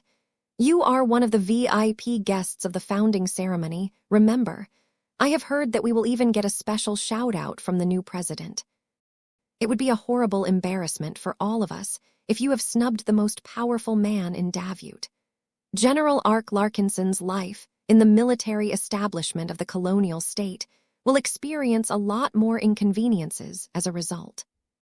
Our various business operations will also encounter a lot more hindrances from the authorities.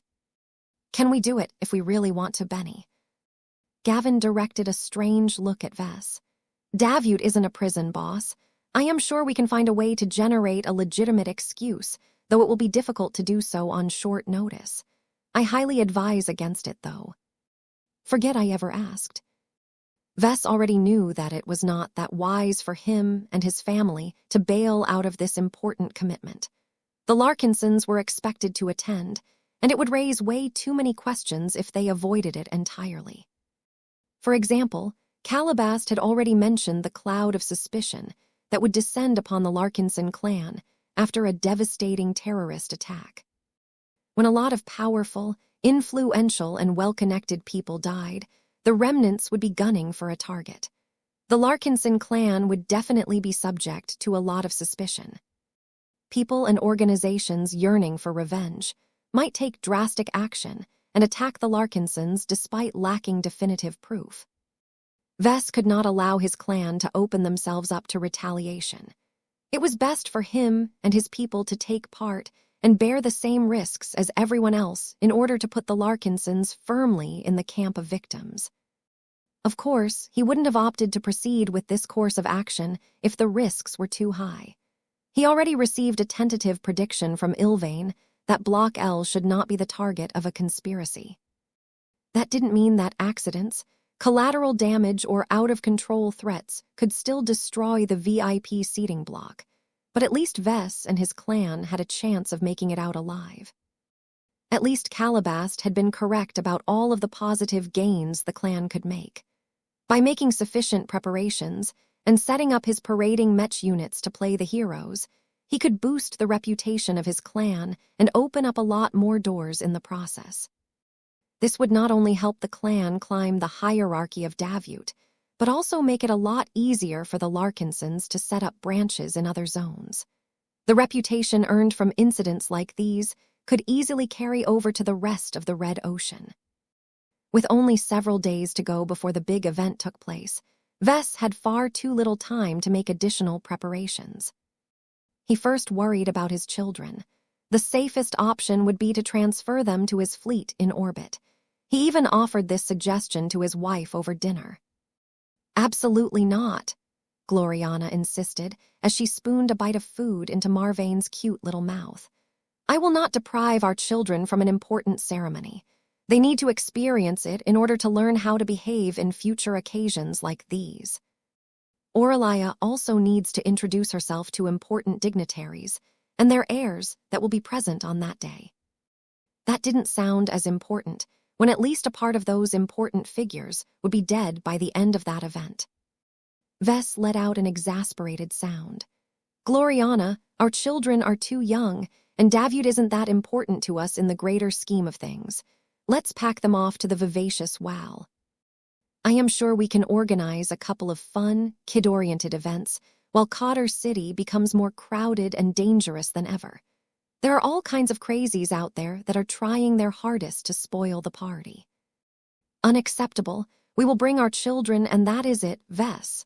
I have always known you are paranoid, but you are taking it way too far this time. Nothing has happened to us in many years, and Davut is one of the safest places in this zone. Security is tight as there are not only multiple military Mech regiments providing security at the site, but also dozens of expert Mechs and 5 ace Mechs. I have even received news that the Mars is one of the machines that will join this illustrious lineup.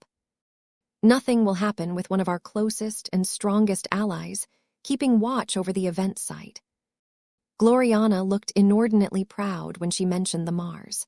She had a small but crucial hand at developing the powerful machine, so any instance where the ace hybrid Mech got paraded was another validation of her work. As a rare masterwork ace Mech that attracted a lot of admiration and envy each time it appeared in public, there was no way that Davut could resist the urge to show off such a fantastic work. This news should have reassured Vess, but the opposite was the case. Vess suspected that the conspirators had a more nefarious purpose in mind when they included the Mars in the security forces. If his suspicions about Block M getting blown up at the start of the outbreak of violence turned out to be true, then Patriarch Reginald would have a direct view of his own people getting killed. This would surely trigger Reginald's absolute fury and hatred towards the Karlachs, whom Davut would definitely paint as the culprits behind the deadly attacks. As Vess continued his efforts to persuade his wife to take their children elsewhere, Gloriana continued to dig her heels. We are not leaving, Vess.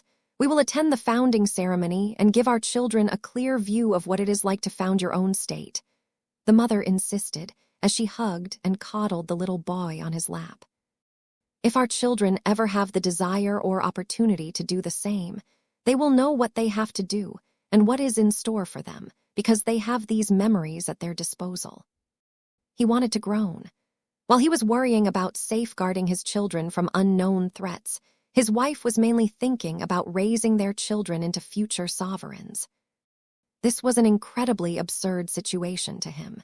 He felt tempted to ignore Calabast's extremely important advice and spill the beans to Gloriana so that she became aware of the impending threat. Then again, if he did this, the public would probably know all about rumors of a planned attack the next day. He turned to his adorable children. What do you think, little ones? Would you like to go out on a fun day out at our entertainment ship? I think we recently opened up a new theme park in Dawn City. Booering, Andress drawled as she munched on a bite of high-calorie potato. I want to go see all of the awesome Mechs that will be shown off. Our Mechs are the best, but the other ones should be cool as well. Don't speak when you are chewing, young lady. Aurelia, at least, had the presence of mind to swallow her bite before she opened her own mouth. I also want to attend the ceremony, Papa. Me too, Marvane chirped as he hopped on his mother's lap. In the end, Vess ultimately failed to persuade his children to be elsewhere by the time the founding ceremony commenced. Since this was the case, he decided to invest extra effort into improving their security. He not only put extra effort into upgrading the equipment of his honor guard, he wanted each of the guards that were allowed to stay close to the seating blocks to wear quasi-first-class combat armor. Though Vess wanted to upgrade the weapons of his guards as well, that was a lot more difficult to arrange in a short amount of time. He had no choice but to give up on this additional step. Aside from upgrading the gear of his personal guards, he also spent a lot of time meddling with the arrangements of the Larkinson Mechs that were assigned to take part in the parade. A number of Mech designers had already been tasked with prepping the selected Mechs. They did not react pleased when they heard he wanted to change the entire lineup that had been in the works for weeks. We have almost completed the tweaks and cosmetic overhauls on the Mechs that we have designated in the past. The defensive specialist spoke as she put her hands on her hips. They look gorgeous after we have embellished their exteriors and added custom-formulated flowers and other decorations to their frames. If we change the lineup right away, we do not have the time to beautify the replacement Mechs. Vess didn't care about that anymore. Then skip all of the time-consuming work and do what you can in the limited time frame we have left. Our living mechs already look good enough in their original forms. We just have to polish their surfaces and add a cape to them in order to make them dashing. What is this all about, sir? Sarah Voikin asked, as she wondered why he wanted to throw out the old plan all of a sudden. I have noticed that your new selection no longer consists of our most photogenic mechs. They look more suitable for defense. Are you expecting anything to happen during the ceremony? He wanted to say yes, but he had to do the opposite in order to maintain a grip on the variables. I just feel like we need to manage our risks a little better. He offered a vague response. You should have studied my past, so you know that I have gotten embroiled in difficult situations on the ground in the past. This is why I prefer to be overprepared than underprepared. It shouldn't inconvenience us too much to make this switch. If nothing happens, then nothing is lost. If a situation arises where stronger and more combat-ready mechs are needed, then we may have saved our lived with this prudent decision. The logic was strong enough to convince Sarah to play along, even though she thought that security on that day would be too tight to allow for anything to go wrong. Vess could only shake his head at this. Too many people around him put an unreasonable amount of faith in Davut's ability to safeguard the founding ceremony and prevent any incidents from taking place. Normally, that would be the case, but if a small but powerful group of Davitans wanted to do the opposite, then it was the height of foolishness to entrust their safety to others. Vess had learned time and time again that the only forces he could rely on to put his safety first was himself and his own troops. He could not count on the Davitan security forces to prioritize the security of the representatives of the Larkinson clan, when so many other important figures demanded protection as well. Let us rush the upgrades to the armor systems and any additional physical defensive equipment in the time that we have left, Vess proposed to Sarah Voikin. If we work fast enough, we can ensure that the defensive mechs will at least be able to resist a higher amount of transphasic damage than before. You are asking for much, sir. It is impossible for us to make the replacement armor and physical shields look clean and polished. I know, but don't you think our mechs will look more intimidating if they are covered by the salvaged hull plating of defeated alien warships? The rustic charm will help with reinforcing our image as frontier explorers. Chapter 40, 738, The Weight of a Secret. Vess completely skipped out on sleep, as he forced himself to work day and night to apply as many upgrades and modifications as possible. Though he and his colleagues did not have time to apply any substantial upgrades to the participating expert mechs, they should still be able to armor up all of the standard mechs that were about to take part in the planned parade. The work wasn't pretty or refined. In order to save as much time as possible, the mech designers straightforwardly cut out armor plating that possessed the same dimensions as the existing armor plating of the mechs in question. This enabled the mech designers to easily plug out the old armor plating and put new ones in their places, but the mechs experienced various technical difficulties as a result. Mechs were much larger and more complex than a suit of combat armor like the unending regalia. The drastic changes made to the tall and massive frames produced so many disruptions that their mobility and fluidity had dropped by as much as 10%. The mech pilots assigned to the hastily modified mechs had to acclimate to the changes to the machines in record time. Vess forced each of them to go on marathon training sessions with the MSDS in order to ensure they became familiar with the changes and remastered their ability to control their battle partners. One more day to go, he wearily spoke as he noted that dawn had arrived again. For all of the prep work done so far, Vess felt nowhere close to getting his forces ready enough to meet all of the possible threats that might emerge during the big day. Much of his work went into bolstering the defenses of his mechs and guards. That might allow them to withstand much stronger hits, but it did not directly help them take out particularly strong and resilient threats. Vess had no choice but to place his hopes on stronger elements, such as the Amaranto and the Minerva, to neutralize any acute threats. As the work in one of the workshops of the Genesis lab completed the rushed transformation of a large amount of mechs, Sarah Voikin voiced her skepticism on this string of rushed jobs. Don't put too much stock in their defensive prowess. Their outer plating may be able to resist several times more damage than before, but their internal structures remain virtually unchanged. They can withstand and absorb plenty of energy damage, as the heat capacity of these first-class alloys are astounding compared to what we previously worked with, but they won't fare as well when struck by physical attacks. Blunt strikes from heavy melee weapons and strong kinetic projectiles will shake the internals if they exceed a certain level of force. In other words, the defensive schemes of the modified standard mechs all resembled that of an egg. Their outer shells had become a lot harder, but the parts that were deeper inside were painfully soft and fragile in comparison. Vess nodded in understanding. I am already aware of these shortcomings. It is not as if we can do anything about it. The only way to strengthen the internals is by completely disassembling the machines so that we can replace all of the internal structural components. That takes way too much time and effort. We can think about doing this after the festivities have concluded. He really hoped that whatever trap got sprung that day did not unleash a horde of enemies that excelled at breaking eggs with overwhelming force. They talked about a few other peculiarities about the altered standard mechs. The balance of the mechs was off. The increased mass of the stronger alloys also had a negative impact on mobility. There was too little time to adjust the operating systems to compensate for all of the altered physical attributes.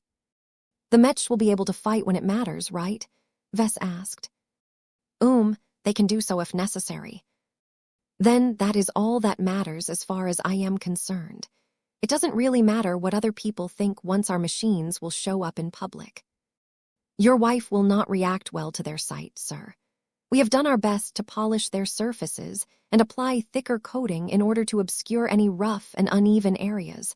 But anyone who knows mechs as well as us will be able to see the glaring lack of refinement and optimization.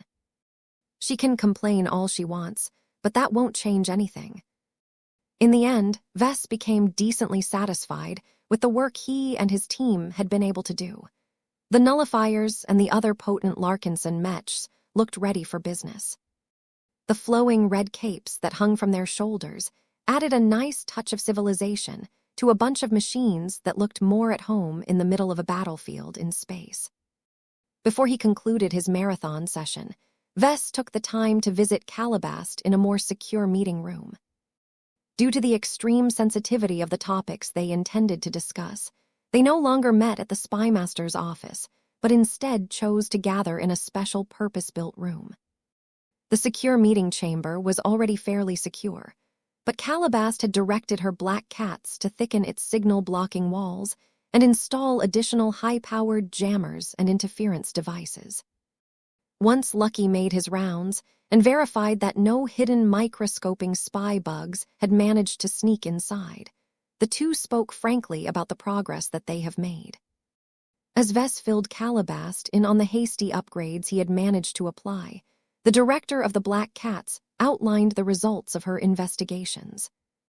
If you expect me to provide you with confirmation, then you won't like what I am about to say. I have tasked my agents to pay more attention to the parties that are responsible for organizing the events that will take place tomorrow. They were unable to get close enough to gather any important data. Their security has all been heightened to the point where not even Lucky can poke around too much without triggering an alarm. Meow, Lucky echoed. Calabast had dispatched Lucky to various different key locations, but these fishing trips yielded little of value. At best, the investigations ruled out possible instances of sabotage and destruction. I can say with absolute certainty that no one will be able to place any bombs inside the VIP seating blocks, she said. There are multiple safeguards and security layers. A multitude of different people from different organizations and government branches are constantly checking on each other's work. The chances that anyone can slip in a bomb unnoticed is low. That said, I cannot completely rule out this option. Vess grimaced. It would be nice if this was the case. I have multiple different ways to disarm a planted bomb. Meow. The spy master mentioned a few other possibilities that she looked into. Though her black cats weren't able to gather nearly as much information to form any solid conclusions, so far it did not appear that anyone with nefarious purposes intended to employ the most obvious ways to launch an attack during the founding ceremony. This is the expected result, Calabast patiently explained. It is too suspicious if a hostile party is able to circumvent all of the obvious security precautions and slay hundreds of important figures with ease. My conclusion is that the threat will come from an unexpected angle. There is so much exotic tech available in human space, and beyond that nearly anything is possible. We cannot possibly guard against every possibility unless we have gained more specific information. Is Ilvain? Vess shook his head. The design spirit has recovered a bit from his previous exertion, but I think it is best to save up what little reserves he has until the ceremony has started. The way that Ilvain works is that it is much less costly for him to make predictions closer to the present. The further he casts his sight, the more fuzzy his sight becomes. It becomes a lot more difficult for him to foresee anything specific. I hope that by the time the ceremony is about to start, Ilvain can finally push through all of the interference and reveal to me the reason why Block M is marked for death. He owed it to the Crossers to save the lives of their important representatives. Though Vess only really cared about Patriarch Reginald Cross and Master Benedict Cortez, both of them would suffer substantial setbacks in growing their clan if all of their best people died at once. In addition to that, Vess really did not want the conspirators to get away with successfully planting a seed of hatred inside Reginald's heart. The war between Davut and Karlach must never become too personal for the volatile ace pilot. There is a significant chance that you will fail to figure it out in time, Calabast pointed out. Also, even if you do find out the truth, you may not have the ability to act on it. Will you be able to accept the outcome of failure? He threw her a sore look. You were the one that impressed me on the importance of keeping my mouth shut. I am at the point where I have serious issues with your reasoning. No matter what, we need to do right by our allies. It feels so dirty to possess critical information that is vital to their survival and well-being, but refrain from saying anything due to vague and abstract reasons. They are anything but abstract from my perspective. Make no mistake, Vess. We have possibly become embroiled in a conspiracy that not only affects the future of the colonial state centered around Davut, but also the entire political landscape of the Krakatoa Middle Zone and the fortunes of all of the groups that have invested in this corner of the frontier. He let out a tired breath. You don't need to remind me of that. I will stay quiet, but that doesn't mean I want to do nothing and let the scenario play out without interfering.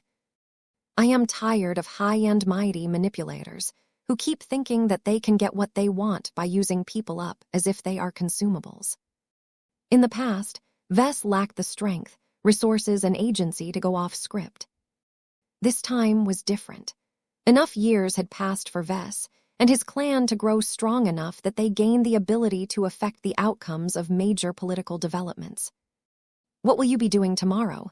Vess curiously asked. I will try my best to make myself scarce, she responded. I think I will go on a long retreat to the blinding banshee. My black cats will try and lay low as well. It is not our job to investigate the culprits responsible for trying to disrupt the founding ceremony. That is up to the authorities. Our clan must show itself to be above suspicion. Understood. I agree with you. Sneaking around is a bad idea when so many angry people are out for blood. They talked a bit more about what they could do to increase their chances of coming out ahead. There was not much they could do, though.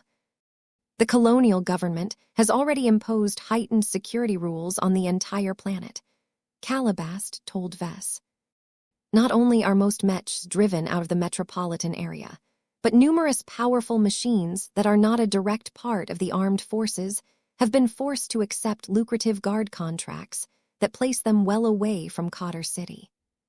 The Jeddah Sandivar and the Royal Jim are both obliged to guard a pair of large industrial cities that are located at least several hundred kilometers away. Davut did not fully trust the Adelaide Third Fleet and the Boudjay family, as they had yet to sign any formal cooperation with the colonial government.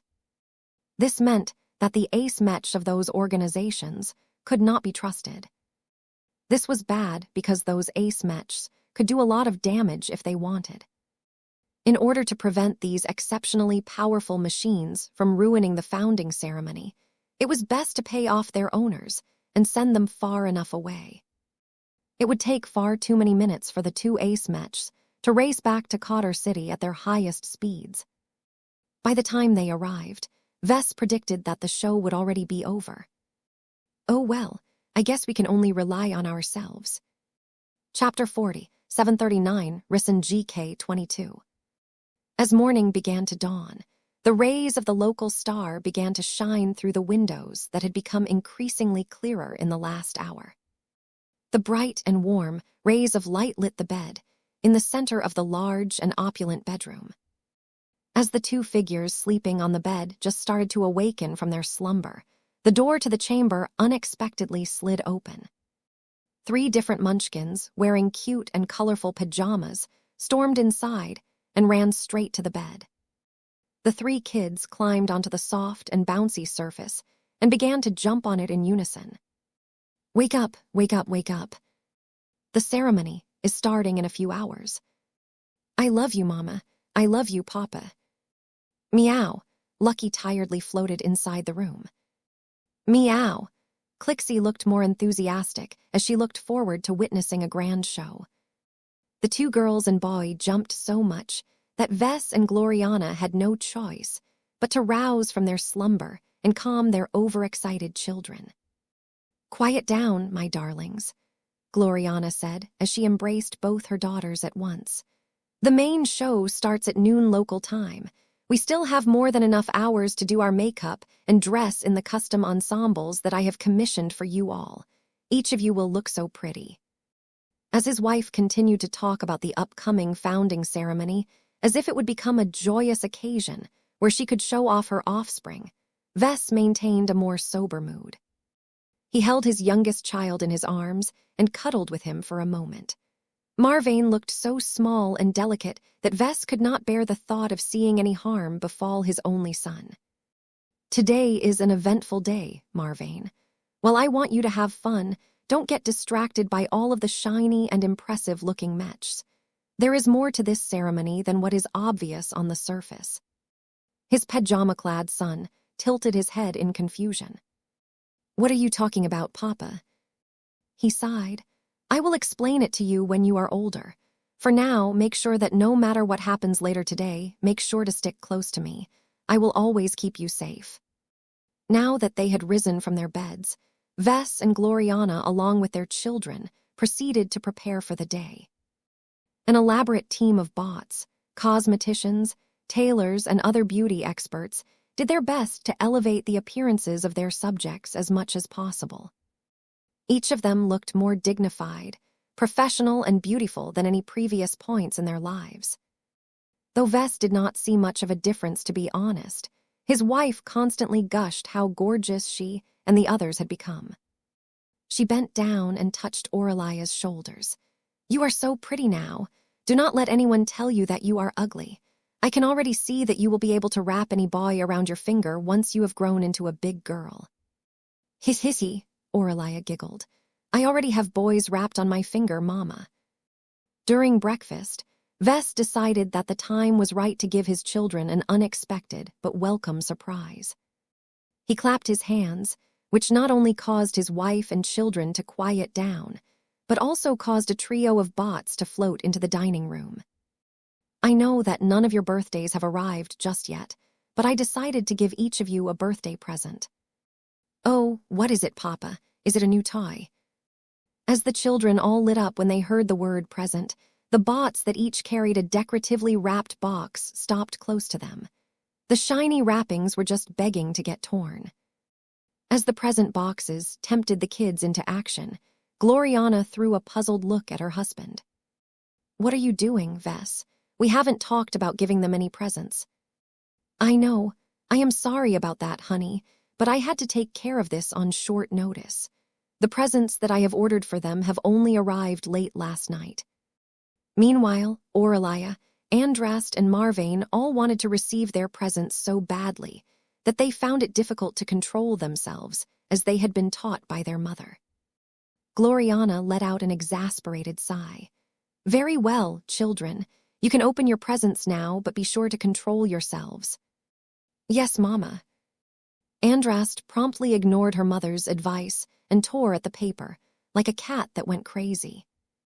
Once she threw away the wrapping and opened the composite box, her eyes displayed confusion as she pulled out a small metal belt-like contraption.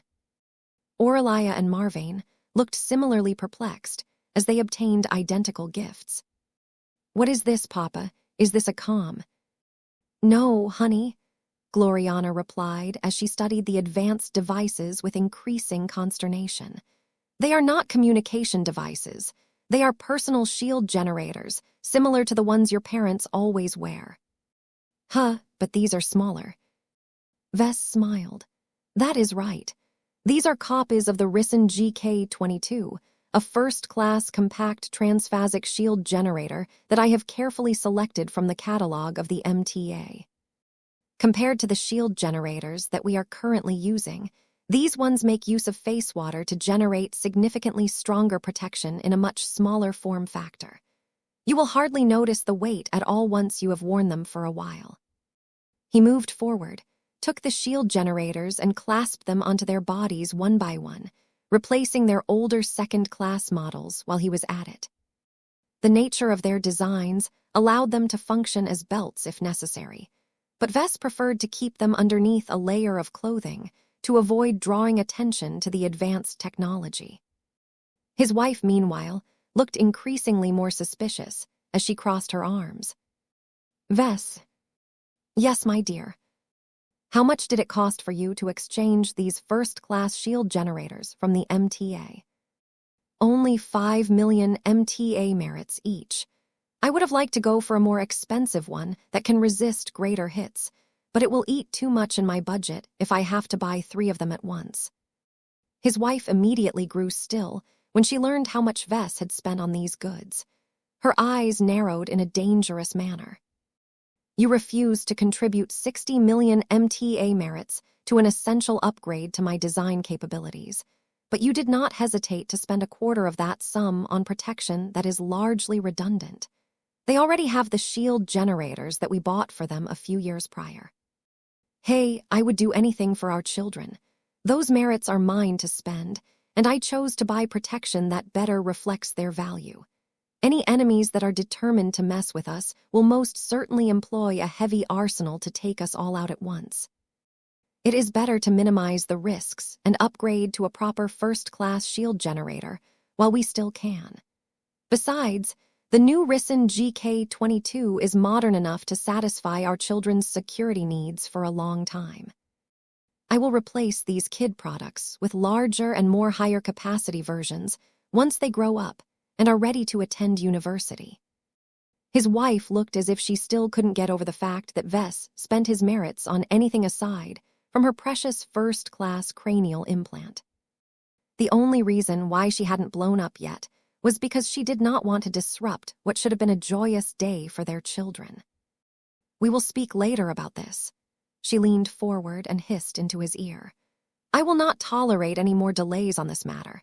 If you are willing to spend 15 million MTA merits, you can keep your account open long enough to spend an additional 60 million MTA merits. Later, it didn't matter to Vess. If the found ceremony unfolded as he and Calabast guessed, then he bet that Gloriana would no longer be in the right state of mind to follow up on this matter. That little realization dampened his mood a bit.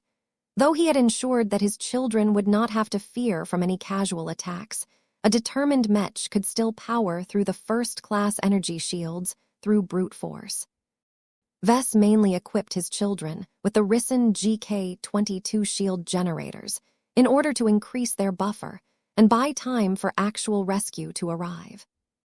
Once the friendly Larkinson Mechs in the vicinity came close enough to deploy their defenses, Block L should be in the clear.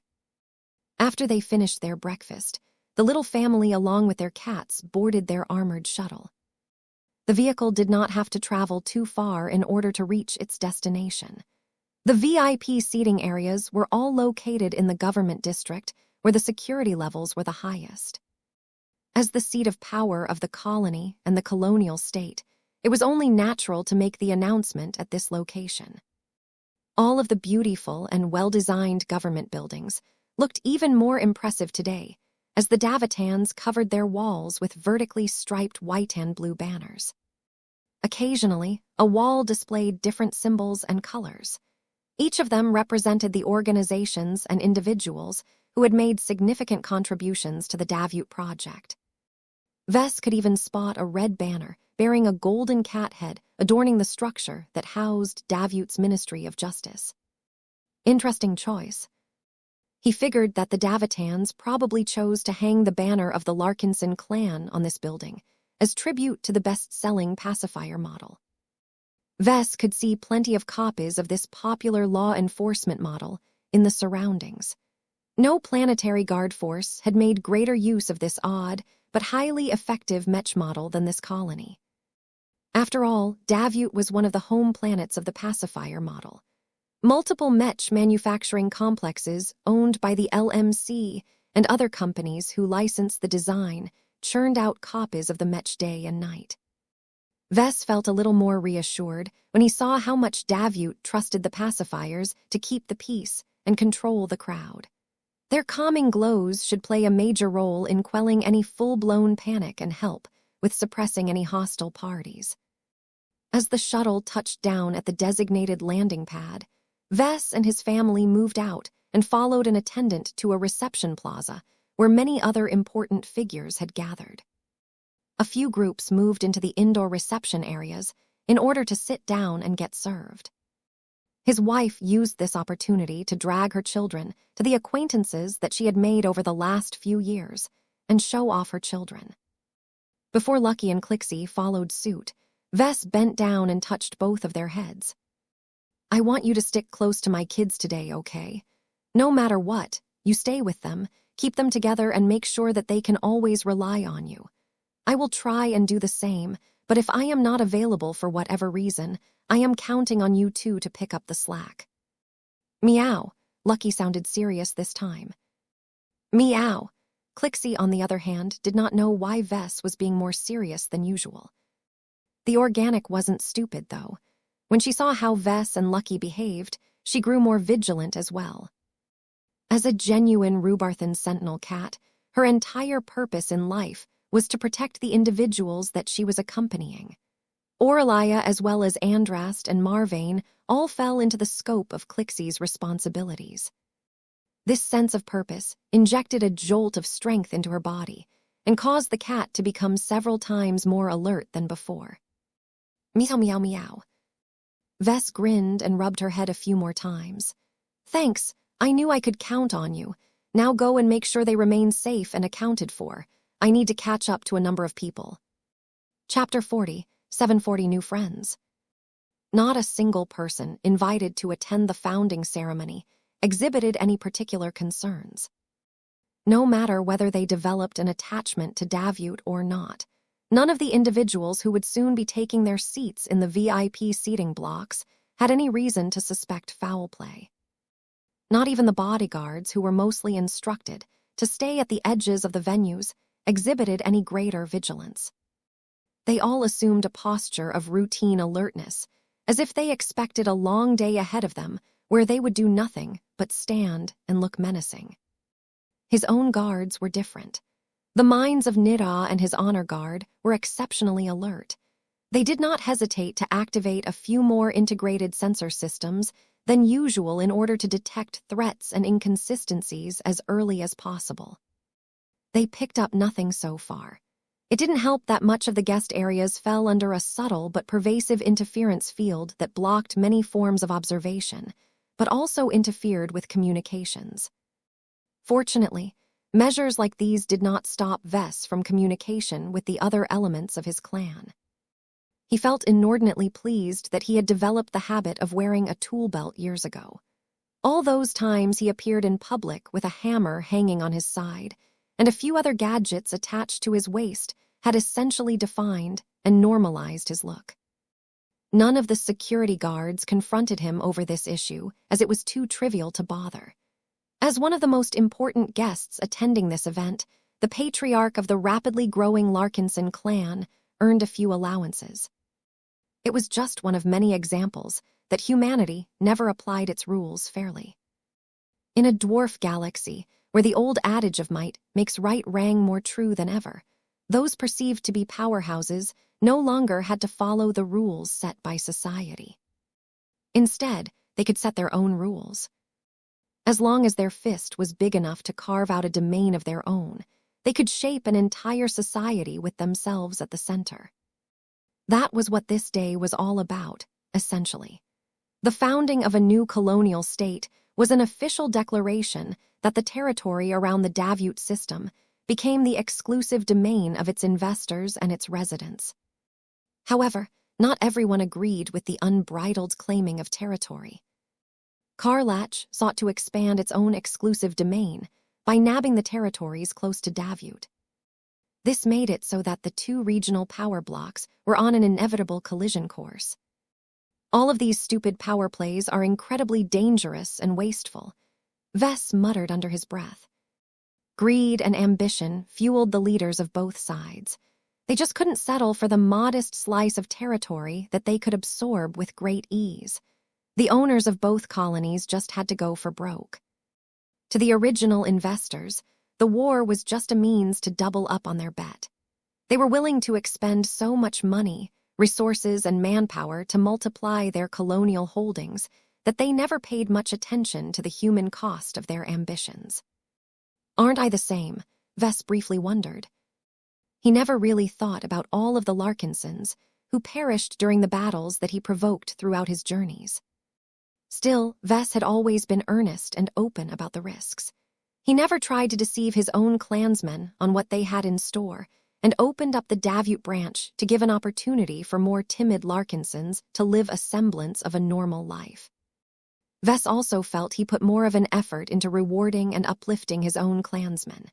He had put significant personal attention into making sure that his clansmen would never feel left out or discarded as the clan became more powerful as a whole. There were still plenty of third-raters within the ranks who may not be as good as the second-raters who joined up later, but still managed to keep up in their own ways, provided they put in the effort to learn new knowledge. In contrast, the impression he got from Davut was that the colonial state only cared about the current benefits that it could derive from its subjects and investors. As long as any party outlived their usefulness, the state was liable to kick it to the curb. That made Vess feel better about himself. He believed he distinguished himself from these cold and unfeeling states by possessing actual integrity and genuinely wishing that his friends and allies benefited just as much. Patriarch Larkinson, it is good to see you again in the flesh, a boisterous voice called from behind. Vess turned around and greeted an older gentleman garbed in a ceremonial martial uniform. Ah, General Forain, it is nice to meet you too. It has been a while since we last spoke in person. Operation Lighthouse seems like a lifetime ago. I am glad that our brief time fighting alongside each other has impressed you so much that you want to join the Golden Skull Alliance. The other man smiled in a good-natured manner. You can call Herman, since we are about to become comrades in arms on a more permanent basis. You can call me Vess, if that is the case. The two chatted about various topics until they found themselves together. Vess found Herman Forain to be a remarkably easy person to talk to. This should not be a surprise, as a commanding officer of a large mercenary company had to master a lot of social skills. Not only must General Forain be proficient in managing tens of thousands of subordinates who came from diverse backgrounds, he also had to learn how to maintain relations with difficult and demanding clients. Vess could definitely sense that Herman was making a deliberate act of developing a stronger and more intimate bond with the key figure of the Golden Skull Alliance. Still, just because Herman was pursuing a course of action that constituted good business did not mean he was devoid of sincerity. It was the opposite.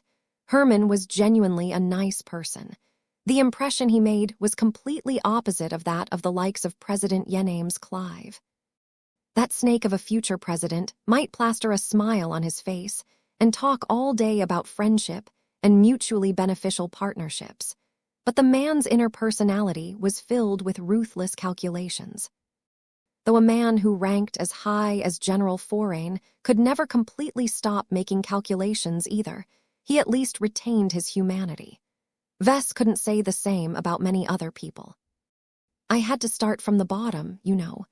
Herman casually spoke of his history.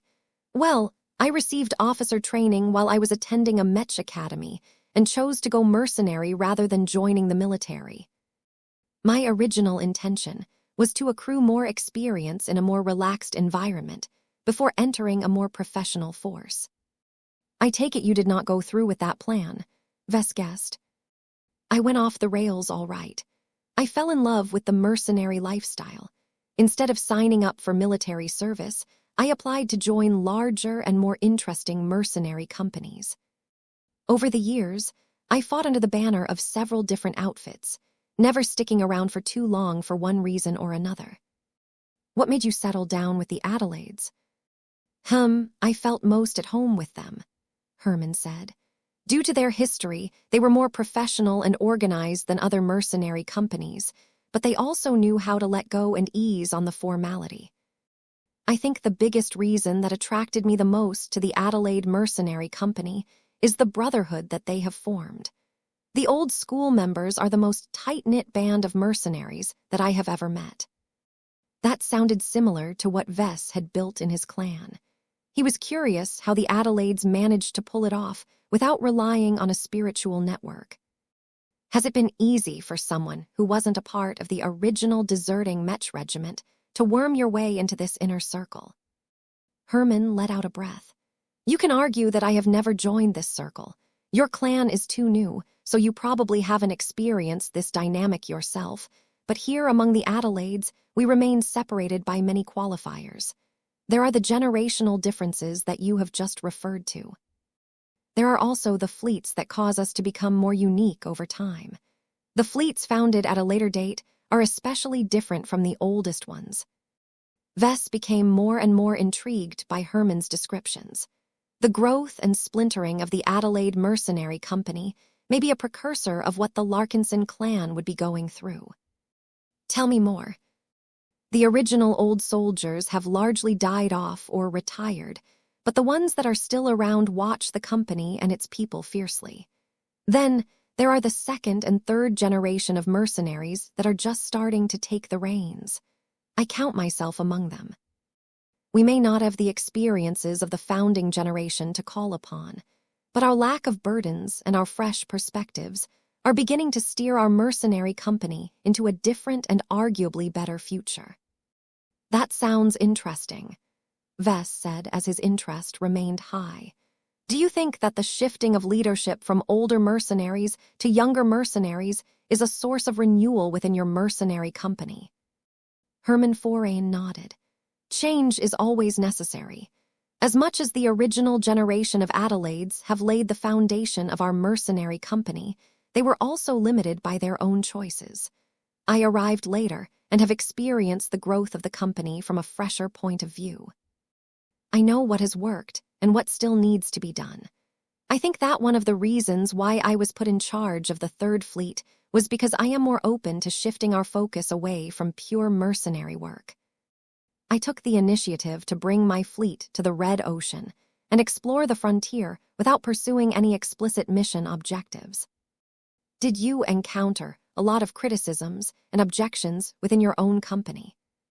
More than you can know, Herman ruefully smiled. However, I had a good talk with the old dogs who are largely retired by now. Even though they do not fully understand my own goals and vision, they believed just enough in me to give me a chance. They also have the luxury to make this decision because I am only in charge of a single fleet among a dozen others. Our mercenary company can afford to experiment. If my fleet is doing well, the other generals may decide to move to the Red Ocean as well. If my boys and I all perish due to a horrible mistake, well, at least the other surviving fleets can learn from my mistake. That was an interesting way to grow and expand a company. Vess saw many obvious parallels with his own clan. Though he did not intend to make any of the side branches exceed the main branch in any way, he was still open to allowing the Davut branch to step out of his comfort zone and pursue its own path of success. That reminded Vess of another problem. How can you keep all of these intensifying differences from tearing the Adelaide mercenary company apart? General Herman Forain raised his fingers. We talk a lot. We make sure to stick to a common heritage and tradition. We improvise. We offer financial support to our weaker fleets. We swap personnel with each other. I can go on, but it is never any single thing. We continue to engage in each other however we can to keep the gang together. It doesn't matter how many cliques we form over time. As long as we recognize that we are Adelaides, we can always unite when it is needed. It sounds as if you are one big family. That is as good of a description as any, patriarch. Chapter 40, 741 Oblique Warning. The reception plaza steadily became more and more crowded. VIPs and other privileged guests arrived from various locations at a steady rate. The mood continued to remain positive and upbeat. The bright colors, the aromatic flowers, and the low music played by a prestigious band added to the uplifting and hopeful atmosphere. Military mechs consistently flew above everyone's heads as they diligently guaranteed the security of the elaborate, city-wide event. No one exhibited any elevated fear, hesitation, or wariness. Over the years, the colony had worked hard to create an image of competence. As a colony that aimed to become the largest trading hub in the Krakatoa Middle Zone, Davut tried its best to overfulfill all of the basic requirements in order to beat all of its rivals. The Clive Consortium, the Dogen Collective, the Serenitas Foundation, and numerous other wealthy groups based in the old galaxy refused to settle for less. Tens of thousands of people, who constituted the biggest contributors to the future colonial state, had all gathered together in the large but increasingly more busy government district. Under the backdrop of this joyous and uplifting occasion, Vess gradually concluded his friendly chat with General Herman Forain. Though he wanted to talk to the interesting mercenary general for a few more hours, Vess did not forget about his original purpose. In the face of a possible surprise attack that could kill a lot of people and put his family under threat, Vess could not let down his guard and get distracted by other concerns. He decided to wrap up this conversation and try to seek out other contacts. He reached out and patted his hand on the older man's shoulder. The talks between our alliance and your fleet have been progressing well as far as I know. If nothing goes wrong, we should welcome you into the fold in a month or two. If you are eager to become stronger and increase your position in human society, then I can say that you have made a great decision. However, nothing comes for free. I just want to warn you that you are in for a wild ride. General Forain did not look squeamish. We are aware of that, Patriarch. We did our research. Mercenaries such as us are acquainted with the truth that every opportunity is paired with danger. That is why we have sought you out. Your alliance not only knows how to grasp the right opportunities, but also manage to earn amazing profits out of them. That is an advantage that only a few pioneers in the Red Ocean are able to master. Vess briefly smiled before adopting a serious expression. Thank you for the compliment, but what I am trying to convey is that we do not live peaceful lives. There may be stretches of time where we can enjoy relative peace and calm, but we often get embroiled in violent or crazy incidents, often against our will. It comes with the territory, I am afraid. Hey, we have already prepared ourselves mentally for the difficult journey that you are describing. Do not worry. We are not like most mercenaries. We have more courage, and we are not afraid to sweat a lot more in order to earn richer rewards. We will fulfill whatever you ask for us, because we know you will be right by our sides when you go deeper. Thank you for your trust in us, but that is not exactly what I am talking about. Vess replied and leaned in so that he could lower his tone. When you live a life of danger, you need to start building up the habit of expecting it to come at any time, including moments where you least expect it to appear. While you are not a golden scholar quite yet, I suggest you immediately review the current posture of your forces and make whatever adjustments you can in the short term. These words sounded out of place in the current situation. General Forain was many things, but he was not stupid. He picked up on Vess' body language and tone and started to generate different ideas. You are correct in principle, the mercenary general responded. It is always better to take more precautions. I have not lived in the Red Ocean as long as you, so you are able to speak with greater authority on this matter. That said, the majority of our forces remain stuck in orbit. We have only received permission to bring over a limited number of Mechs, as we are purely guests in this star system. We were forced to mark most of them in the outskirts of Cotter City. This was different from the Larkinson clan. The Davut branch alone easily housed over 1,000 combat-ready Mechs.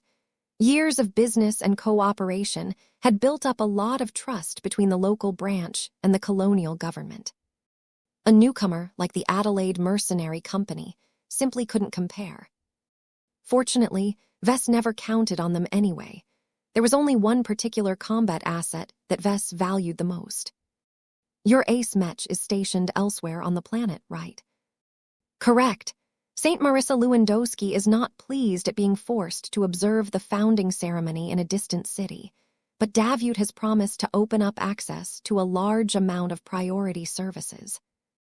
Try and avoid those kinds of obligations next time, Vess sincerely advised. People like us must always have strong and reliable protection close at hand. Anytime a situation arises where our lives are under threat, it is the assets that are closest to us that we can rely upon. If I was in your place, I would find a way to remain in regular contact with St. Marissa so that your ace Mech can take action in the fastest possible timeframe. How quickly can the Jeddah Sandovar reach this district? General Forain frowned. It will take more than an hour normally. That long? I thought that ace light skirmishers are supposed to be the fastest machines around. You are correct, but even ace Mechs cannot completely disregard the effect called air resistance. The Jeddah Sandovar can move much faster in space where there is no meaningful atmosphere to impede its forward progress. Though Vess hoped for better, the general's answer did not fall outside of his expectations. The entire point of transferring the Jeddah Sandovar away was to prevent it from posing an immediate threat to Davut and the founding ceremony. Vess bet that as long as the Adelaide Ace Mech abandoned its post and immediately raced towards Cotter City, alarms would begin to ring among the armed forces of Davut. An Ace Mech belonging to the internal group would definitely get dispatched to intercept the Jeddah Sandovar at all cost. Oh well, Vess shrugged. Hopefully I am just being overcautious. I have often been accused of exhibiting too much paranoia. Given your track record, I am sure that you are more than justified in questioning your safety, General Forain generously said. I shall mull over your words and think more critically on the issues that you have raised. The two separated so that they could mingle with other dignitaries. A massive event like this gathered a huge amount of important figures together. Many of the more reclusive and powerful leaders were hard to reach during normal times. Although the most influential individuals in Davut usually moved to a more private and exclusive chamber where they could hobnob directly with Yename's Clive and his team of senior officials, it was still possible to catch a few important figures in the meantime. Vess did not have any desire to do this. Even without bearing a heavy burden, the Larkinson clan was already doing well. He did not see much of a net benefit by drastically increasing his cooperation with local companies and institutions. Of course, the Davut branch thought differently. After a bit of looking around, Vess had managed to spot Raymond Billingsley Larkinson and his own team of executives. The director of the Rising Side branch had become a much more popular figure as of late. The arrival and commissioning of General Ark Larkinson had caused the Davut branch to become a much hotter commodity in the local and regional scene. Even Vess became subject to increased attention. A lot more eyes turned into his direction than normal, though he did not particularly mind this change. The opinions of the people around him did not particularly matter to him. Though he cared a lot about his reputation in a general sense, he was not willing to demean himself and alter his behavior on the spot just to cater to the tastes of a specific group of random strangers. After gently pushing away a few annoying flies and sycophants that sought to take advantage of the Larkinson clan, people no longer bothered him as much. Anyone who gained Davut's approval and received an invitation to become a part of this high and mighty gathering possessed a lot of intelligence on average. Vess also altered his demeanor to convey a less welcoming and more intimidating posture. This quickly drove away any of the weasels that sought to build a connection to him and his clan. It took a while for Vess to find the Bujay delegation. The men and women of this old Terran-descended family wore more traditional and exotic formal garments that caused them to stand out from the crowd. Right now, the 24 or so representatives of this family had settled down in an open lounge where they partook in the drinks delivered by cheerful-looking bots. The matriarch of the Bujay family rose to her feet and greeted Vess as he arrived in a dignified manner. "I bid you welcome, patriarch of the Larkinson clan. I am pleased we can see each other after letting our lawyers and our experts speak to each other over the course of several weeks." "I feel the same way," Vess replied as he assumed a friendlier posture again. "So how do you Bujays like Davut so far? Is it a place where you think you can settle on a more permanent basis?" The members of the Bujay family all looked at each other before shaking their heads. "We do not consider any star system in the Red Ocean to be a viable candidate for our ancestral home," Matriarch Rezi Bujay replied in a grave voice. "We have never forgotten that our rightful home is unfairly and unjustly occupied by the Chabran ancient clan. We will not stop and retire on any colony because it does not fall in line with our goals. The Red Ocean is only a single stop in our long quest to return to the Greater Terran United Confederation and reclaim our rightful throne." That is an admirable stance. You Bujays are highly goal-driven. I like that. So you have no interest in setting up a branch office or something in Davut? Matriarch Rezi Bujay shook her head. "No, we have already strayed too far from our ancestral home as it is. Establishing a permanent branch on this planet will start to trigger a metamorphosis that is irreversible. We are the proud descendants of an ancient feudal kingdom that has since been absorbed by the Greater Terran United Confederation. I do not want to see our subsequent generations forget about our illustrious past and transform into feeble Davutans that mainly answer to the Clives and the other ruling powers of this colony." Her views sounded incredibly sensible and far-sighted to Vess. He should have taken the same stance in hindsight. Maybe he would have been able to prevent the Davut branch from developing too many ambitions and breaking away from his central development strategy. "Well, I am not sure how long it will take for your family to reach its ultimate goal, but I wish you luck in this long endeavor." Matriarch Rezi Bujay let out a chuckle. "Heh, we do not need your luck. All we need is for you to lead us to further wealth and riches. We must make more haste in growing stronger as interest in this goal is waning among our younger generations. If we cannot regain our old power in time, it may be far too late for us to regain our ancestral holdings." Chapter 40, 742 Mad People. Compared to the Adelaides, the Bujays were a bunch of oddballs. Unlike most of the losers of power struggles that eventually went into exile, the Bujay family simply couldn't accept its defeat and continued to cling onto its bitter past. Vess thought that it was a rather sad and pathetic attempt to cling to forgotten glory. The Bujays turned into sore losers who did not choose to make the sensible decision and accept their diminished lot in life. Instead, the leaders continued to draft the descendants of the family into a deluded and incredibly foolish quest to depose a core Terran power. The Chabran ancient clan that had driven out the Bujays a long time ago was not any average pushover. If the Yoraltavik clan, where Lord Pyrian hailed from, was a modest, trade-oriented organization in the galactic center, the Chabran ancient clan was one of the major influences of a first-rate superstate. The Chabrans not only grasped a high degree of authority and autonomy on its own territories, but also spread out millions, if not billions, of loyal and filial descendants throughout all of the massive institutions of the superstate. The Chabran ancient clan therefore wielded both concentrated power and widespread influence. It had become so unassailable and unshakable within the Terran Confederation that no outside organization could possibly displace and replace such an entrenched clan.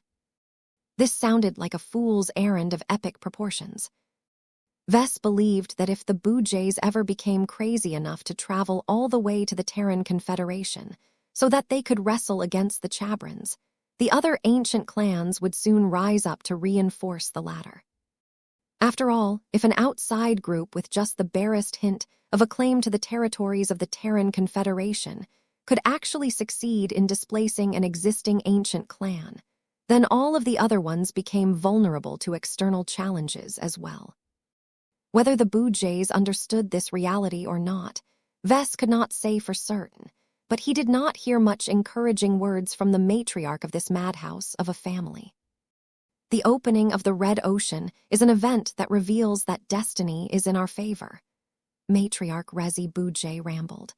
Compared to the old galaxy, there is still an untold amount of riches and plunder in the new frontier that are still ripe for the taking.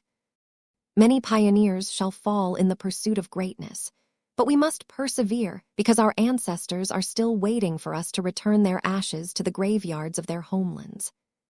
You respect your ancestors a lot, I see. That is a great virtue. I truly wish you good luck on your endeavor, but there is so much we can do to help you on your way. The matriarch reigned in her exuberance and gave him a friendly look.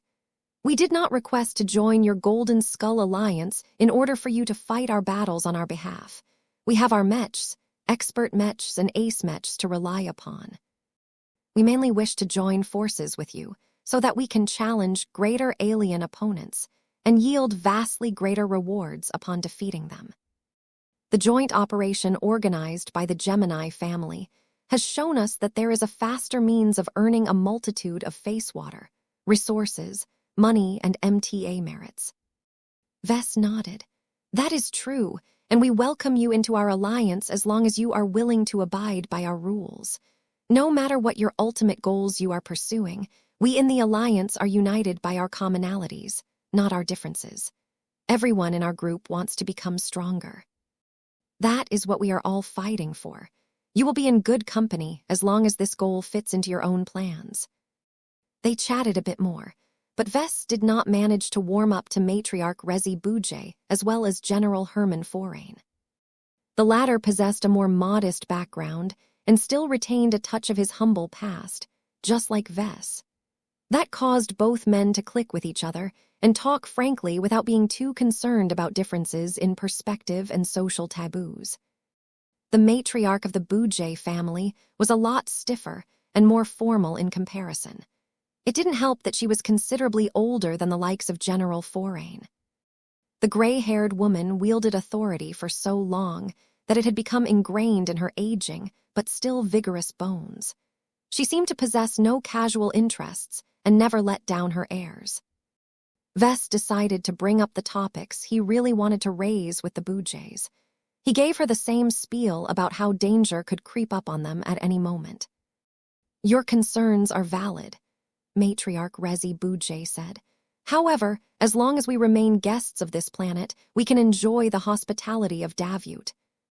We have not remained here for long, but from what we have gathered so far, the local institutions have proven to be credible and trustworthy partners. That description fits the overall administration of Davyut, but it does not rule out that differences of opinion within the ranks can lead to unauthorized actions. Some of them may be detrimental to third parties, such as us. I may not have lived as long as you, but in my limited experiences, I have found that it is always better to rely on our own troops. The female leader looked sympathetic towards him. Your words ring true, but our royal Jeem, piloted by our only saint, is not close enough to intervene if the Davitans have lost control over this district. Neither of them could do anything about this. Ves inwardly cursed the excessive precautions of the Davitans once again. Then I suggest you study an overview of the forces that you have on hand and remind them of how they need to respond if any irregularities occur. This day may proceed just as our hosts have planned, but if there is the smallest chance of disruptions, you and your family need to be ready to make proactive moves rather than react in a more passive manner. Take it from a clan leader who has learned this lesson the hard way. Ves already pushed at the limit that Calabast had explained to him. From the moment he started talking, he began to play with fire by dropping vague hints that all may not be what they seemed. He truly could not tell whether General Herman Forain and Matriarch Rezi Boudjeh picked up the hidden meaning behind his message. Both of them were clever in their own right, but whether they were willing to believe that Davut was unreliable was another matter. If Ves tried to push his message a bit too much, then he would not only turn into a liability to the powerful conspirators, but also risk getting dismissed as a conspiracy theorist by his intended audience. He left the gathering of Boudjehs shortly after that. He did not count on them to provide any timely assistance, as their ace Mech was not only stationed further away, but the royal Jeem was also considerably slower than the Jeddah Sandavar. Ves tried to track down the members of the Cross clan, but the venues were too big and expansive. The Crossers could have holed up in one of the many reception rooms and lounges that the Davitans had prepared in order to encourage greater levels of cooperation between the stakeholders of the colonial state. The interference field blocked most forms of communications, so it was not as if he could call Master Benedict Cortez over the comm. A loud chime soon sounded across the city. This was a signal that the next phase of the founding ceremony was about to commence. The majority of the invited guests headed in the same direction. Some walked on the ground, while others used their antigrav clothing to fly above everyone's heads. Many of them poured into a series of large floating halls that had been specially constructed for a specific purpose. Each of them was notable, but the one floating in the center was the most important of them all. Only the highest representatives of each group could head inside. Thousands of round dining tables awaited the people inside. The white walls were decorated with real paintings and virtual with banners representing Davut as well as different groups hanging from the ceiling. It was pretty easy for the newcomers to seek out their assigned places. When Ves arrived at his assigned table, that was located close to the front and center of the large and opulent hall. The position of this table reflected the high regard that Davut held towards the Larkinsons. "Papa, you're back again," Andrest squealed as she sat on her elevated kid's seat. Ves grinned and moved forward so that he could hug his second daughter and kiss her on the top of her head. "Hello again, Pumpkin. Have you had fun so far? Everything looks so pretty, but nothing is happening. When will the fun stuff start?" "It will not start in at least another hour. A few minutes from now, a bunch of important people will step forward and hold a bunch of important speeches." Boring Tilda. The current stage of the founding ceremony was not geared towards children. Perhaps only Aurelia might find the speeches engaging due to her growing expertise on leadership, politics, and governance. One of the more interesting aspects of the seating arrangements of this stage was that Ves and his little family weren't sitting here alone. The top representatives of another group had been assigned to the other half of the round table. The purpose behind this arrangement was clear. Davut wanted its stakeholders to meet with fellow investors of the colonial state and forge new agreements as a result. More deals translated to a greater integration into the Davitan community. It became much harder for organizations to pull themselves out of the colonial state when they were anchored by a larger amount of commitments and contracts. Davut sorely needed more committed investors and business partners who were willing to commit for the long haul. After a short wait, a group of 4 distinguished ladies and gentlemen wearing refined but understated black suits approached and confirmed that they had found the right seats. "Ah, you are from the Larkinson clan. We have heard much about you and your exploits. It is a pleasure to meet you." The oldest man with graying hair and beard spoke as he extended his hand. Vess stood up and shook hands with the man who unquestionably conveyed authority. "It is nice to meet you, but I am afraid that I am not acquainted with you and your organization. Could you introduce yourselves?" "My name is Bont Richardson. I have many functions and titles, but I am primarily known for being the current chairman of DEP Construction. The friends that I have brought are also board members. We decide the overall strategic direction of the company that we have been entrusted to oversee." "That is interesting," Vess said as he tried his best to maintain his enthusiasm. "So how big is your company and what sort of work does it do? I take it that it is not an average construction company." "We are not the largest construction company in Davut, but we are constantly expanding our operations due to persistent demand for high-quality structures.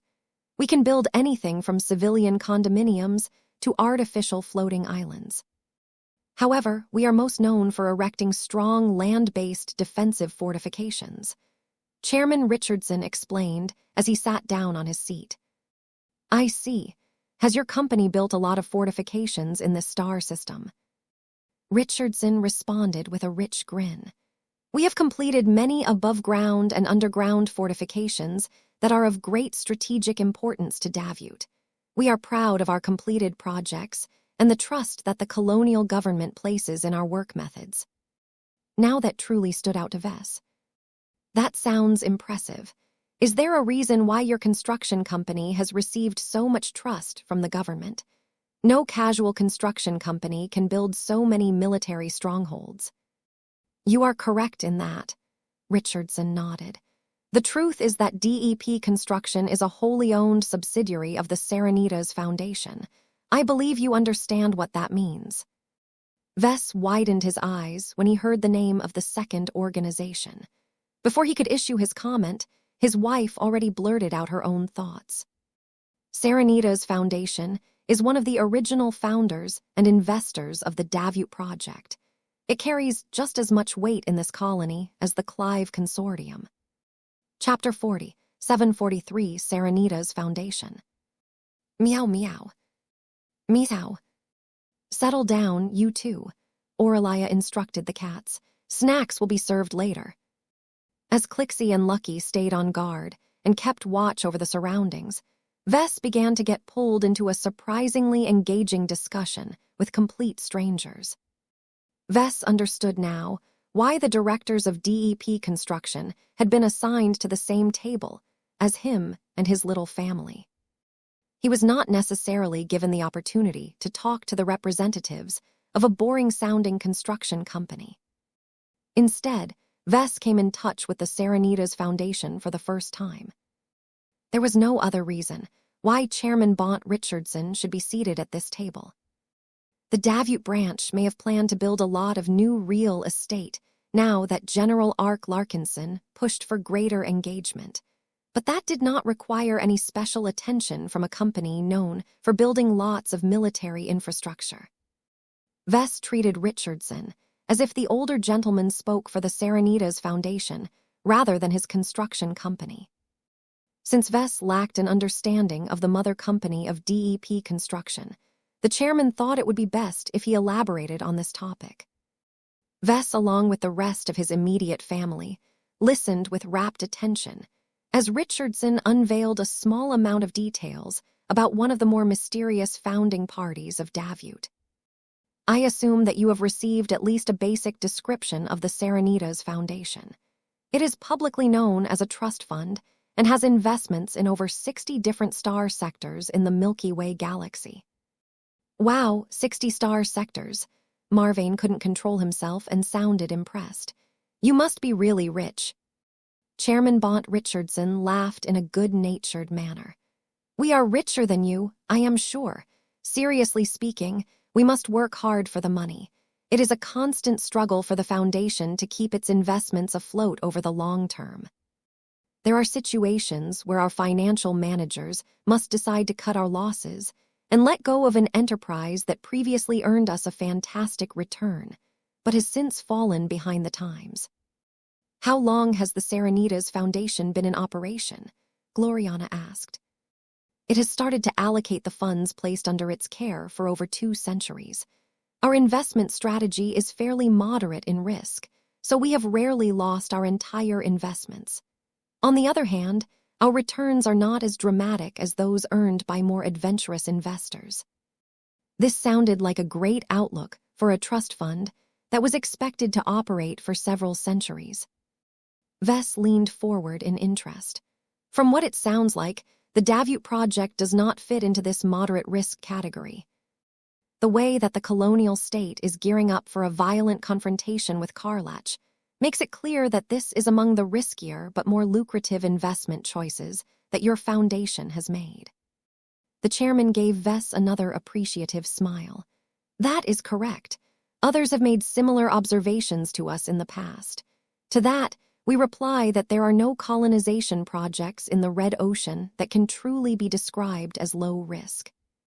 Even the smaller and more impoverished colonies that are located in obscure and low-resource star systems will drain a large amount of funding before they have finally reached a state of profitability." That was an interesting way to look at the Red Ocean.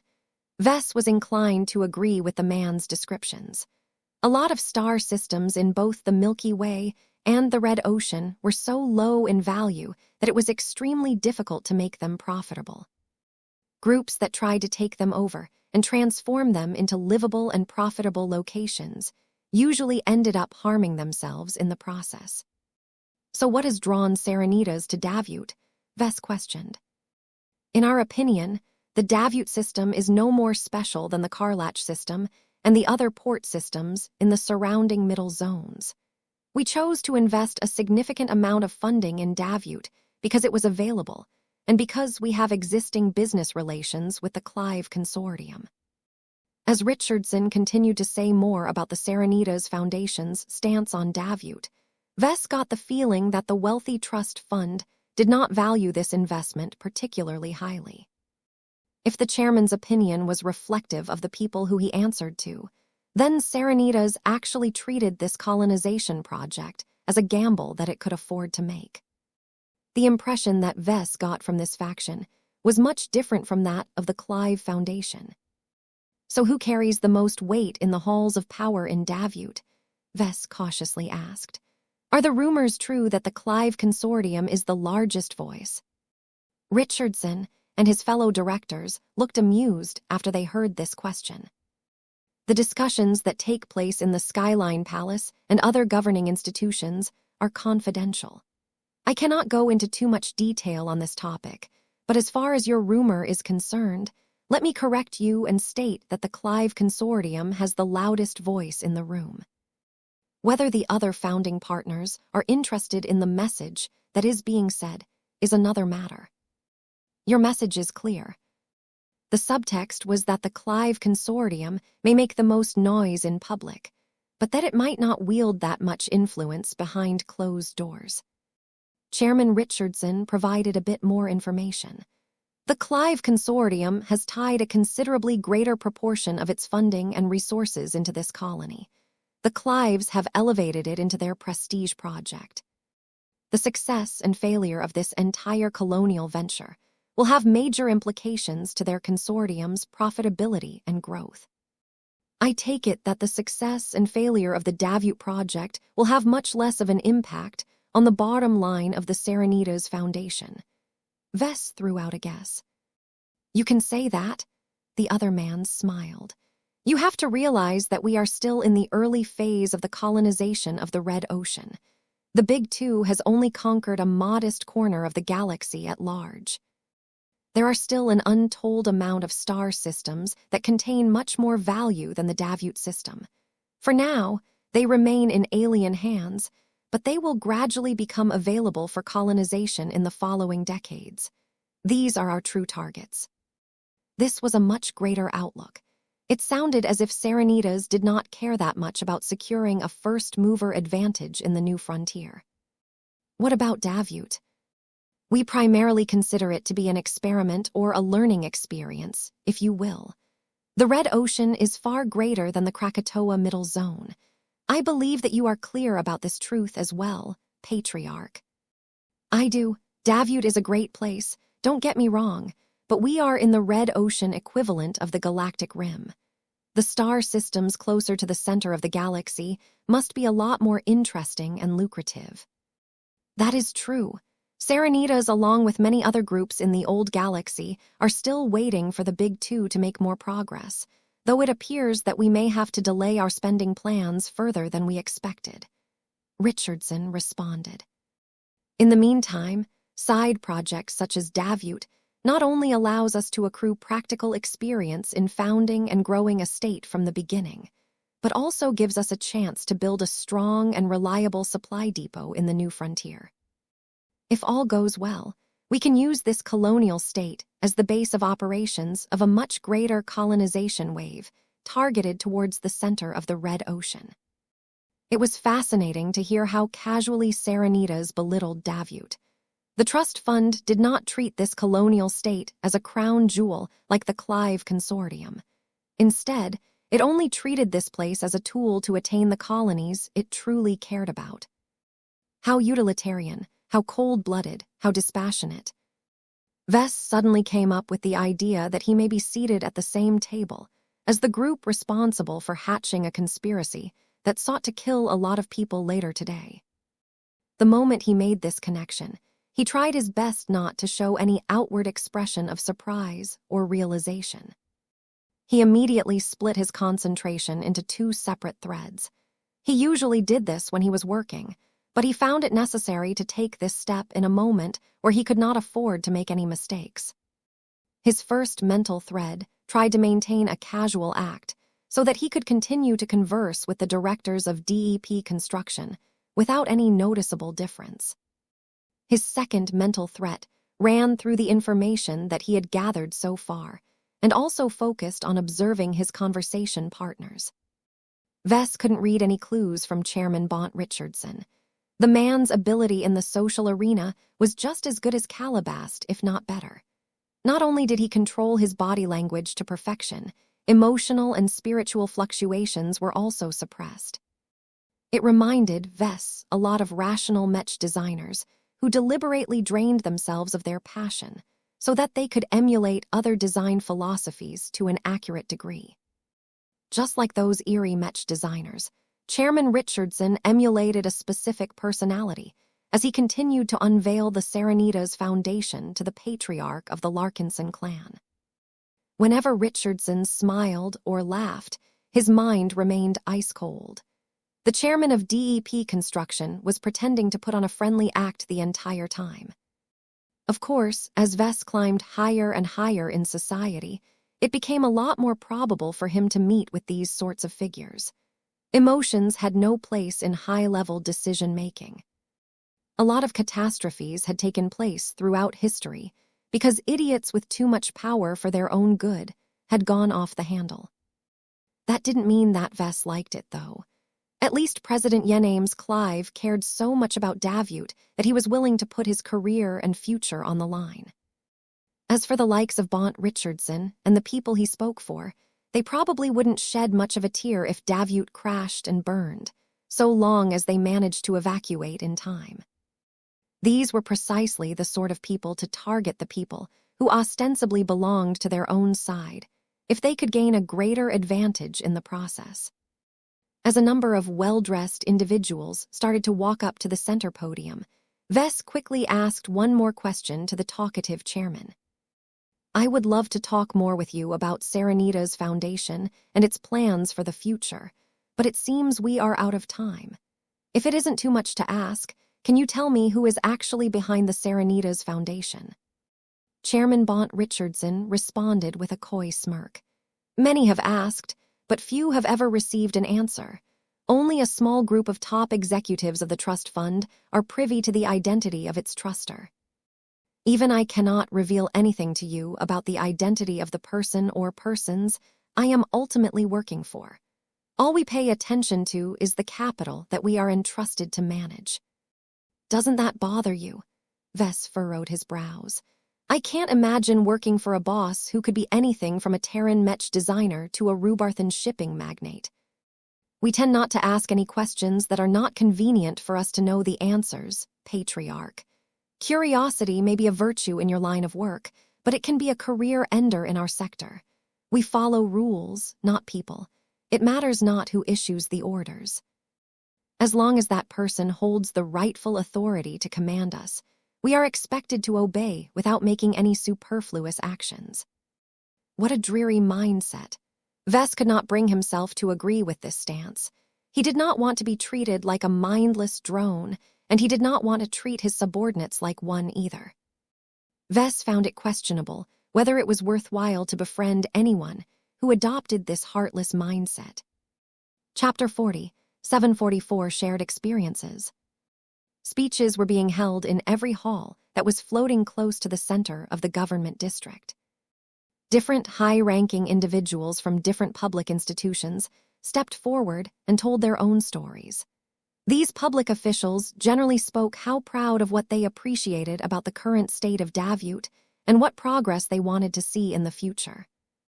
As Vess and his little family had been assigned to the most important floating hall, they got to hear the stories of a selection of ministers, military generals, and other big shots. Our military buildup is proceeding according to plan. Soon, we shall have the numbers to not only outnumber the Karlachs on every battlefield, but open up as many fronts as we wish. We have employed a wide variety of proven battlefield operators that excel in both the front lines and behind enemy lines.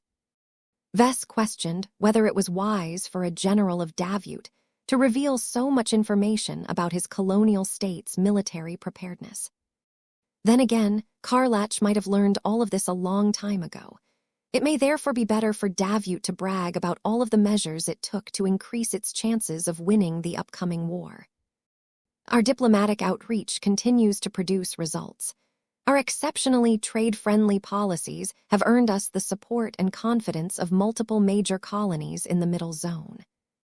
Due to their geographic distance from Davut, we do not have many conflicts of interest, allowing us to cooperate on numerous fronts such as technology exchange, resource trading, and more.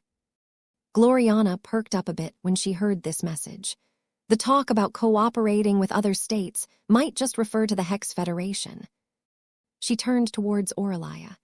What is your analysis on the possible consequences of an alliance between the colonial state of Davut and the Hex Federation? The young girl's political mind had already been churning even before her mother asked for her opinion. The Davitans shall vanquish Karlachs with the help of the Hexers. Aurelia began her prediction. Once Davut has won the war and expanded its territories, it can return the favor by providing military assistance to the Hex Federation so that the Friday colonies can be wiped off the map.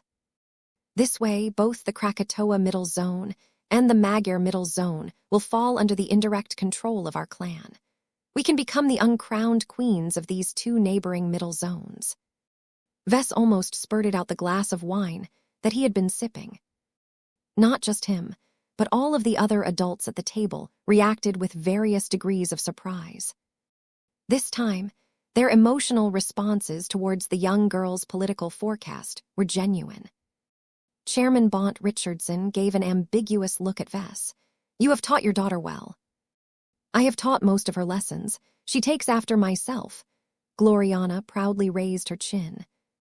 What sort of formula is your oldest daughter derived from? It is nothing impressive, Vess quickly replied. We did not earn that much money by the time we wanted to have our first child. We paid a modest sum to Witshaw and Yeneka for a formula that is centered around leadership and so on. Our other children are also products of W and Y. There is an art to raising designer babies.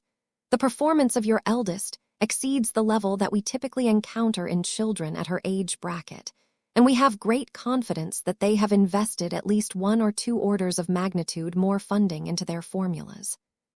This time, Vess couldn't help but feel proud. You would be right in that. It is normally not recommended to deviate from the plans of the genetics company, but our clan has a few ways of enriching our children and giving them a few more advantages than normal.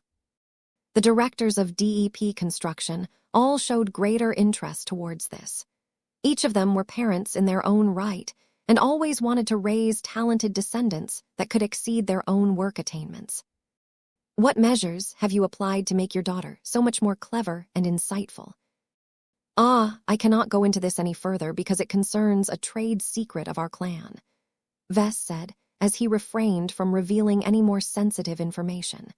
"I can tell you that I have presented portions of my work to both the survivalist faction and the transhumanist faction of the MTA." "I see." Vess had thrown out just enough information to pique the interest of the board directors. Through them, the Serenitas Foundation would definitely receive the same information as well. Even if he exaggerated a bit while he made his claims, the powerful backer of Davut with ambitions to colonize more centrally located star systems would definitely put Vess and his clan on a special list. Perhaps a few years or decades from now, the Serenitas Foundation might choose to enter into a serious business relationship with the Larkinson clan. This was only a faint possibility, though. It may very well be the case that the Larkinson clan and the Serenitas Foundation wouldn't ever intersect with each other again. As more and more people stepped up to the podium and flooded the crowd with their individual messages, everyone had a clearer idea about the people who would soon get to govern the various sections of the colonial state. Though not all of their stances and opinions sounded interesting, they all conveyed a high degree of competence and conviction. They cared about their missions, and they wanted to make the Davut project succeed more than anyone else. Just like President Yename's Clive, these hand-picked senior officials knew that they only had one shot to found a state and successfully turn it into an enduring power in the Red Ocean.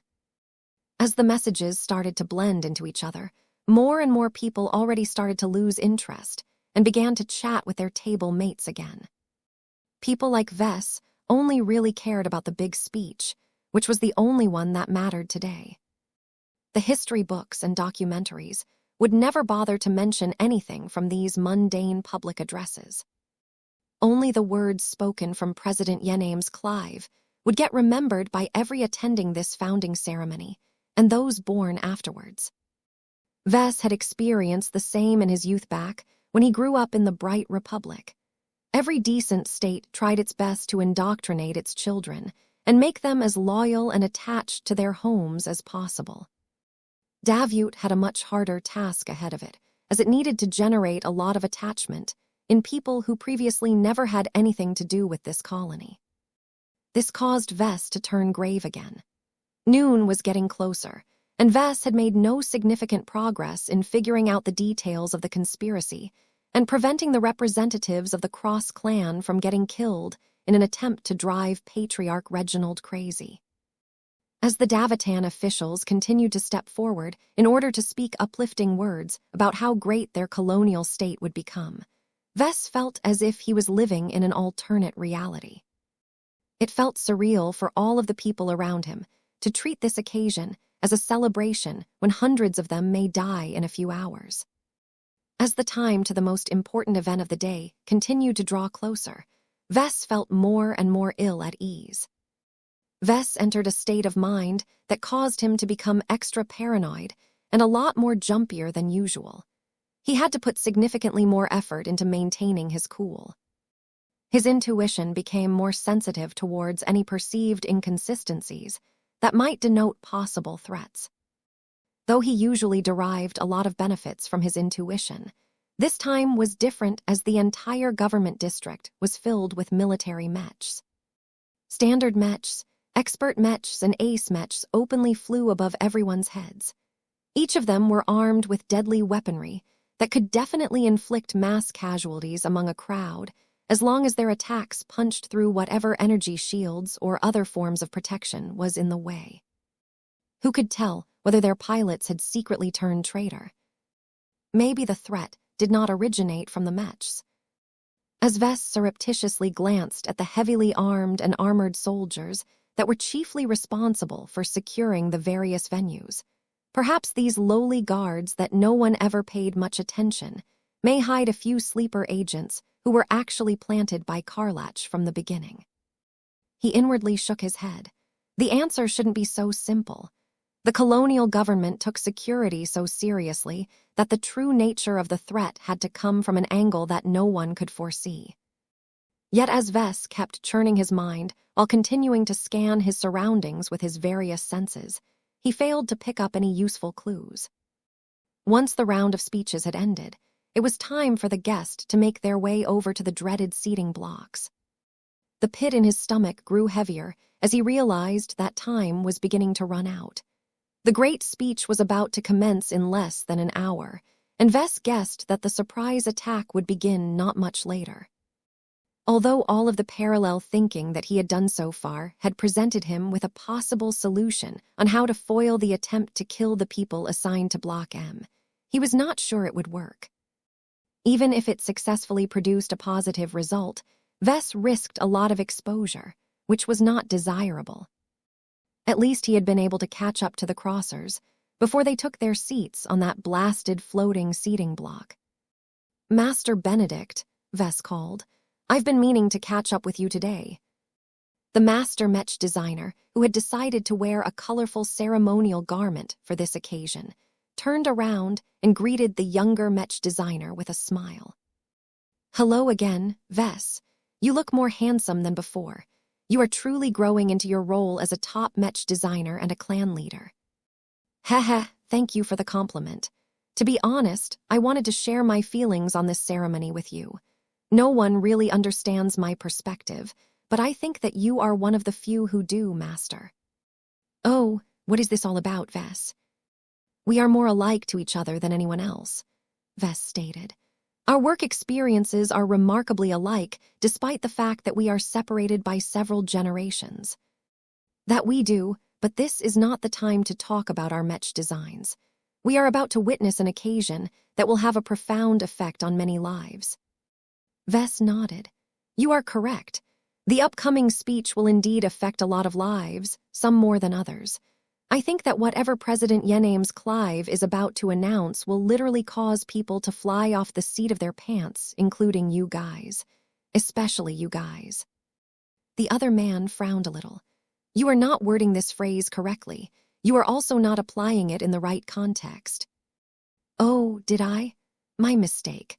I hope this public event will not end up anything close to what has happened during the time I visited prosperous Hill Roman 4 in the Life Research Association. Back then, it was surprising how we were met with hostility by the people who we least expected to resort to extreme actions. Anyway, take care. No, wait. You can already take care of yourself well enough. If I were you, I would pay more attention to your fellow crossers. They are not as experienced as you and I. At least not yet. That will undoubtedly change sooner or later. Someone as smart as Master Benedict should definitely be able to pick up the hidden message through all of those hints." Though Vess had probably said a lot more than he should have, he couldn't care that much anymore now that the critical time dawned. He exchanged one deep look with Master Benedict before he turned to join the rest of his family. Chapter 40, 745 Professor Zin Galbraith. Many people in Davut went out in the streets to celebrate the founding ceremony. Whether they resided in the Davut system or one of the nearby star systems that fell under its sway, many colonies already developed a strong belonging to the state that they had worked to realize through their modest efforts. Billions of colonists who had left the old galaxy and sought to restart their lives in the virgin territory of the new frontier were about to witness a dream come true. It had always been an aspiration for humans to be contributing to the creation of a new state. No matter how humble of a role they played in its formation, being able to celebrate this kind of day in an area that fell within the scope of a new state was an accomplishment that embodied the colonial ideal. Tristan Wesseling started to experience the same joys, despite his late arrival to Davut. He had only converted to Davitan citizenship a few months ago, but already he felt as if he had become a small but meaningful contributor to the rise of his new home state. Once, the journeyman Mech designer would have never developed so much affection for a new and rudimentary state. The Friday Coalition had been the only home he knew. He had no desire to leave the Carnegie Group and move an entire galaxy away from Master Katzenberg. It's funny how I ended up in a completely different place than I imagined a decade ago, he murmured to himself as the noise of music and shouting drowned out his words. I like it, though. The Friday Coalition may be his home, but it was old and set in its ways.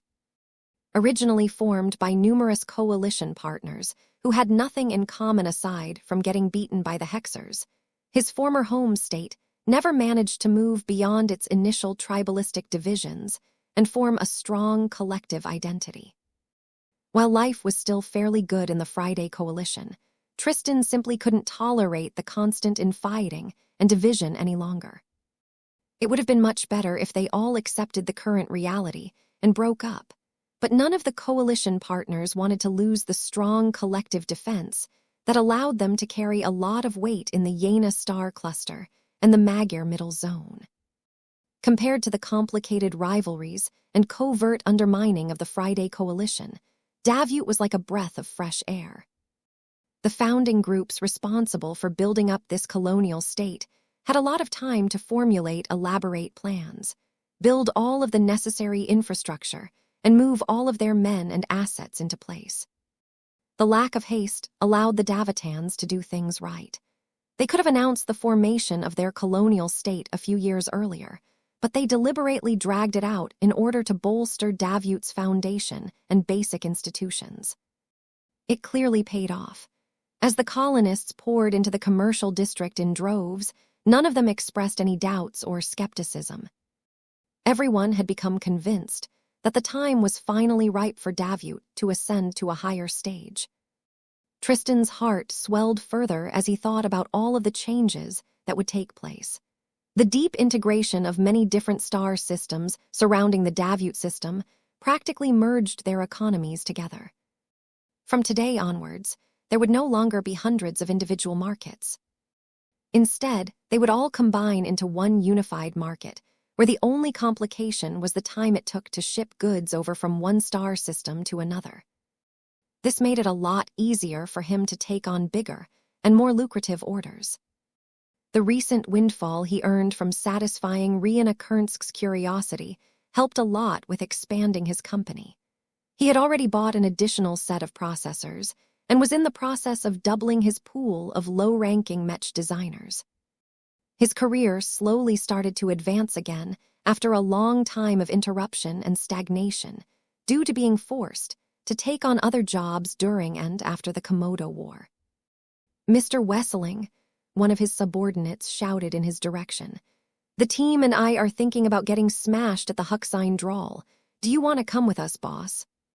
You fellows can go ahead. I will remain outside and observe the parade. Drinking until his augmentations couldn't handle the alcohol poisoning anymore sounded like a stupid way to reinforce his authority over his employees. None of them had been with him long enough for him to turn them into his men.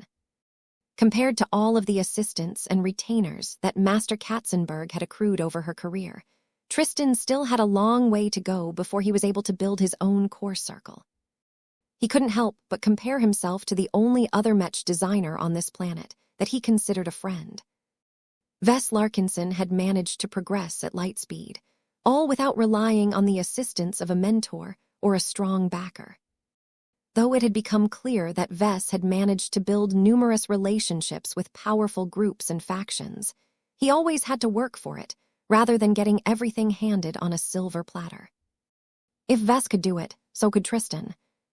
This was why he did not enter a drinking establishment and drink until he experienced a pleasant buzz. He needed to remain completely sober so that he could study all of the Mechs that were about to go on parade. As the music shifted to a more martial and aggressive rhythm, Tristan perked up. He had to hurry up and find a good seat so that he could have a clear view of all of the Mechs that were about to parade through the streets. He activated his anti-grav clothing and floated up to one of the many floating structures occupying the upper layers of the commercial district. He headed over to a transparent diamond-shaped building that housed a number of cafes, shops, and other establishments. Tristan had visited the floating diamond multiple times, as it reminded him a lot about his specialization. It was not particularly special aside from overcharging its products. It always cost a lot more to consume inside a floating building because the resources needed to keep it in the air was not cheap. He moved over to an exclusive entrance and flashed a virtual pass with his comm. "I have a reservation." "Everything is in order, Mr. Wessling. Please proceed and enjoy your stay at the Sparkling Facet." Tristan twitched a smile and entered the upscale restaurant. One of his goals in life was to earn enough money to be able to buy out this establishment and maybe the rest of the giant diamond while he was at it. He could make it a lot classier if he had the resources to upgrade the entire construction. Many well-dressed guests had already arrived early and enjoyed their brunch. Tristan tipped his head as he met the few fixed customers that he recognized. They had become shallow acquaintances after seeing the same faces over several weeks. "Here to enjoy the food or the show, kid?" a senior Mech designer with a bushy mustache asked as he swirled his glass of wine. "Only the latter this time, Professor Galbraith. I personally find it more productive to have a few glasses before studying the Mechs of other colleagues. A clear mind is one that is completely enmeshed with your own theories and paradigms. If you deliberately impair your judgment, you can release your shackles and feel free to explore other design philosophies. I think I will order a pot of tea." "Your choice. Would you like to sit at my table? We can observe the parade Mechs together and exchange our views on their merits." "I would like that, Professor." Tristan quickly agreed and sat down at a nearby chair. Professor Zin Galbraith may not be a master, but he was a respectable Mech designer in his own right. He taught at Zura University, an up-and-coming educational institution based in the academic district. Though Zura did not possess as much prestige as the more famed and well-funded universities, such as the Davut University of Technology, the commercial technical university developed a lot of ties to local and regional middle-tier Mech companies. Tristan knew that Professor Galbraith had folded his own Mech company because he wanted to focus on his research. Since Zura University cooperated with a lot of Mech companies, it was easy for the academic Mech designer to get his fix by collaborating with market-oriented Mech designers. This was especially the case when Galbraith specialized in developing new lightweight alloys and materials for Mechs. Their shared background in materials science had made it easier for them to befriend each other. As a bot arrived with a teapot and poured a cup for Tristan, a lot of activity was taking place down below. "The parade is starting," the senior Mech designer spoke. "The first batch of Mechs are already threading through this avenue." The floor was nearly transparent, but in order to get a better view, the professor transmitted a command that caused their table and seats to shift towards the closest balcony. Both Tristan and Galbraith were able to observe the parading Mechs by looking over the edge. A different musical theme began to flood the air as a column of plain-looking dark gray-coated Mechs strode down the main avenue of the commercial district on foot. Professor Galbraith smiled and took another sip. "Ah, I knew it. Rorsch & Rorsch is the largest Mech manufacturer in Davut by production volume. Master Simon Rorsch and his most successful descendants are highly prolific. They design more Mechs than several design studios put together." The main avenue became increasingly more engulfed by machines that looked nearly black, despite the bright and clear skies. Rorsch & Rorsch became the largest Mech company in Davut due to its close connections to the Clive Consortium. It was pretty much an open secret within the local Mech community that the colonial government deliberately played favorites with R&R in order to exert more control over the trends of the local industry.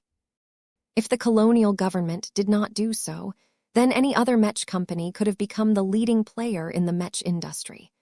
This was not desirable because it left open the possibility for a foreign company to occupy the top spot instead. "That is a lot of Mechs," Tristan remarked. "Their models and configurations are all different as well. I am impressed by how well they fit together despite being so different." R&R does have multiple Mech ecosystems, each of which are targeted towards different segments of the market, Professor Galbraith noted. Master Simon Rorsch and his many Mech designers can afford to explore so many Mech ideas because his Mech company receives the greatest share of all of the Mech production resources pouring into Davut. It has also turned him and his sons and daughters into popular collaboration partners. That is true, kid. The supply of resources is still tight in the new frontier, but there is an abundance of smart and experienced Mech designers.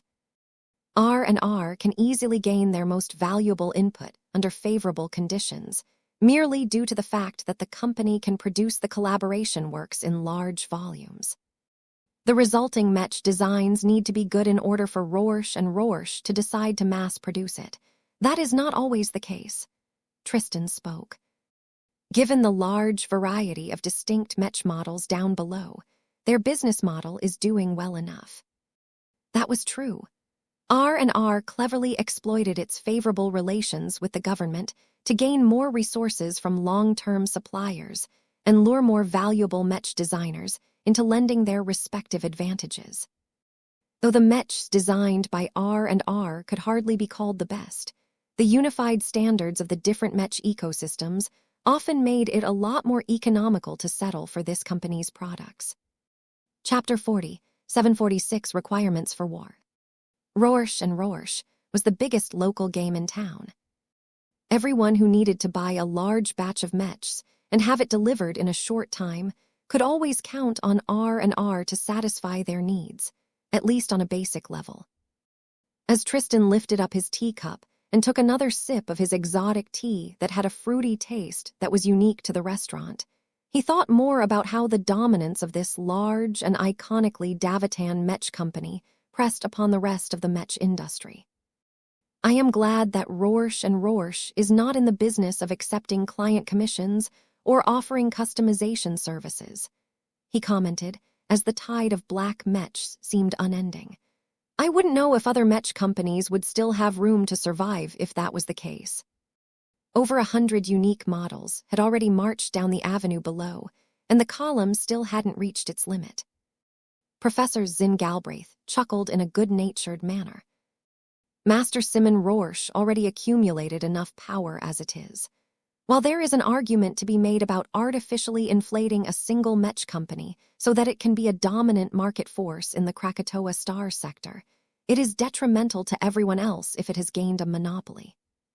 Other Mech designers must have room to flourish as well.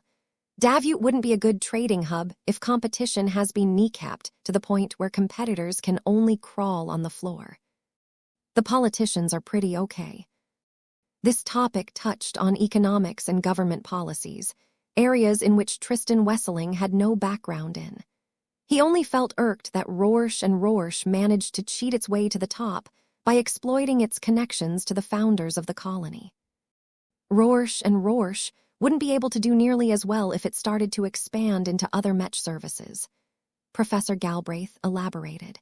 The company has specialized in fabricating the base models developed by its many Mech designers. All of its processes and operations are optimized for this single broad pipeline. Designing Mechs according to the individual specifications of single clients requires a different approach as well as entirely different skills. Why would R&R risk its great success in its own niche so that it can become a mediocre service provider in another niche? So does Rorsch and Rorsch truly keep its hands off any custom works? I noticed that the company doesn't design that many expensive Mechs either. It's all about mass production as far as their models are concerned. That focus on mass production by utilizing cheaper materials more effectively, widening the pool of shared parts, and attaining enormous economies of scale is why R&R attained the best price-to-performance ratios on the market for many of its Mech lines. The company's Mechs may not be the strongest or the most special product you can buy from the market, but if you have a great demand for quantity, you know where to go. Other Mech companies may be able to satisfy your needs as well, but it will cost more money and require months of additional waiting. Tristan understood this rationale easily enough, but he became confused due to another factor. Won't Davut run our Mech pilots this way? Professor Galbraith chuckled again. You are clearly exhibiting your unfamiliarity to the new frontier again. Your concerns are valid if we are describing the conditions in the old galaxy, but the rules are different here. Not enough time has passed for the current population of humans to birth and a new generation of Mech pilots. Every potentate and every graduate from a Mech academy are immigrants who have managed to make their way to the Red Ocean. Now think about how costly it is to transport passengers to another galaxy. Do you think that the starships in question will let anyone aboard? Tristan quickly snorted.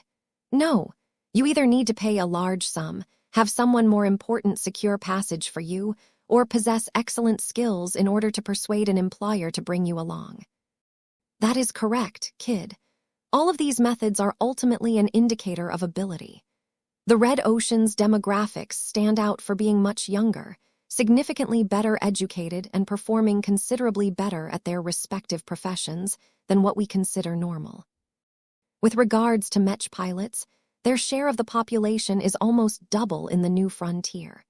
What is even more interesting is that it stands to rise in the future as the outbreak of mass wars will increase the demand for Mech pilots even further. There were many reasons for Mech pilots in the old galaxy to move to the new one. The gradual proliferation of face water jump-started the technological progression of Mechs. Even if most mass production models had yet to include any face water in their designs, that may change in the future. Already, the discovery and research on brand new materials and adapted alien technologies already caused the Mechs of the Red Ocean to run ahead of the Mechs of the Milky Way. Aside from that, space was much more turbulent in the new frontier, which meant that soldiers with the right skills had a much greater chance of putting their training to good use. The immigrating Mech pilots that chose to uproot their lives and move to the Red Ocean were braver, more combative, and more willing to risk their lives for transcendence and glory than usual. I understand now, Tristan said as the lengthy column of dark gray Mechs finally stopped introducing more models.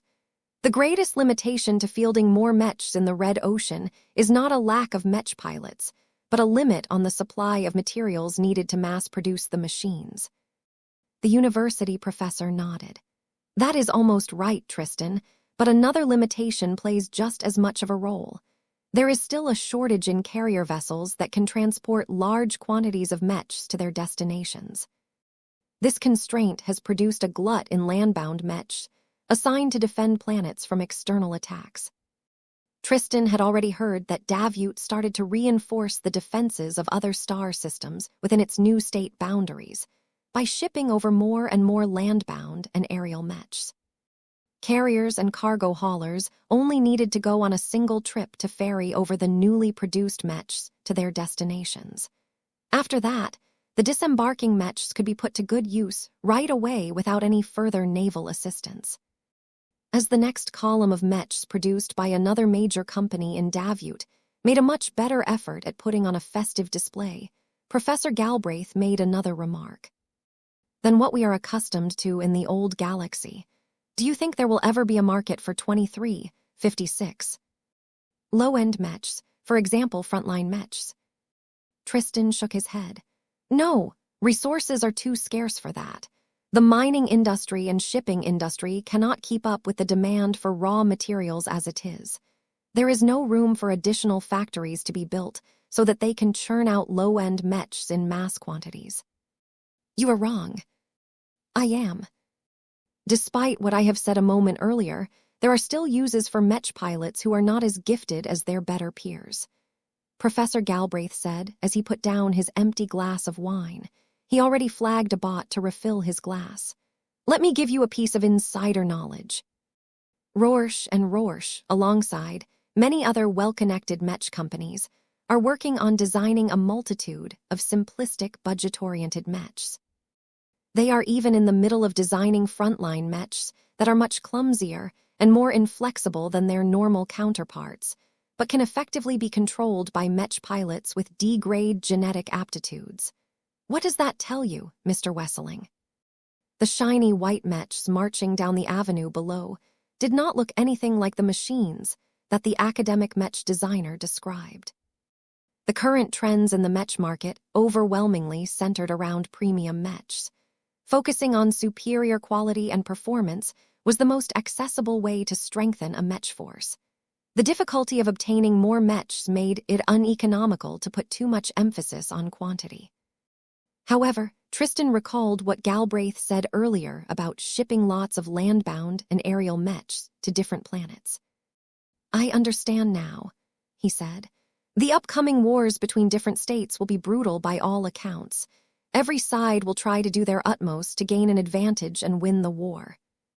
If there is a possibility of drowning out an elite invasion force with an overwhelming number of cheap cannon fodder mechs, then this is a worthwhile trade to make for a state." Tristan could partially speak on personal experience on this matter. The Komodo War, which determined the fates of two powerful states, had become so intense that every eligible Fridayman and Hexer mech pilot had to play a role no matter how effectively they could fight. Back then, the Komodo War descended into a large number of attrition battles. Fancy tactics and maneuvering could no longer produce major shifts in momentum as both sides had dug in and prepared against many different attacks. This was why both the Friday men and the Hexers simply agreed to converge at the same strategic locations and grind their respective mech armies against each other until only one side remained standing at the end. It was a horrible way to wage a war. Tristan did not want to see a repeat of all of the slaughter, and if you look at the mech models on display, their overall level of sophistication of the mechs is higher than what we are accustomed to in the old galaxy. Do you think there will ever be a market for low-end mechs, for example, frontline mechs? Bloodshed in the new state that he had chosen to settle. Unfortunately, he had no agency to speak of. No one wanted to dial down their war plans on his account. "Victory is all that matters," Professor Galbraith affirmed. "Although the supply of high-quality mech pilots is abundant, they are not unlimited. In addition to that, the mechs that they require are more complicated and expensive to build, field, and maintain. There are many mission types where employing them is the right choice, but there are also lesser tasks that do not impose high demands. Think about essential but fairly static chores such as garrisoning a defensive stronghold or pacifying an occupied planet." Tristan understood that much. When the Sundered Phalanx, the Fortune Legion, and all of the other Fridayman mech militaries advanced into the territories of the Hex Federation, they always led the charge with their most powerful assault units first. These mech armies received the best mech pilots, made use of the most effective and resilient military mechs, and always enjoyed priority on many services. They had to be well taken care of in order to undertake the most difficult missions of breaking open the Hexer defensive lines. However, once the hard work was done, and another planet fell into the hands of the Friday men, it was a complete waste to have all of these crack troops stay and waste their time on chasing dissidents and guarding repair crews, as they fixed all of the broken infrastructure. As such, these high-quality forces would eventually transfer to another front, where they were needed, while handing over the responsibility of garrisoning the conquered territory to a second-line force. Though Tristan understood the logic of this mode of operation, he didn't know how states like Davut could pull it off in the Red Ocean. "Aren't there too few mech pilots and resources to field all of the cannon fodder mechs that you have described?" he asked. "Currently, that appears to be the case, but there are ways to remedy this problem. Davut and its backers can import large quantities of mech pilots with limited prospects to the Red Ocean. Unlike more skilled soldiers who know how much they are worth, Those with lower genetic aptitude grades are not too demanding and can easily be hired at much lower costs. And the lack of resources. There are large deposits of low-quality exotics and other resources within the borders of this colonial state. The reason why the mining companies have not exploited them yet beyond the current scale is because there are still high-yield deposits that they can exploit.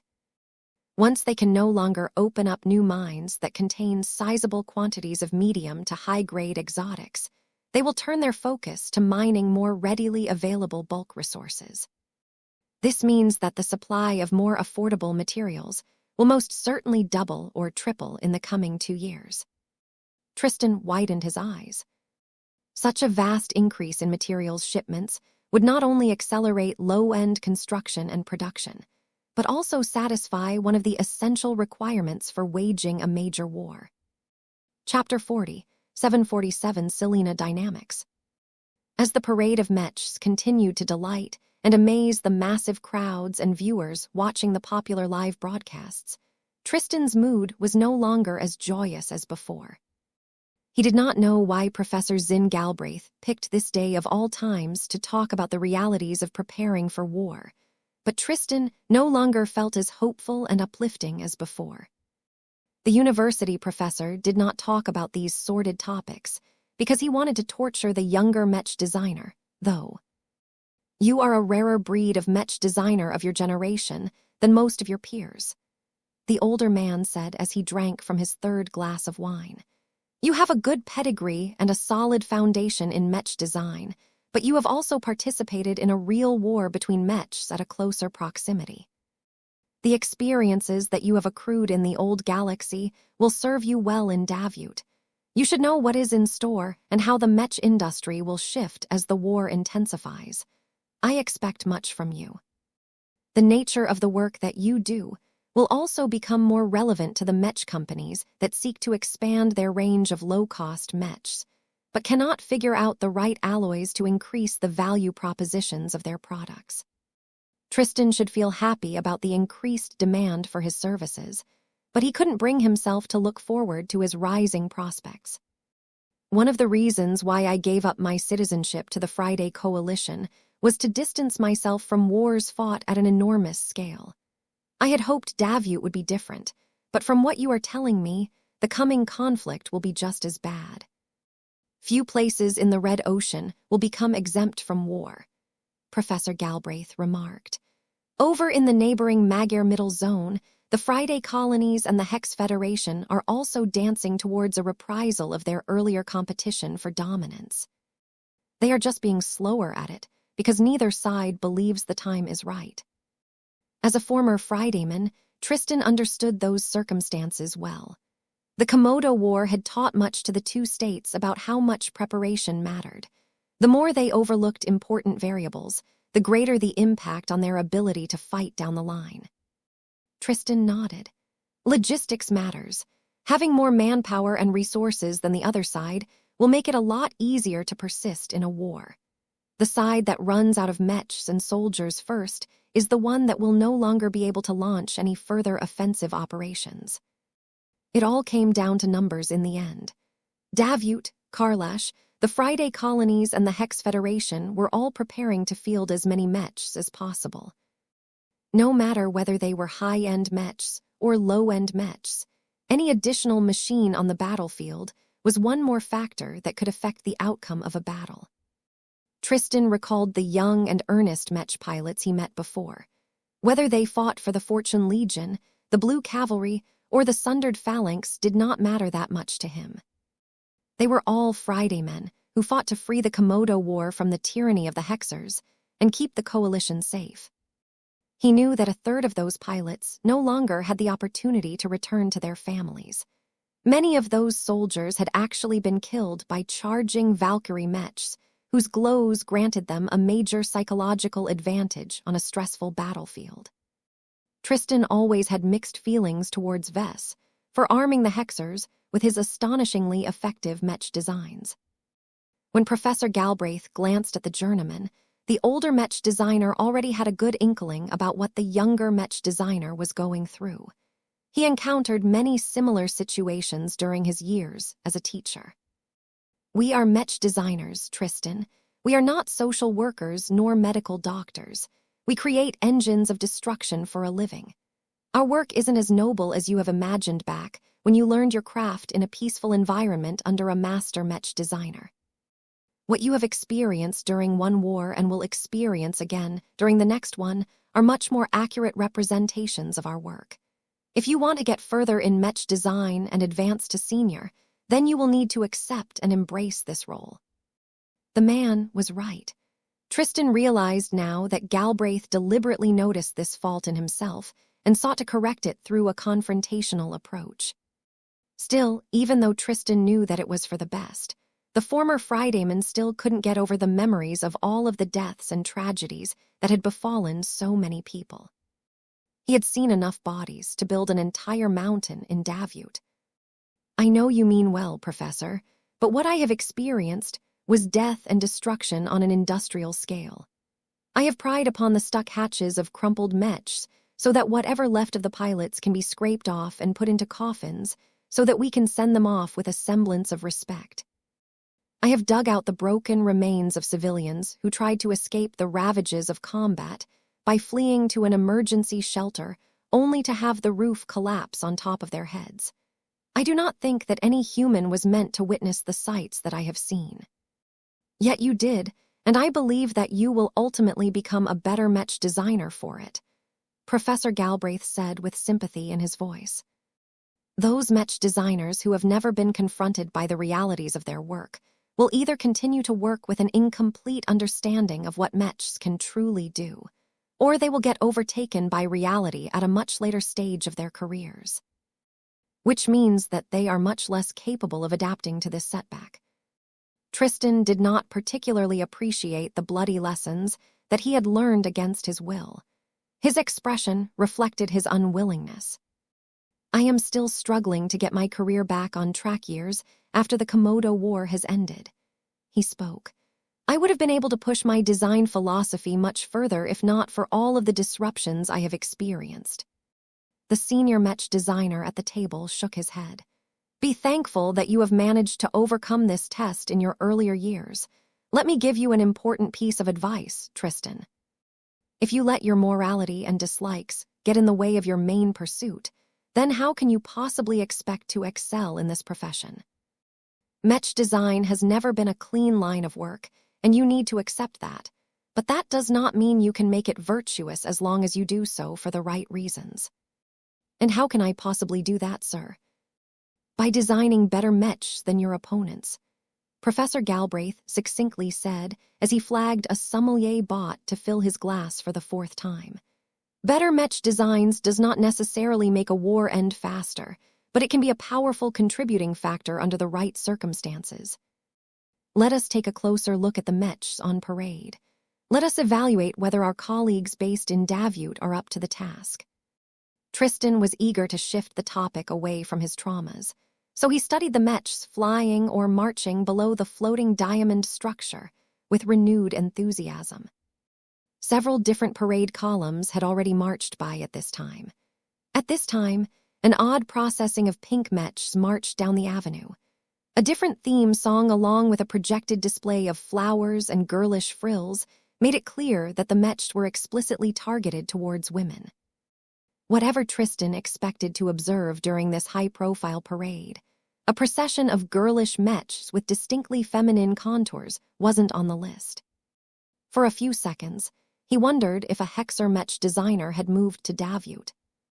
The Mechs down below are products of Selena Dynamics, a medium-sized Mech company founded by Professor Selena Vichard. The older man explained. What are your first impressions of these colorful machines? Tristan found it hard to look past the shockingly pink appearances of the Mechs and study their technical properties from a more objective viewpoint. These Mechs are too undersized to my liking, he said. Back during the Komodo War, the Hex Army initially fielded a lot of Mech models that were as thin and sleek as the waistlines of the ideal woman, even if they weren't light Mechs. The Hexer soldiers quickly ditched them due to their fragility and lower performance. Their speed and maneuverability may be superior, but in massive battles where mechs get pushed into circumstances where they will get hit regardless of what they do, that is not that great of an advantage. Galbraith smiled in satisfaction when he heard this answer. Those are valid observations, but do not linger on the details. Take in the broad picture and think about what this means for Professor Vichard and her Mech company. Initially, Tristan didn't really know what to say, but his earlier discussion with Professor Galbraith had clued him in on what sort of a conclusion he must draw from seeing the products of Selena Dynamics. A pink color scheme is not that consequential, he slowly said. Any customer can reapply a different coating to the mech of their choosing at a minimal cost. Showing off these mechs in pink is a great marketing move and will definitely make a lot of female pilots and buyers remember the products of Selena Dynamics the next day. What is less practical is the obsession with forcing so many designs to adopt the same kind of curvature to their exteriors. It doesn't work as well for medium mechs, though admittedly Professor Vichard is putting a lot of effort into making it work. Your points are all correct. I happen to have met Selena in person during a conference. She is not a hexer and does not appear to have strong ties with the Hex Federation, but femininity is important to her. She wants her works to reflect her ideals, and that has led her to begin an unrelenting pursuit to design female-oriented machines that can fight just as well if not better than mechs that possess more blocky contours. Tristan frowned. I respect her choices and her determination to make a distinct style of mechs more effective in combat. The mech industry is big enough to accommodate her products. She has also made it work well enough to advance to senior. It is just... Come on, tell me your honest opinion. Frankly, this is ridiculous. Tristan spoke. There are more worthwhile ways to make mechs better, such as trying to incorporate a new technological innovation or improving the basic properties of mechs. Obsessing over a physical attribute that is as frivolous as feminine mech shapes is just stupid. You are not alone in that, Mr. Wesseling. I happen to feel the same way. Professor Galbraith smiled. Do you think that a senior mech designer like this can make it further in her mech career? Tristan immediately shook his head. No way. Professor Vichard is focusing on form over function. That is nice if she wants to capture the market for display mechs, but most of her pink mechs will get chewed up once they actually get deployed in the front lines of the upcoming war. She doesn't have my experiences to draw upon. If she did, then she would know that the aesthetics of a mech are not as important as their actual combat strength. The products sold by Selena Dynamics are the works of a mech designer that has never known true war. Professor Galbraith pushed his point. You could have become similar to Professor Selena Vichard if you continued to maintain an illusionary impression of mechs just as her. That you did not adopt an approach that is similar to hers is to your credit. Do you appreciate your experiences more now that you have seen the difference? The former Fridayman Mech designer felt a lot more ambivalent after receiving this lesson. I don't know, sir. I need to think about it. This is deep material. Take your time. Some mech designers can take years or decades to reconcile their opinions. Do not be in a hurry to make progress. Take your time and set your own pace. Becoming a better mech designer is never as straightforward as you think. Your journey is riddled with challenges. Successfully overcoming them is what separates a senior or master from a journeyman. Chapter 40, 748, Renewal Tech and Design. Tristan's continued discussions with Professor Galbraith benefited the former a lot. Even if the topics under discussion weren't always pleasant to hear, the university professor meant well and genuinely wanted the younger mech designer to come away with a better understanding of mechs as well as himself. Thankfully, the products of Selena Dynamics did not have to occupy Tristan's view for long. The column of pink and girly mechs finally turned a corner and moved out of sight. A larger procession came next. These mechs adopted a blue and purple theme with cosmetic lighting that made them look advanced and futuristic. One of the common properties that made these mechs stand out from the crowd was by the thinness of their exterior layers. These mechs are awfully fragile, Tristan noted.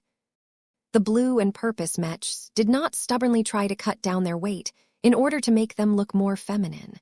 Instead, their lines and contours all looked sensible and optimal. It was just that the designers did not have much armor to work with. It was as if a mech designer received a request to design a mech, but with half the armor allowance than normal for a mech of a specific archetype. How could a light mech operate if a light touch could breach their armor? How could a night mech shield more fragile mechs from attacks if it couldn't endure them for a long time? There was no way a mech company would be stupid enough to publish mechs that possessed exceptionally poor defensive attributes. This was especially the case when Tristan was able to figure out that the mechs down below were designed by a master. I think I get it now. Tristan put down his empty teacup. These mechs aren't designed to resist damage with their armor. They are designed to resist attacks by using active defenses. They should be equipped with much more powerful shield generators than average. Professor Galbraith actually took the initiative to clap. Well done, Tristan. It may have taken you longer than you should have to draw this conclusion, but it is a correct one. Renewal Tech and Design is a mech company that Master Manuel Terrence founded years ago in Davute. I am not surprised that you do not know of it and its products. This is actually the first instance where RT&D has unveiled its products in full public view. That showed that Renewal did not follow the crowd by releasing lots of mech models in order to capture market share at an early stage. Instead, the company chose to delay its market entry by continuing to focus on research and development. It must have taken numerous hard years to develop practical shield generators that satisfied the high requirements of Davute. Tristan focused his attention on Renewal's chief designer. I have heard the name of Master Manuel Terrence a few times before.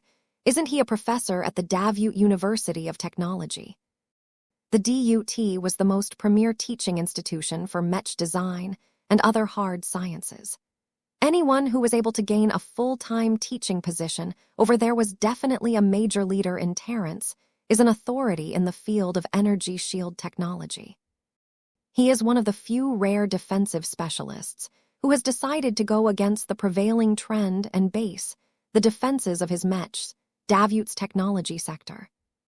A look of genuine respect appeared on Professor Zin Galbraith's face. That is correct.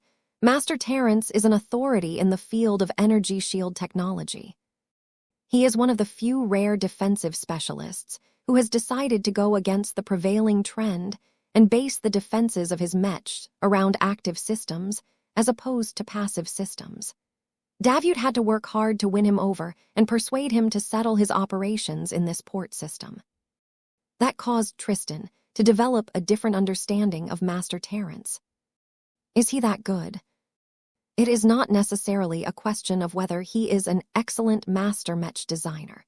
What makes him so highly valued by many different groups in the Red Ocean is his deep mastery of energy shield technology. You must have learned that the native alien species of the Red Ocean tend to base their defenses around transphasic energy-based defenses. The existence of face water has made this much more effective than armor-based defenses to the natives. While this may have caused their development of resilient alloys to stagnate, their technological advances in the field of energy shields and transphasic energy shields are impressive. The former Fridayman Mech designer comprehended the situation surrounding this important master. I think I understand now, Tristan said as he studied the mechs marching down below. Master Manuel Terrence is a prize to any state that wants to imitate the defensive paradigms of alien war machines. The existence of elite starfighters equipped with absurdly effective transphasic shield generators show that it is viable for humanity to impart the same advantages to mechs. I bet that every state is working towards the same goal. The blue and purple mechs marching towards the other end of the street represented a new trend in mechs.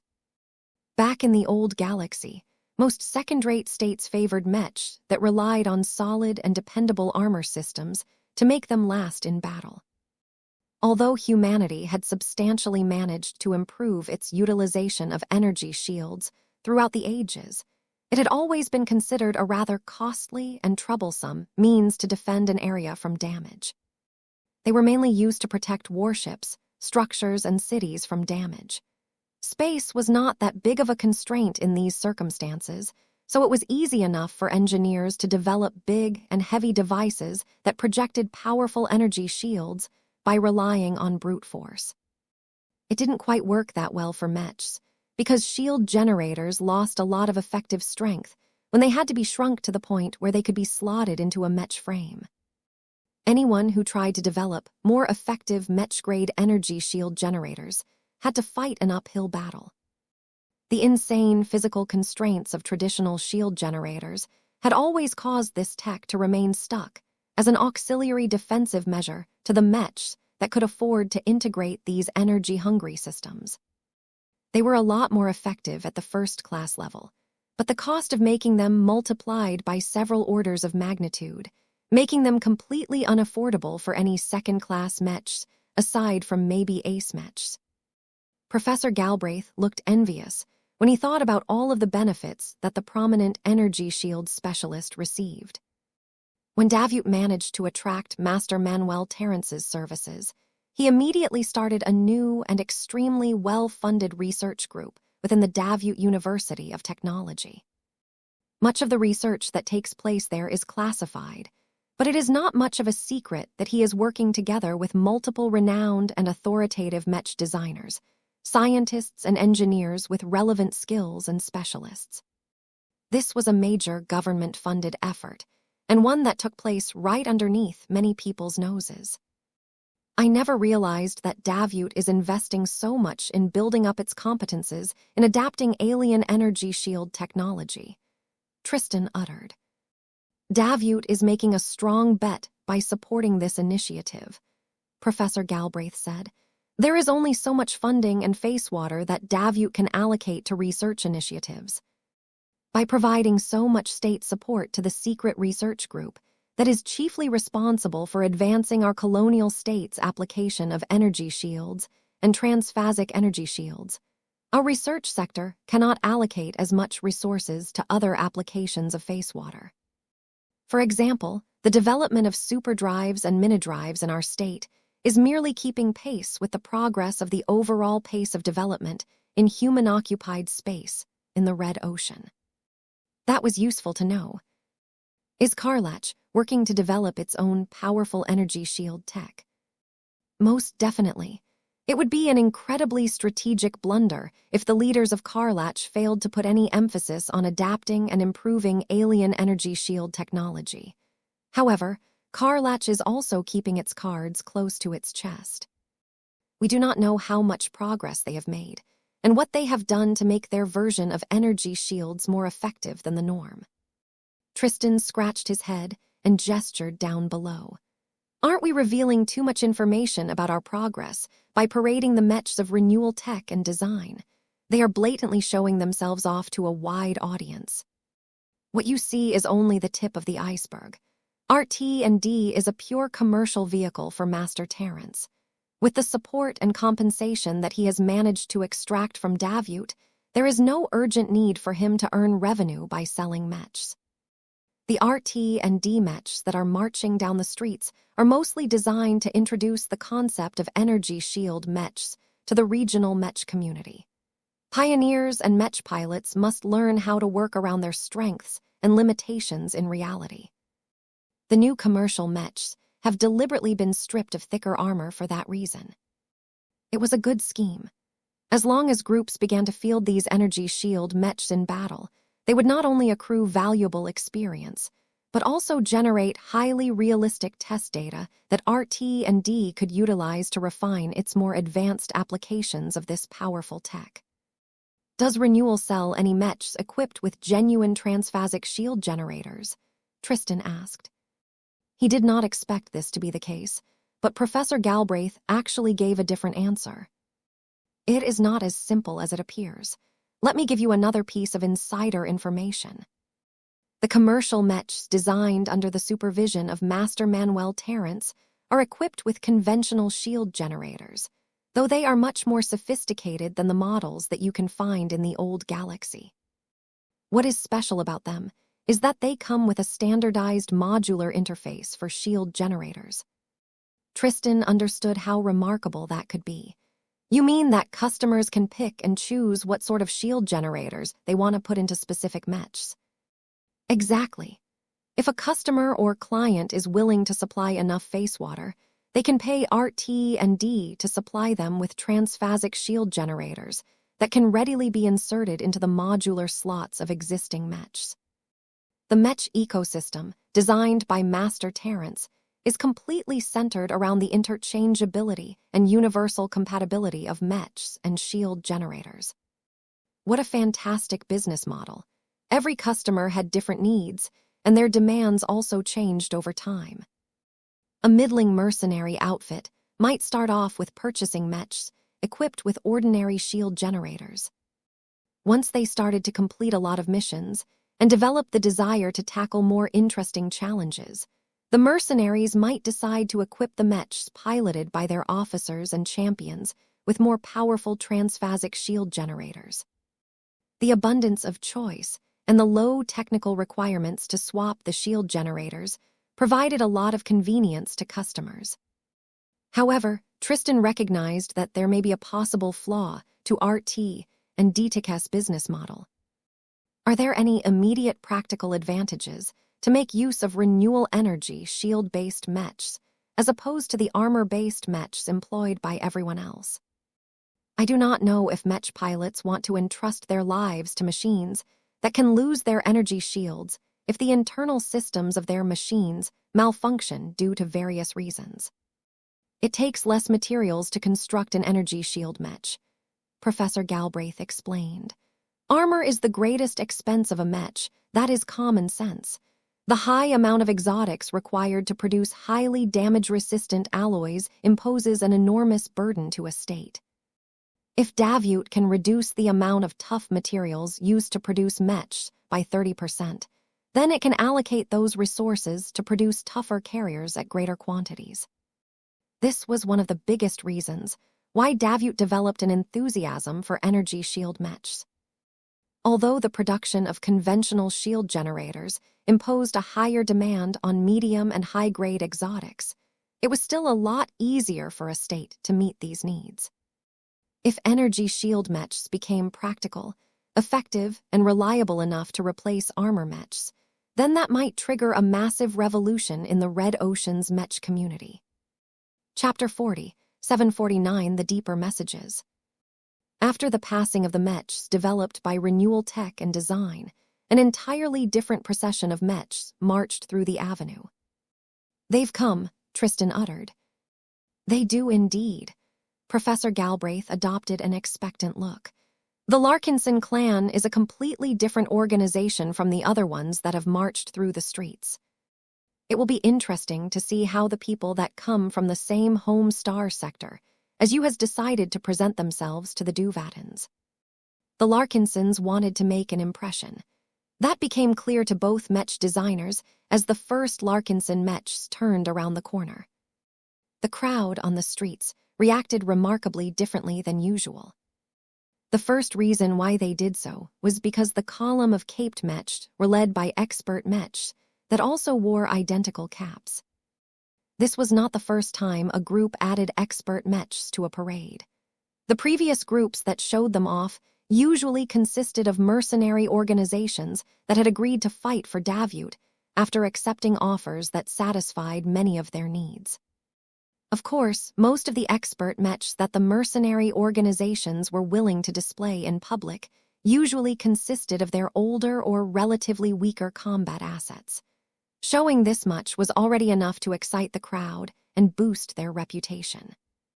Their true trump cards remained well hidden in order to prevent the critical machines from exposing all of their details to Karlach before the war had even started.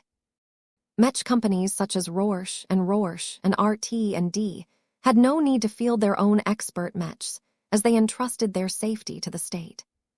Attacking them was equivalent to attacking the colonial government, which meant that the latter might decide to send over its ace mechs if any belligerents dared to employ expert mechs in an offensive capacity. The Larkinson clan's Davut branch may have agreed to sign extensive cooperation agreements with Davut, but its parent organization still retained its independence and sovereignty. It made a lot of sense for the clan to field its own expert mechs. The ones shown off by the Larkinsons were different from the ones displayed before. Each of them were masterwork expert mechs. It was rare to see masterwork expert mechs, as they were usually treated like absolute treasures by the forces that had been lucky enough to obtain them through various means. In fact, many of the ones that existed to this day were usually legacy machines that had no practical use in combat anymore.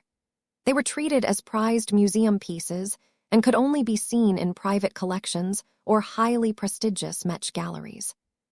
Only a clan as bold and unconventional as the Larkinson clan would blatantly show them off in front of so many people. However, it was not necessarily their masterwork properties that amazed the crowds. The vast majority of laymen on the streets did not possess the expertise to distinguish between a masterwork mech and a copycat mech. What they were actually reacting towards were the glows radiated by the three machines. The Larkinsons had helpfully decided to space out their column so that each of their mechs could give the people standing or floating to the sides a decent moment to experience their famed glows. The Amaranto marched first despite being a relatively fragile expert rifleman mech. The oldest known expert masterwork mech of the Larkinson clan looked extremely well-maintained and had received minor updates to her systems throughout the years. Though her armor system was nothing special compared to other expert ranged mechs, her offensive orientation was extremely obvious to anyone with a good eye towards mechs. The most impressive feature of the red-coated mech was her crystalline rifle. It looked different from the metallic armaments wielded by all of the other mechs that had passed by earlier. Right now, the caped Amaranto rifle radiated in bright rainbow colors. Everyone who stared at it couldn't help but get mesmerized by the mysterious patterns. Those who were situated close enough to experience the Amaranto's glow experienced this effect more deeply. Some felt blinded, while others had the illusion that a spotlight shone on their souls. Regardless, this moment did not last long before the Evertshanger marched into prominence. It was common knowledge that the Evertshanger had the special ability to shift to any glow that the Larkinsons utilized before. This time, the green masterwork expert mech radiated a sense of warmth that was uniquely tied to the Larkinson clan. Those that had visited the cat nest and approached the giant statue of the golden cat in the center of the Ascension Gallery had already grown familiar with this glow, but it was still new to a lot of visitors and colonists. If the previous glow made them feel as if they touched upon a mysterious quality of light, the second glow caused them to become immersed in a warm blanket of satisfaction. The Larkinsons possessed a strong attachment to kinship, and the idealistic notions imparted by the current glow of the Evertshanger caused many people to develop the desire to become a part of their expanding family. Whereas the lively Evertshanger reflected the inner peace and property of the Larkinson clan, the Minerva conveyed its martial strength and military professionalism.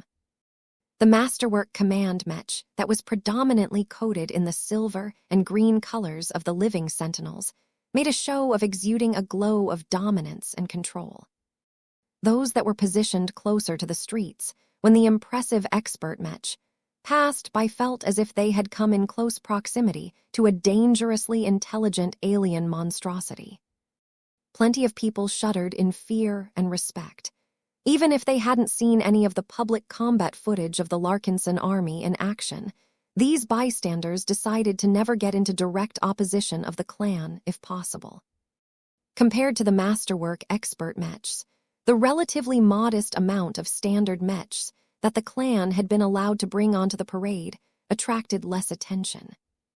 Nonetheless, there were still plenty of individuals who knew that the Larkinson clan's mass production models were much more consequential to Davut. Expert mechs were exclusive to individual pilots, while standard mechs could be piloted by all qualified mech pilots. Of course, people who studied Larkinson mechs before learned that certain models were so strongly geared towards specific groups that they performed poorly when used by pilots outside of the intended target audience. This was most particularly the case for the Larkinson Mech, designed for the Hex Army.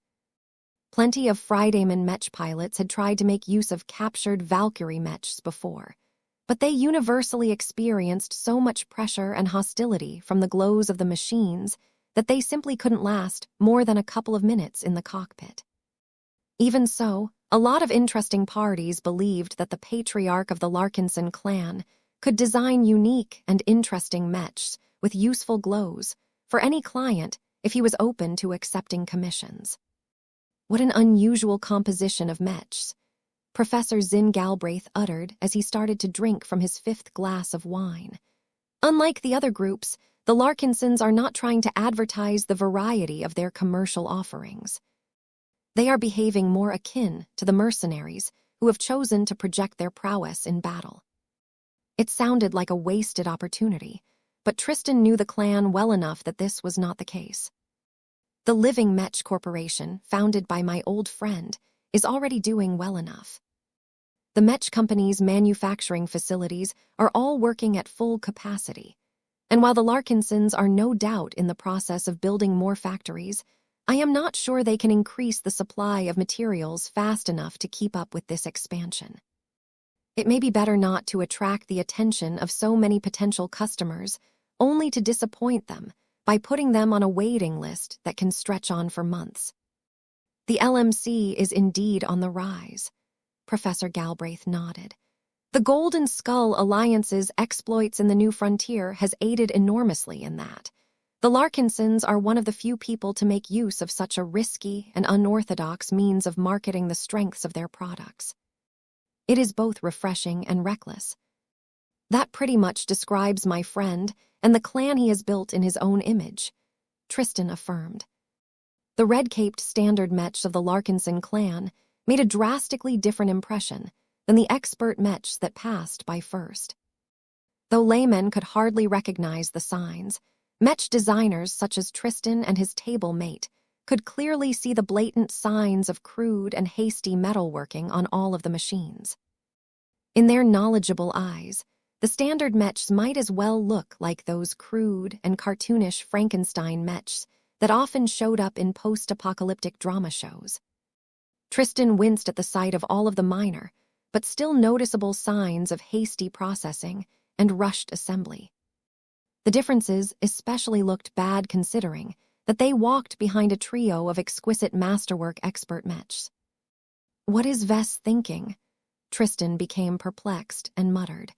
He and his wife are good at making high-quality mechs. They wouldn't have been able to collect so many masterwork certificates if that wasn't the case. Is it really worth it to bolt what looks like salvaged alien alloys onto their frames due to making a last-minute decision? Plenty of mech insiders, such as Tristan, grew confused at the sight. They either thought that the Larkinson patriarch had made a whimsical decision at an unreasonably late hour, or that the Larkinson clan tried to convey a deeper message by presenting such a noticeable contrast of mechs in the most important parade of Davut's history. Professor Galbraith was leaning towards the latter.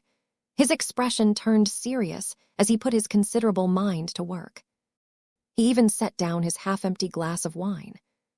I think the Larkinson clan is conveying several important points to specific audiences, Galbraith said.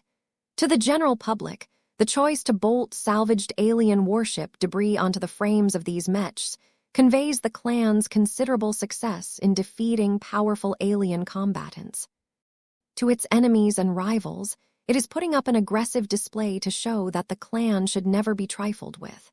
To the colonial government and supporters of Davut such as ourselves, it is stating its intent and willingness to fight for the colonial state rather than sit back.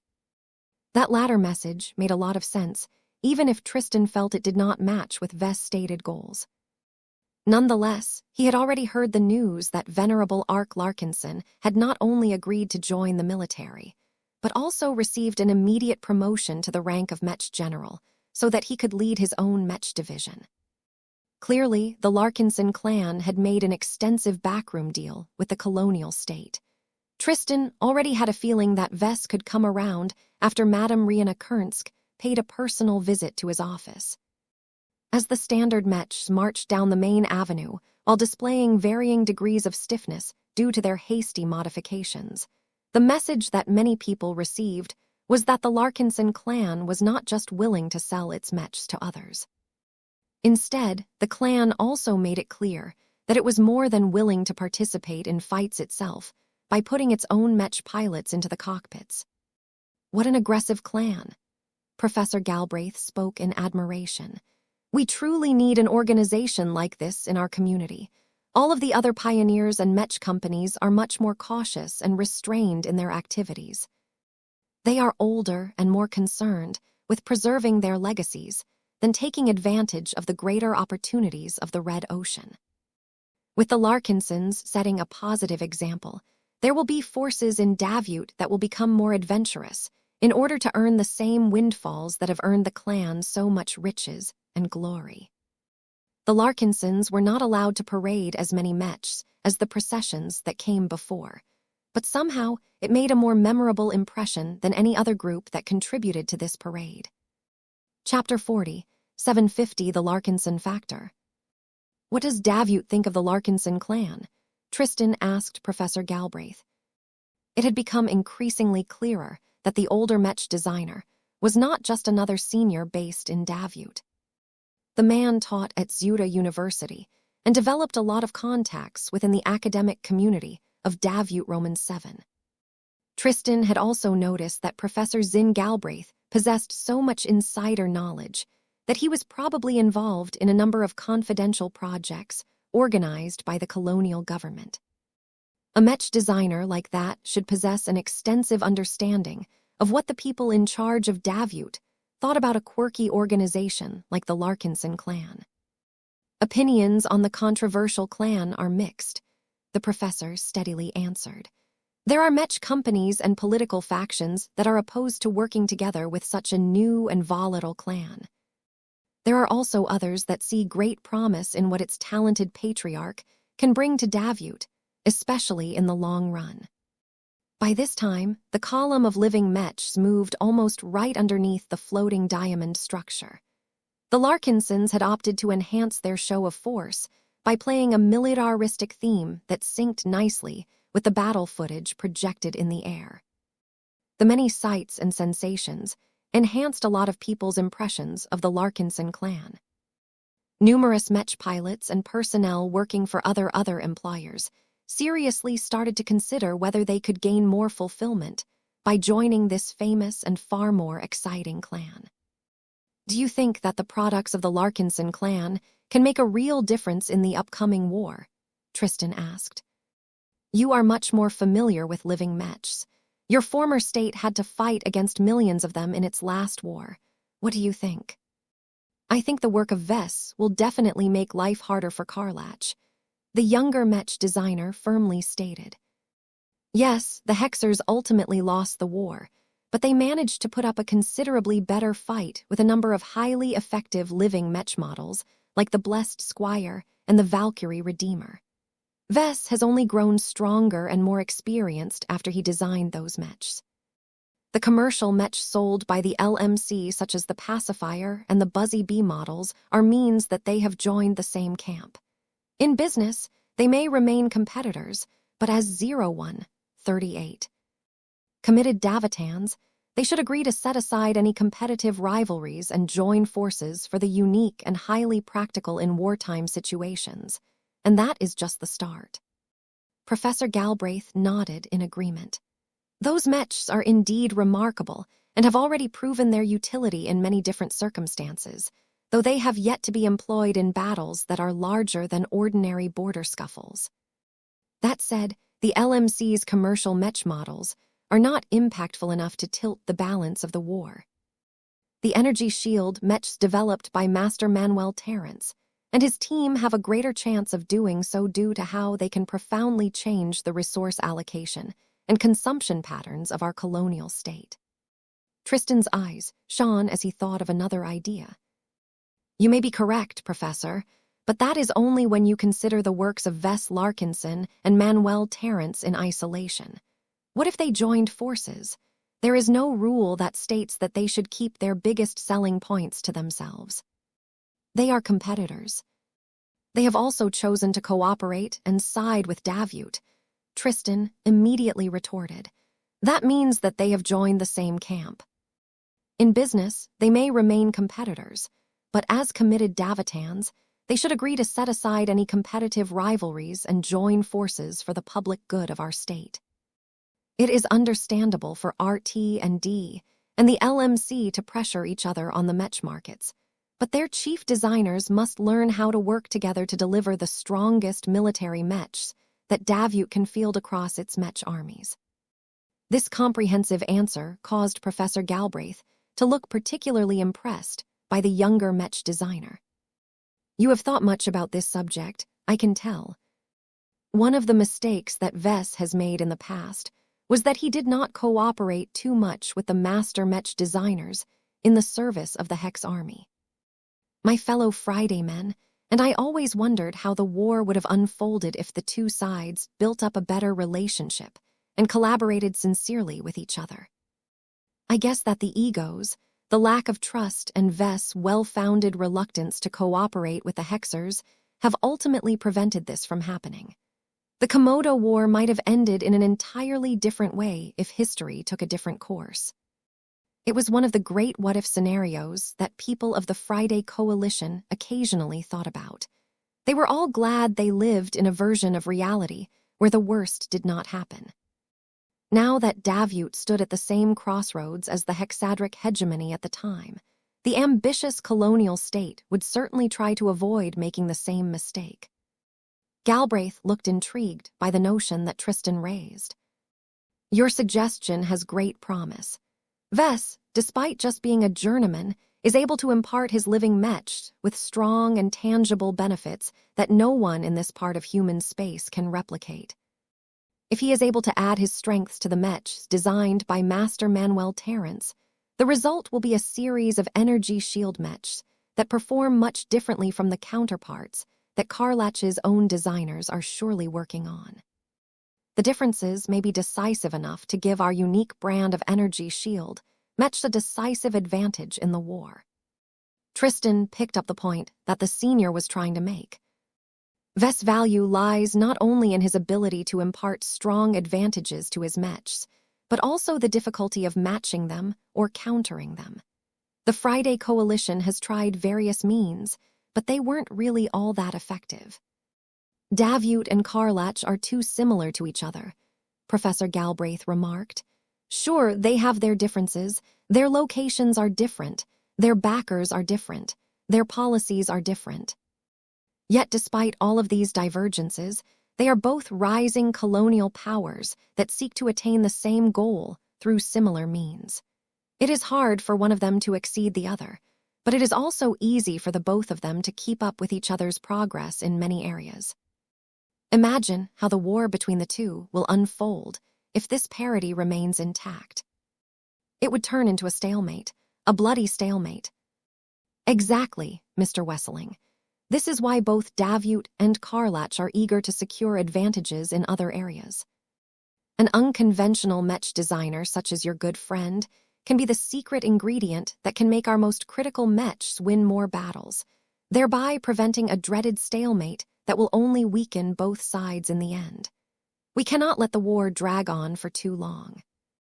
Our economy and infrastructure cannot bear to support a war on the scale of what took place in your home star sector. No matter how much progress Davut and Karlach had made in less than a decade, it was still undeniable that they barely had any time to build themselves up from scratch. The reason why they were always associated with the term colonial state was because they were still a long distance away from matching the standards of a proper state. This was also what made the upcoming war so dangerous and destructive. It would not take as much effort to collapse a colonial state as long as its lines started to falter. The lack of depth and accumulation could easily transform a single major setback into a catastrophic collapse. Of course, both Davut and Karlach would be trying their best to induce their enemy to experience this first. I knew that Ves and his work could make a difference, but not to such a drastic extent, Tristan said. You make it sound as if he can single-handedly swing the course of the war. Is this truly the case? That is a controversy in itself.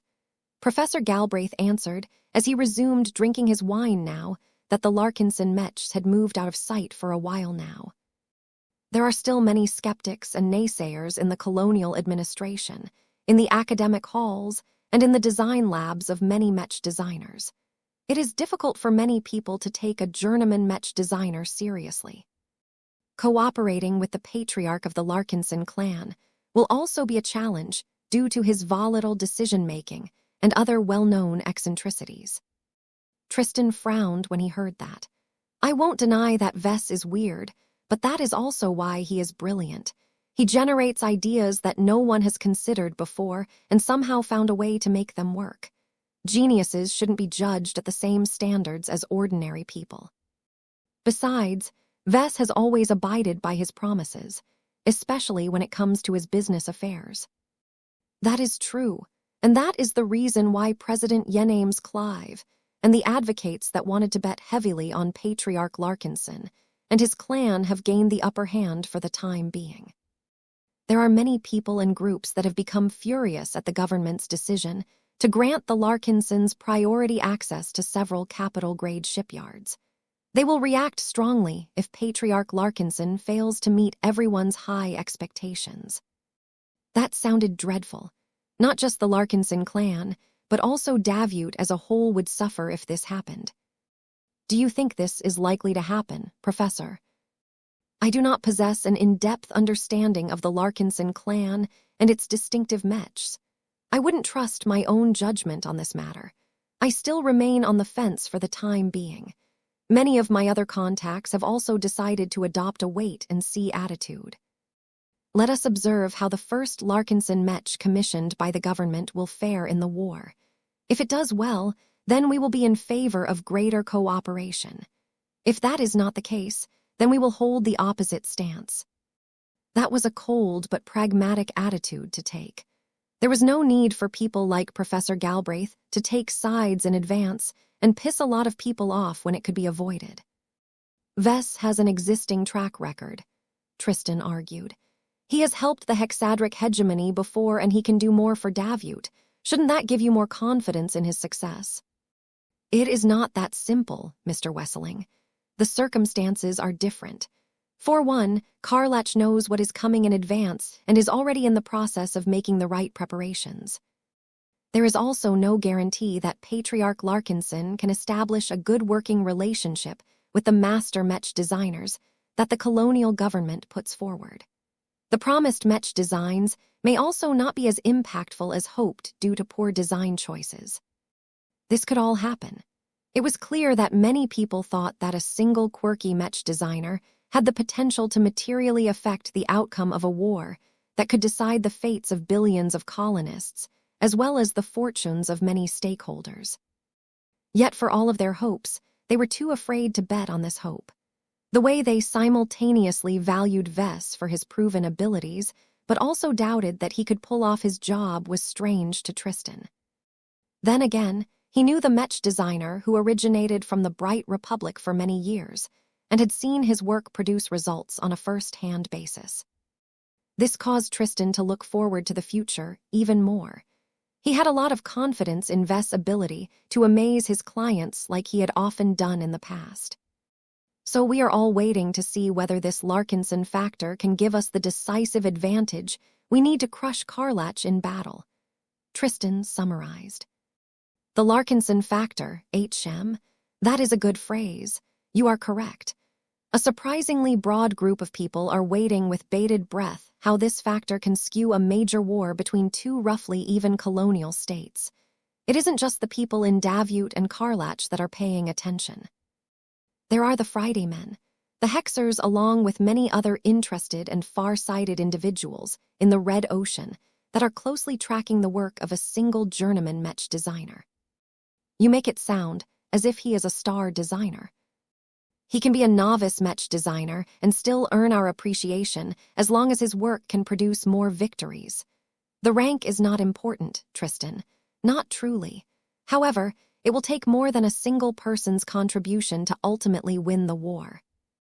A single factor is never the only variable that determines the outcome of a massive conflict that is years in the making.